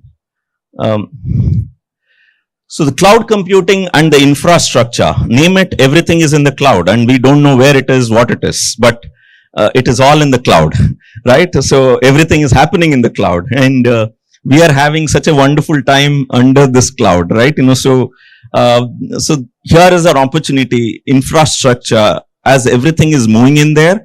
Those who know how to manage it, how to create that, it's a phenomenal opportunity again, right? So one of the companies that, I remember I used to be a mentor to them, and on the advisory thing, called Vigyan Labs. So this is a company where Srinivas Varadarajan, who was the founder and the CEO of that company, was part of the Aadhaar, right? He was the architect.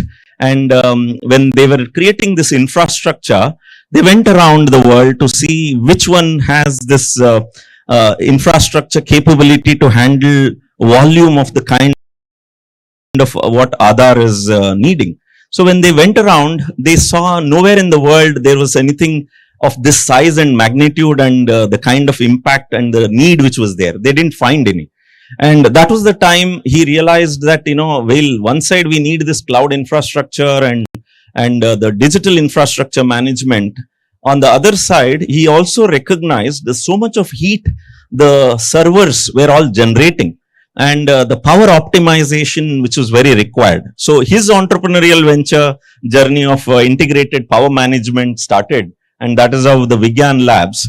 And today it is helping save so much money. And when in the US, when they rolled out this product and a lot of patents and IP that they created, when they rolled it out, what American companies did, they said, a penny saved is a penny earned. So what they did is, if you're using this particular technology to optimize your power utilization, they said we will give you $10 per system as a grant. So it was a lot of money for a lot of corporates which uses hundreds of thousands of systems and so on, right? So that powerful. And he came onto stage when one of the occasions while meeting the Prime Minister, some of these startups were invited, and he was invited to present, and he presented this and said made in Mysore, right? So very proudly that such solutions are getting created in these tier 2, tier 3, tier 4 cities. Actually, Mysore is a royal city, but in terms of startup and in terms of technology, it is probably, these are all emerging places. And I see the same with Mangalore. And today I had a visit to AIC Nite, which is one of those near and dear to me, because I was nominated and provided the opportunity to be a super mentor from Niti Aayog and Wadhwani Foundation as part of iCrest. So the kind of ideas which is being nurtured, this is to mentor the incubation center itself, right? And when I was mentoring in 2020-21, when it was newly incorporated, there was this concept of, how do we bring farmers together with the jackfruit and all that. So then it was an idea, and today I visited the factory where the farmers have come together, and with the support of AIC NITE, this whole setup has been created. And today I also got to taste some of these chips, which has been jackfruit chips. So it was so tasty, right? And I'm now looking forward for how these products coming right from these places, from Karkala, from Mangaluru to going all around the world, right? So that is going to be, and how technology is being used, the food tech, and it is all farmers association, right? So all of these needs infrastructure, and the cloud infrastructure. This is a big opportunity. The other one is the agri-tech, which I was just now mentioning. Well, the jackfruit has been there for a long time, but how you process it, what you do with it, and how do you bringing the innovation in business model, how do you brand it, how do you name it? It's all going to make a huge difference, right? And the world wants this. And here is the opportunity for us, right? So when I used to go abroad, bring projects in technology to India, I've heard this many times, that yesterday I was mentioning, oh, you guys are amazing. If only we tell you what to do, right? That means that we tell you, you do. So we need to come with ideas. It's not that we don't. It's just that we don't know how to present it. I was doing one of the training programs for a large corporate, and the program was translating brilliant ideas into business ideas. We as technology guys, we come with some brilliant ideas, but we don't know how to package it and present it as a business idea, right? And even packaging, product and packaging are inseparable twins. Well, product actually means that, it has to be good, no questions. And well, that addresses the problem or the need. Packaging enhances the value. How you name it, how you brand it, how you package it. And there's a big opportunity in the agri-tech. Well, agriculture has been there, and for us, it's the primary source. And the whole world needs it. Now with the technology, I think the scale and the way we do it, we have to be the leaders, right? So that's what world wants. And the next one is metaverse. Again, I was just mentioning about how the presentation matters. Even this as an experience, this is a fantastic experience. I've seen once it happened in Kerala, where the beachside the startup festival and so on. So this is the other one personally that I'm experiencing. I'm loving it.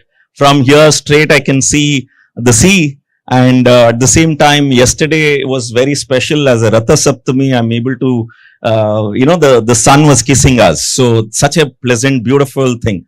If others have to experience this, currently Startup TV is broadcasting this live, right? And just for those people who are consuming, not just as a content, they're going to be feeling it, experiencing it. I think Metaverse is going to be phenomenal platform and opportunity for people to experience it, right? So yesterday I met one of the startups which said, here is the headphones, where if you want to listen to music, you can use any headphones. If you want to feel the music, then that's our headphone. I don't know if your pitch was as good as what I pitched, and if it is not, please take it. And I loved their product, right? So it is going to be the experience. People will be paying for not just the content, it is the experience. And Metaverse is one of those which is going to start changing the game, and a lot of startups are going your payments, right? So India is showcasing now as the leader in payments, which is happening through digital modes. And people don't have change now, because they say, phone pay, Paytms and all of these, right? So which is very important. As much as we are moving into the digital side, there is two sides to the coin.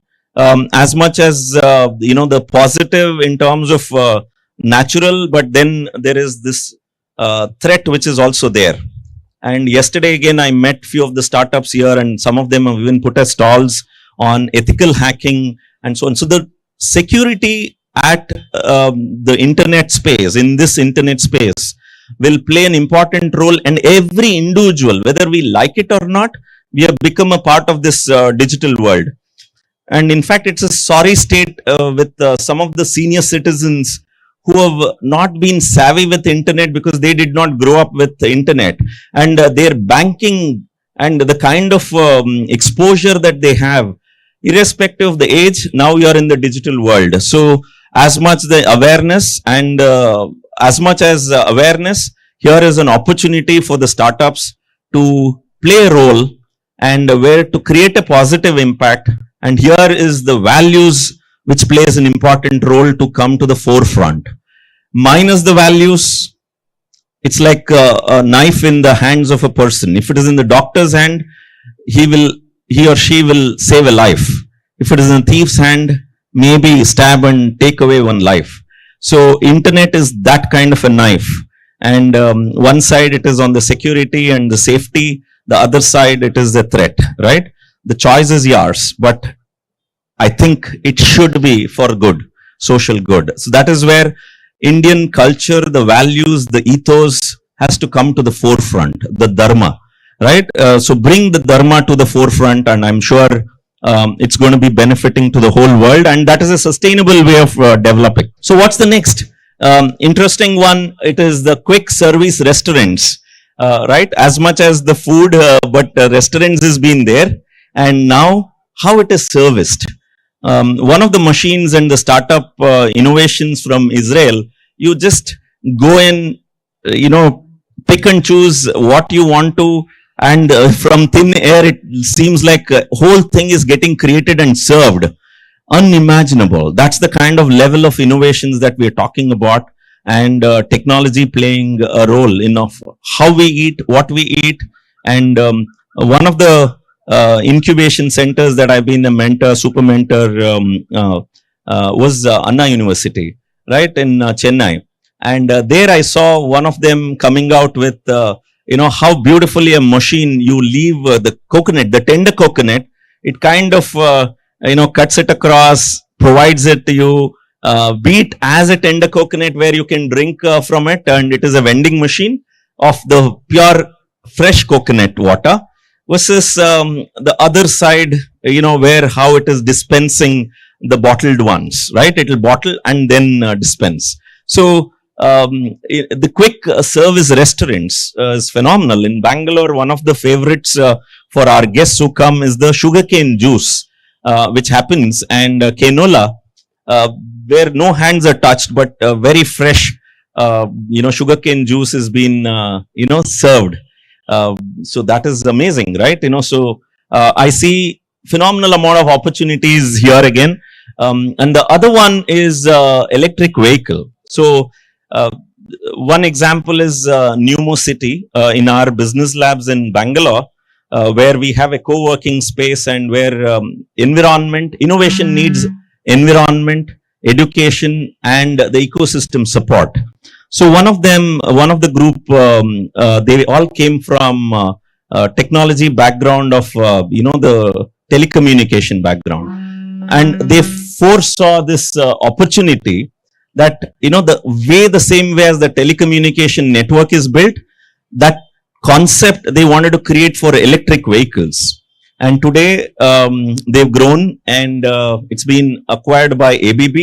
And it's there as part of the infrastructure management for electric vehicles in 32 countries, right? So the way things are moving into the electric, and also the enablement, there's a lot of innovation and technology disruption, again, in the clean tech, the phenomenal opportunities, right? So in the mobility space, this is an interesting thing. Today, I went and saw in Nite also that, how they've put up some of these machines which will help you to do 3D printing. I was doing one session to the doctors in Bangalore, and that day there was one of the representation from a large multinational company, and they came and spoke about how 3D printing is being used for kneecap replacement, right?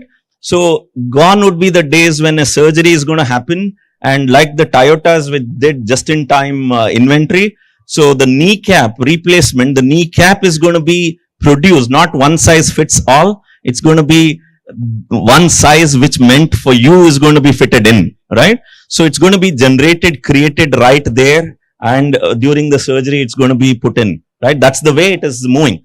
So the organs are going to be created, and so it's all going to be 3D printed.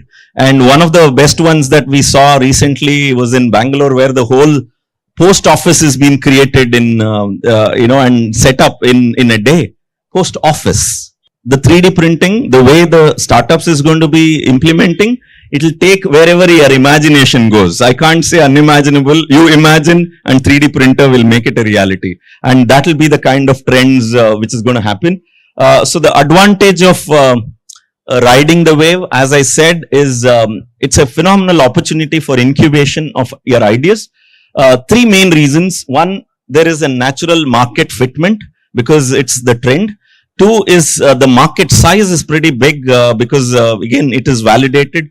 Three, that market acceptance is there. So these are the advantages, and I hope you would take the advantage of this waves which is happening and riding the wave.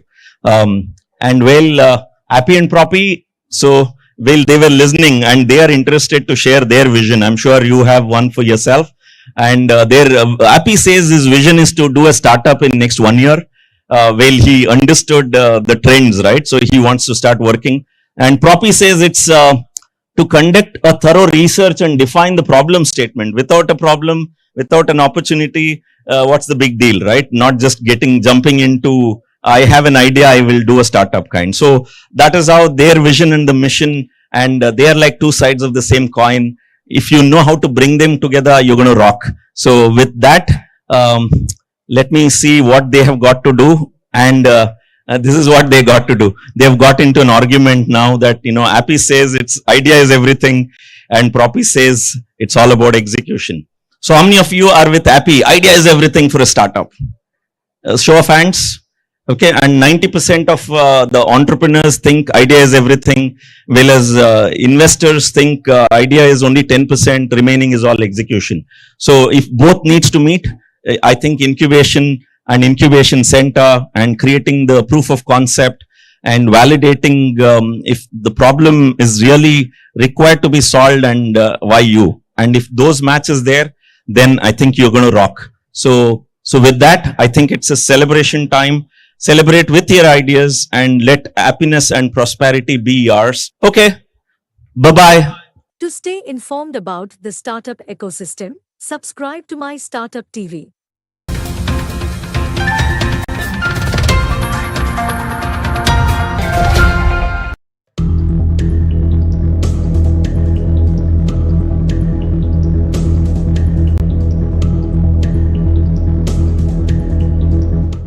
Hi, good afternoon, Mangaluru.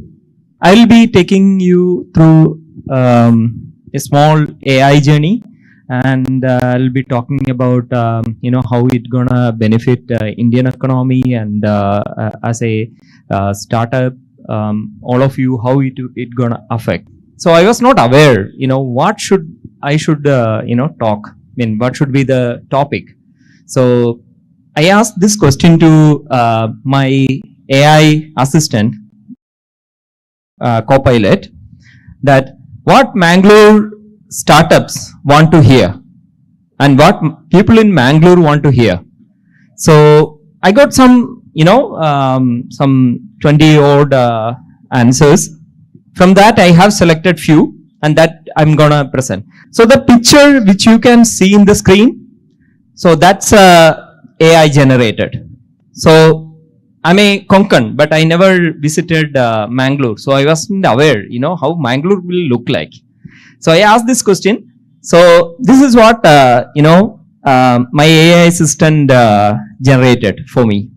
So I can very well say that many of you might have used AI, Gen AI in your work, or for some reason, for fun or for work, you might have used.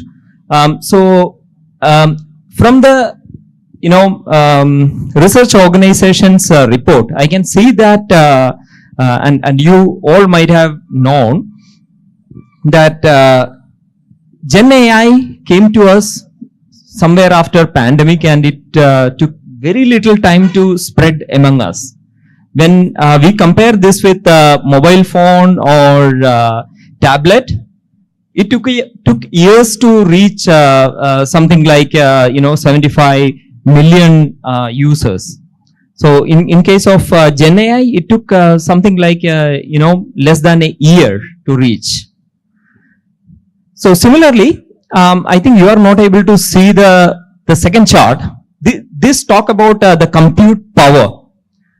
So back in 2010, the total compute power used by AI, all these supercomputers in IASCs and all these universities and research organization and private public, IBM Blue, Gene, and all that organization, it was somewhere around 1 petaflop. So which is equivalent to something like 1 billion personnel, each with somewhere around 1 million calculator. And if you do the calculation, how much the power is required, compute power is required, that is equivalent to 1 petaflop. So that was the capacity used by the AI back in 2010, somewhere around that time. So currently, how much it is used? Any guess? I think no. So currently, somewhere around 10 billion petaflop. That is the capacity, it's used by many organizations, and ChatGPT itself is using somewhere around 3.5 million or something like that. The number is crazy number. So also, there are two pictures from the similar event. One happened back in 2005 and the another in recently, before pandemic or somewhere during the pandemic. So can you tell me the difference? Exactly. So compared to 1.5 decade back, now the mobile phone usage are more, which means that everybody is generating data. So the data overflows, and somewhere this need to be stored. Somebody is processing this data and generating something else, etc. So let's park that there. And there is one more question which we were trying to address. In our organization, we were trying to find out how this AI is affecting us. So we have asked two developers to write a JavaScript using AI and without using AI. So with taking the help of AI and without taking the help of AI. Can you tell me, I believe, you might have, some of you might have programming background. So how much time it takes for writing a JavaScript without AI? I think it's there in the screen. So the developer took somewhere around 2 hours 41 minutes to create that or write that code. At the same time, the person with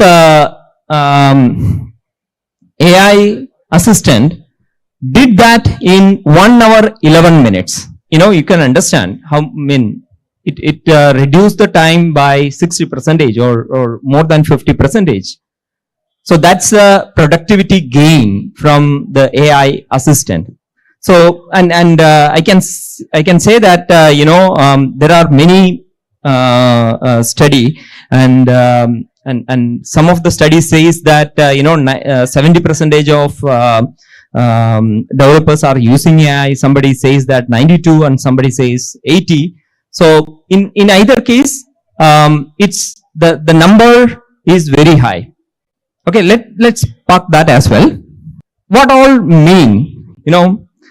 data is increasing, and algorithm like GPT and GPT 3.5, 4 and GPT-4 Turbo is ruling the world now, and the compute capacity is increasing and the productivity is increasing. So what that mean to all of us?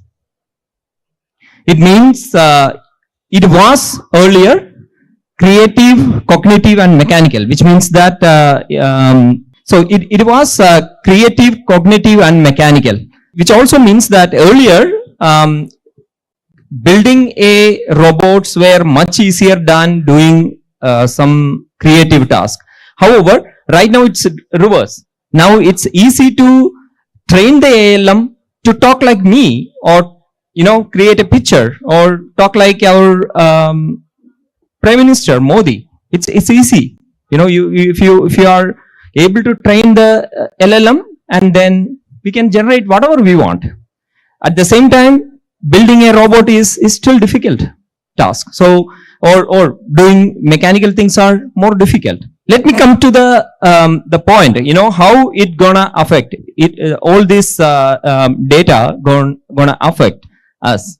So I can see that from various study that Indian economy will get benefited.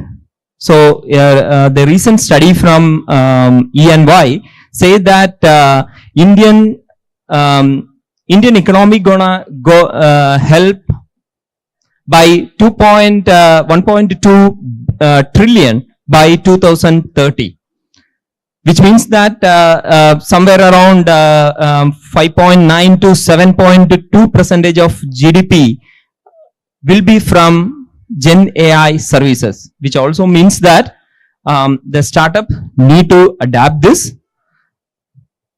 And similarly, there are various pointers which also says that 80% of enterprises will use Gen AI. That's Gartner says that. And similarly, PwC say that PwC India recent survey say that 50% of enterprises already on it. And we are adding somewhere around 100 startups every day. And from Mahesh, I heard that the number is much more now, and it's reached some 170,000. That's a number I heard. Last 1 year, so we heard about Gen AI. Gen AI was there, with us like 3-4 years. However, we heard about Gen AI after release of Open CI Gen AI version, ChatGPT. So what happened after ChatGPT? So everybody were rushing for Gen AI capability. So Microsoft, Google, Amazon, all were investing millions of dollars or billions of dollars into Gen AI, and they all developed their own LLMs. And in India also there are a lot of startup came up with LLMs, and some of them are getting integrated with Microsoft. Can you move to the next slide? So I have 3 simple tips for all of you here who own startup, who are currently studying, and who owns enterprises. So the first is learn, unlearn and build. So whatever you have learned earlier, probably you need to unlearn and learn new things. That's what you can see from the previous chart. In 1 year, there were so many changes in the ecosystem. So from cloud to security to zero trust, it directly jumped into AI technologies. Now AI technologies are ruling everywhere. And second is unlock productivity. So wherever, whatever you do, you need to integrate your work with AI, and you need to utilize these AI technologies. And third is wherever you work, you need to build your own capability, especially for startups. You need to build your own chatbots. You need to use this existing LLMs and train your stuff so that it could be used in your whatever, mobile app or websites or e-commerce, whatever you do, you could get benefit out of it. It's my last slide. So what is the 3 key message for startups? So my key messages are, one is AI is the most exciting market, and it will rule the world in next few years. So if you are not adapting it, you may be out of the game. Second is AI is very real. It's not a hype. So I don't need to explain this to you. So we are using AI, many of us using AI, and many of the organizations are using AI, and many of the organizations are training resources. Recently, Microsoft announced that they will be training 1 million students in India. And third is, you need to be unstoppable, which means that you need to think creatively, and you need to develop product with the creativity. Can you go to the next slide? Yep, it's my last slide.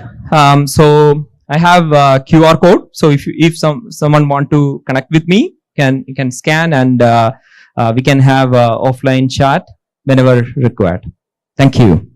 To stay informed about the startup ecosystem, subscribe to My Startup TV.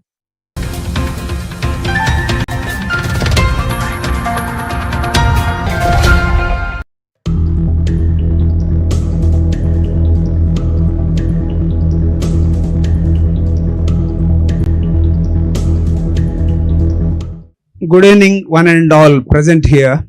At SGEC, we started our first MBA program in 2007. I am here to give a glimpse of the management programs that we run at St. Joseph Engineering College. In fact, the first program that was started in 2007 generally focused on job seekers, and we started admitting students who would like to become industry leaders.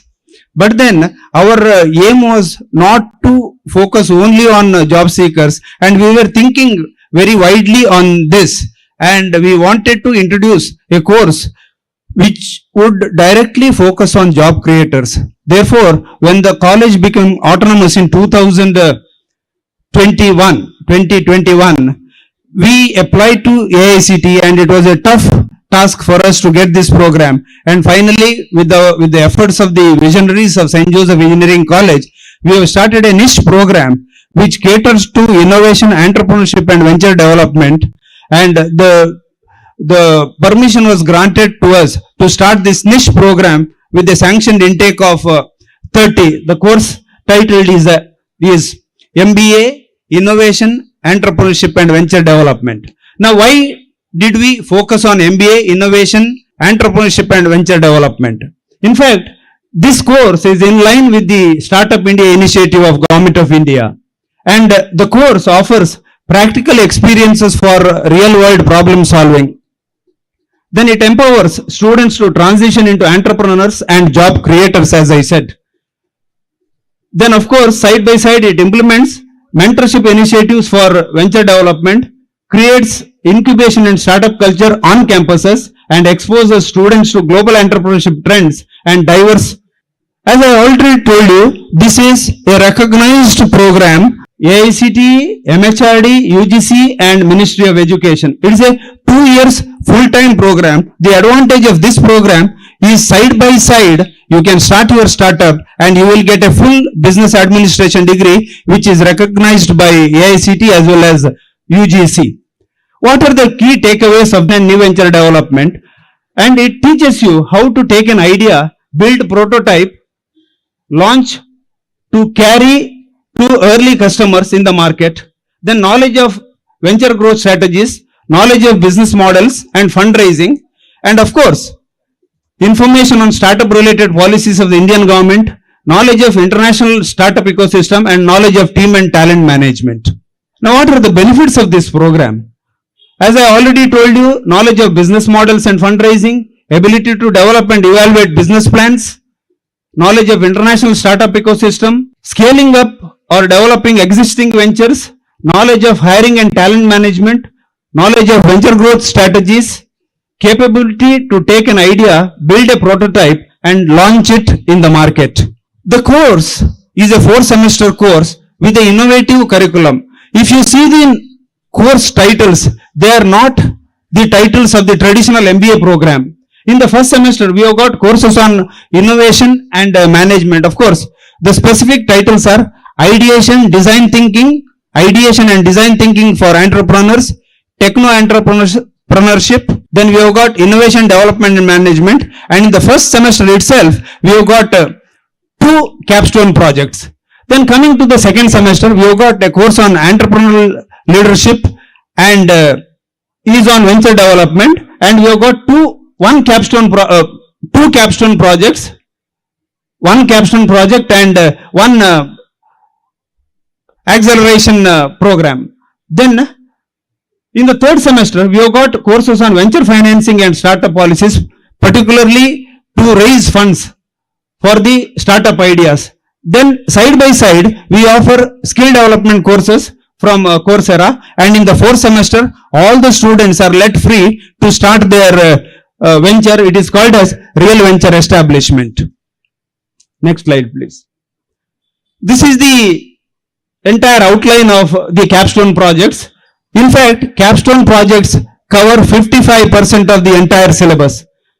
We have got capstone project 1 starting from proof of concept. Second is on business model fit. Third capstone project on again continuing on business model fit. Then 2 action learning programs, enterprise residency learning program, and finally action learning 2 is real venture establishment. There are four ways of learning. Of course, classroom teaching is 40% of the. We have got 3 skill certification programs in the entire program. There are 4 tracks in fact. The foundation of ideation, innovation and entrepreneurship track. Second is startup experiential track. The third one is entrepreneurship intensity track, and the last one is venture establishment track. These are our industry mentors. We have got C.A. Salome Lobo, Mithun Bhatt Kakunji, he was here at 7 o'clock, I met him. Then Arjun John D'Souza, who is a managing director of Alter Marketing Solution, who is focusing purely his business on digital marketing. Then Sachin Nayak, we have got Rupa Bhatt, Gaurav Kamath from Micro Degree, and Prashant Shanai, who is the director of Mangalore Infotech Solutions. In fact, these mentors, industry mentors, they interact with our MBA students to train them to take their business forward. This is our strategy. We have got a team of experienced faculty and industry mentors. We start fostering innovative and entrepreneurial skills, develop business ideas, develop a viable business model, utilize collaborations and expertise from various people to launch the enterprises, and our goal is to see that our student becomes a successful entrepreneur. This is everything from my side.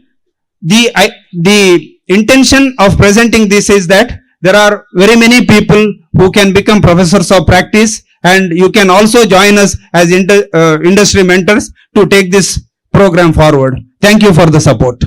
To stay informed about the startup ecosystem, subscribe to MyStartup TV.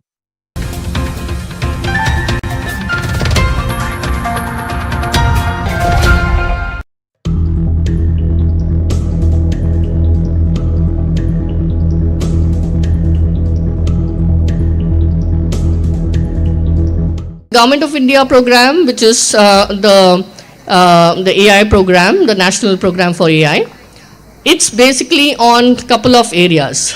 One is on health, as almost all of you would be aware that AI can be used on health. right from dementia onwards, where you make the patient remember his older days. You use AR, VR, and all the techniques, IoT techniques, which are required for him to do better in terms of his memory. Similarly, you could use trending analysis, data analysis, the various data mining and structuring that you need to do, and so on, for all the health trends. Again, in life sciences, biotechnology, you could use for genome sequencing, infectious diseases, the trends, the gender analytics, and all of that. Similarly, you could be looking at AI for differently abled.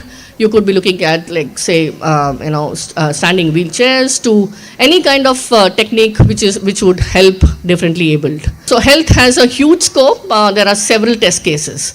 So the whole idea of this AI program that I'm talking about is that we would be requesting, Niti Aayog is along with METI, has formed this program, and we would be requesting each of the ministries to take charge of the test cases. It could be Ministry of Environment, Ministry of Water, it could be Animal Husbandry, Coal, Fly Ash, or any of these ministries, to take charge of some of these test cases, and then the startups could be helping them to implement those projects. So health is one large piece, as I said, for social impact.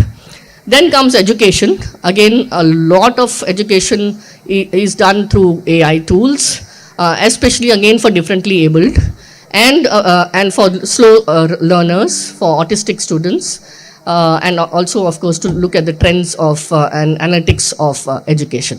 Then comes agriculture. That's the other big piece, where you look at AgTech and AI for AgTech. Right from looking at weather, water, moisture, soil cultivation, the measurements which are there, all the metrics that we get from different ministries. It's all open today, and people, the startups are using them. You could have apps which help the farmers to look at crop patterns. You could have there are some good middlemen as well who try and help the farmers, largely the NGOs and civil society. So there are information for them available there. Because of the fact that this data comes in very complex manner from different ministries, like Jal Ministry, Environment, ISRO, and all other ministries. So it comes in a very complex manner. So there has to be a way to have data mining, data structuring, as well as simplification of the data to the level of a farmer. And it has to be in different languages. It has to be visually provided or an audio. So all of that will need a lot of AI. AgTech again is huge. Drones, UAVs, which we use for chemical spraying, and all of that. So agriculture again is a big piece there. The third one is mobility. Mobility again in terms of transportation, traffic management. You have driverless cars today, driverless trains, and so on. So there are several ways of doing mobility and using AI for mobility. Similarly, we also have health, agriculture, mobility are the three large pieces, and education, of course. But there are other areas like biodiversity, or where we look at images of different animals, and we study the trends of those animals, the species, how many are going to live how many years, and things like that. So there's a lot of trend analysis that we do, predictive analysis that we do. But there are certain issues there. One is the authenticity of the data, because at a government level, of course, there is data which is being uploaded, but at the state level or the BDO level or at a village level, I think each one of us need to put efforts, especially the startups. And so you need to have a grounds up data as well, and do a comparison with the government data and use both for that matter, so that there is completeness, there's accuracy, and you also have authentic data. Now here, there needs to be some kind of a strategy when you are collecting the data, because of the fact that why should a farmer or anybody for the rural milieu share any data with you? So it's important that you keep them as a stakeholder, and you train them and you teach them. It's like a capacity building, where you tell them that there is something in it for them. When they give you data, maybe you will use that to get loans for them, the bank credits, for instance, credit worthiness, for instance. So there is something that you need to give back to that person immediately, because you cannot expect somebody who is not so literate to understand why the data has to be collected, why it has to be authentic, why it needs to be needed, why AI is used, and etc. etc. So hence this would be a strategy where you have a grounds up view, and you also have him as a stakeholder, and he gains something out of that. So that's the second piece that you need to look at. There are several countries that have been using AI in different manners. They have different models, but I think India's model of AI for all is something which is going to be relevant. However, each piece needs to talk to each other. And hence, there could be clusters of, domain clusters. For instance, for agriculture, all the AgTech AI related projects come together so that there is no duplication of efforts, and there is no, there is a structured scale up, because you can't just keep doing cute experiments all the time. You need to scale up.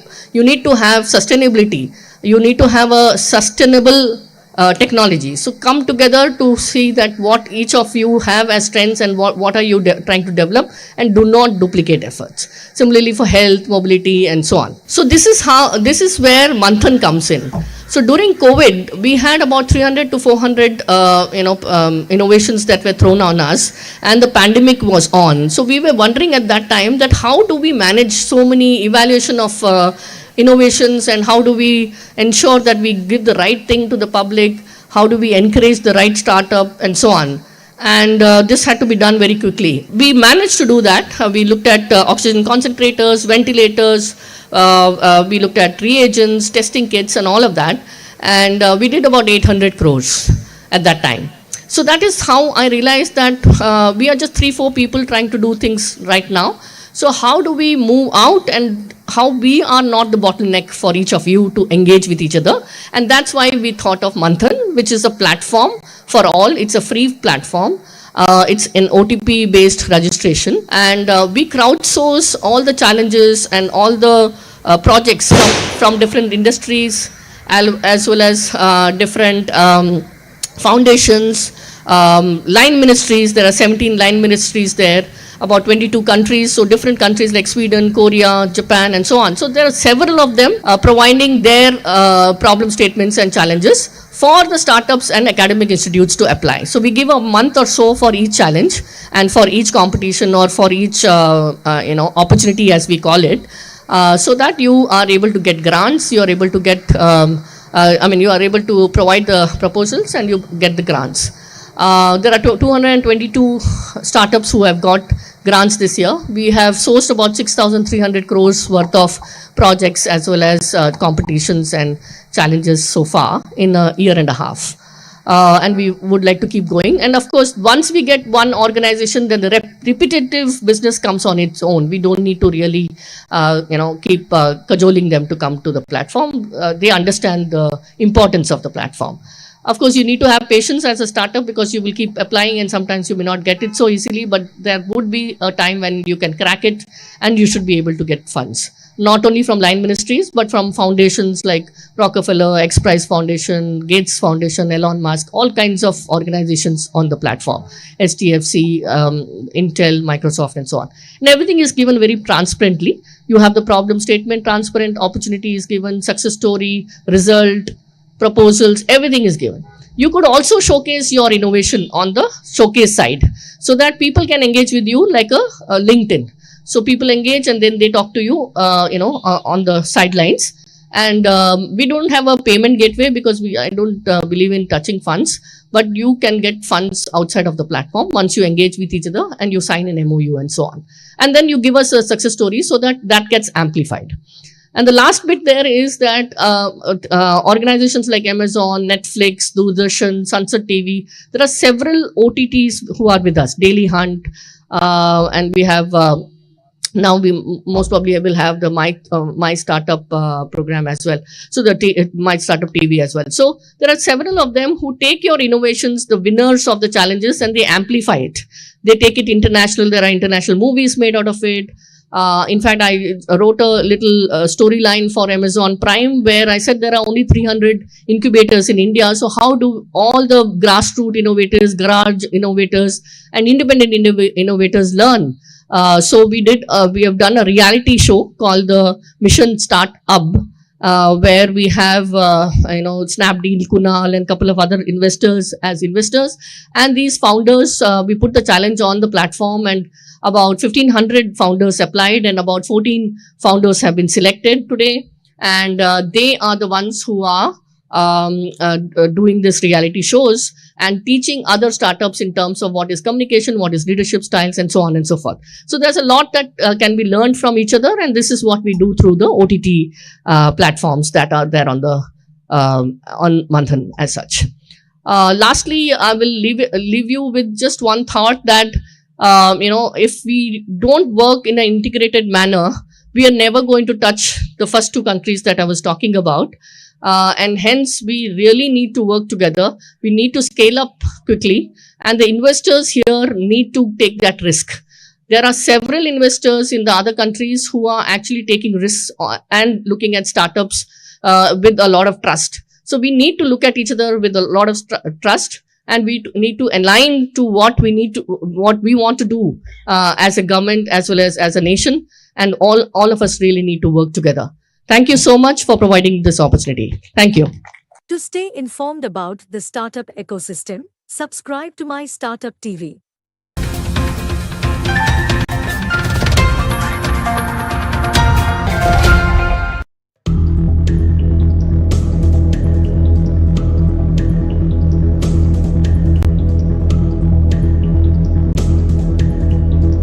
The launch of my new book, Don't Think Big, Think Giant, From Passion to Profit, Embrace Failure and Break Barriers to Build Your Dream Startup. This book is more than just a collection of words. It's a culmination of a passionate journey, countless hours of exploration, and deep desire to share what I have learned with you. For too long, we have been told that success is reserved for a lucky few. We have been conditioned to believe that aiming small is safe and settling for average or the ordinary is acceptable. What if I told you that today is the day we break free from those limitations? Don't Think Big, Think Giant is not just a book. It's a call to action and a roadmap to achieving great is your own limiting beliefs. So why think giant? Because thinking giant is not enough. To truly achieve greatness, you need to adopt a giant mindset. This means seeing possibilities where others see limitations and turning challenges into victories. As an author, my mission has always been to provoke thought, stir emotion, and inspire change. This book is an avatar of that mission. It challenges you to think differently, to push your boundaries, and to embrace the giant within you. This book serves as your roadmap to success as an entrepreneur or entrepreneur. Discover the critical mindset needed to thrive, from igniting belief in yourself to cultivating passion and growth-oriented attitude. This book also delves into the practicalities of starting and growing your venture. Master the passion, art of decision-making and prioritizing while building a strong team and prioritizing an exceptional customer service. While the book offers real-world examples, proven strategies and activities, it also emphasizes the power of your mind, unlock your full potential through brain power and hypothetical visualization techniques. Explore the importance of understanding different types of problems, using empathy to build strong connections. Whether you are an entrepreneur, aspiring entrepreneur, business owner, innovator, student, or curious mind, I challenge you today to pick up a copy of the book and take the first step towards becoming the best version of yourself. Remember, success is not a destination, it's a journey. And with Don't Think Big, Think Giant as your compass, you can navigate the journey with confidence and achieve anything you set your mind to. I hope this book finds its way in your hearts and minds, sparking conversation and connections and inspiring you to break free from limiting beliefs. I want it to entertain, enlighten, and challenge your perception, encouraging you to embrace the journey ahead. Thank you for being part of this celebration. I truly believe Don't Think Big, Think Giant will be a profound impact on your life. Now let's raise a toast to this transformative journey where each reader embarks on their path to greatness. Thank you. To stay informed about the startup ecosystem, subscribe to MyStartuptv.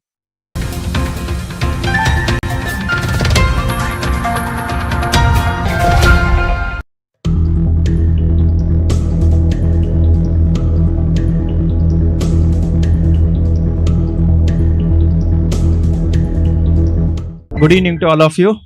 It's a very lovely evening. I can see the sunset. I think I should be enjoying the sunset and talking to you. So it gives certain motivation. I'm here to talk about something very phenomenal that's happening across the world that supports startups, innovations, young people, young by spirit. I mean to say, because I have several startups who started their second career at the age of 65. So startups has no age, no gender, and it's like Atma. Okay, it's anybody can do that, and I'll prove that. I'll have some of the examples. And in my daily life, that's what I do. I support people from various walks of life to realize their dreams. If they want to start their business, if they want to solve some problems of the country, if they want to, achieve something, make a mark through innovation, that's where that's where my help comes in. So you would have heard this. Can you move to slides? Next slide. Slide number 11. Yes, thank you.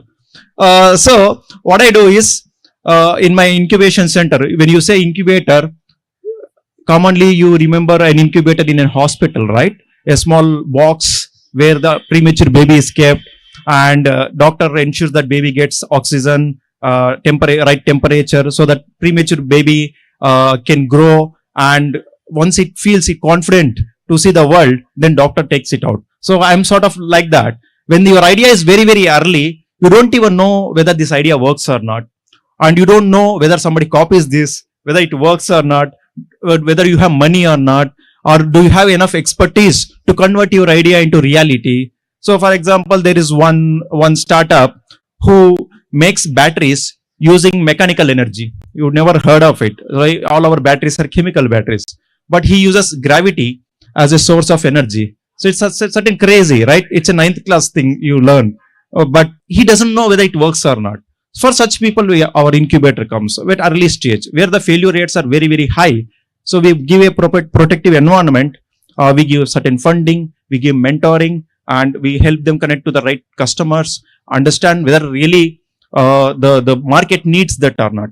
There is a research that says 40% of the startups fail because they make a product which nobody wants. They assume that market needs. So it's not about the lack of funding. It's a lack of an idea that is sellable in the market, right? So you might be thinking, this is a great idea because it's your idea, but it really works or not, we don't know. So that's where I work, and my organization works in all these geographies. So I come from Andhra Pradesh, the latest Andhra Pradesh, not the united one. So we work with colleges, universities. That's where the real talent comes from. And we touch upon rural colleges, because when I see the students from rural colleges and institutes, they face a lot of problem. I give an example here. We have one startup, actually he's here somewhere, Pramod. He comes from a place called Bapatla. It's a east coast of Andhra Pradesh. It's like this. It has got beautiful beach, Surya Lanka beach, and but problem here is 90% of the drinking water in that region is saline. Means you can't even drink because of deforestation. The seawater has gone into their wells, and the entire municipality provides very salty water.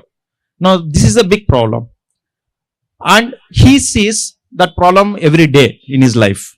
Now he wants to solve that. He wants to provide a drinking water to his village, and he is coming with a design. Now you see, this kid who is coming from a small town is not from IITs or IIMs or big institutes where you have got all the tools and kits to do. Now we pick up such kids and train them, give them support, fund them, provide them a mentor, provide them a market understanding, technology, then they can solve. Then when he said, sir, it's not about my problem, there are 19,000 island places across the world which are suffering this problem. And there are 370 or 80 districts which are having the border with the ocean in India. 70% of them can't have a drinking water. There is a water, but you can't drink, right? So this is not just in India, across the world. Now, can I solve this problem? So water is going to be commodity. Now, this is what we do in an incubator. Now, how we do it? There are eggs on this. So these are the eggs where we created incubator. Another interesting story I tell. There is another place called Bhimavaram, okay, in Andhra Pradesh. It's a coastal region again.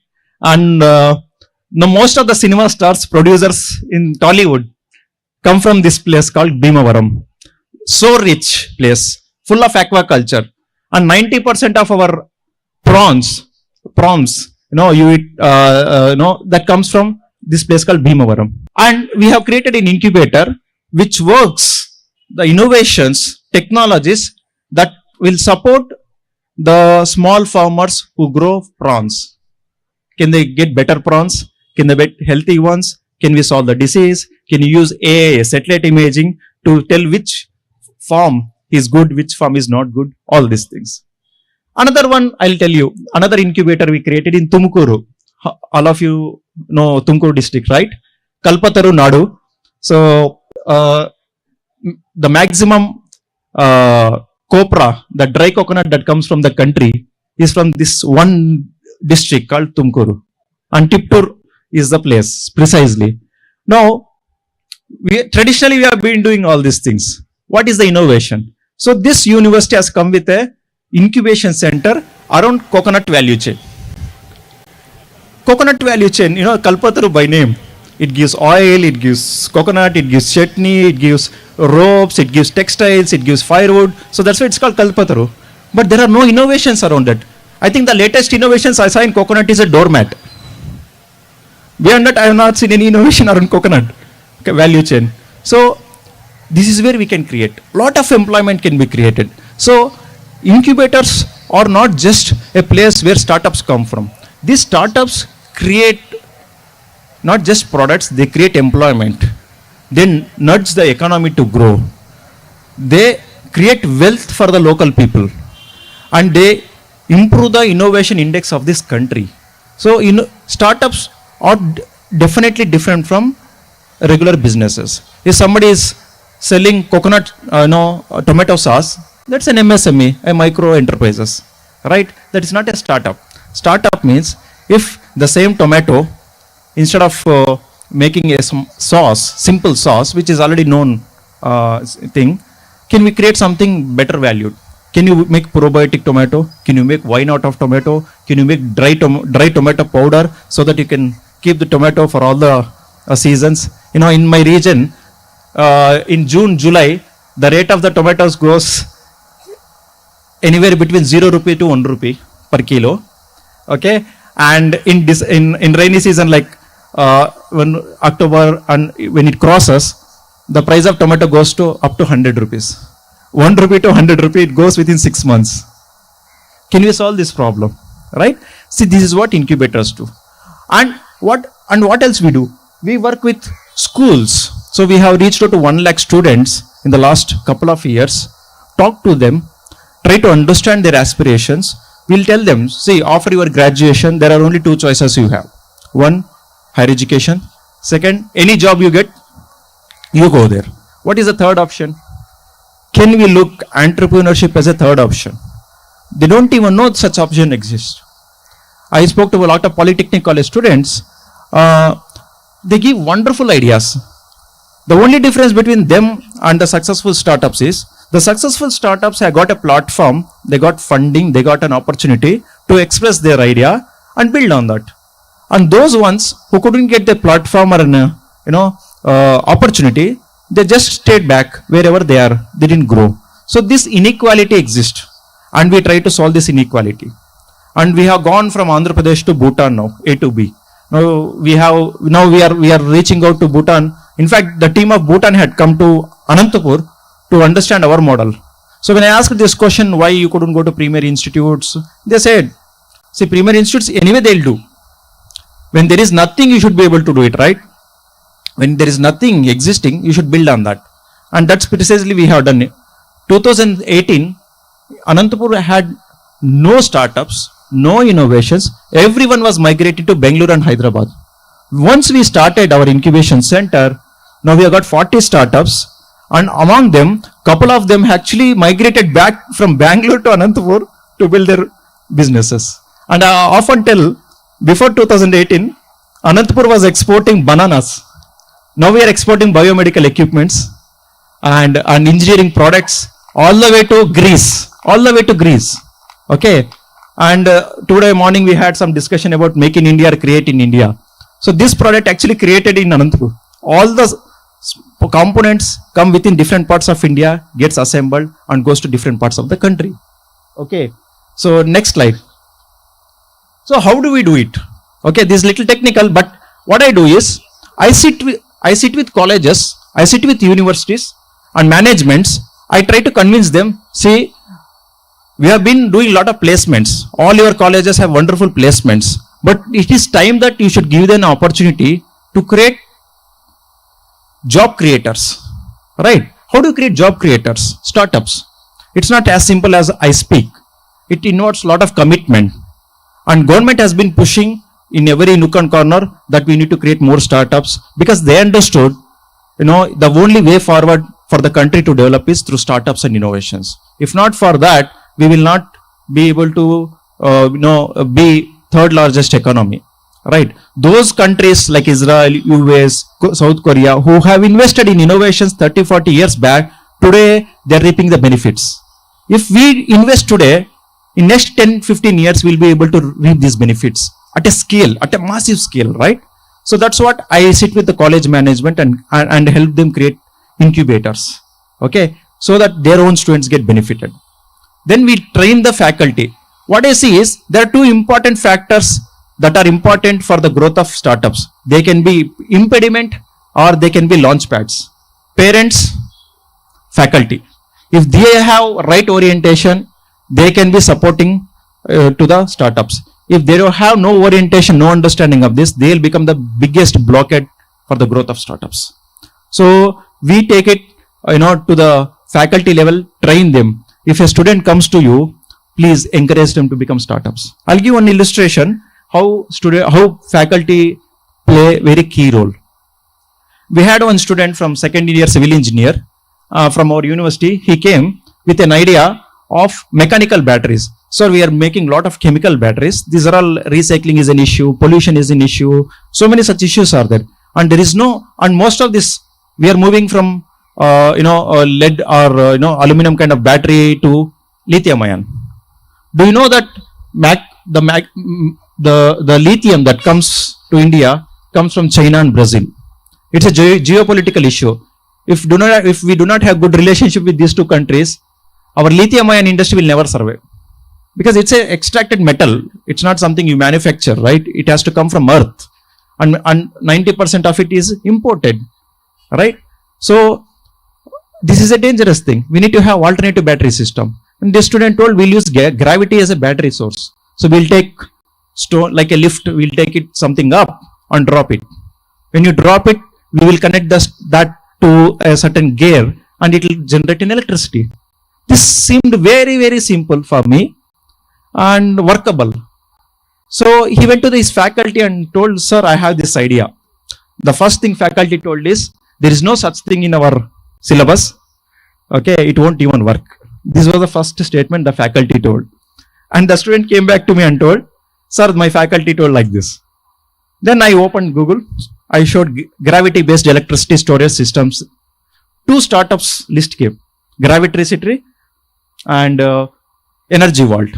One is from England, second is from Australia. How come they are working? Sir, I never knew this is what incubators do. Right? If faculty knew that this is a possibility, that person would have encouraged. Right? So, training the faculty becomes very, very, very key important point that we have been doing across the country. Okay? And can we go to the slide number 7 or 8? Yes, thank you. Now, these are some of the products we did. Very interesting products. I would tell you 1 or 2 stories which will inspire students. So, the first one, which looked like walkie-talkie, this was done by second year students in an engineering college. This was a request from government of Madhya Pradesh. So, there were a lot of animals that were killed by poachers in Madhya Pradesh forest. So, there were, they were killed by a very unique method. They put electric wires on the floor of the forest. When animal is walking or strolling there, when it touches that, it gets shocked and dies. And unfortunately, forest gods are getting killed. Now, this was a problem we got. Then we put up a challenge in a competition. Okay, whoever comes with a beautiful idea, workable idea, we are going to fund them. A couple of students and faculty came with an idea which worked, and we gave them money. And they went to the forest, and there was an agency called WWF. Many people would have heard, World Wildlife Fund. So they protect animals, and there is a funding for that. And when we give this device to the forest, gods, they were so happy, they were actually crying. Sir, this is going to save our lives. Okay. This is like our life god. Now, what started as a small idea became a big business now. Now, this kind of product, we are actually recently, government of Tamil Nadu showed interest to buy such products. We are in Andhra Pradesh. Now we are supplying this to Madhya Pradesh and Tamil Nadu and many such places. So this is how you build innovations. Okay. And another one, can you go to next slide? Okay. This last one, the furniture one, there are some furniture based startups here. Anantapur district has almost 60,000 hectares of banana cultivation. Okay. And we export a lot of bananas to many countries. After the harvesting of banana, the stem is basically discarded, allowed and burnt. They burn them. And lot of pollution that happens. Now one student came with an idea. Sir, these are all there. People are burning it. It's creating pollution. We'll come with a solution. Okay, fine. Take time and come with a solution. And after our program, yesterday you had Naveen Lakur talk, right? So he is our innovation coach and he's our knowledge partner. He does a lot of such programs for us. And after his program is over, they came with an idea. Why can't we convert them into furniture? Okay. Well, explain in detail. Then he told, sir, we'll take the stems, make them into pulp and we dry them. Then we use a certain glue, the kind of gum we get. And we make it into kind of, boards. So this will solve many problems. One, a low cost furniture to the people. Second, the banana stem that is being burnt is stopped, which is solving the environmental problem. And the farmers who otherwise don't get any extra money other than the product, I am going to buy each stem for 10 rupees. Okay. So in an acre, 1,000 trees will come, banana trees. So they get straight away 10,000 rupees without their effort. Which otherwise they burn. It's like burning 10,000 rupees. So we are giving 10,000 rupees extra. There's a income generation for the farmer. There's a minimizing the pollution. Third, you are creating a new line of product in the market. So this was the innovation. We liked it. So we immediately funded. And these are the students, BCom, BSc, 12th standard. We also have stories about a student from 7th standard, a tribal girl from Alluri Sitaramaraju district. She can't even speak English. But she has got wonderful product. And bone conduction earphones. Not many people have this idea. So I can see that India has no dearth of innovative ideas. It's just they need launch pads. It's just they need a certain care and platforms like us to take it forward. In fact, there is a next slide. Yeah. So this is something related to healthcare. The first one is a printer. It's a bioprinter which prints human tissues. Okay, there's a little deep tech, and this is based from Bangalore. So they print nose, they print ears. So it's a prototype level. We have not yet come to the conclusive, outcome, but this is worth pursuing. And second one is a device which came out of COVID, experience. This device is an IoT, detector, which looks like this mic. Okay, and when you put your hand on that, it will take your temperature, your BP, your perspiration levels, SpO2 levels, like that 7 parameters it will take without taking the blood. And it will give this information to the doctor wherever the doctor is sitting. So doctor need not go to the patient. And patient can be in any village with basic internet, and any person with a basic understanding of mobile phone can use this device, capture this data, send it to the doctor. This bridges gap between rural and urban. Because I have noticed a lot of people, especially senior citizens, elderly people, they come to the town hospitals like Anantapur for silly reasons. Okay, because like silly in the sense, not in a negative sense, because those kind of ailments can be treated in their own homes or with little bit medicative efforts. They need not come to hospital. What is happening? The doctors are overburdened by OPD patients. One problem. Second problem, these rural women or whoever they are, the patients, they had to travel 10 kilometers in a share auto, spend half a day, then have some food in the afternoon. Again, they have to go back in a share auto. It will cost them every 100 rupees to 200 rupees every day, as long as there is an ailment. Why should they travel for small diseases? It's not necessary, right? If the data is given to the doctor can tell what kind of tablets they can do or what kind of home remedies they can follow so that their sickness comes down within a couple of days. That saves a lot of time to the doctor, hospitalization, their expenses. This is how it bridges gap between urban and rural. This is the kind of innovations you need to look at. Youngsters who are sitting here, note that startups are different from regular businesses. Regular businesses, they do for their own survival. Okay. They want to make money. They want to start a cinema theater. They want to have a rice mill. It's good. They are not depending on others. They are on their own. But startups are several notches high. They take risk. They want to solve a problem in the world. They want to make sure that some of these problems are solved and they'll have a satisfaction out of it. Okay. Money always comes a little later. Whenever I talk to my startups, what motivated them is they have a personal problem. And one of my startup lost his father due to COVID. So that's why he started a company so that others people do not die because of this reason. Look at the altruism. Look at the empathy they create.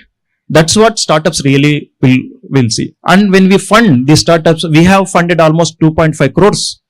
From a single incubator, startups have got 2.5 crores. Like this, we have almost 700 to 800 incubators across the country. Now you can imagine how much money there is there for the startups, right? So I feel this is the right time for youngsters who want to really chisel out your future. Okay, like they say, Swami Karyam Swakaryam. So you do God's work and you also do your work. So both, there is a beautiful statement in Sanskrit, Atmano Mokshaya Jagat Hitaya. So you have your whatever your personal ambitions, same time make sure that world gets benefited out of it. And I'll give you another dimension to this because I also represented a startup ecosystem in G20. This is the Startup 20 is the highest platform for the startups in the world, right? Here, recently there was a commitment given by 20 nations. What is the commitment? $1 trillion of investment in startups every year. Those startups which are creating value, solving some of the sustainable development goals. There are 17 goals listed by United Nations, like zero poverty, zero hunger, good healthcare, equality, education, pollution, climate change, like that, right? So if your startup is solving some of these problems very seriously, there is a huge amount of funding that is coming through. Okay. So right time, right opportunity. So I'll be happy to support any of these startups. I have spoken to a couple of here and I give them some guidelines, but I'll be happy to support your startups. And I come from Karnataka, from Tumkur, so I always have, though wherever I work, my Janmabhoomi and is here, so I have, a lot of affinity and love for this land. So whatever initiative that comes from Karnataka, I take it up with wholeheartedness. With that objective, we created an incubator in Tumkur University and around coconut value chain to solve the problems of coconut farmers. Same way, Section Infinite Foundation is our partner here in Mangalore to help. This is the irony of Mangalore. I don't know why. This is the birthplace of several banks and very legendary education institutes are here. There are several research organizations are here. And one of the oldest trade body, Chamber of Commerce, is here. And yet startup ecosystem has not grown the way it's supposed to have grown. I think maybe this podium or this platform will give the right booster, thruster to that ecosystem. And Mangalore should contribute to the overall economy of the Bangalore. Bangalore has, if Karnataka, if you take entire startups in Karnataka, 99.2 startups are in Bangalore. Just in Bangalore. 0.8 startups are rest of the Karnataka. So when you say Karnataka is the biggest startup ecosystem, no, it is Bangalore, not Karnataka. So I think you should give a tough competition to Bangalore, and we are the Bangalore. So I really take this opportunity to thank all of you for bringing me here, share my thoughts. I'll be happy to take up 1 or 2 questions if the chair permits. You can raise your hand so that they know that. Hello, sir. This is Prashant. So once the product is done under the incubator, what is the next big problem that startups face that you have noticed? Yeah, there are several problems you face, definitely. I don't call them problems. It's next milestones, should I say, put it in a positive perspective. It's next milestones. So once a product is developed, you need to validate that product in the market at different levels. And customer validation is required. If you have enough money, that's fine. If you do not have money, then you also need to raise another round of investment. And if it is related to healthcare or aviation or defense tech products, then you need to get certain clearances from respective authorities. Like if you have EV, then there is an agency in Chennai. That's a singular agency that gives validation and licensing for such EVs. If you are working on a tractor, then there is a Ministry of Agriculture's tractor testing unit. Unless they test and certify, you cannot use that in the fields. If it is a healthcare, there is a CDSCO and other bodies which do that. So those are all certain restrictions you get it when you are using niche products, right? Specific products. If it is a regular commodity, if you are using organic rice or something like that, or even as simple as a SaaS product, I don't think you need to worry too much. There, if it is a very competitive market like SaaS products or organic soaps or such things, it's highly competitive, right? It's a very crowded market. Then you need to have a lot of money for marketing and understanding which market it is. So money comes there. So it depends on what kind of product and which startup. Your milestones vary. Okay. Yeah. Okay, you can shout your question. If that's okay.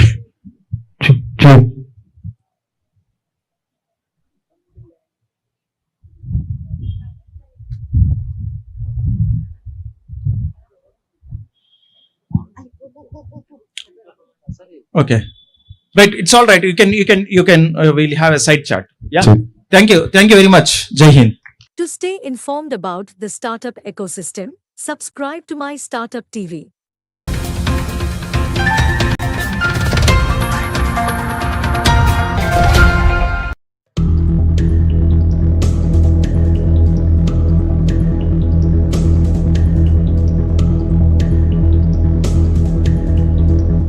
Hello everyone. Hi. So I can see a lot of Mangalorean startups here, and I've heard a lot about Mangalorean startups. They are very passionate, and the successful startups came out of this place. So I would like to extend about our International Startup Foundation, how it can help the local Mangalorean startups and elsewhere startups as well. So there is a small story about our organization to tell about. So we started 1.5 years back, about 18 months back, and we ourselves is a startup. And we started as an India Startup Foundation, where we have done India Startup Festivals in Bangalore. Well, we started, as I said, 18 months before.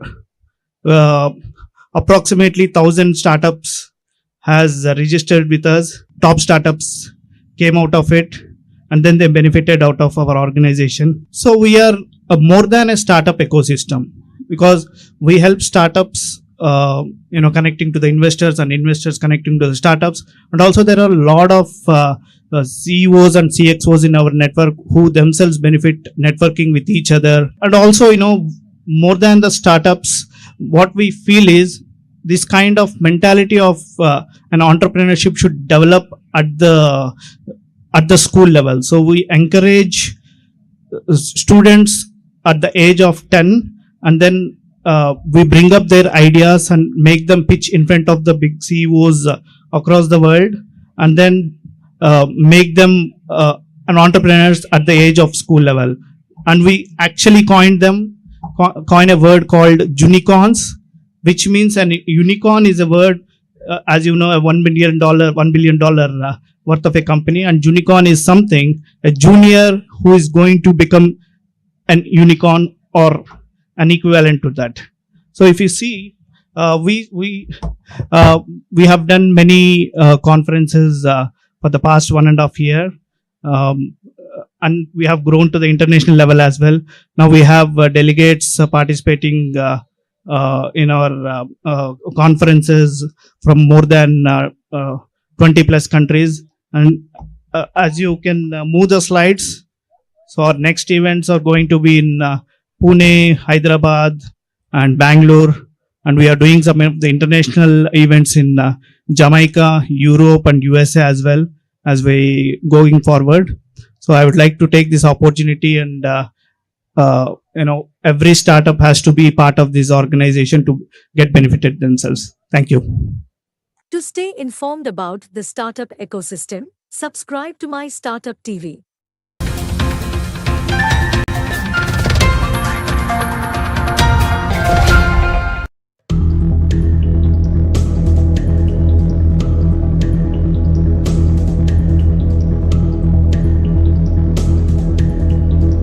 This evening I'll try to talk a little bit about our Technology Enabling Center. And I think this is a very good opportunity. When I came here, I was very happy to see the opportunity to meet different people in different areas in which we are working. We have here innovators, we have startups, we have incubators, and we have other support systems. So it is very nice to see such a interesting group working towards development of technologies and solving the problems of the society. So it's indeed a great opportunity, and I am happy to be here with all of you. So what I'll try to do is try to explain what we are doing as a technology enabling center. Now, often people know about entrepreneurs, people know about incubators, but what is this technology enabling center? So this is some rather new concept, and the Department of Science and Technology, Government of India, has started this. So we are one of the centers, technology enabling centers at Nitte University, established by the Department of Science and Technology. Next slide, please. So why do we need this technology enabling center? So now on one hand, we have academic institutions. So Bangalore is full of academic institutions, Bangalore and the surrounding areas. So we have engineering institutions, medical institutions, science institutions, and in all these institutions there are a lot of very active scientists who are doing research, publishing papers. So now what happens to the output of this research, findings of this research? So when scientists publish, of course scientists are mainly interested in publication. They are at the basic principle, or they are at a research finding, which may have a potential to become a technology. But for this principle or a finding, research finding, to become technology, there is a long journey that has to take place. So from a research finding, you may have to develop a concept, and the concept has to be proved as a proof of concept, and then it has to be validated. So we call this as a ladder of technology readiness level.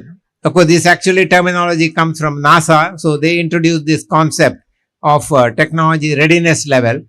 So most of the academic institutions are at the this end, where they are having research findings which may become technologies. So academic institutions may go up to say level 3 or level 4, where they show a proof of concept. But then if this is to go to become a technology, there is much more work needed. So there is a big gap which is often referred to as the valley of death. That is because most of the findings we say ends up in shelves as publications. So further nothing happens to that. So that gap, there is a big gap. So what is needed to be done to fill this gap? So there maybe many times biology researchers are interested in working on a single, they have a focused area. So they are generally only restricted to their own discipline. But then if it has to become technology, for example, a biological finding, you say one plant has a anti-cancer activity. So a researcher may find this. But then if that plant, you have to have a product developed from that, you may need a chemist who knows about the phytochemicals. You need pharmacologists who may know how to develop drugs out of these phytochemicals. And then you need people who can do clinical trials, animal experiments. So you need a multidisciplinary team before it can become a technology. So that stage is referred to as translational research. So now there is encouragement for doing this. And this is where we need multidisciplinary collaboration. So before the industry comes in, there is this big gap. Next slide, please. So this is where the DST thought that, of course, Government of India has been funding a lot of research. The ICMR, ICAR, DST, DBT, all have been funding a lot of research. But when they looked at how many of them become technologies, they found that there are very few. So what is the gap and how the government can facilitate this? So DST then thought to establish this technology enabling center. So what we do in a technology enabling center is to connect academic institutions and industry, and even within academic institutions, different disciplines. The different, we try to bring together doctors and engineers. We had Dr. Rajendran here, who just now mentioned that generally doctors are working in their own areas and there is no crosstalk with other disciplines. So we facilitate this type of crosstalk between different disciplines and try to facilitate the development of technology. And as technology gets developed, you need to protect your intellectual property. So we need to have patents filed. So we try to facilitate this IPR protection. And then we are also facilitating transfer of technology. Now, research findings may be there not only with academic institutions, but also with the industry. So we also need to talk to the industry. They have certain observations. They have problems. So we need to understand what are the problems of the industry and try to see how academic institutions can address these problems of the industry. Next slide, please. So our mandate in a technology enabling center is to create an ecosystem for technology development in universities, academic institutions, and collaborate with other academic institutions and also national laboratories and also with the industry. So we are only enabling, we are not incubating. So we are between the academic institution and industry or incubator, and then trying to connect these two and provide an enabling environment. So we try to bring together institutions, have discussions with them, they may need funding at this stage. So we facilitate them to get projects to carry on this activity further and so on. Next slide, please. So these are our main activities. So we are trying to mine technology. So we were talking to the main thing is we need to connect with other institutions. And when we talk, we come to know many things. So when we were talking to many of the startups, we were talking to Atal Incubation Center at Krishnadevaraya University. So when we talk, we get a lot of ideas and what things can be done and taken forward. And we have expertise in different institutions. So we have to bring together these expertise from different institutions and different sectors of this technology readiness level where institutions can come in and then see how we can facilitate this development of technology. So mining the technologies, then assessing them where they are at the technology readiness level, and see how we can support them to take these forward. And now, for example, NITE University as an example, but we work with all academic institutions and incubators. So we have a hospital, we have dental faculty, medical faculty, engineering faculty. So we try to bring together these faculty and try to see, for example, developing medical devices or testing drugs or pharmacologically important compounds and trying to develop diagnostics. So this kind of activity we try to promote in different institutions. So we work with other institutions also. St. Joseph Engineering College we see here. So we are working with them also, Canberra Engineering College, and number of other institutions where we are trying to facilitate this type of activity. Next slide, please. So these are some of the activities that we conduct by networking and developing projects and facilitating technology transfer and facilitating pilot testing of these products developed by startups. Next slide, please. So these are some examples of academic institutions and industry partners with whom we have been working. And we, of course, there is no limit. We are open to working with institutions everywhere. Wherever there is need, we can try to fill in the gap. Next slide, please. So presently, of course, we are working with, for example, problems of the Coffee Planters Association. We are working with KCCCI, trying to understand what are the problems of the industry. We are working with CFTRI, Mysore and other medical colleges and trying to bring together experts from these different institutions. And we are expanding this to other areas of Karnataka because Technology Enabling Center is supposed to be for the whole state of Karnataka. And there are Technology Enabling Center in other states also. So we try to connect with them and try to see how we can act together and try to see how we can bring in expertise from one area to another. Next slide, please. So I'll give some examples of this type of interactions. Next slide, please. Now, for example, this is an example of a startup because they needed, this startup developed a device that can help babies. Now, when babies are born, sometimes the infants go into asphyxia. So how to prevent this asphyxia and try how diagnosis can be done early. Now, in a hospital, in a say city, there are big hospitals. These hospitals have blood gas analyzers. So quickly they will analyze the blood and see whether the infant can, is there any chance of the infant becoming susceptible to asphyxia. But what about in a rural area? They don't have devices. So this startup, Mr. Avinash, he has developed a device which can analyze the blood and give the parameters that are required. And it is a one-time use device. So it can be used in a rural area. Now, he has developed, as a biochemist, he has developed this device. Now, this has to be tested. So how to facilitate this testing? So then we connected him to the doctors in our medical college. So we have pediatricians here. So we had the project was submitted to the Biotechnology Industry Research Assistance Council, and he is now incubating in an incubator. So now we are going to do validation of this device. So we are facilitating this through our medical college. So this is how we can help a startup. Well, he has a product, but that product has to be validated.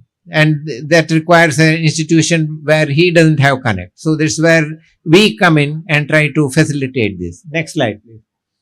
So these are some of the other startups. We also connect with the Society for Innovation and Entrepreneurship of IIT Mumbai. So IIT Mumbai is a great institution, engineering institution, and they have so many engineers working there developing devices, medical devices.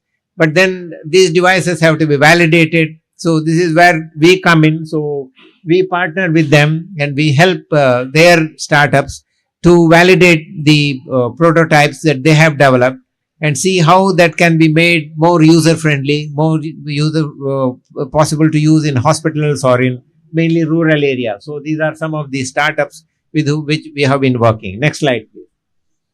And we also facilitate academic institutions. So we bring together institutions and help them support, submit projects to BIRAC. that is the agency, but we can help to fund other funding agencies also, we can help. So these are some of the examples. Next slide, please.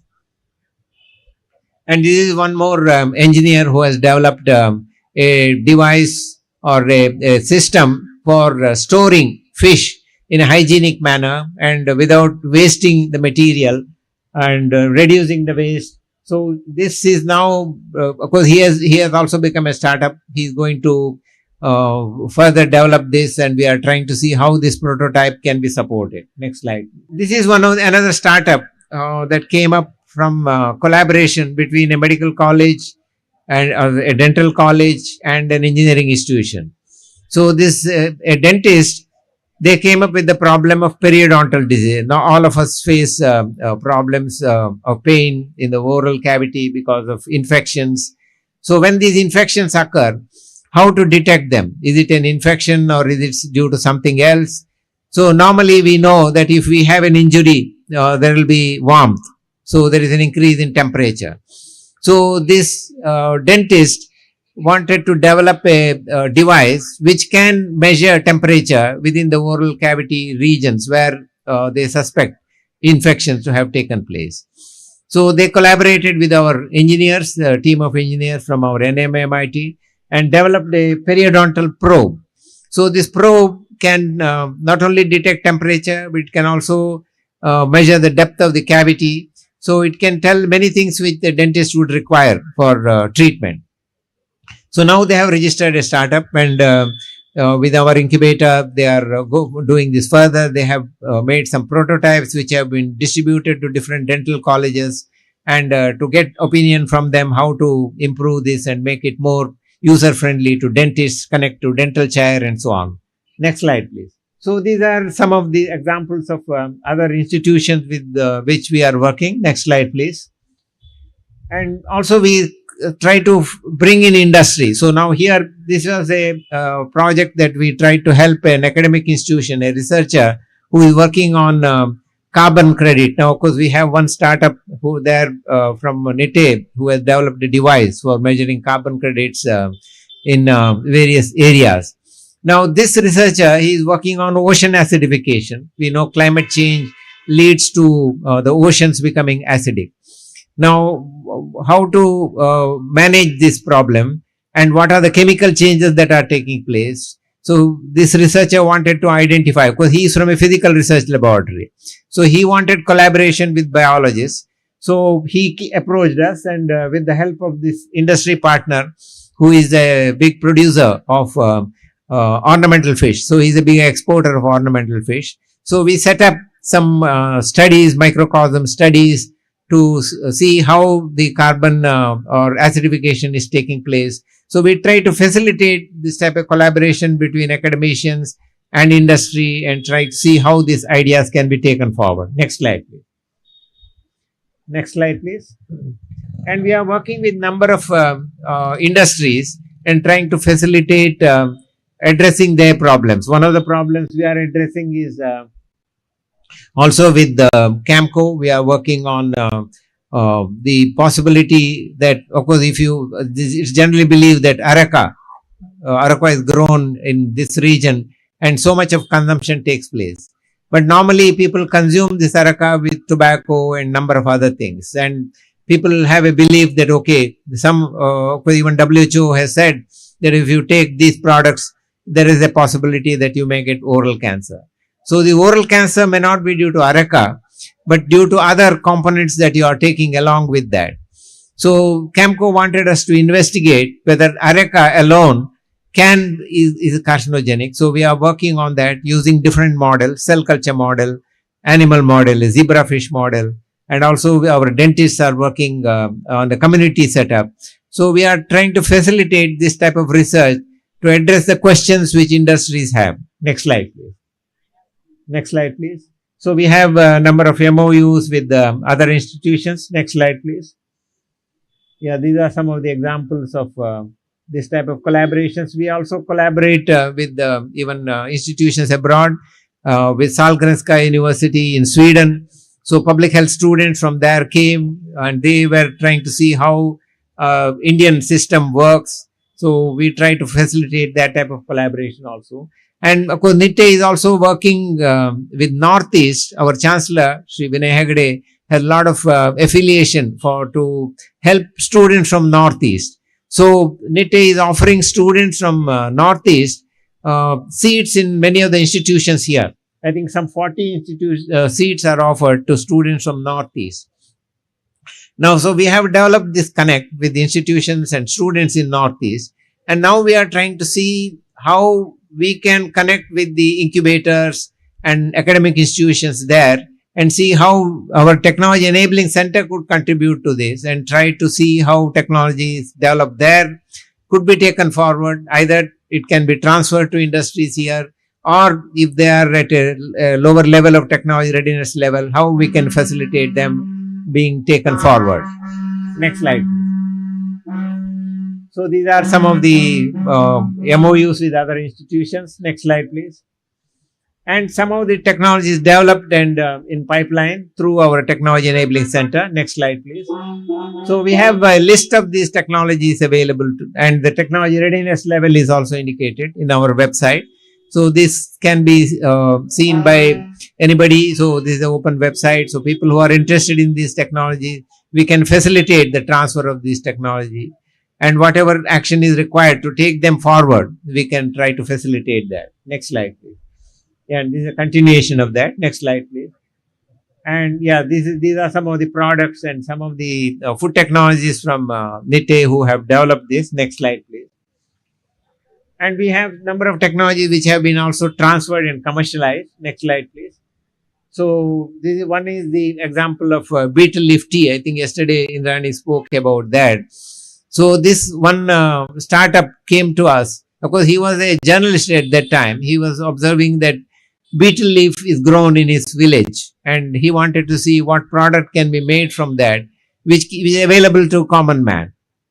So our food technologists developed a tea with this beetle, and which is now become a product and is already commercial. And then that is the other group is the Dentronics I mentioned.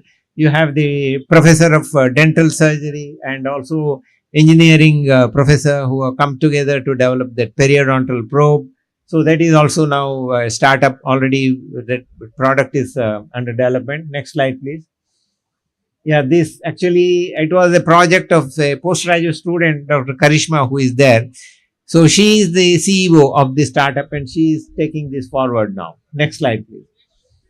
And this is the product release of this beetle tea, which happened in Bangalore. So we had a program when the product was made available to journalists and others who came for this program. Next slide, please. And other technologies, we have diagnostics for medical purposes or for aquaculture or for other, because we have molecular biologists and specialists who are working in different areas of biotechnology. So we facilitate this. So this is one technology for detection of salmonella. We know food poisoning is mainly caused by this organism, salmonella, which is there in poultry, eggs. So to detect this very quickly. So we have this technology which has been taken by the industry. Next slide, please.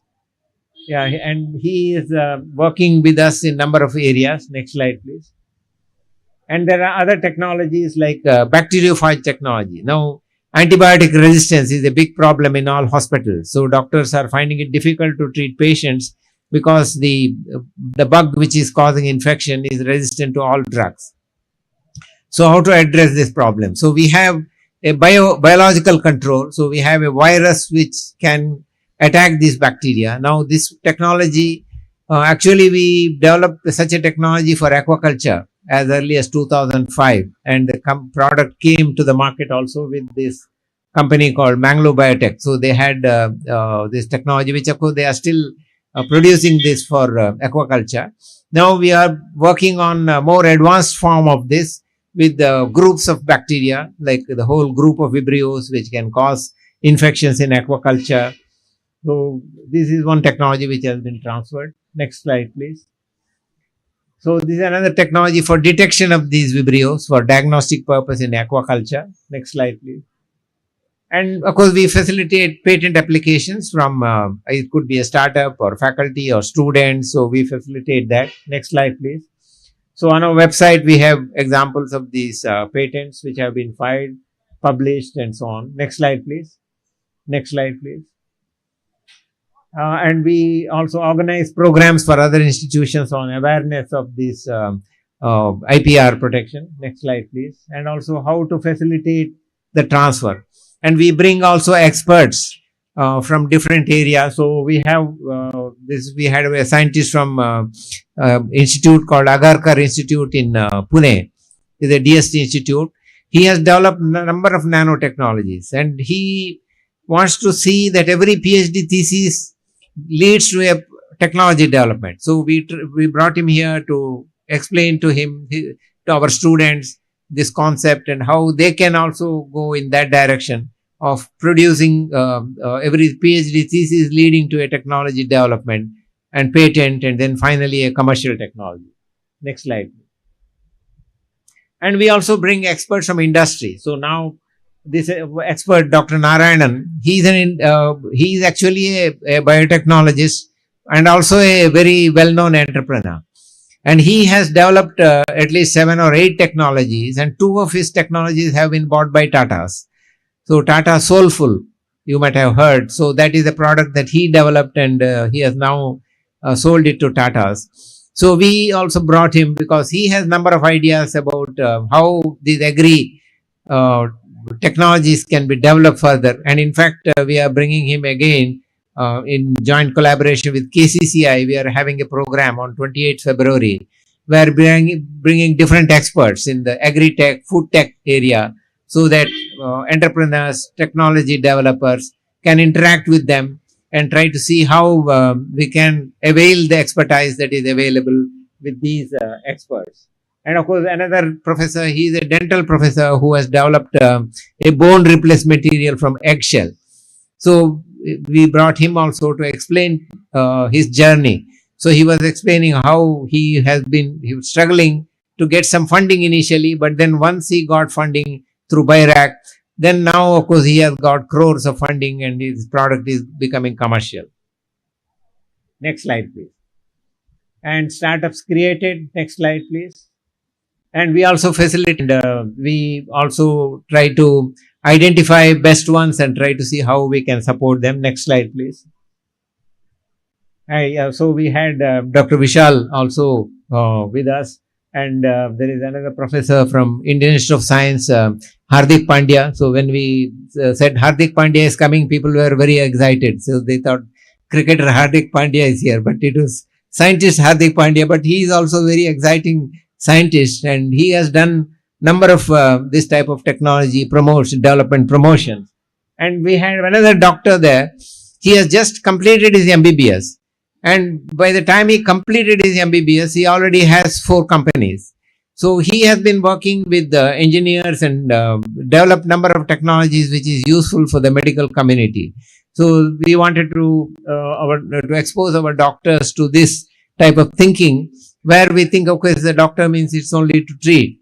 But doctors have a lot of ideas. They know the problem, which engineers do not know. So we need to understand the problems from doctors and try to see how we can address it through scientists or engineers. So that is what we are trying to do. Next slide, please.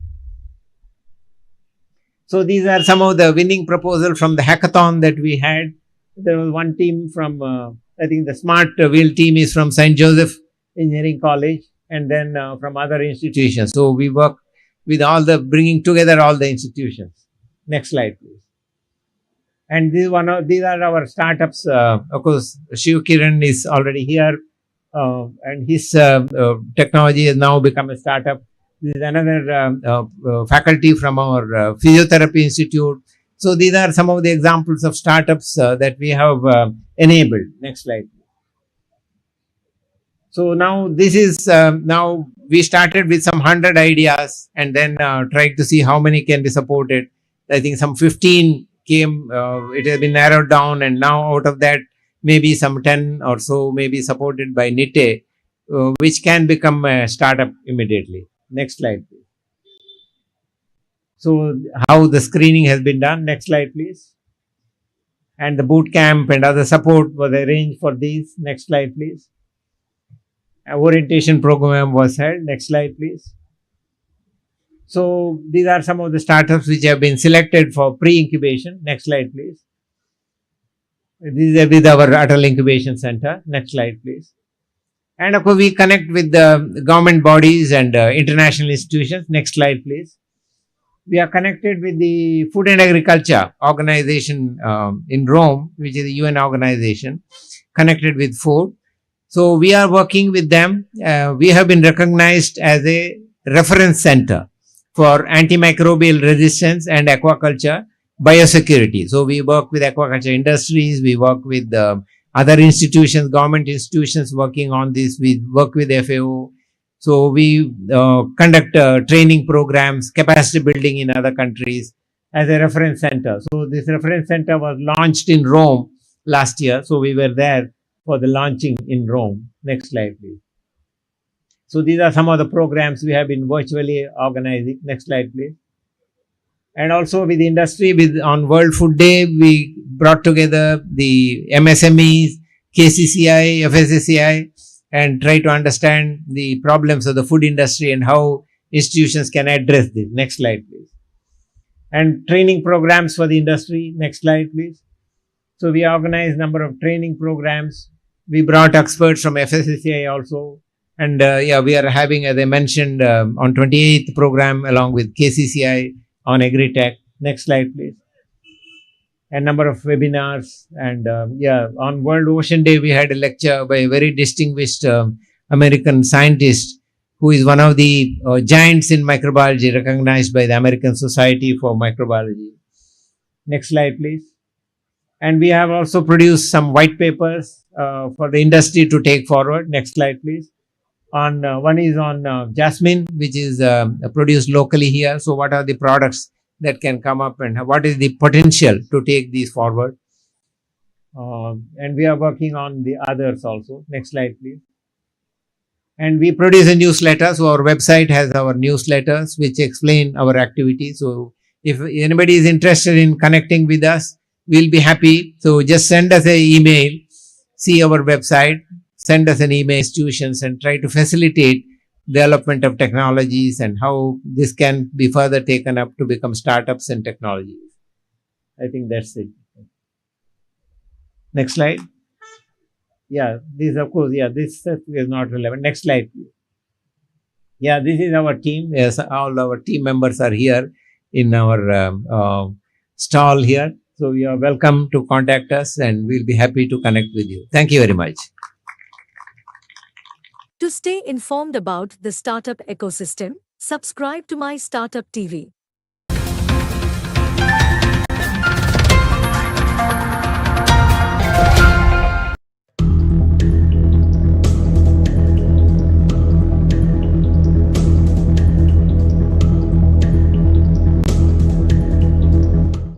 Today, this is simply amazing. What a beautiful sunset that's happening right in front of me on the sun-kissed shores of the Arabian Sea by the beach of Tanirbawi. Here we are talking about an event where we are going to focus on inventions, innovations, startups, and ideas. So when we were conceiving this event, I think myself, Vishwas, and the team which is all here, and including this graceful lady who just made the introduction, we all were contemplating where to host the event. We said, let's get out of these mundane activities of running it in an hotel, in an AC hall. Let's bring everybody out, make them stand in front of the sun god, get some vitamin D, and in the meantime also talk about inventions and innovations. And that's the whole idea of coming and launching this entire thing on this beautiful beach, on this beautiful setup, which I don't think coming from Bangalore we would ever get. All we have is some halls, some pubs, and some lakes which are still there, but I don't know for how long. But that's the only atmosphere we might get in Bangalore or any other metro cities. But the whole idea is bring out inventions and innovations out of the places which are having all the potential to come out with and showcase it to the world. like I think Dr. Sapna had pointed out that the Manthan platform, which has been created by the Government of India, we are collaborating extensively with the PSA's office and to see how inventions and innovations can be brought out of the tier 2, tier 3 and tier 4 cities of this country. What does the word of IFIA is all about? IFIA basically stands for the International Federation of Inventors Association. Our job basically around the world is to bring out inventions and innovations to the global audience, to the society, which should impact and which should create value to the society. It could be university inventions, it should be startup innovations, it could be independent innovators, it could be rural innovations, could be anything. But we want those innovations to add value to the society, which should be scalable, which should add more value to the innovation index of the country. So that's the whole purpose of what we do at IFIA. So IFIA as such is part of the World Intellectual Property Organization. And apart from World Intellectual Property Organization, we also have association with about 6 UN bodies.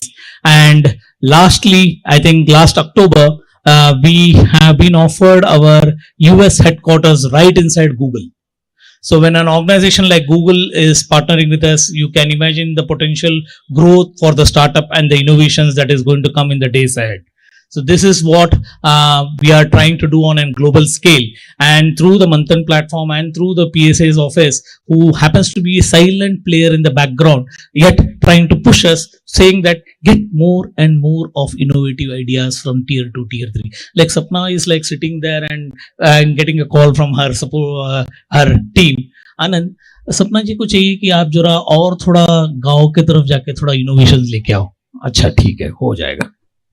So the PSA's office is again a driving energy for us, which says that please push more and more and get things out so that the world should see what India is delivering. That is more important. We are at a cusp, at a specific point in time where we have as a nation got all the powers to push and take India to the next level.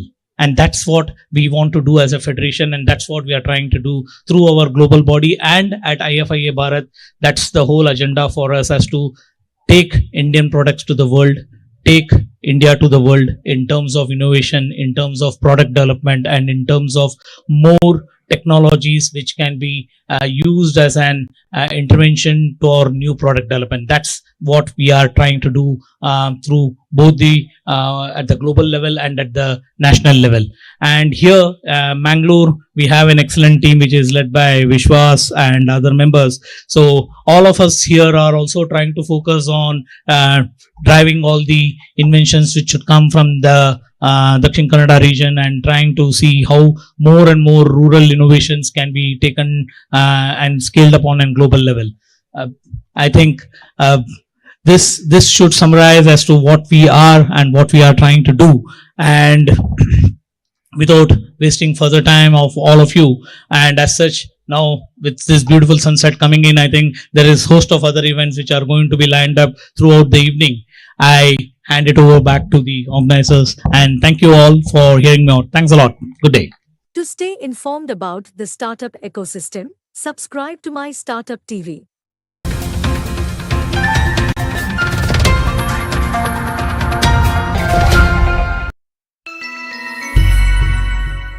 Hi everyone, I'm Dr. Abhishek Krishna. I'm an oncologist working at KMC Mangalore.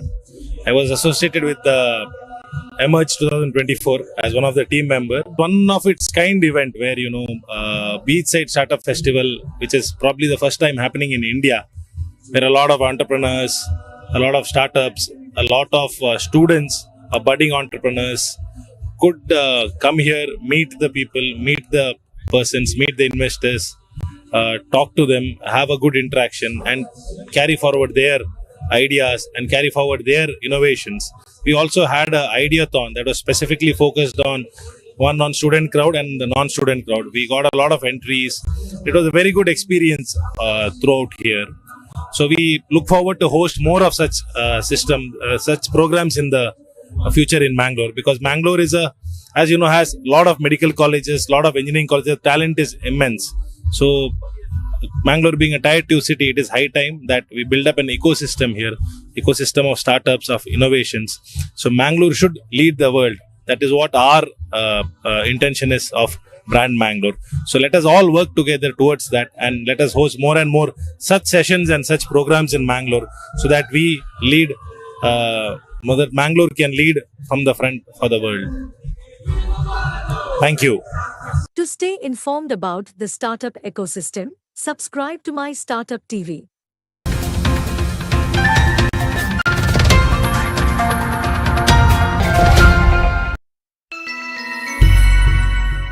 I'm from Tech Talks.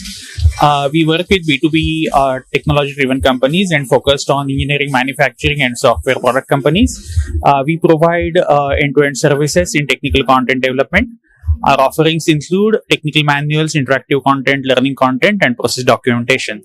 So we decided to participate in Emerge 2024 because we thought that a lot of new entrepreneurs and startups will be participating. So it will be a good opportunity for us to network with them, to understand their requirements, how they are promoting their own products, and how we can really integrate our services with them. So with that objectives, we actually participated in Emerge 24. Thank you. To stay informed about the startup ecosystem, subscribe to MyStartuptv.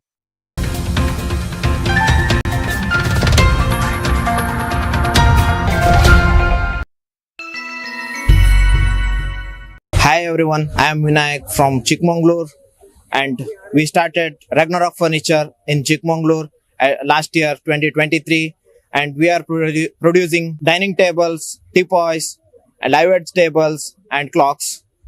And our main intention is to increase the beauty of the house with our tables and clocks, and just support us, and yeah.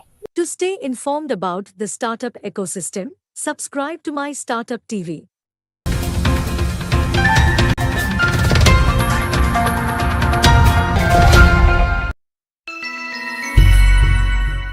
I'm Dr. Vishal Rao. I'm glad to be a part of this wonderful fest today of the Emerge 2024. It's a very new beginning, and I'm recollecting that beautiful old quote that says that if you think something is impossible, do not disturb the team that's trying to achieve this.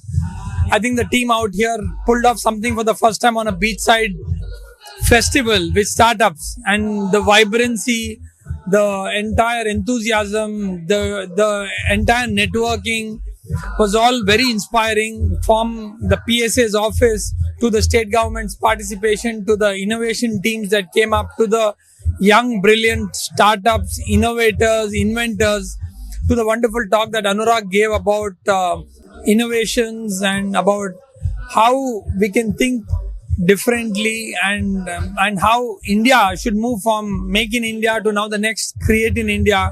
A lot of ideas were shared and exchanged, and I'm hoping and looking forward to the next event of 2025, which I think will be more meaningful, more stronger, more robust, and exciting to more of the startups who are going to come with more funding opportunities, which will be able to have startups go back with some amount of reassurance of their future, to secure a future which is reimagined for the ecosystem that's going to benefit the state, the country in a new way, and help India position ourselves internationally in a bigger way. Thank you.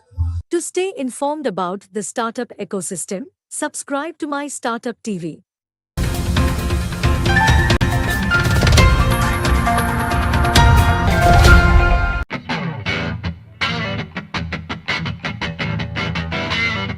Moving on to our next session, it is a fireside chat with Dr. Sapna Poti on Industry Academia and Startup Academia alongside Anupai and Indrani Karuna Sagar, which is moderated by Mr. Naveen Lakur.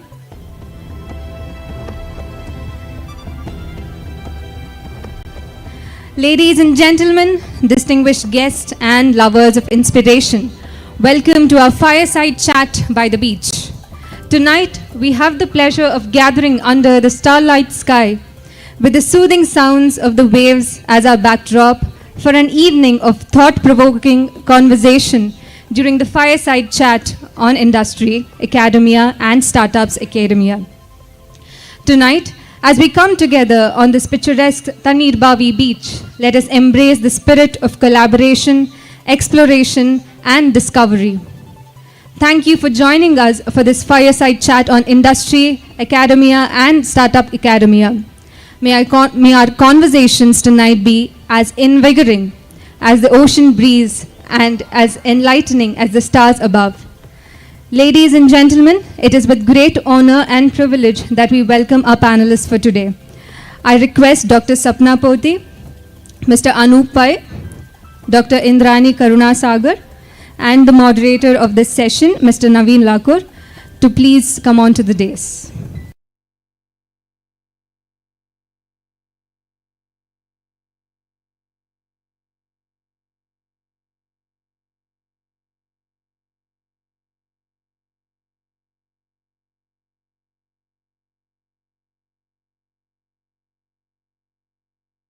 Dr. Sapna Poti is currently the Director, Strategic Alliances in the Office of Principal Scientific Advisor to the Government of India. Dr. Poti is a PhD from IIT Madras with a dissertation in Enterprise Resources Planning and has around 30 years of experience. Her current role is to facilitate and promote scientific research and development and innovations in India. Welcome, ma'am.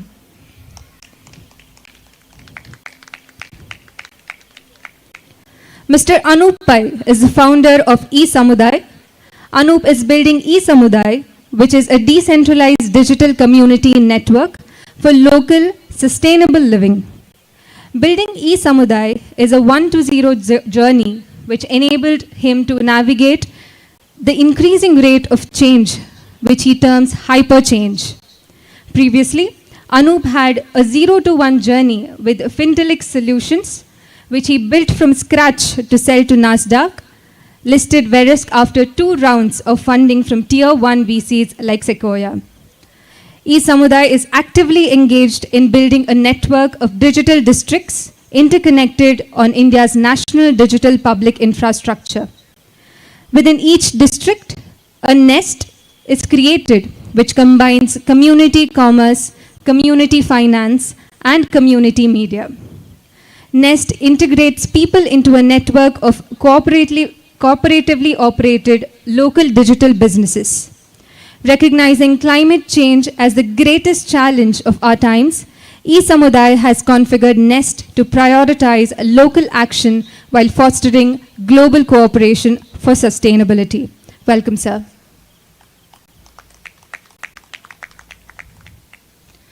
Dr. Indrani Karunasagar is an MSc PhD in Medical Microbiology from Kasturba Medical College, Manipal, India.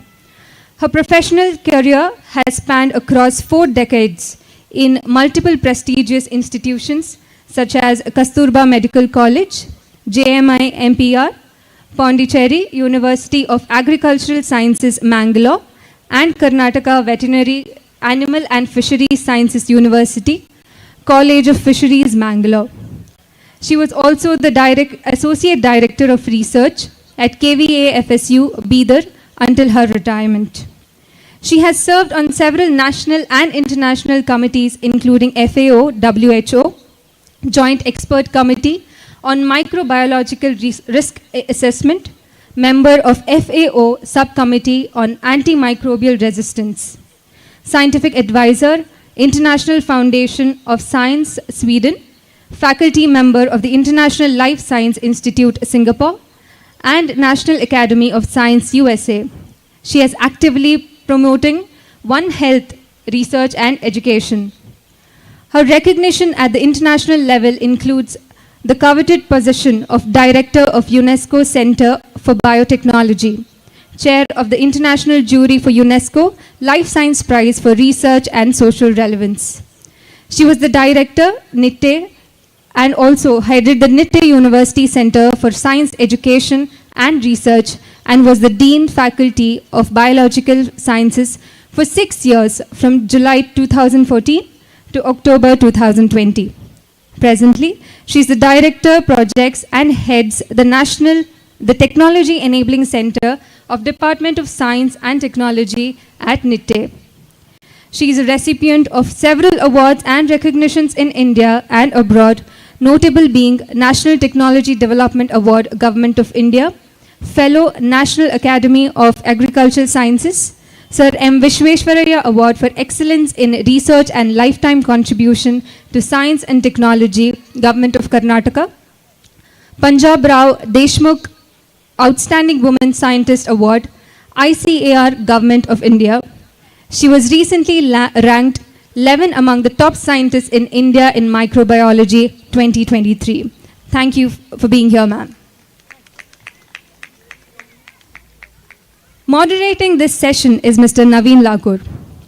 Mr. Naveen Lakur is the founder and chief innovation coach at Institute of Inspiring Innovation, corporate divisions such as Dell R&D, Mercedes-Benz Research and Development, Standard Chartered Bank, TCS Healthcare, Fujifilm Sericol, Crimson Logic have utilized his training programs to nurture their human capital with innovation competencies.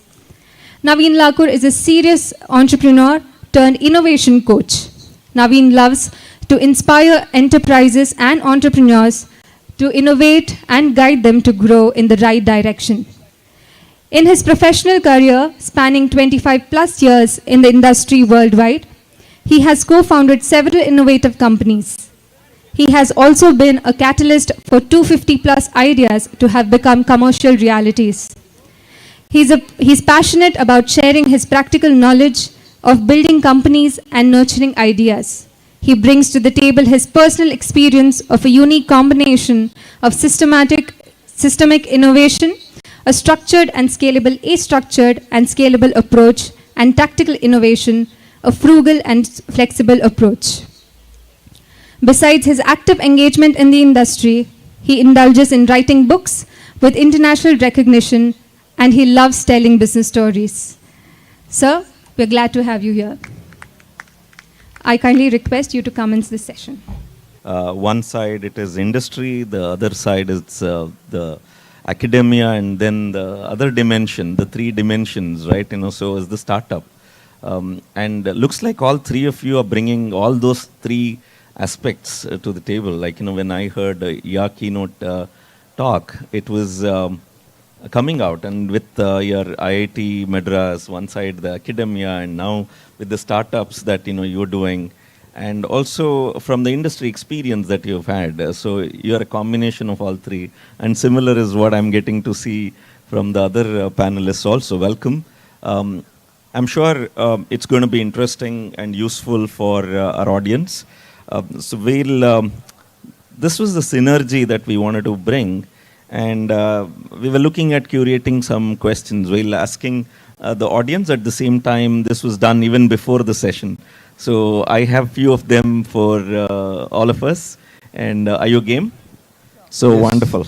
So here, the very first one, interesting one, it is between synergy or silos. Okay, the theme is it synergy or silos?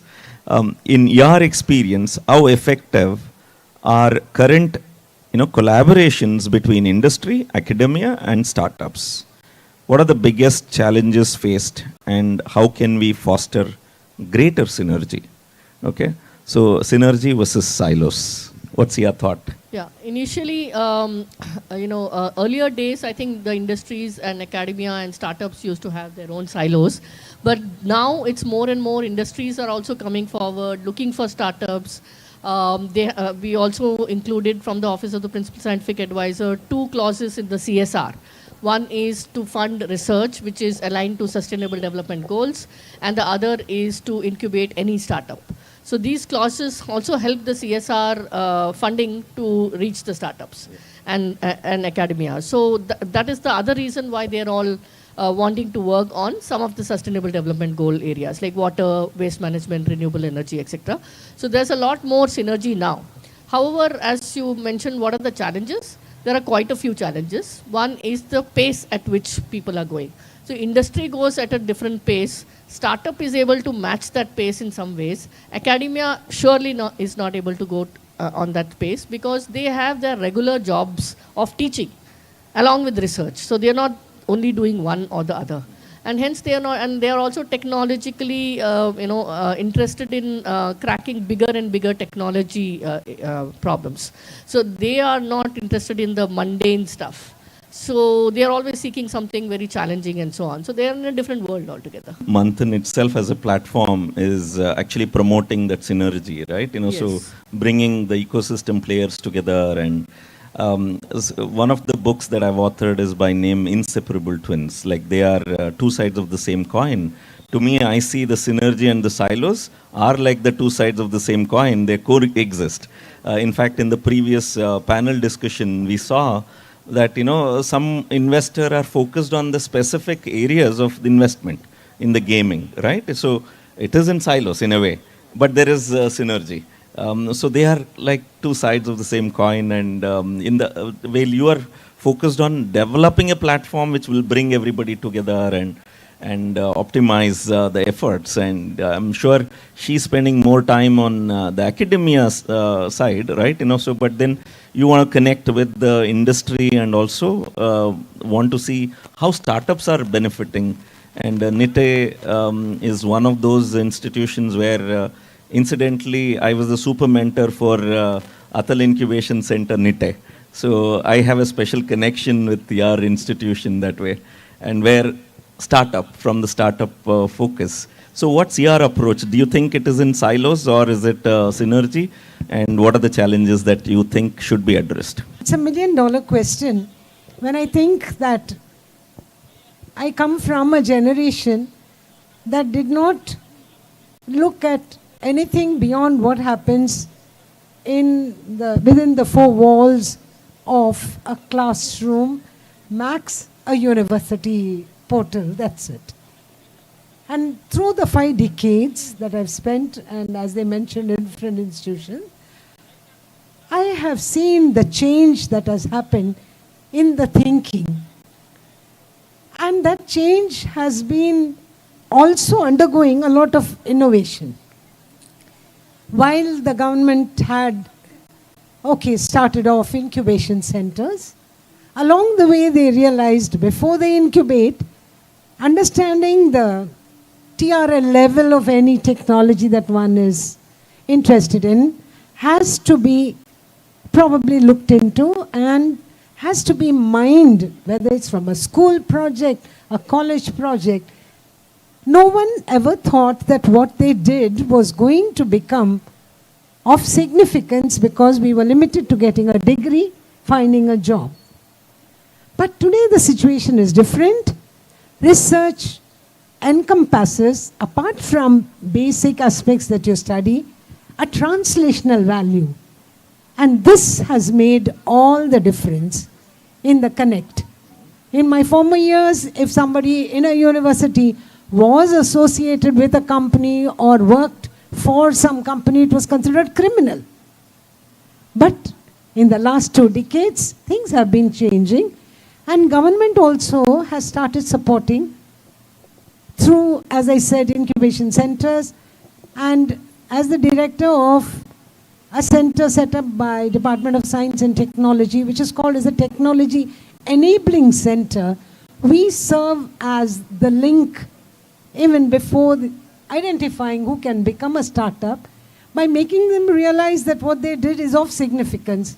We have, of course, some startups from our center, and you are very well aware of it. Yes. Apart from, say, looking at developing apps, which in the engineering college is happening all the time, I lead a biotech center, and therefore the focus towards understanding real life situations to think of solution. For instance, the climate change aspect that was talked about by one of the startups. Who is going to be interested in a device if you tell them you can have this to reduce the carbon footprint? This would come, I mentioned to him, under the corporate social responsibility. So they have a responsibility towards a larger project such as reducing carbon footprint, and not merely thinking about something that an individual can just benefit for themselves through sales. Okay. So I'm an entrepreneur, and when I see a silo, I take out my bazooka, right? So it's always been that way. See, I mean, silos come from an old world where protecting and, sort of being ultra competitive was a thing, right? We are in the new Web3 decentralized network economy, which is symbolized by what is known as competitive cooperation, right? So there is cooperation at some level and there is competition at many levels as well. So, and synergy is the only way to be in the network world. I mean, when you try to hoard information decays at a very rapid pace, because now we know that information has got half-life, and the more you hoard your knowledge, the less it becomes in value. When you share knowledge, it increases in value exponentially. Absolutely. And these are all learnings that we're having from physics and other natural sciences and other things. So I am a big advocate of the fact that silos need to be broken down. Faster you do it, the better. I take out bazookas every day to break out silos. And that is done through conversation, that is done through, consulting and trying to share each other's point of view. I think in general, I agree with you, right? But you as an entrepreneur and you've raised investments for your entrepreneurial ventures.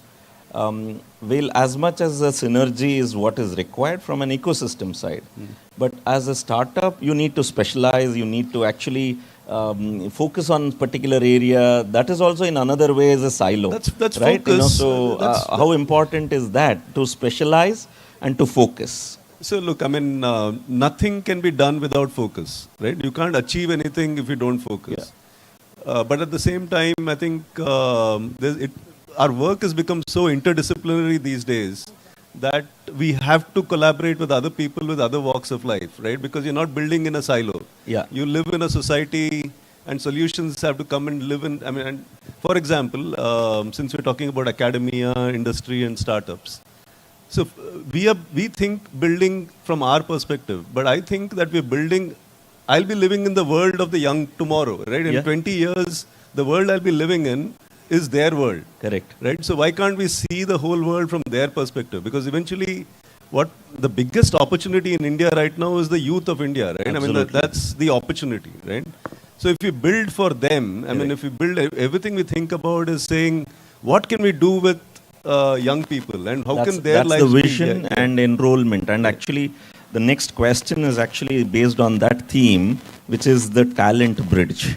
Okay, so here is the question based on the theme talent bridge. Many argue that academic research often lacks market application, right? That's been the way. We all know that this current academic, the design of the education system was for Industrial Revolution 1.0, and while we are there at 4 and looking at knocking at 5 and also talking about 6, but the system is stuck at 1.5 maybe, right? So, and while we are wanting entrepreneurship as the mindset which is required with the youth, and youth as the biggest asset, so the talent bridge, the gap is pretty large, right? So how can startups and industry help bridge this gap? Attracting and nurturing talent with both research expertise and commercialization skills. Okay, so that's a pretty big one, right? While there is a gap which is high, and you being an entrepreneur, Anup, I would love to hear from you. If you are hiring people or if you want youth to embrace entrepreneurship, what are the gaps and the challenges that you see, and how do you think we can address that? Your ideas, your thoughts. So first and foremost, I think I spend a lot of time with people in campus. And I think entrepreneurship has gone from being like a sexy thing to being something that they want to pursue, definitely, because everybody has come to the realization that a job is not going to give you security, financial security, and fulfillment through the 40 years we're going to work, because change is happening so fast, right? So entrepreneurship is definitely there.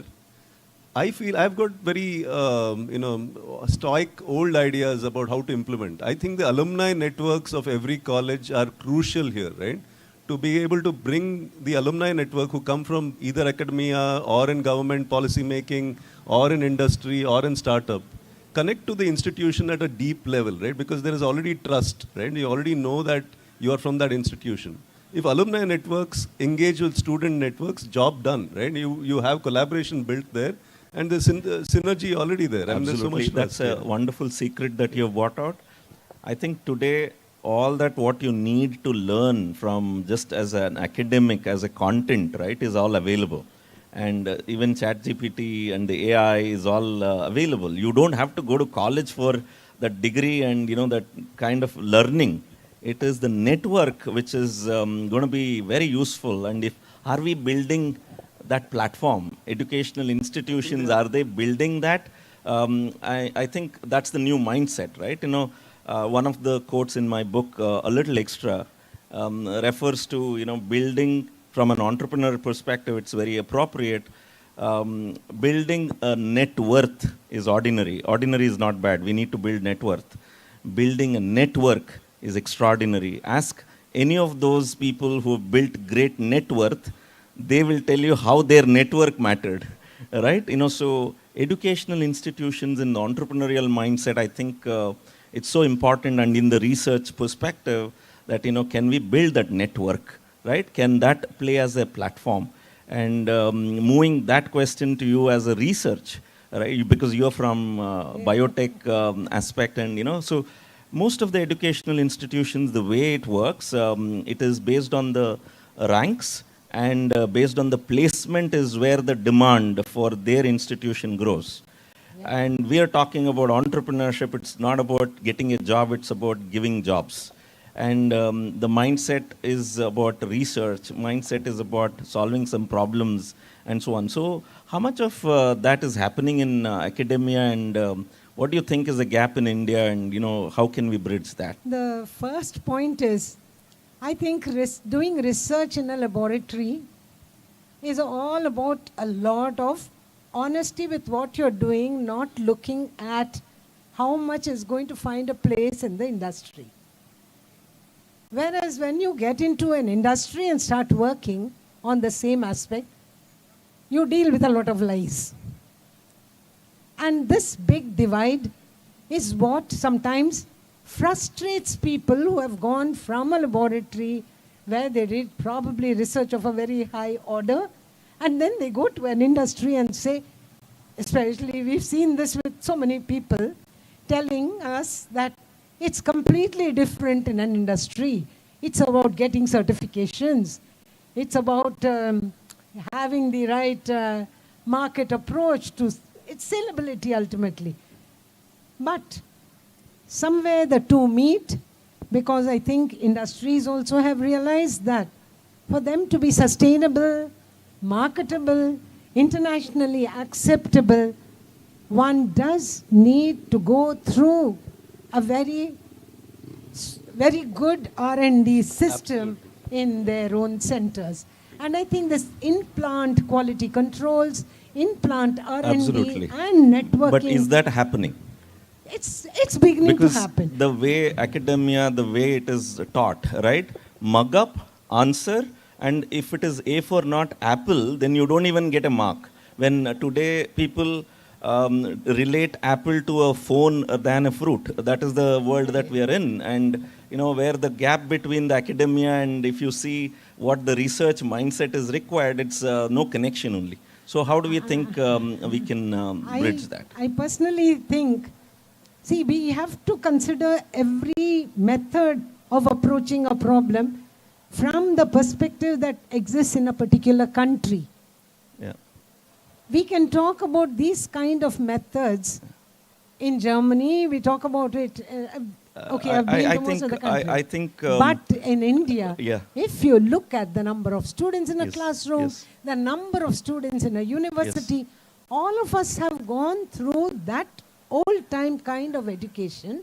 But there is today opportunity for the younger people to have exposure, either online or through the visits, to know how they can maneuver and mold what they have learned to suit the industry. I'm sure if there is an opportunity and time, I would have wished, how do we get many more Indranis, right? So where Sir M. Vishweshwaraya's award is what you are a recipient of, and what does it take for that research mindset, that wonderful engineering aspect in terms of be it bio or be it any other field today, right? How do more students develop that? And I think those are the secrets probably the industry needs, the academia needs, and the startup would also need, because the research oriented here in India, as part of our startup ecosystem and my personal experience of dealing with hundreds of startups around the world, I've seen here that the research mindset is low here with the students, young entrepreneurs. It's either they say it's a gut feeling, or it is like, somebody else is doing, so I'm doing it kind. It's a copycat model, or somewhere else it has worked, so let me do. And even the investors are backing that way, right? So that is where I think the new mindset altogether is required for India, and for India to lead from the front for entrepreneurial things. It's changing, but it's changing. Yes. Any change in India will be slow. We wouldn't be having Manthan, which is addressing so many issues. Everything against the background of the very, very large numbers.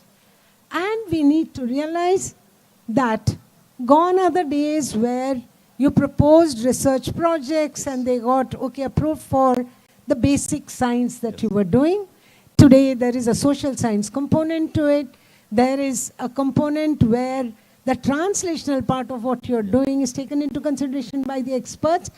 And it is here that I would maybe say the startups should come even to centers like us to talk and apply for projects with the government, where it doesn't become so highly, I should say, I wouldn't say competitive, it's like pressure about what you're going to deliver. I think there's a hidden... Say BIRAC, big grants from the DBT, all these are available, and we have been hand-holding people, and I can I can inform you that quite a few of them have got support. Actually, that is where the secret is, right? Where the young youth especially should know how to tap into the resources of the academia, where there's labs, research centers, and so on. So it's not as much utilized, right? So I think underutilized, and that shifts to her when you mentioned about Manthan, and she was actually traveling last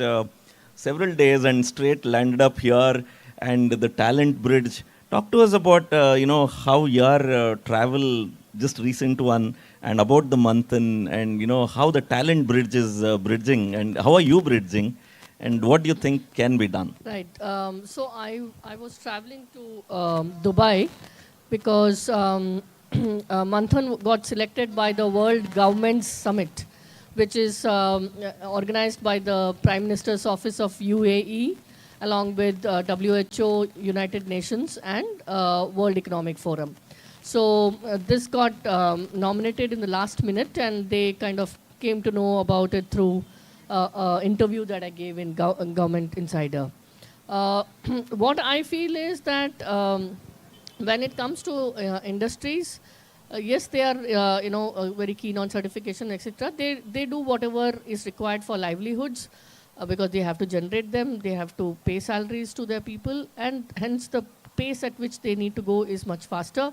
However, I think the research outcome that comes from various academic institutes is also very useful for startups. Almost all innovations that we see are somewhere or the other an outcome of research.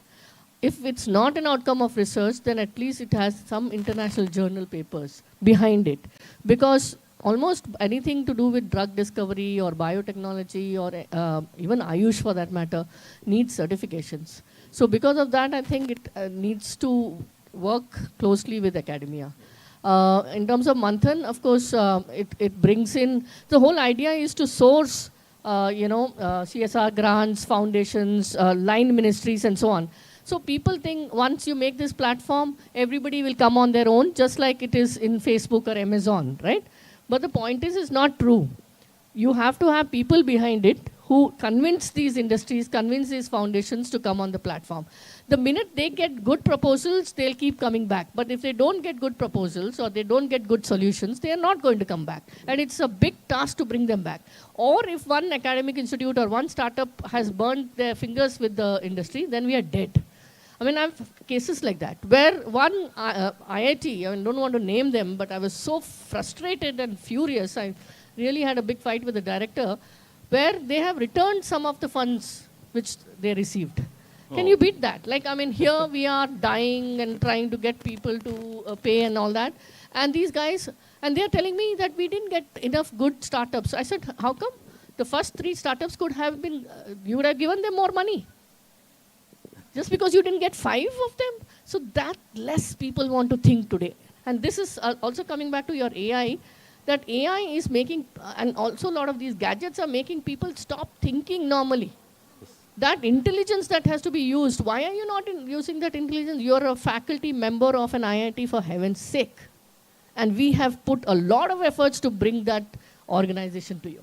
What are the emerging areas of research and technology where collaboration between industry, academia, and startups hold the most promise? Bonus question, each one will get a chance to share a success story of a collaboration between industry, academia, and a startup that has led to a significant breakthrough or positive impact. Okay, so we will come back to that. But before that, future focus. What should academia, the startups, and the industry should collaborate for as a future focus? So first thing is, I think a lot of focus is going on bio and technology synergies, right? I mean, a new space of research around how we can build systems that are biomimicry, and how can we make have more, let's say, artificial intelligence in the whole biotechnology. Or so I think there's going to be a lot of research in there, and that can, if we can extend the life of the human, if we can make our lives more healthy, productive, that's excellent, right? The other, I think, is I feel we do less, but we should do more, is in theoretical physics and looking beyond current instrumentation. We depend, in current science, we depend a lot on instrumentation and experimentation and proved results. Whereas we're entering periods in theoretical physics which go beyond what we can experience or experiment with. And I think we need to invest more in theoretical physics, because that's going to lead us to quantum supremacy and understanding quantum at that level, I feel. Wonderful. So, yeah. In fact, this resonates very well with one of the experts that I was talking recently. They said Indians, as the Bharatiyas, the ancient wisdom that we have, mathematics, that skills comes natural to us. It's been in the DNA. If only we know how to really, nurture that, and it might play a big role in the AI generation, that the youth is going to be like playing a big role, and you wouldn't know whether it is machine or man who is working, right? So it kind of extends and resonates very well with the point that you're saying, as a future focus, right? So, madam, future focus. The way you talked about Indian mathematical mindset, yes, the proof of it is already there with both Satya Nadella and not to speak of course, Rama. More people know about all that. Yes. So these inspiring stories are very important. Yes. But coming back to your question, I think industries in India need to have more confidence in the institutions in India. I think there is a basic lack in that. Whatever be the reason, if today you make a white stand with me, and there is a problem that is put forth, they would rather have it solved or approached. They approach the lab somewhere outside, not knowing that that person will come back to me to solve the problem. The back end. The back end. I know, I have actually examples of all that. Yes. When there was serious problem of, okay, I used to work a lot with shrimps, okay? It's a major exchequer earner for this country. And in 1984, big way. Correct. So equal partnerships, patent sharing, everything is there. I think this is where academia, we should also teach. We know how to solve problems, but we should learn how to present. Exactly. Right? So sure. One of the key things, when I used to travel around to bring projects to India, I've heard this multiple times to myself directly. They're saying, oh, you guys are well, and now we are with the digital, kind of democratization which is happening. And tier 2, tier 3, tier 4 cities, no barriers, right? It is, we need to learn and develop that skills. And that is where academia should go beyond the subjects and bring the softer side of skill development to happen. No, the channels are publishing. Yeah. But publishing has become the biggest industry. I'm sure with Dr. Poti sitting here, she would, I'm telling all this because I know they are involved in helping to solve many of these problems. Absolutely. And that's they the pay next, so much. That's why that's I'm the very next happy. stage of Manthan and future focus. Exactly. I'm sure she's developing this platform itself as an architect for Manthan. So what is the sapna for that? So your name is Sapna and future focus is that dream, right? So what is the dream that you have seen? So I think a lot of academia, startups and industries today have started working together. The pilots are very small, they need to be scaled and things like that, and hence industry is required. Like I said, research outcome needs to get into an innovation. Only then the innovation is going to be really profound and solid. And hence there is a lot of this synergy which is going on between these three. Let's take the pandemic times. When a ventilator had to be developed, researchers were putting all their efforts in making a good ventilator with technology, with all that was required in terms of making that ventilator. That went to a startup for pilots as well as they made the cohort and then they took it forward and did the pilots and things like that, and they built the whole business plan, all of that.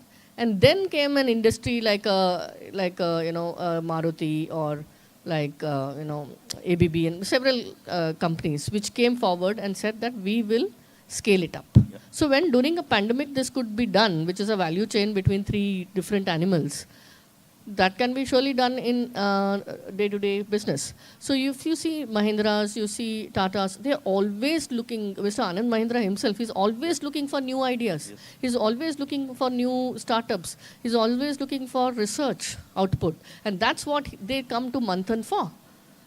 Let's not go so far. Even if you look at XPRIZE Foundation, which is an unknown entity for most of the startups, we have brought them to Manthan.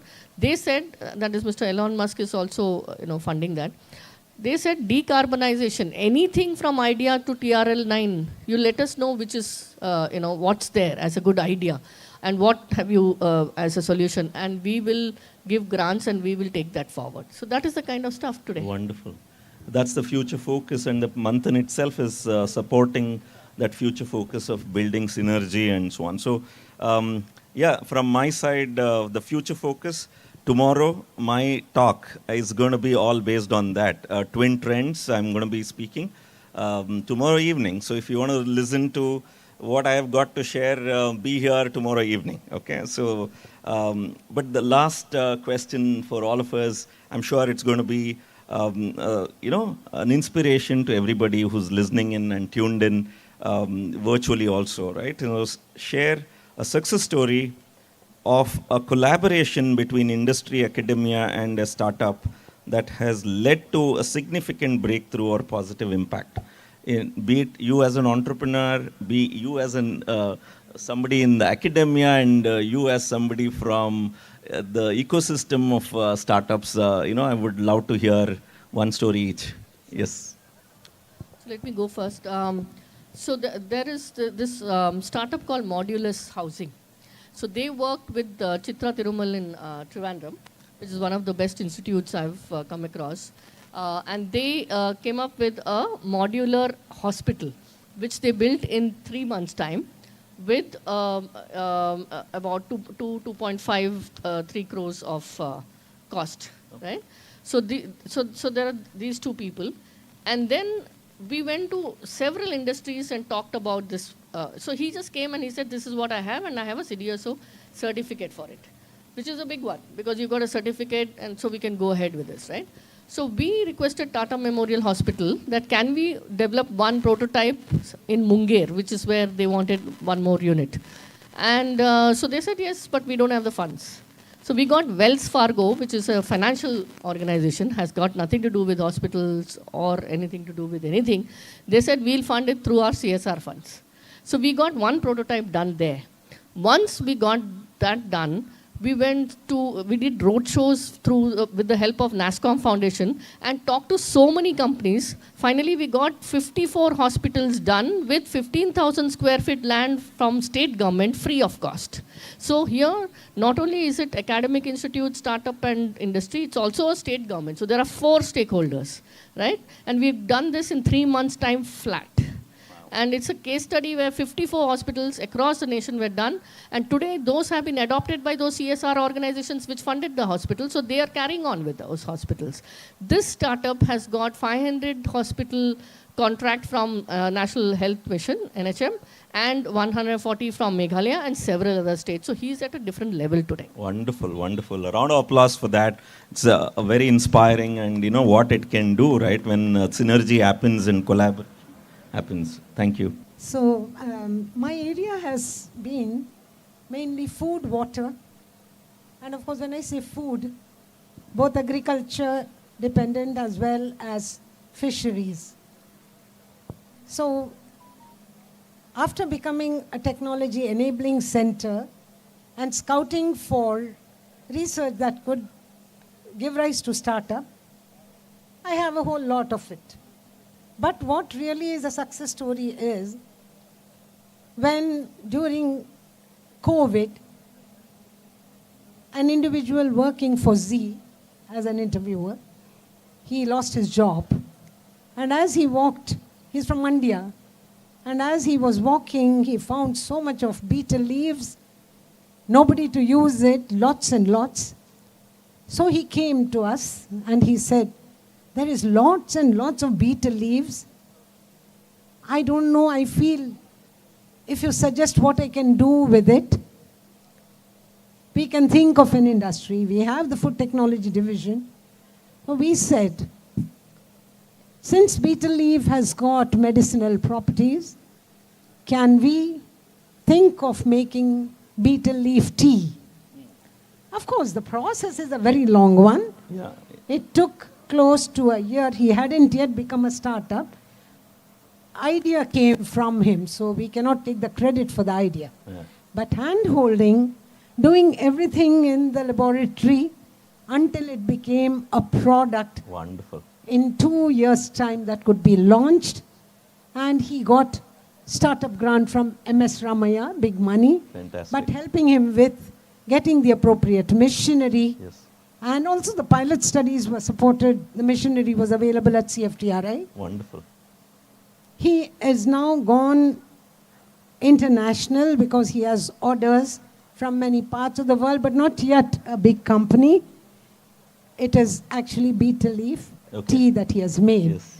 And it gives us, you know, all of us who are working in government, it gives us great satisfaction when startups and entrepreneurs become successful. Now you never know how a chai wala can go to whatever level, right? You know, so there are enough inspirations, and this is a wonderful story of inspiration and a story of success. One more small story. Yeah. This is where I say industry should have faith and come to us. Yeah. There is a major block in Supreme Court that has been raised on the cancer-causing property of betel nut. Campco is a very big industry. And they came to us, they said, a lot of problem is being faced. Many people's livelihood depends on agriculture. Can we do something to work on this problem? Okay, they didn't say find an answer to say it's not cancerous. They say, can you scientifically work on this? So it didn't have a lot of steps the way we do for a government project, you know. It was easy to prepare the project, give it to them, and right away they supported with a whopping sum. See, for us, for 1 year, 1.5 years, somebody gives 45 lakhs to do something, it's big money. Yeah. It was a comprehensive exercise involving the dental college of ours, because I take care of the whole university, the research center, and of course social scientists, and my own people who have a stall here, DST Tech. All of them were involved. And the study went on to look at the property, anti-cancer property or otherwise, of betel nut. obtained from Puttur, Shimoga, wherever it is grown, because there could be variation, without processing, okay? So it came to be that a lot of chemicals go into processing. The word betel nut could be panparag. Yeah. The wheat betel nut could be everything that has been tampered with, taken with tobacco, taken with sunna, but a lot of the laboratory results that were done using model systems like zebrafish, Drosophila, tissue culture, and of course real life data obtained by a lot of data generated by visiting every household. Okay. Is there a genetic component in the family? What I is think there? this is a stage set for the need for industry, the academia, and the startups alignment to happen, right? The need for that. There's a big enough number of opportunities and the problems out there to be solved, and I think well, the stage is waiting for performance, and there's a lot of wonderful knowledge and inspiration. One quick success story from your side. No, there was a signal already which came to me saying, we need to wrap it up, and which we are. I So think one there is all these stories. We've got 3 stories already, so I won't add more. So No, it no, just shows. please, you are an entrepreneur. I don't have any stories to add right now. So your own story. So I think we should all talk about collaboration. I think the way the stories I've heard, I think it's just about people trying to solve problems together, right? I mean, and Tapasya Beach Festival, and I just want to talk about the organizers and bring them back into Vishwas.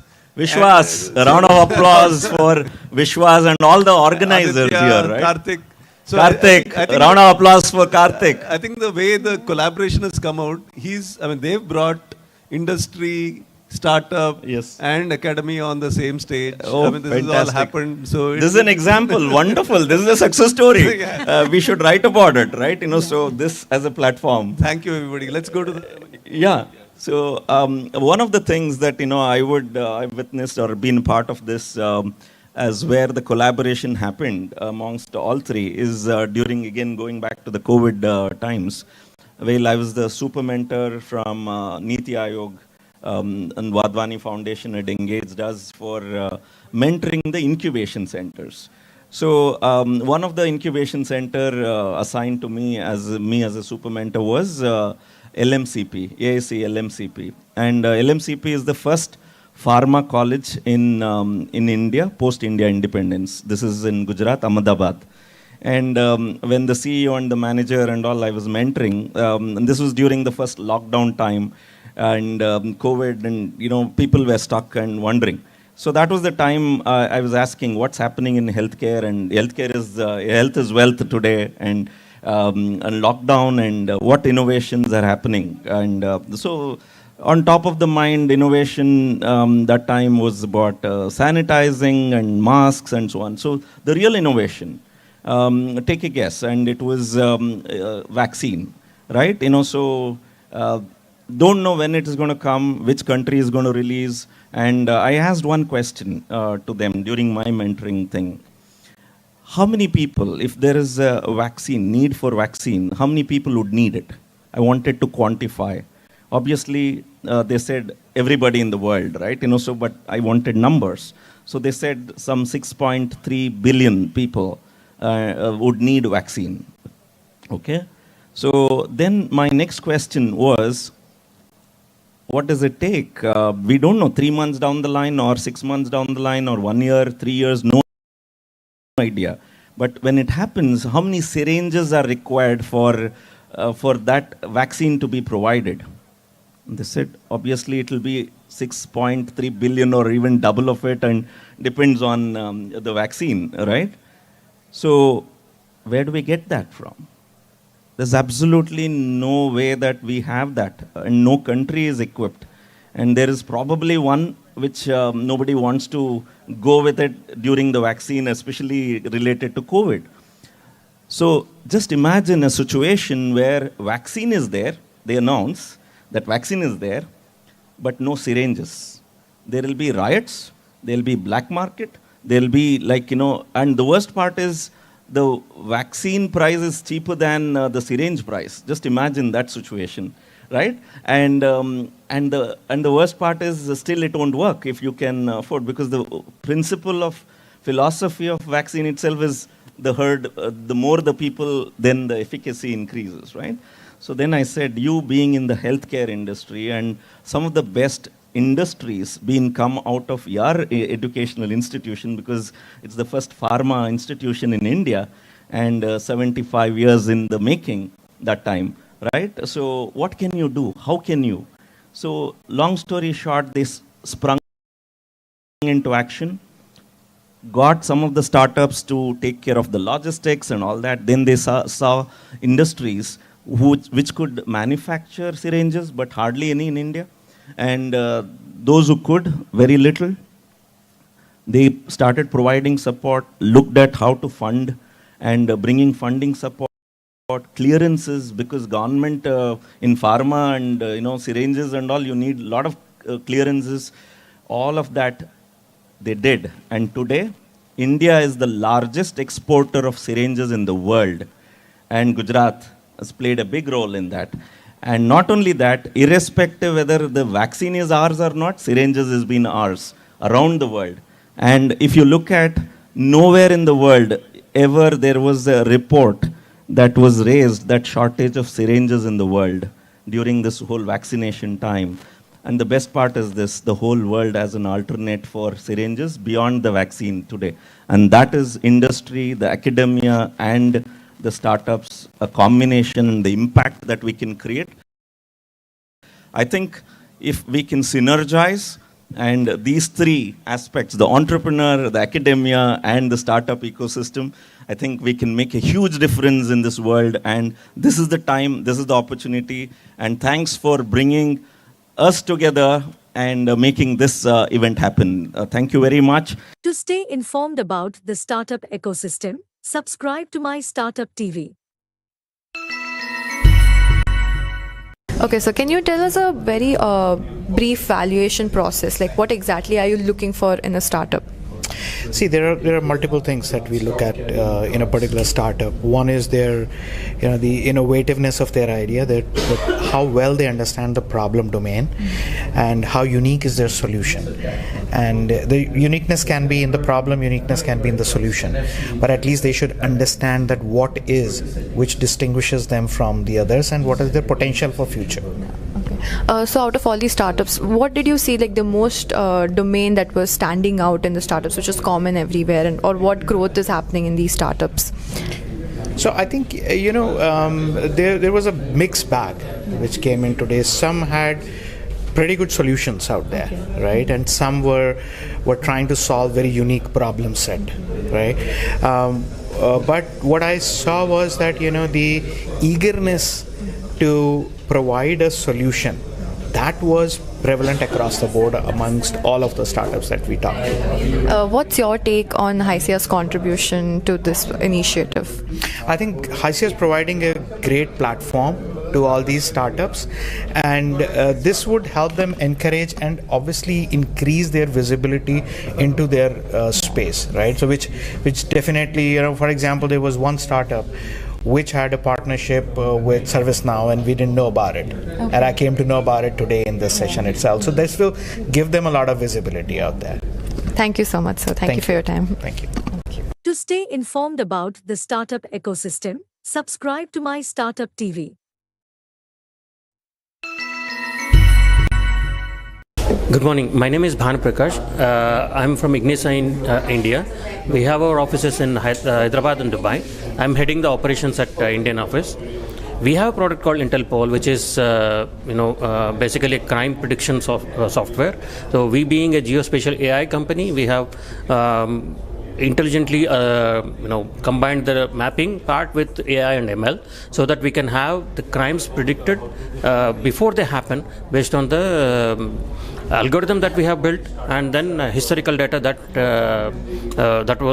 of the crimes that has happened over the past 6 months to 1 year. And minimum data that is required for this is about 6 months, and this has been implemented successfully in Dubai with the Dubai police in 2022, and it's been last 1.5 year, and the Dubai police is very happy, and they have announced it, saying that the crime has come down by about, serious crime rate has come down by about 25% due to the software, and about non-serious crimes rate has come down by about 7%. And we are here to explore the opportunities in India as well as other countries in APAC and US. To stay informed about the startup ecosystem, subscribe to MyStartuptv. Our product is a digitalization platform for companies in life sciences and healthcare domain. What we do is we allow them to manage all their data and operations, and we automate most parts of it. And our clients are in the pharma, biopharma, and any company doing basically preclinical R&D work, or you doing biotechnology is probably our client. Okay, so what was the reason that you started this? What was the idea behind you starting this startup? So the startup was an extension of my doctoral work, and during my PhD, so I have a bachelor's of engineering in biotech, a master's in physics, and a PhD in artificial intelligence. I've studied a lot, and I worked in a lot of labs across the world, and everywhere I noticed that whatever experiments we were doing, they weren't reproducible. And globally we spend around $2.5 trillion on STEM R&D, which is science, technology, engineering, and medicine, but only 10% of it works. So 90% of, let's say, $2.5 trillion goes down the drain. So I just wanted to change this. So met my co-founder while doing my PhD in Madrid. He's Mexican. We both were like, instead of publishing more papers and adding to the existing garbage, we were like, let's give them a tool where scientists can come and, build out, do amazing research, and it works. We were very inspired by Jarvis from Iron Man. Okay. And that's the kind of product we're trying to build. That's great. Okay, so how much has your company, team developed, when you started and now? What is the difference? How big is your team right now? When we started, we were big. Now we're quite small. So COVID was a big setback, though it sort of propelled the world into digitalization. So we were 10 people at a time, then we went down, and then we've changed the model a lot of times. So we work with a lot with freelancers. And so our goal is sort of to keep our runway low. And right now we're bootstrapped. We've been bootstrapped, and the customers are funding the platform. So we keep a small tight team. We've sort of retained the best people, and it's going good. We'll scale slowly. So we want to grow organically without any external pressure. Thank you so much. That's it. Thank you. Thank you. To stay informed about the startup ecosystem, subscribe to MyStartuptv. Yeah, so we have an app which helps very small, medium business owners to digitize their daily operations. These are typical mom and pop stores, independent businesses. The problem what we are trying to solve here is most of the small, medium business owners do everything on pen and paper, and it's very difficult for them to track on the sales, on the inventory part, and our solution actually helps them to digitize everything and give them a report which they can actually use it to take proper decisions. We are 12 members team. We are currently we reached more than 100 countries. So our startup test AI solutions is with a product called AI Ensured. So our product tests and validates AI products. Well, you may be wondering, we do testing, randomized testing in AI, right? But that is just a randomized testing. In many cases, AI products work well in the development environment, but when they are deployed, they fail, and they fail miserably. The reason is they are not tested rigorously. So our product, which is again a deep tech AI product, understands the model and the test data, processes it, and comes up with data on which the model would fail. So the data scientists can use this data, rebuild the model to come up with a more robust model. Okay, so what was the reason, or how was this idea that came to your head that you should, do a testing for these AI tools that are out there? So we founders are good in AI, some in AI and some in testing. So we founders who are well versed in AI and testing domains, either of one of these domains, we came together sometime in 2019. So Dr. Srinivas Padmanabhani, who is the CTO of the company is an AI guru, and CEO Vipul Kochar is guru in testing, and even I am well versed in AI. So when we came together, we thought there is a great need for a product which tests and validates AI products, not just coming up with some random AI product or a product AI product, right?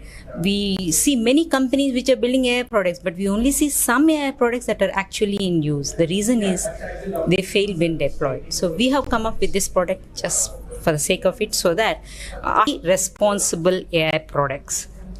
Okay, so can you tell us about your team? How big of a team is it since when you've started, and how much you've grown over the years? Yeah, our team is primarily with 3 co-founders, myself, Nilima Obugari, the CTO, Dr. Srinivas Padmanabhani, the CEO, Vipul Kochar. And when we started our team, ours being a complex product, because our product works on image data, text data, structured data, also noise data. We can figure out if noise is deep fake or not, created by deep fake or not. We're also working on LLM. So when we started around 4.5 years back, we started as a services business where we were testing AI products, just like that. And then after 2 years, we realized there is a great need for a product because most of the processes were getting repeated. So when we, around 2 years back, our team size was a little bigger than now. Right now, it is around 11 people. Thank you so much, ma'am. Thank you. So our goal is to make sure that AI products value our societal values and work reliably. Thank you for giving this. To stay informed about the startup ecosystem, subscribe to MyStartuptv. Hello, sir. Can you please give us a brief introduction about yourself? I'm from this ecosystem of Hyderabad. This is that time of the year all of us assemble in IIIT to do the startup evaluations. It's great fun, a lot of learning, seeing new startups doing their fabulous journey. We all like this activity that we do for HYSIA. I've been doing for many years now. So do not miss to come on 14th of February to HICC. HYSIA awards are going to be announced in a day-long event.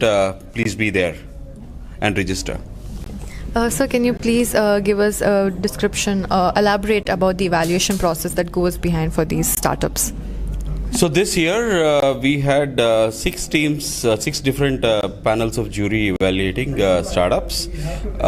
Each jury panel has got about 6 of us, and we had met multiple startups. Then we had ranked ordered them. I am aware that there are about 175 startups which applied this year, which is really heartening, and hope to see the high 10 startups on 14th of February.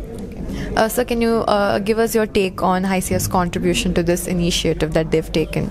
So for the last 31 years, I guess, HYSIA is doing a great service to bring tech companies together, learn and celebrate success and achievement. And for the few years now, since the startups have really come to Hyderabad, they also started ranking high 10 startups. It's a fabulous opportunity for startups to get these awards and also showcase some of these achievements in their own business plans and pitch decks to their investors tomorrow. Thank you so much, sir. Thank you for your time. To stay informed about the startup ecosystem, subscribe to MyStartuptv.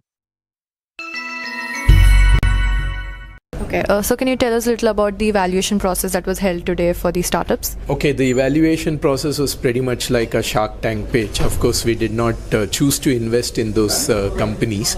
So the company founders or the team came and presented about the company, the product proposition, go-to-market strategy, and related aspects. So how much of a growth have you seen in the startups over the years? Oh, it's really fascinating to see the wide variety of startups that have come for the presentation today. In good old days, it was primarily web-based startups, but today we've seen startups that leverage deep technology, something like a metaverse. We have seen startups leveraging core engineering capabilities. For instance, we had somebody who came and presented about replacing internal combustion engines, fossil fuel-based internal combustion engines with EV batteries. And we also had startups that are in the legal tech domain, where somebody presented in terms of how to democratize will creation. So can you tell us a little more about how HYSIA is contributing in this effect, and what do you think about it? I think it's a pretty good initiative on part of HYSIA to give a very good platform for all the startups to come together and present their ideas to set of senior people from the industry, and also to the folks from the funding space as well. To stay informed about the startup ecosystem, subscribe to MyStartup TV. My name is Shyam Mohan. I'm founder at Treasure Ops. We are a container native DevOps platform. Mostly we focus on end-to-end CI/CD pipeline. So you can use our product for any cloud, cross-cloud basically for deployments, so multi-cloud and all test reporting and end-to-end pipeline, code building, testing, deploying, all those things we provide in our product. So it's a SaaS product. So we are one of the startup from T-Hub, incubated in T-Hub and DSCI Telangana or NESCOM recognized startup. And we also have offices in California. So we are a US company. So we registered ourselves as a Delaware company, and now we are operating from US as well. So we are having almost 25-member team who are operating in different departments. Mostly we have like 15 plus engineers who are the certified cloud architects, Amazon, Google or Azure cloud architects. We help companies to adopt the better DevOps and better delivery processes. That's it from my side. So this is our product. You can have a look. If you want, you can visit treasureops.com, or always you can visit to T-Hub. We sit on first floor, so we can help you. Thank you very much. To stay informed about the startup ecosystem, subscribe to MyStartup TV. So what would you like to tell about the evaluation process that has been put forward for these startups? I think it's a very interesting format, because the first time you come across a format where you're not putting a numerical score, and you're really doing a relative ranking and doing it in a slightly more subjective manner, but eventually leading through the triage to be able to rank them. So I think interesting format, but good. What about the standards of startups that have come this time? What do you think about it? I think that's a mixed bag, at least in the panel that I evaluated round 1 and round 2. It's a mixed bag, I think, categorized broadly into 3 areas. Some guys who have understood the problem, have real good quality solution, some who are kind of there, and some who are totally lost and still kind of trying to figure out what to do. So I think if you broadly classify them into those 3, is a fair good mix of all 3. So, what's your take on HYSIA's initiative that they've put forward, their contribution for this? Well, I think HYSIA has been doing a wonderful job. I've been associated with them for almost a decade with these awards as a jury and jury chair. So I think it's a wonderful initiative to be able to look at everyone in the ecosystem, bring them, evaluate them, rank them, reward some of them, and give all of them a chance to demonstrate and showcase their product. So I think kudos to HYSIA for having been doing this for the last many years. So would you like to give a message to all the startups that have showed up? Well, I think the message is that these are fantastic opportunities. Make the best use of it, because whether you win or you lose in the startup space, you're already and always a winner. So make the best use of the opportunity. You're meeting so many new jury, investors, mentors. So just go out, pitch, and take whatever you can take from these forums. Thank you so much, sir. Thank you for your time. Thank you. To stay informed about the startup ecosystem, subscribe to MyStartup TV. Hi, my name is Vijay. I'm a Senior Director for Startup Innovations at T-Hub. I primarily look at all the startups that get into this ecosystem, looking at capacity building, market access, and scaling up startups. Can you give us a description about the evaluation that goes inside for these startups? You mean the valuation process, or the HYSIA process? No, the HYSIA process. All right, okay, thank you. The evaluation process was very democratic. I think we were around 7 people in the jury, and everybody played a very important, independent role in evaluating all the startups. The parameters that was set were very objective, and very pointed questions that were asked, and I think towards the end, when we accumulated all the points, we realized that we realized that okay, there has been some kind of deliberations around that, who should come first, second, and all those things. But I think the entire jury had a consensus. Everybody agreed on the top startups who are going to win this competition. But I wish all the best to HYSIA for organizing this. This is the 31st awards that they are doing, and all the startups, and winning and losing is a part of the journey. I think all the startups are doing great stuff. What's your take on HYSIA's contribution for this initiative that they've taken? I think HYSIA is doing an amazing work, primarily because they being an industry body, recognizing startups, it's a big deal. Startups need a lot of push in terms of the industry startup connect. This kind of recognition also helps them get market access, which is very important. And also because as part of the jury there were a couple of investors there, it also helped them pitch to them, not just to win this product awards, but also in terms of raising some capital. So we see some good traction coming in, and thank you HYSIA for doing this. Thank you so much. Thank you. To stay informed about the startup ecosystem, subscribe to MyStartup TV. I'm Vinita Ralapalli, the CEO and founder of the funding office. I've been working with startup ecosystem for over a decade now. So ma'am, can you please give us a brief description about the evaluation process that goes behind in the panel for the startups that you're interviewing or talking to? Yeah. So for a lot of us, this is that time of the year where most exciting time when HYSIA product awards happen. It's a long process where the startups are evaluated over multiple levels of evaluation with experts from very different fields. And we have like 3 levels of evaluation before the startups really get to the stage, which is on the 14th. We are all looking forward to that. And this is my personal association with HYSIA for over a decade now.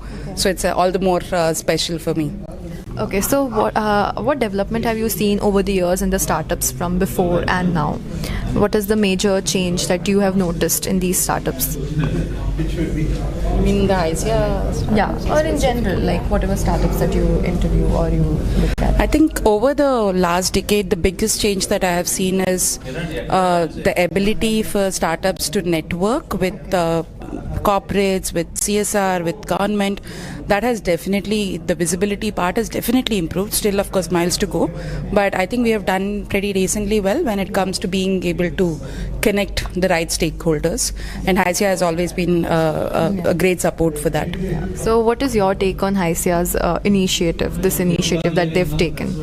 Like I said, this is that time of the year I look forward to personally, where we all, first of all of us kind of get together.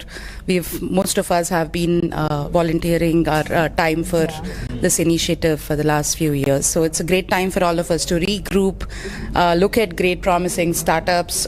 So yeah, it's always been a pleasure to be part of HYSIA. Thank you so much. To stay informed about the startup ecosystem, subscribe to MyStartup TV.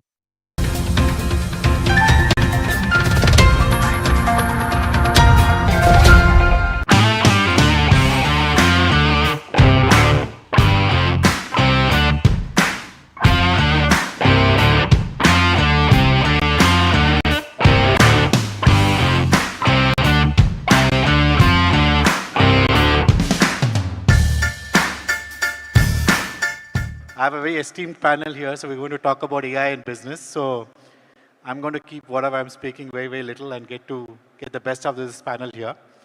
So a few things from an opening remark standpoint. See, AI has been in existence for a while, right? It's not a new thing. All of us are hearing a lot about this with what democratization is happening in the AI space, with what ChatGPT did some time back, with LLMs and what Sairam spoke about this morning. But fundamentally, what's happening is, I think, principally we're saying technology and humans will coexist to drive outcomes. We were training machines how to do things. Now machines will tell us how to do things, and we'll work in a world of constant learning and unlearning on both sides to make sure that we're developing an ecosystem where humans and machines will coexist with embedded technology to drive the right outcomes, right? So that's what's happening.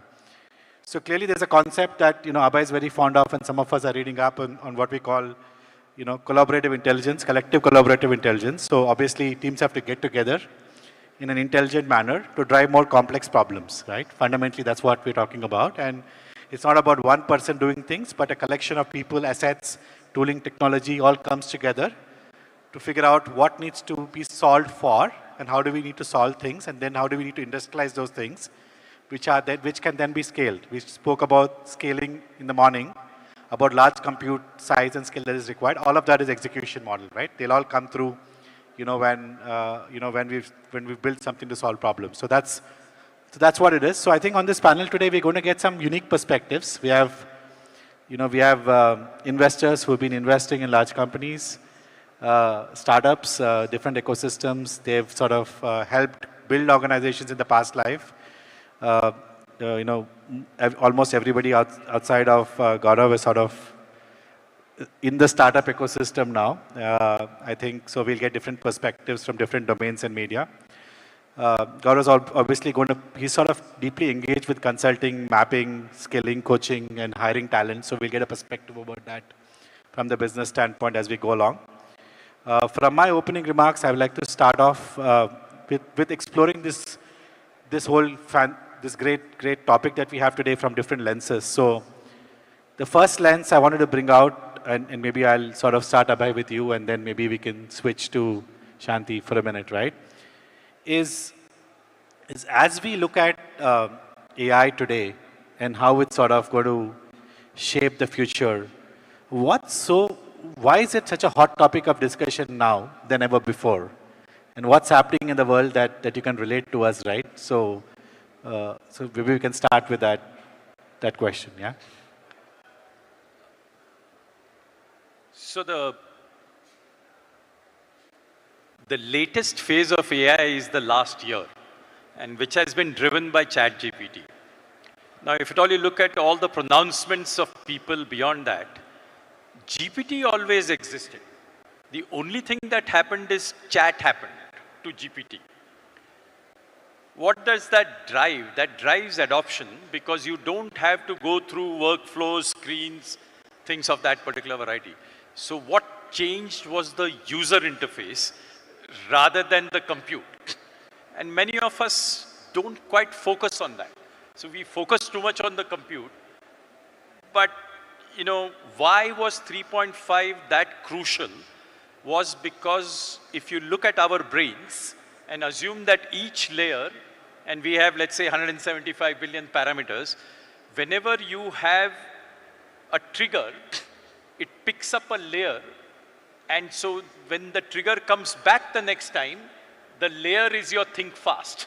And that is why GPT 3.5 was the closest to the human brain, because then whenever you get the triggers, it will be your think fast which will be the respond rather than the think slow. And so it is about the human and the machine being on same terms, which made it very interesting. And then when you allowed all humans to engage with it, you're engaging with the machine on equal terms.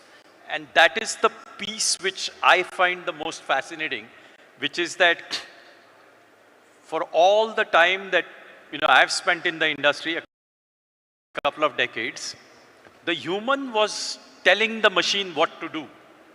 This is the first time that the machine is looking at the digital exhaust that all of us are creating and telling us who we are and how we are doing what we are doing and how can we do it better.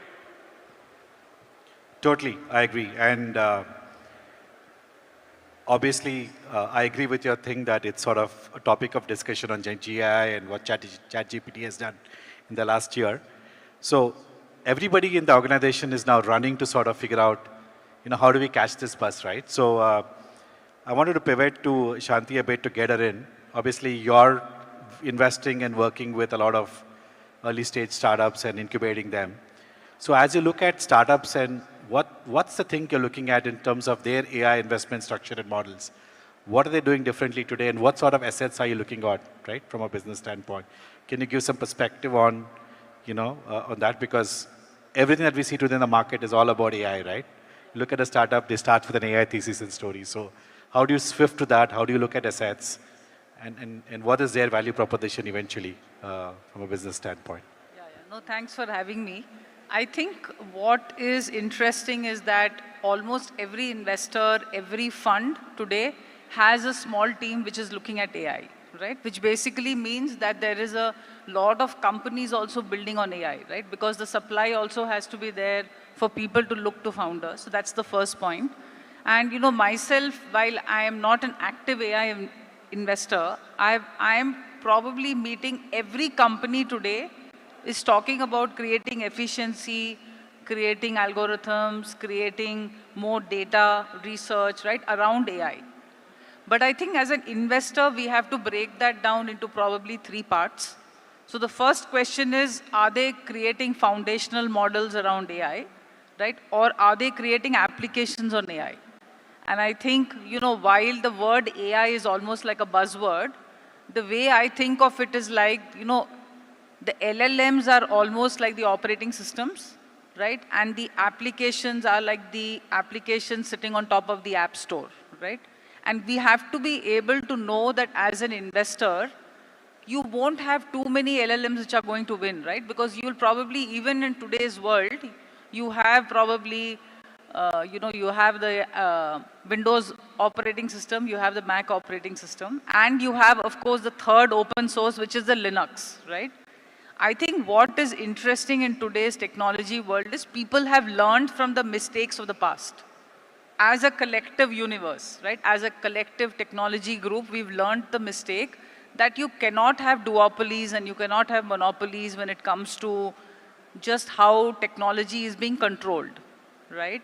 And that is why you see people are already starting with free source AI. So Linux coming in much later because of the lessons we learned out of duopoly is already emerging mainstream in the AI world, right? So that is, so as a VC, when you look at companies, you have to ask startups what is the underlying layer on which you're building. And of course, when you look at the applications, what I believe is that deep use case verticals will start to emerge on AI, right? But when you look at the founder, does he have the domain expertise to build that application on top of it, right? For then some of us who have been programming and in the tech world, this is like cloud computing, right? Like what cloud computing did to server world, right? I think this is just a new standardization and a new protocol building on which you have to build. So I think the evaluation is a lot more difficult because we have not seen successful use cases of AI as yet. So we actually don't know, you know, where the use case is going to come up from. Second is that you can't throw money and then get access to data. So this is a case where in a domain, if somebody goes in first, they might emerge winner because they will get access to larger data sets, right? So a little bit of change in how you think about investing when you look at AI companies. It's not the, you know, okay, the founder is really good. Okay, all of that is great from a domain experience perspective. But I think the evolution and adoption of AI is very, very early, right? We are going to see a lot of money getting burnt in the space, you know, because a lot of people don't know how to evaluate companies, right? So we are going to see the bubble of AI build. We are going to see some good companies go down till it kind of starts to mature. And I think everybody wants to play in the space, right? Every investor has to play in the space because this is like saying that I won't invest in e-commerce when e-commerce started, right? So you can't miss the wave. Totally. I know you make a very valid point. I know I wanted to come to Kunal a bit in terms of his industry and where he is. But just before that, Abhay, you know, you are an investor yourself. And you also are on boards, Abhay. So from just looking back from your investment thesis, how do you swift between what you want to invest and what do you think are companies that will do very well from your lens? So, you know, when you've been an investor for a while and you've looked through different cycles, you try and figure out what is the same and what is different. So, to my mind, what is the same remains at the stage that we invest in. There is a financial parameter called gross margin, which basically says when you're running something, what is the cost of developing that versus what is the revenue that you make on that. I think that parameter doesn't change. What is attractive is, you could have very high gross margins. So for a financial investor, what that means is that when you get it right, you will have lots of resources to be able to build the scale such that beyond that, it will be great for you. I mean, that's about all. But the point I was trying to make is that the simplest way I think about this is digitization is about unbundling something which you know and then rebundling it in the most efficient manner that you can. So if at all you look at us as a human brain, and that is the piece of cognition, we play different roles in our life. So you are an employee, you are a manager, you are a leader, you are a father, all those kind of things. So our mind reacts to it in different ways. So in some ways, you have inferences that you create when you are playing that particular role. And what the machine is able to do is it is able to simplify you as a human being's complexity and be able to disaggregate each role that you play, such that when you got to bring it in silicon instead of in the human, you can only bring the role which is relevant to the role, you can bring in only the competency which is relevant to the role that you're playing into the silicon. So you can take that part of you which makes you a great call center agent and have a co-pilot for that. So you will have to orchestrate the multiple co-pilots in your own brain as a human being. So where I'm coming to is, AI is something which will be consumed only by a human. An organization and an enterprise cannot consume AI. They can create models. You do not consume the model. You consume the inference that comes out of a model, where the data flows. So when it comes to the investor, what he's looking at is, what is it that it drives the gross margin? And for me, the attractive piece is how many tokens are required to be able to fulfill the job that you do. And if at all you look at your input tokens and output tokens, and if you can do that efficiently, then you will build the most effective co-pilot, which allows you to build businesses in the way going forward. Thank you. Wonderfully said. A lot of depth in how we're looking at this space today, Abhay. So brilliant. Thank you. Kunal, coming to your landscape, obviously you're in the business of communication marketing, and you have a platform that you use to help startups and online companies to do very well. So give me a little bit of your perspective about what was your thinking process when you built the product, and how you leverage AI technology to make it more effective. And that's one question, right? So that we could sort of deliberate and debate. Another piece I wanted to bring out is, as everybody's embarking of this journey on AI and stuff, right? So how are you? There's a lot to influence marketing, how you position things, right? So wanted to get a perspective of how are you helping organization to position well in this space as well. So maybe you can give us a little bit of both the elements, yeah? To answer your first question, when we started seeing the whole conversation on the Gen AI and the fact that how globally Gen AI is actually able to actually reflect on a lot of action that required a lot of time, in the fastest way. The first application that one could possibly see, and which became one of the first process in all our marketing firms, is how do we actually able to do things which used to take a lot of time in terms of evolving, analyzing, and creating an inference, utilizing the application bit of it. And we saw that a lot of organization today, the process that the Gen AI has actually given is that it has democratized the entire strategic thinking. So today, even a fresh graduate who's getting into communication business and somebody who's very experienced have actually seen various phases in terms of marketing function, in terms of reputation management. They will have the same access if they're able to trigger the machine in the right way to actually ask the right prompt. And that reflected in terms of, one, that how do we actually look at it from a ops optimization perspective, and how do we look at it from a service delivery perspective. So if you look at in the current time frame, most of the organization like ours, we are looking at service delivery as the first go-to application in the AI. And how beautiful it is actually working now today is that if you look at any organization, their reputation is getting impacted on several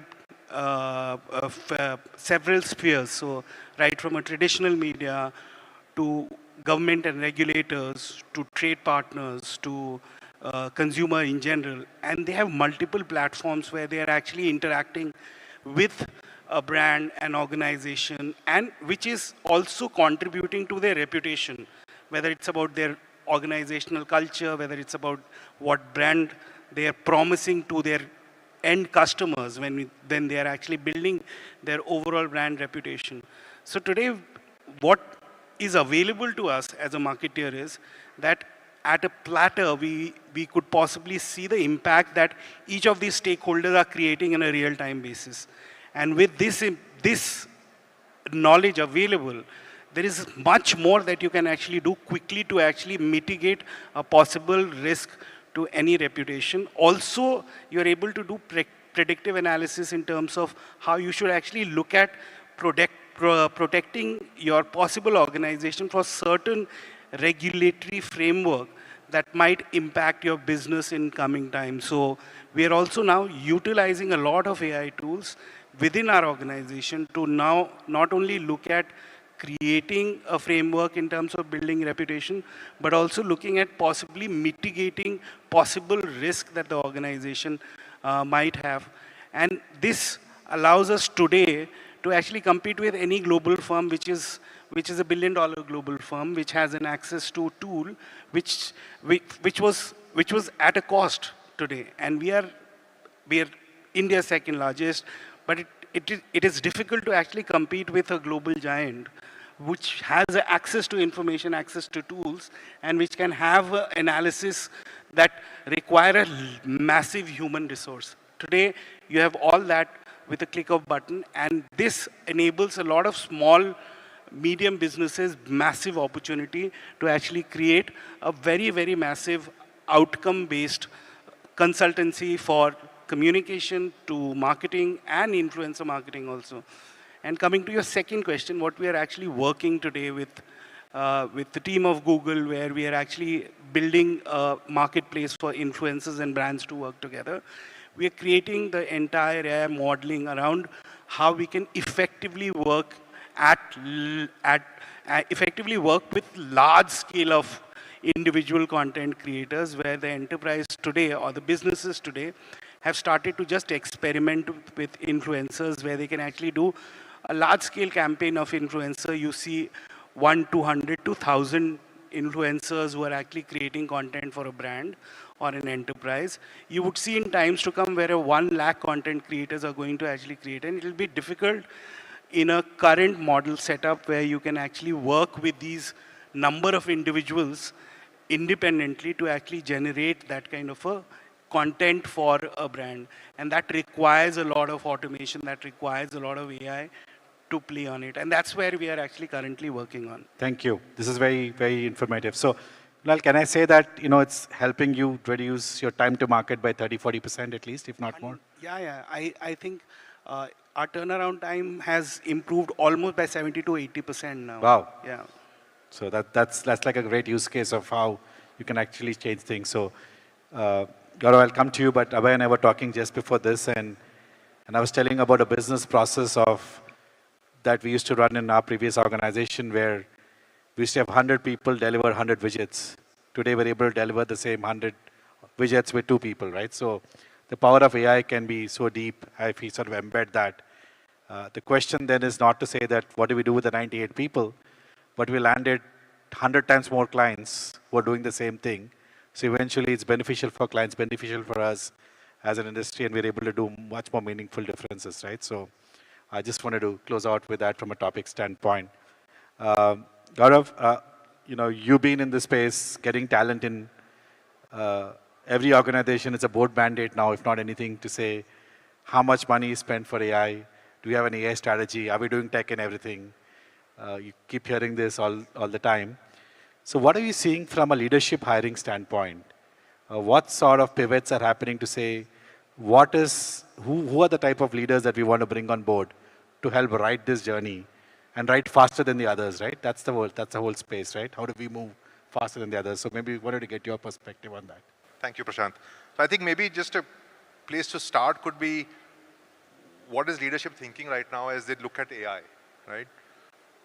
And the leaders that we speak to, I'd say 85 to 90% of them say there's huge opportunity, right? Clearly there's enough consensus around that and the reasons why are well understood. But 80% of leaders also say that we are unprepared, right? And therefore, I will link why they feel unprepared to what kind of leaders they therefore need, right? And the top 3 reasons for leaders feeling unprepared or their organizations feeling unprepared are, one, that those above them, do they understand enough about AI? Does my board, does my CEO, does my CXO understand enough about AI and what it really means, right? So that's challenge number 1. Challenge number 2 is a culture challenge. They feel, will this work in my context? Am I learning enough? Am I agile enough? Do I have enough risk appetite? Do I have a culture of experimentation? Do I have a culture of having fun with technology, right? Do I have a fast-fail culture or not, right? So the second barrier is around culture.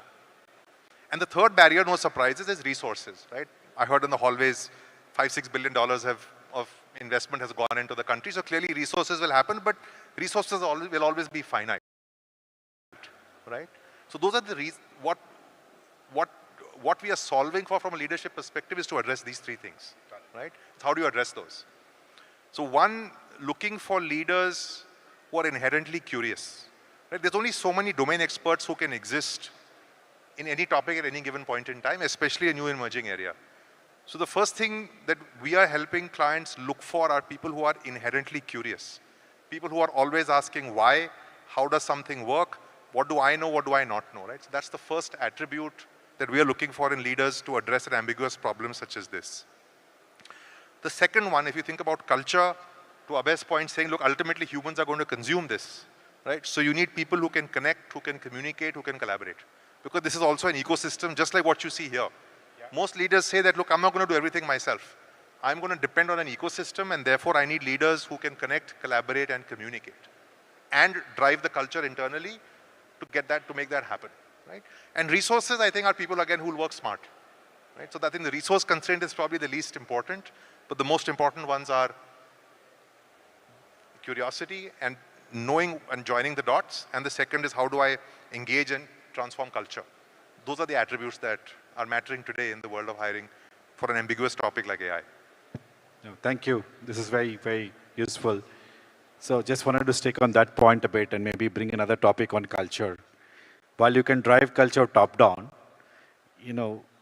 any thoughts on how curiosity, technical mindset and thinking has to also be built bottoms up, right? So maybe we can open it up for thoughts from others as well. But Shanti, your thought in terms of how we need to work both ways and sandwich in the between so that we can have people who can embrace this while it comes top down to drive this change, right? It's not just one dimension. Maybe we'll get your thoughts on that, yeah?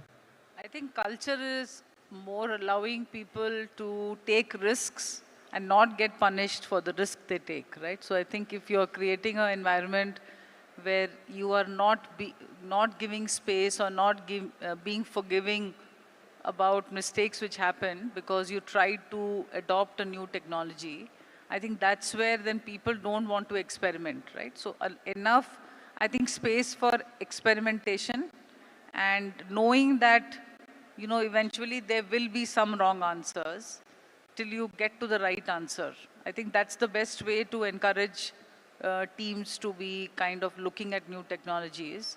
But if I look at Let's Venture, we have built our technology on a very different, and we have not yet used AI as much even on our own platform, though we are sitting on a lot of data. I think sometimes it is challenging because when you're running a live system, and when you're running a business which is already on a very high speed, how do we then take out time and how do we then encourage people to actually go experiment with something new is something I'm personally also grappling with, and I don't have the right answer here.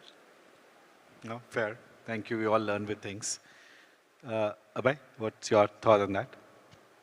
So I'm going to anchor this in, I mean, there is a lot which we can speak about culture. I'm going to try and articulate this in the age of generative AI. What does culture mean? I go back to, as a human being, the machine will show us a mirror from our digital exhaust about what we think we are versus what we actually are based on our actions. And I think that is the aha moment for each one of us as an individual. I think the culture is about recognizing that each one of us is an individual. In the past, the culture would have been similar to an SOP, which means that all of us should work together in a particular manner. I think the culture in the age of either digital work or AI is about accepting that each one of us is going to be different. And now I bring it back to what Prashant, we started with, which is the concept of collective collaborative. Culture is about we being more than the sum of all that we are, and collaborative about there are differences amongst us, and we should leverage each of the differences rather than trying to make an average of all of us. To me, that is the culture which will allow you to take the best benefit out of what Gen AI and AI will offer to you. Got it. Fair enough. Kunal? From a culture perspective, I do agree with both Shanti and Abhay on the points that they've actually put in. But I also very strongly feel that leaders really have to do a lot in terms of building that that culture from top to bottom. And just from a perspective of a mid-size organization like ours, you need to actually show your team how this is only going to actually evolve and get them to become better. One of the anecdotes that I would like to share is that in a agency, in a communication agency setup, you have a team which actually develop content, which develop leadership content, which develop corporate content. And the moment ChatGPT was introduced and people started to talk, one of the leader from the content team, they said, what is going to happen to us? Should we be scared? Would you be trimming down our number of people within the team? And I only said one thing to them is that we need to evolve. It is a tool that you need to use, but this tool needs to be seen as a tool itself. And if you start to see this as a tool, you'll not see this as a threat to your own existence. So from a culture perspective, you have to also understand the apprehensions that might set into your team, into your people, and you need to actually work with them in terms of helping them to get through that apprehension, help them to adopt to the changing technology that is happening around them, and see what they can do better with that. So I do feel that from a culture perspective, you need to actually work. At all level, you need to work, but you need to also at a leadership level, you need to work in terms of helping them to navigate this changing ecosystem that is changing around us, and it's changing very fast. Got it. Thank you. Your thoughts on culture? I think a lot has been said. I'd add maybe two things. One is how do you, what I'd say, just normalize AI. Just make it part of a routine conversation versus the specific thing where there's a specific team locked up in a specific part of the building, right? But how do you normalize it and make it part of a normal conversation and rhythm of whatever a particular team or a particular individual does? I think normalizing AI will reduce the fear factor, Kunal, to your point. It'll remove the myths around it. I think I agree with you. There is the value of communication and transparency, what I'd call sort of transparent experimentation, right?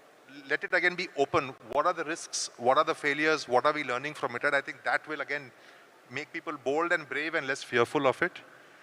And the third piece from a culture perspective, I'd say, is each of us will have to disrupt ourselves. say what does it mean for me and what I do, how I operate and how do I add value, and say what if there was a bot sitting across saying, I'm trying to do your job. I think we just become better at our jobs and sharper at it, right? And learn the power of leveraging AI versus being fearful of it. Just on the apprehension and all those mental, I would say, dissonance that is happening between the adoption of the tool. There was one time when the team, which is our content team, also started to look down upon people who are using ChatGPT to develop their content. And it took us some time to explain to our best of the content. And it is because creative is an aspect when you are a creator, when you're creating content, when you're creating art, you always would want to actually make that content original. To help them understand that how even utilizing an AI tool, you can create a very original content basis what your interaction is going to be with your machine. Took us some time in terms of helping them understand and tell them that you should not be looking down upon a content writer who's creating content from ChatGPT. If he's utilizing the tool and effectively creating a original content for themselves and not a content which is used with a very, very normal prompt given to them. And what is the contribution that you're giving to the machine to make that original content for them. So I would say that from a culture standpoint, people need to actually also start to demystify and also destigmatize the creation part of this particular tool. Thank you. So I have another question to the panel, and in the meanwhile, if anybody of you all have a question, please raise your hand, and then I think the team's going to pass you the mics for any questions and thoughts. So that we can use the best, make the best use of the panelists here. So one thing, an observation from my standpoint, and using that example, I wanted to get some thoughts in, is I was speaking earlier today that we had a large organization, MNC, rated as top for the last 15 years, best rated organization in the mid segment in the United States. They were visiting to embark on a new program of how to sort of work with different partners and ecosystems. And a large part of that theme was, how do you as an organization embed technology in everything that you do, and what's your AI journey and intent and how you're driving things, right? So they obviously visited multiple tier 1 organizations, a few tier 2 and some smaller organizations, right, like us. So, we had the chance to I had a chance to sort of meet them after the visits over drinks in the airport before we were on the same flight going out. So I happened to ask, what did you realize, right? So, their view was, frankly speaking, we got a lot of spiel, we got a lot of power of what people can do. But what we eventually figured out is the quality of solutions were more real in organizations which really understood our business and domain rather than technology in itself, right? So marrying domain to what's happening in tech becomes a very important part of actually driving really tangible outcomes, which mean, and that goes back to Abhay's point in terms of tokens, right? How much are you consuming and how much are you generating clearly comes from there. And also goes back to conversations in the morning of going inch wide and mile deep, or mile wide and inch deep. I think that plays a lot of time. So, from our experiences in this panel, I wanted to maybe call out and see if, are there any areas that you have experienced where you felt that this experience is really amplified, transformed, changed by embedding AI in any of the areas that you either interfaced or heard from customers or organizations that we interacted with? So I thought we'll go round robin and get a point of view from everybody. Yeah? So at Let's Venture, we have a small team, right? It's about 67 people.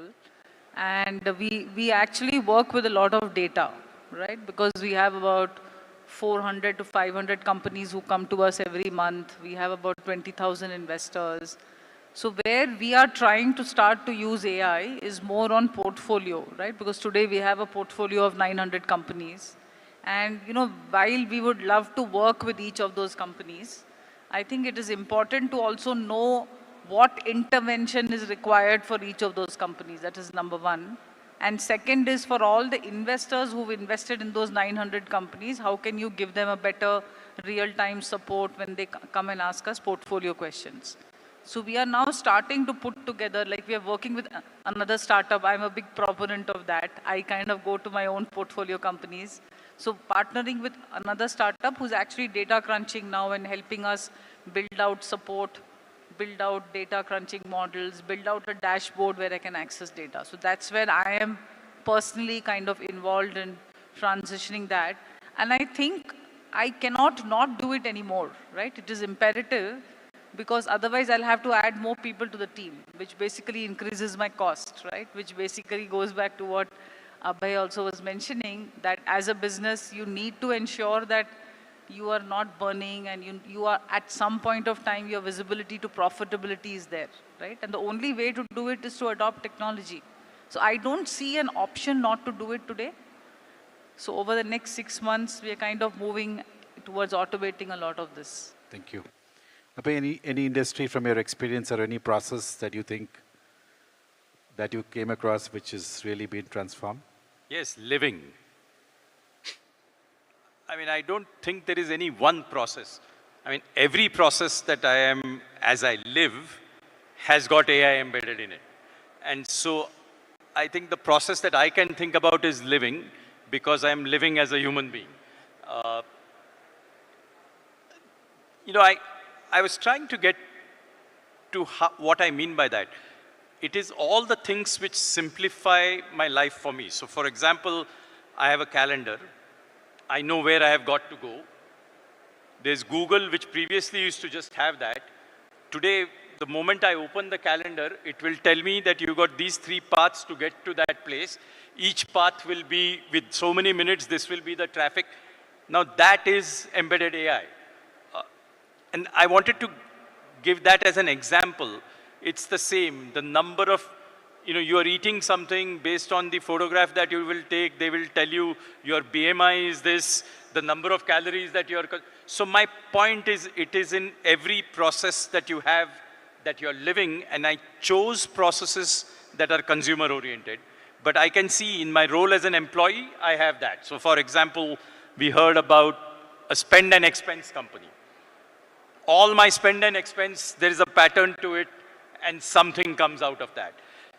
So it is every process as a consumer, every process as a role that I play as an employee, every process that the role that I play as an investor or a board member has got AI embedded in it, which makes things simple for me and allows me to do things in a faster manner. Anything from you? Yeah, for us, I spoke about it in my first point, that analytics as a communication firm, we are competing for talent, and data analytics as a talent and data scientist as a talent.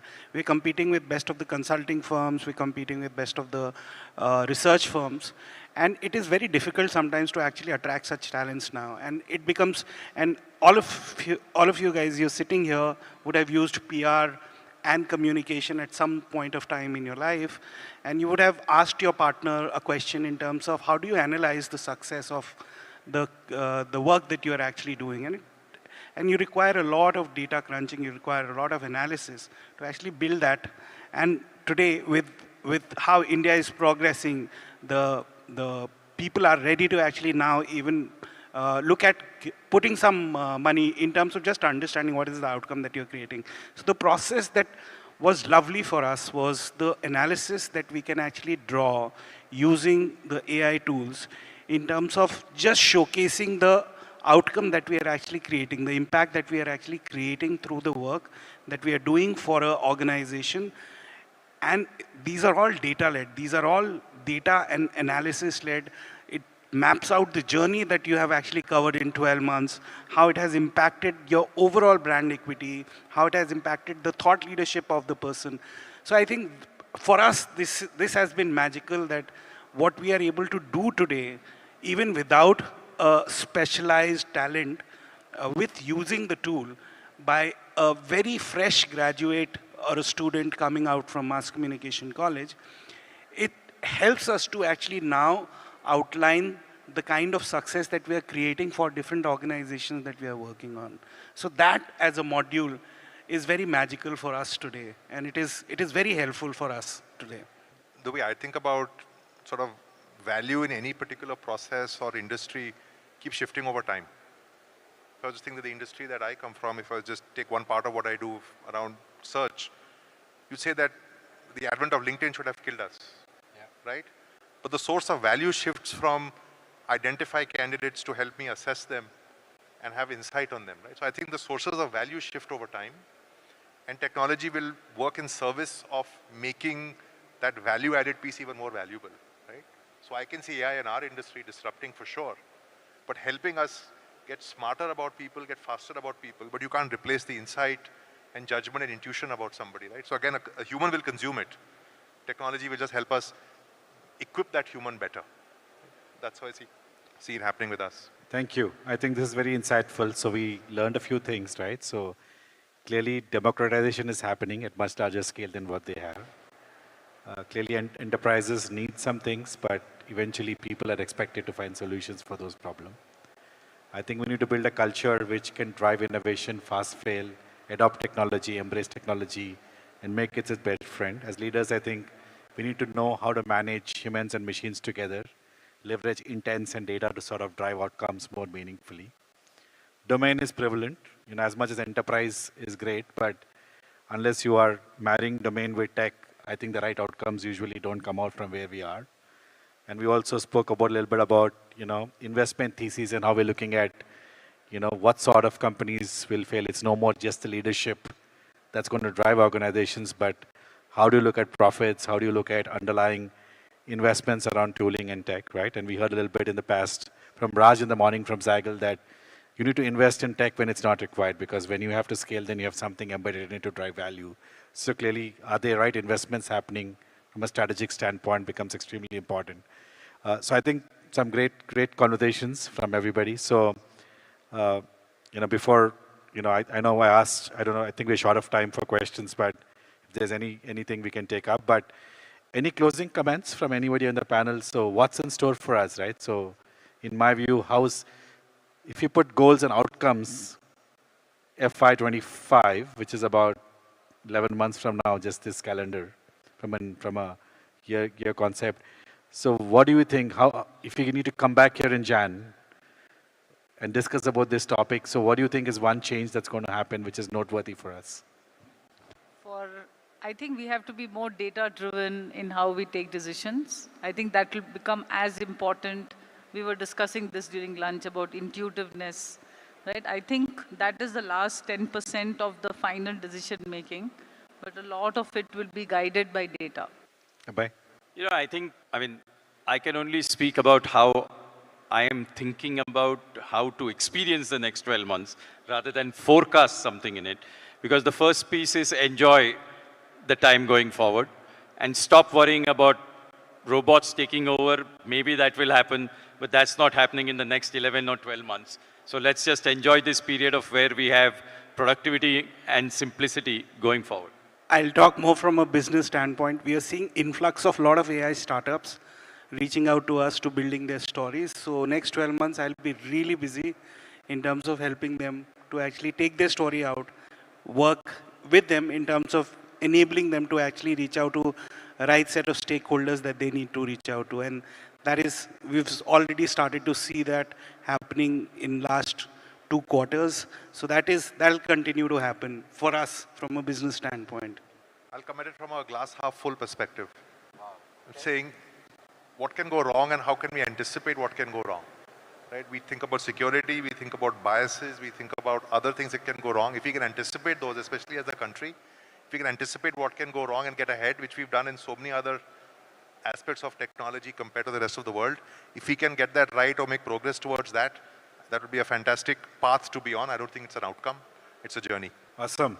Thank you all. It's been great chatting. I like the whole thing. Enjoyed the experience. It's a journey.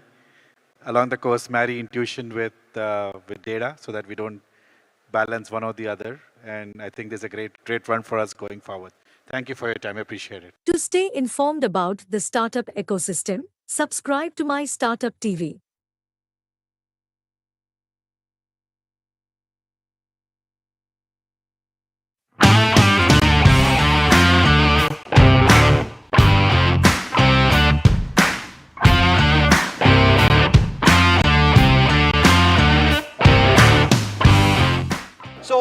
for the next 20 minutes, what we're going to do is going to have a conversation with Raj and Sanjay and just talk about product innovation.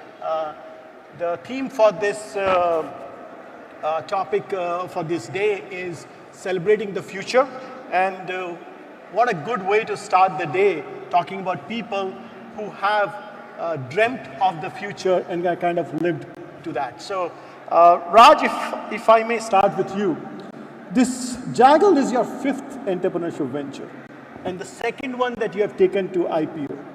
So could you share with our audience, like, what inspired you to start on this journey of entrepreneurship?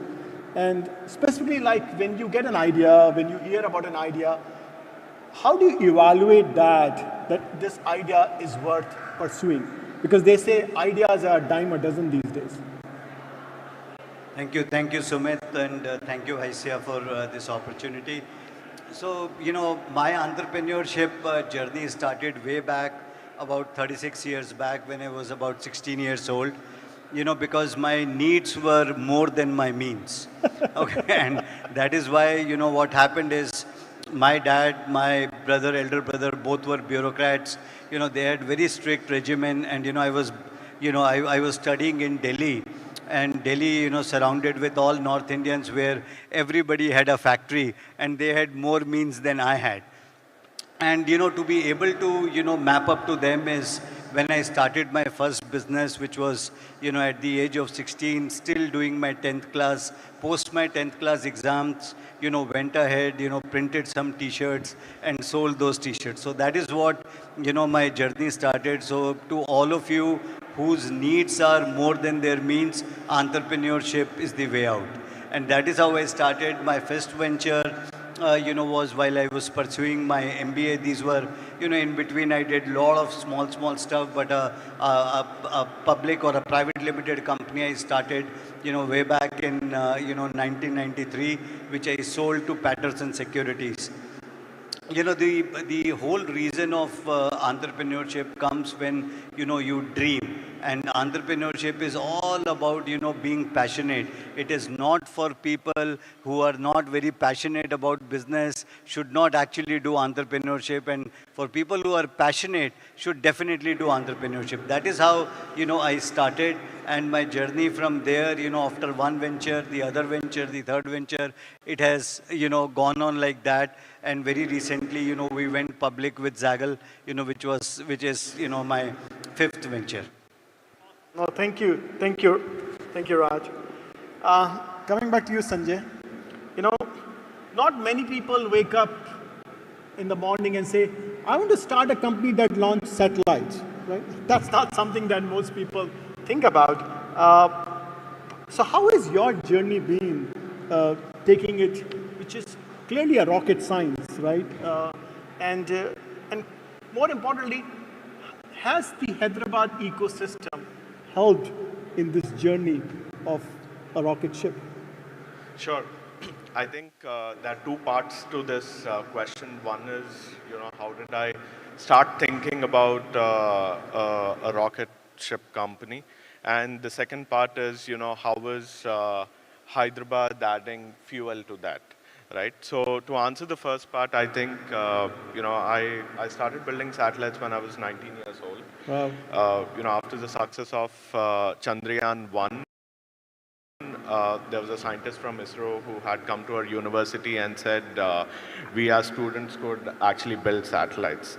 Obviously, you know, I wasn't really sure on how such a big dream can be achieved by, you know, a bunch of college-going kids.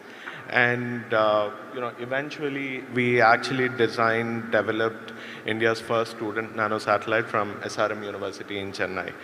And, you know, during this process of building the satellite, I realized that, you know, we're a country with 1 billion people, but there's not a single private company that existed in India at that point in time.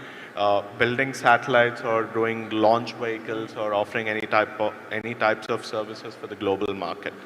So it was very strange, you know, like when you're doing something and when you're thinking about it, and then you've been there, you've already done it. right? And then this question kept like, troubling me on why is it that in a country with 1 billion people, nobody is doing it. And that kind of motivated me to, start thinking about a private space enterprise in the country. And I think to answer the second part of your question on, the Hyderabad ecosystem, I think, so if you look at any space mission, right, there are 3 parts to it. The first one is the space segment, which deals with manufacturing of the entire spacecraft itself. The second is the launch segment, which deals with taking the spacecraft and putting it into orbit via a rocket. The third is the ground segment, which deals with operating these satellites once they are in orbit. I'm extremely proud to say that all our missions are actually made in Hyderabad. In fact, we thank you very much. We created history on the 26th of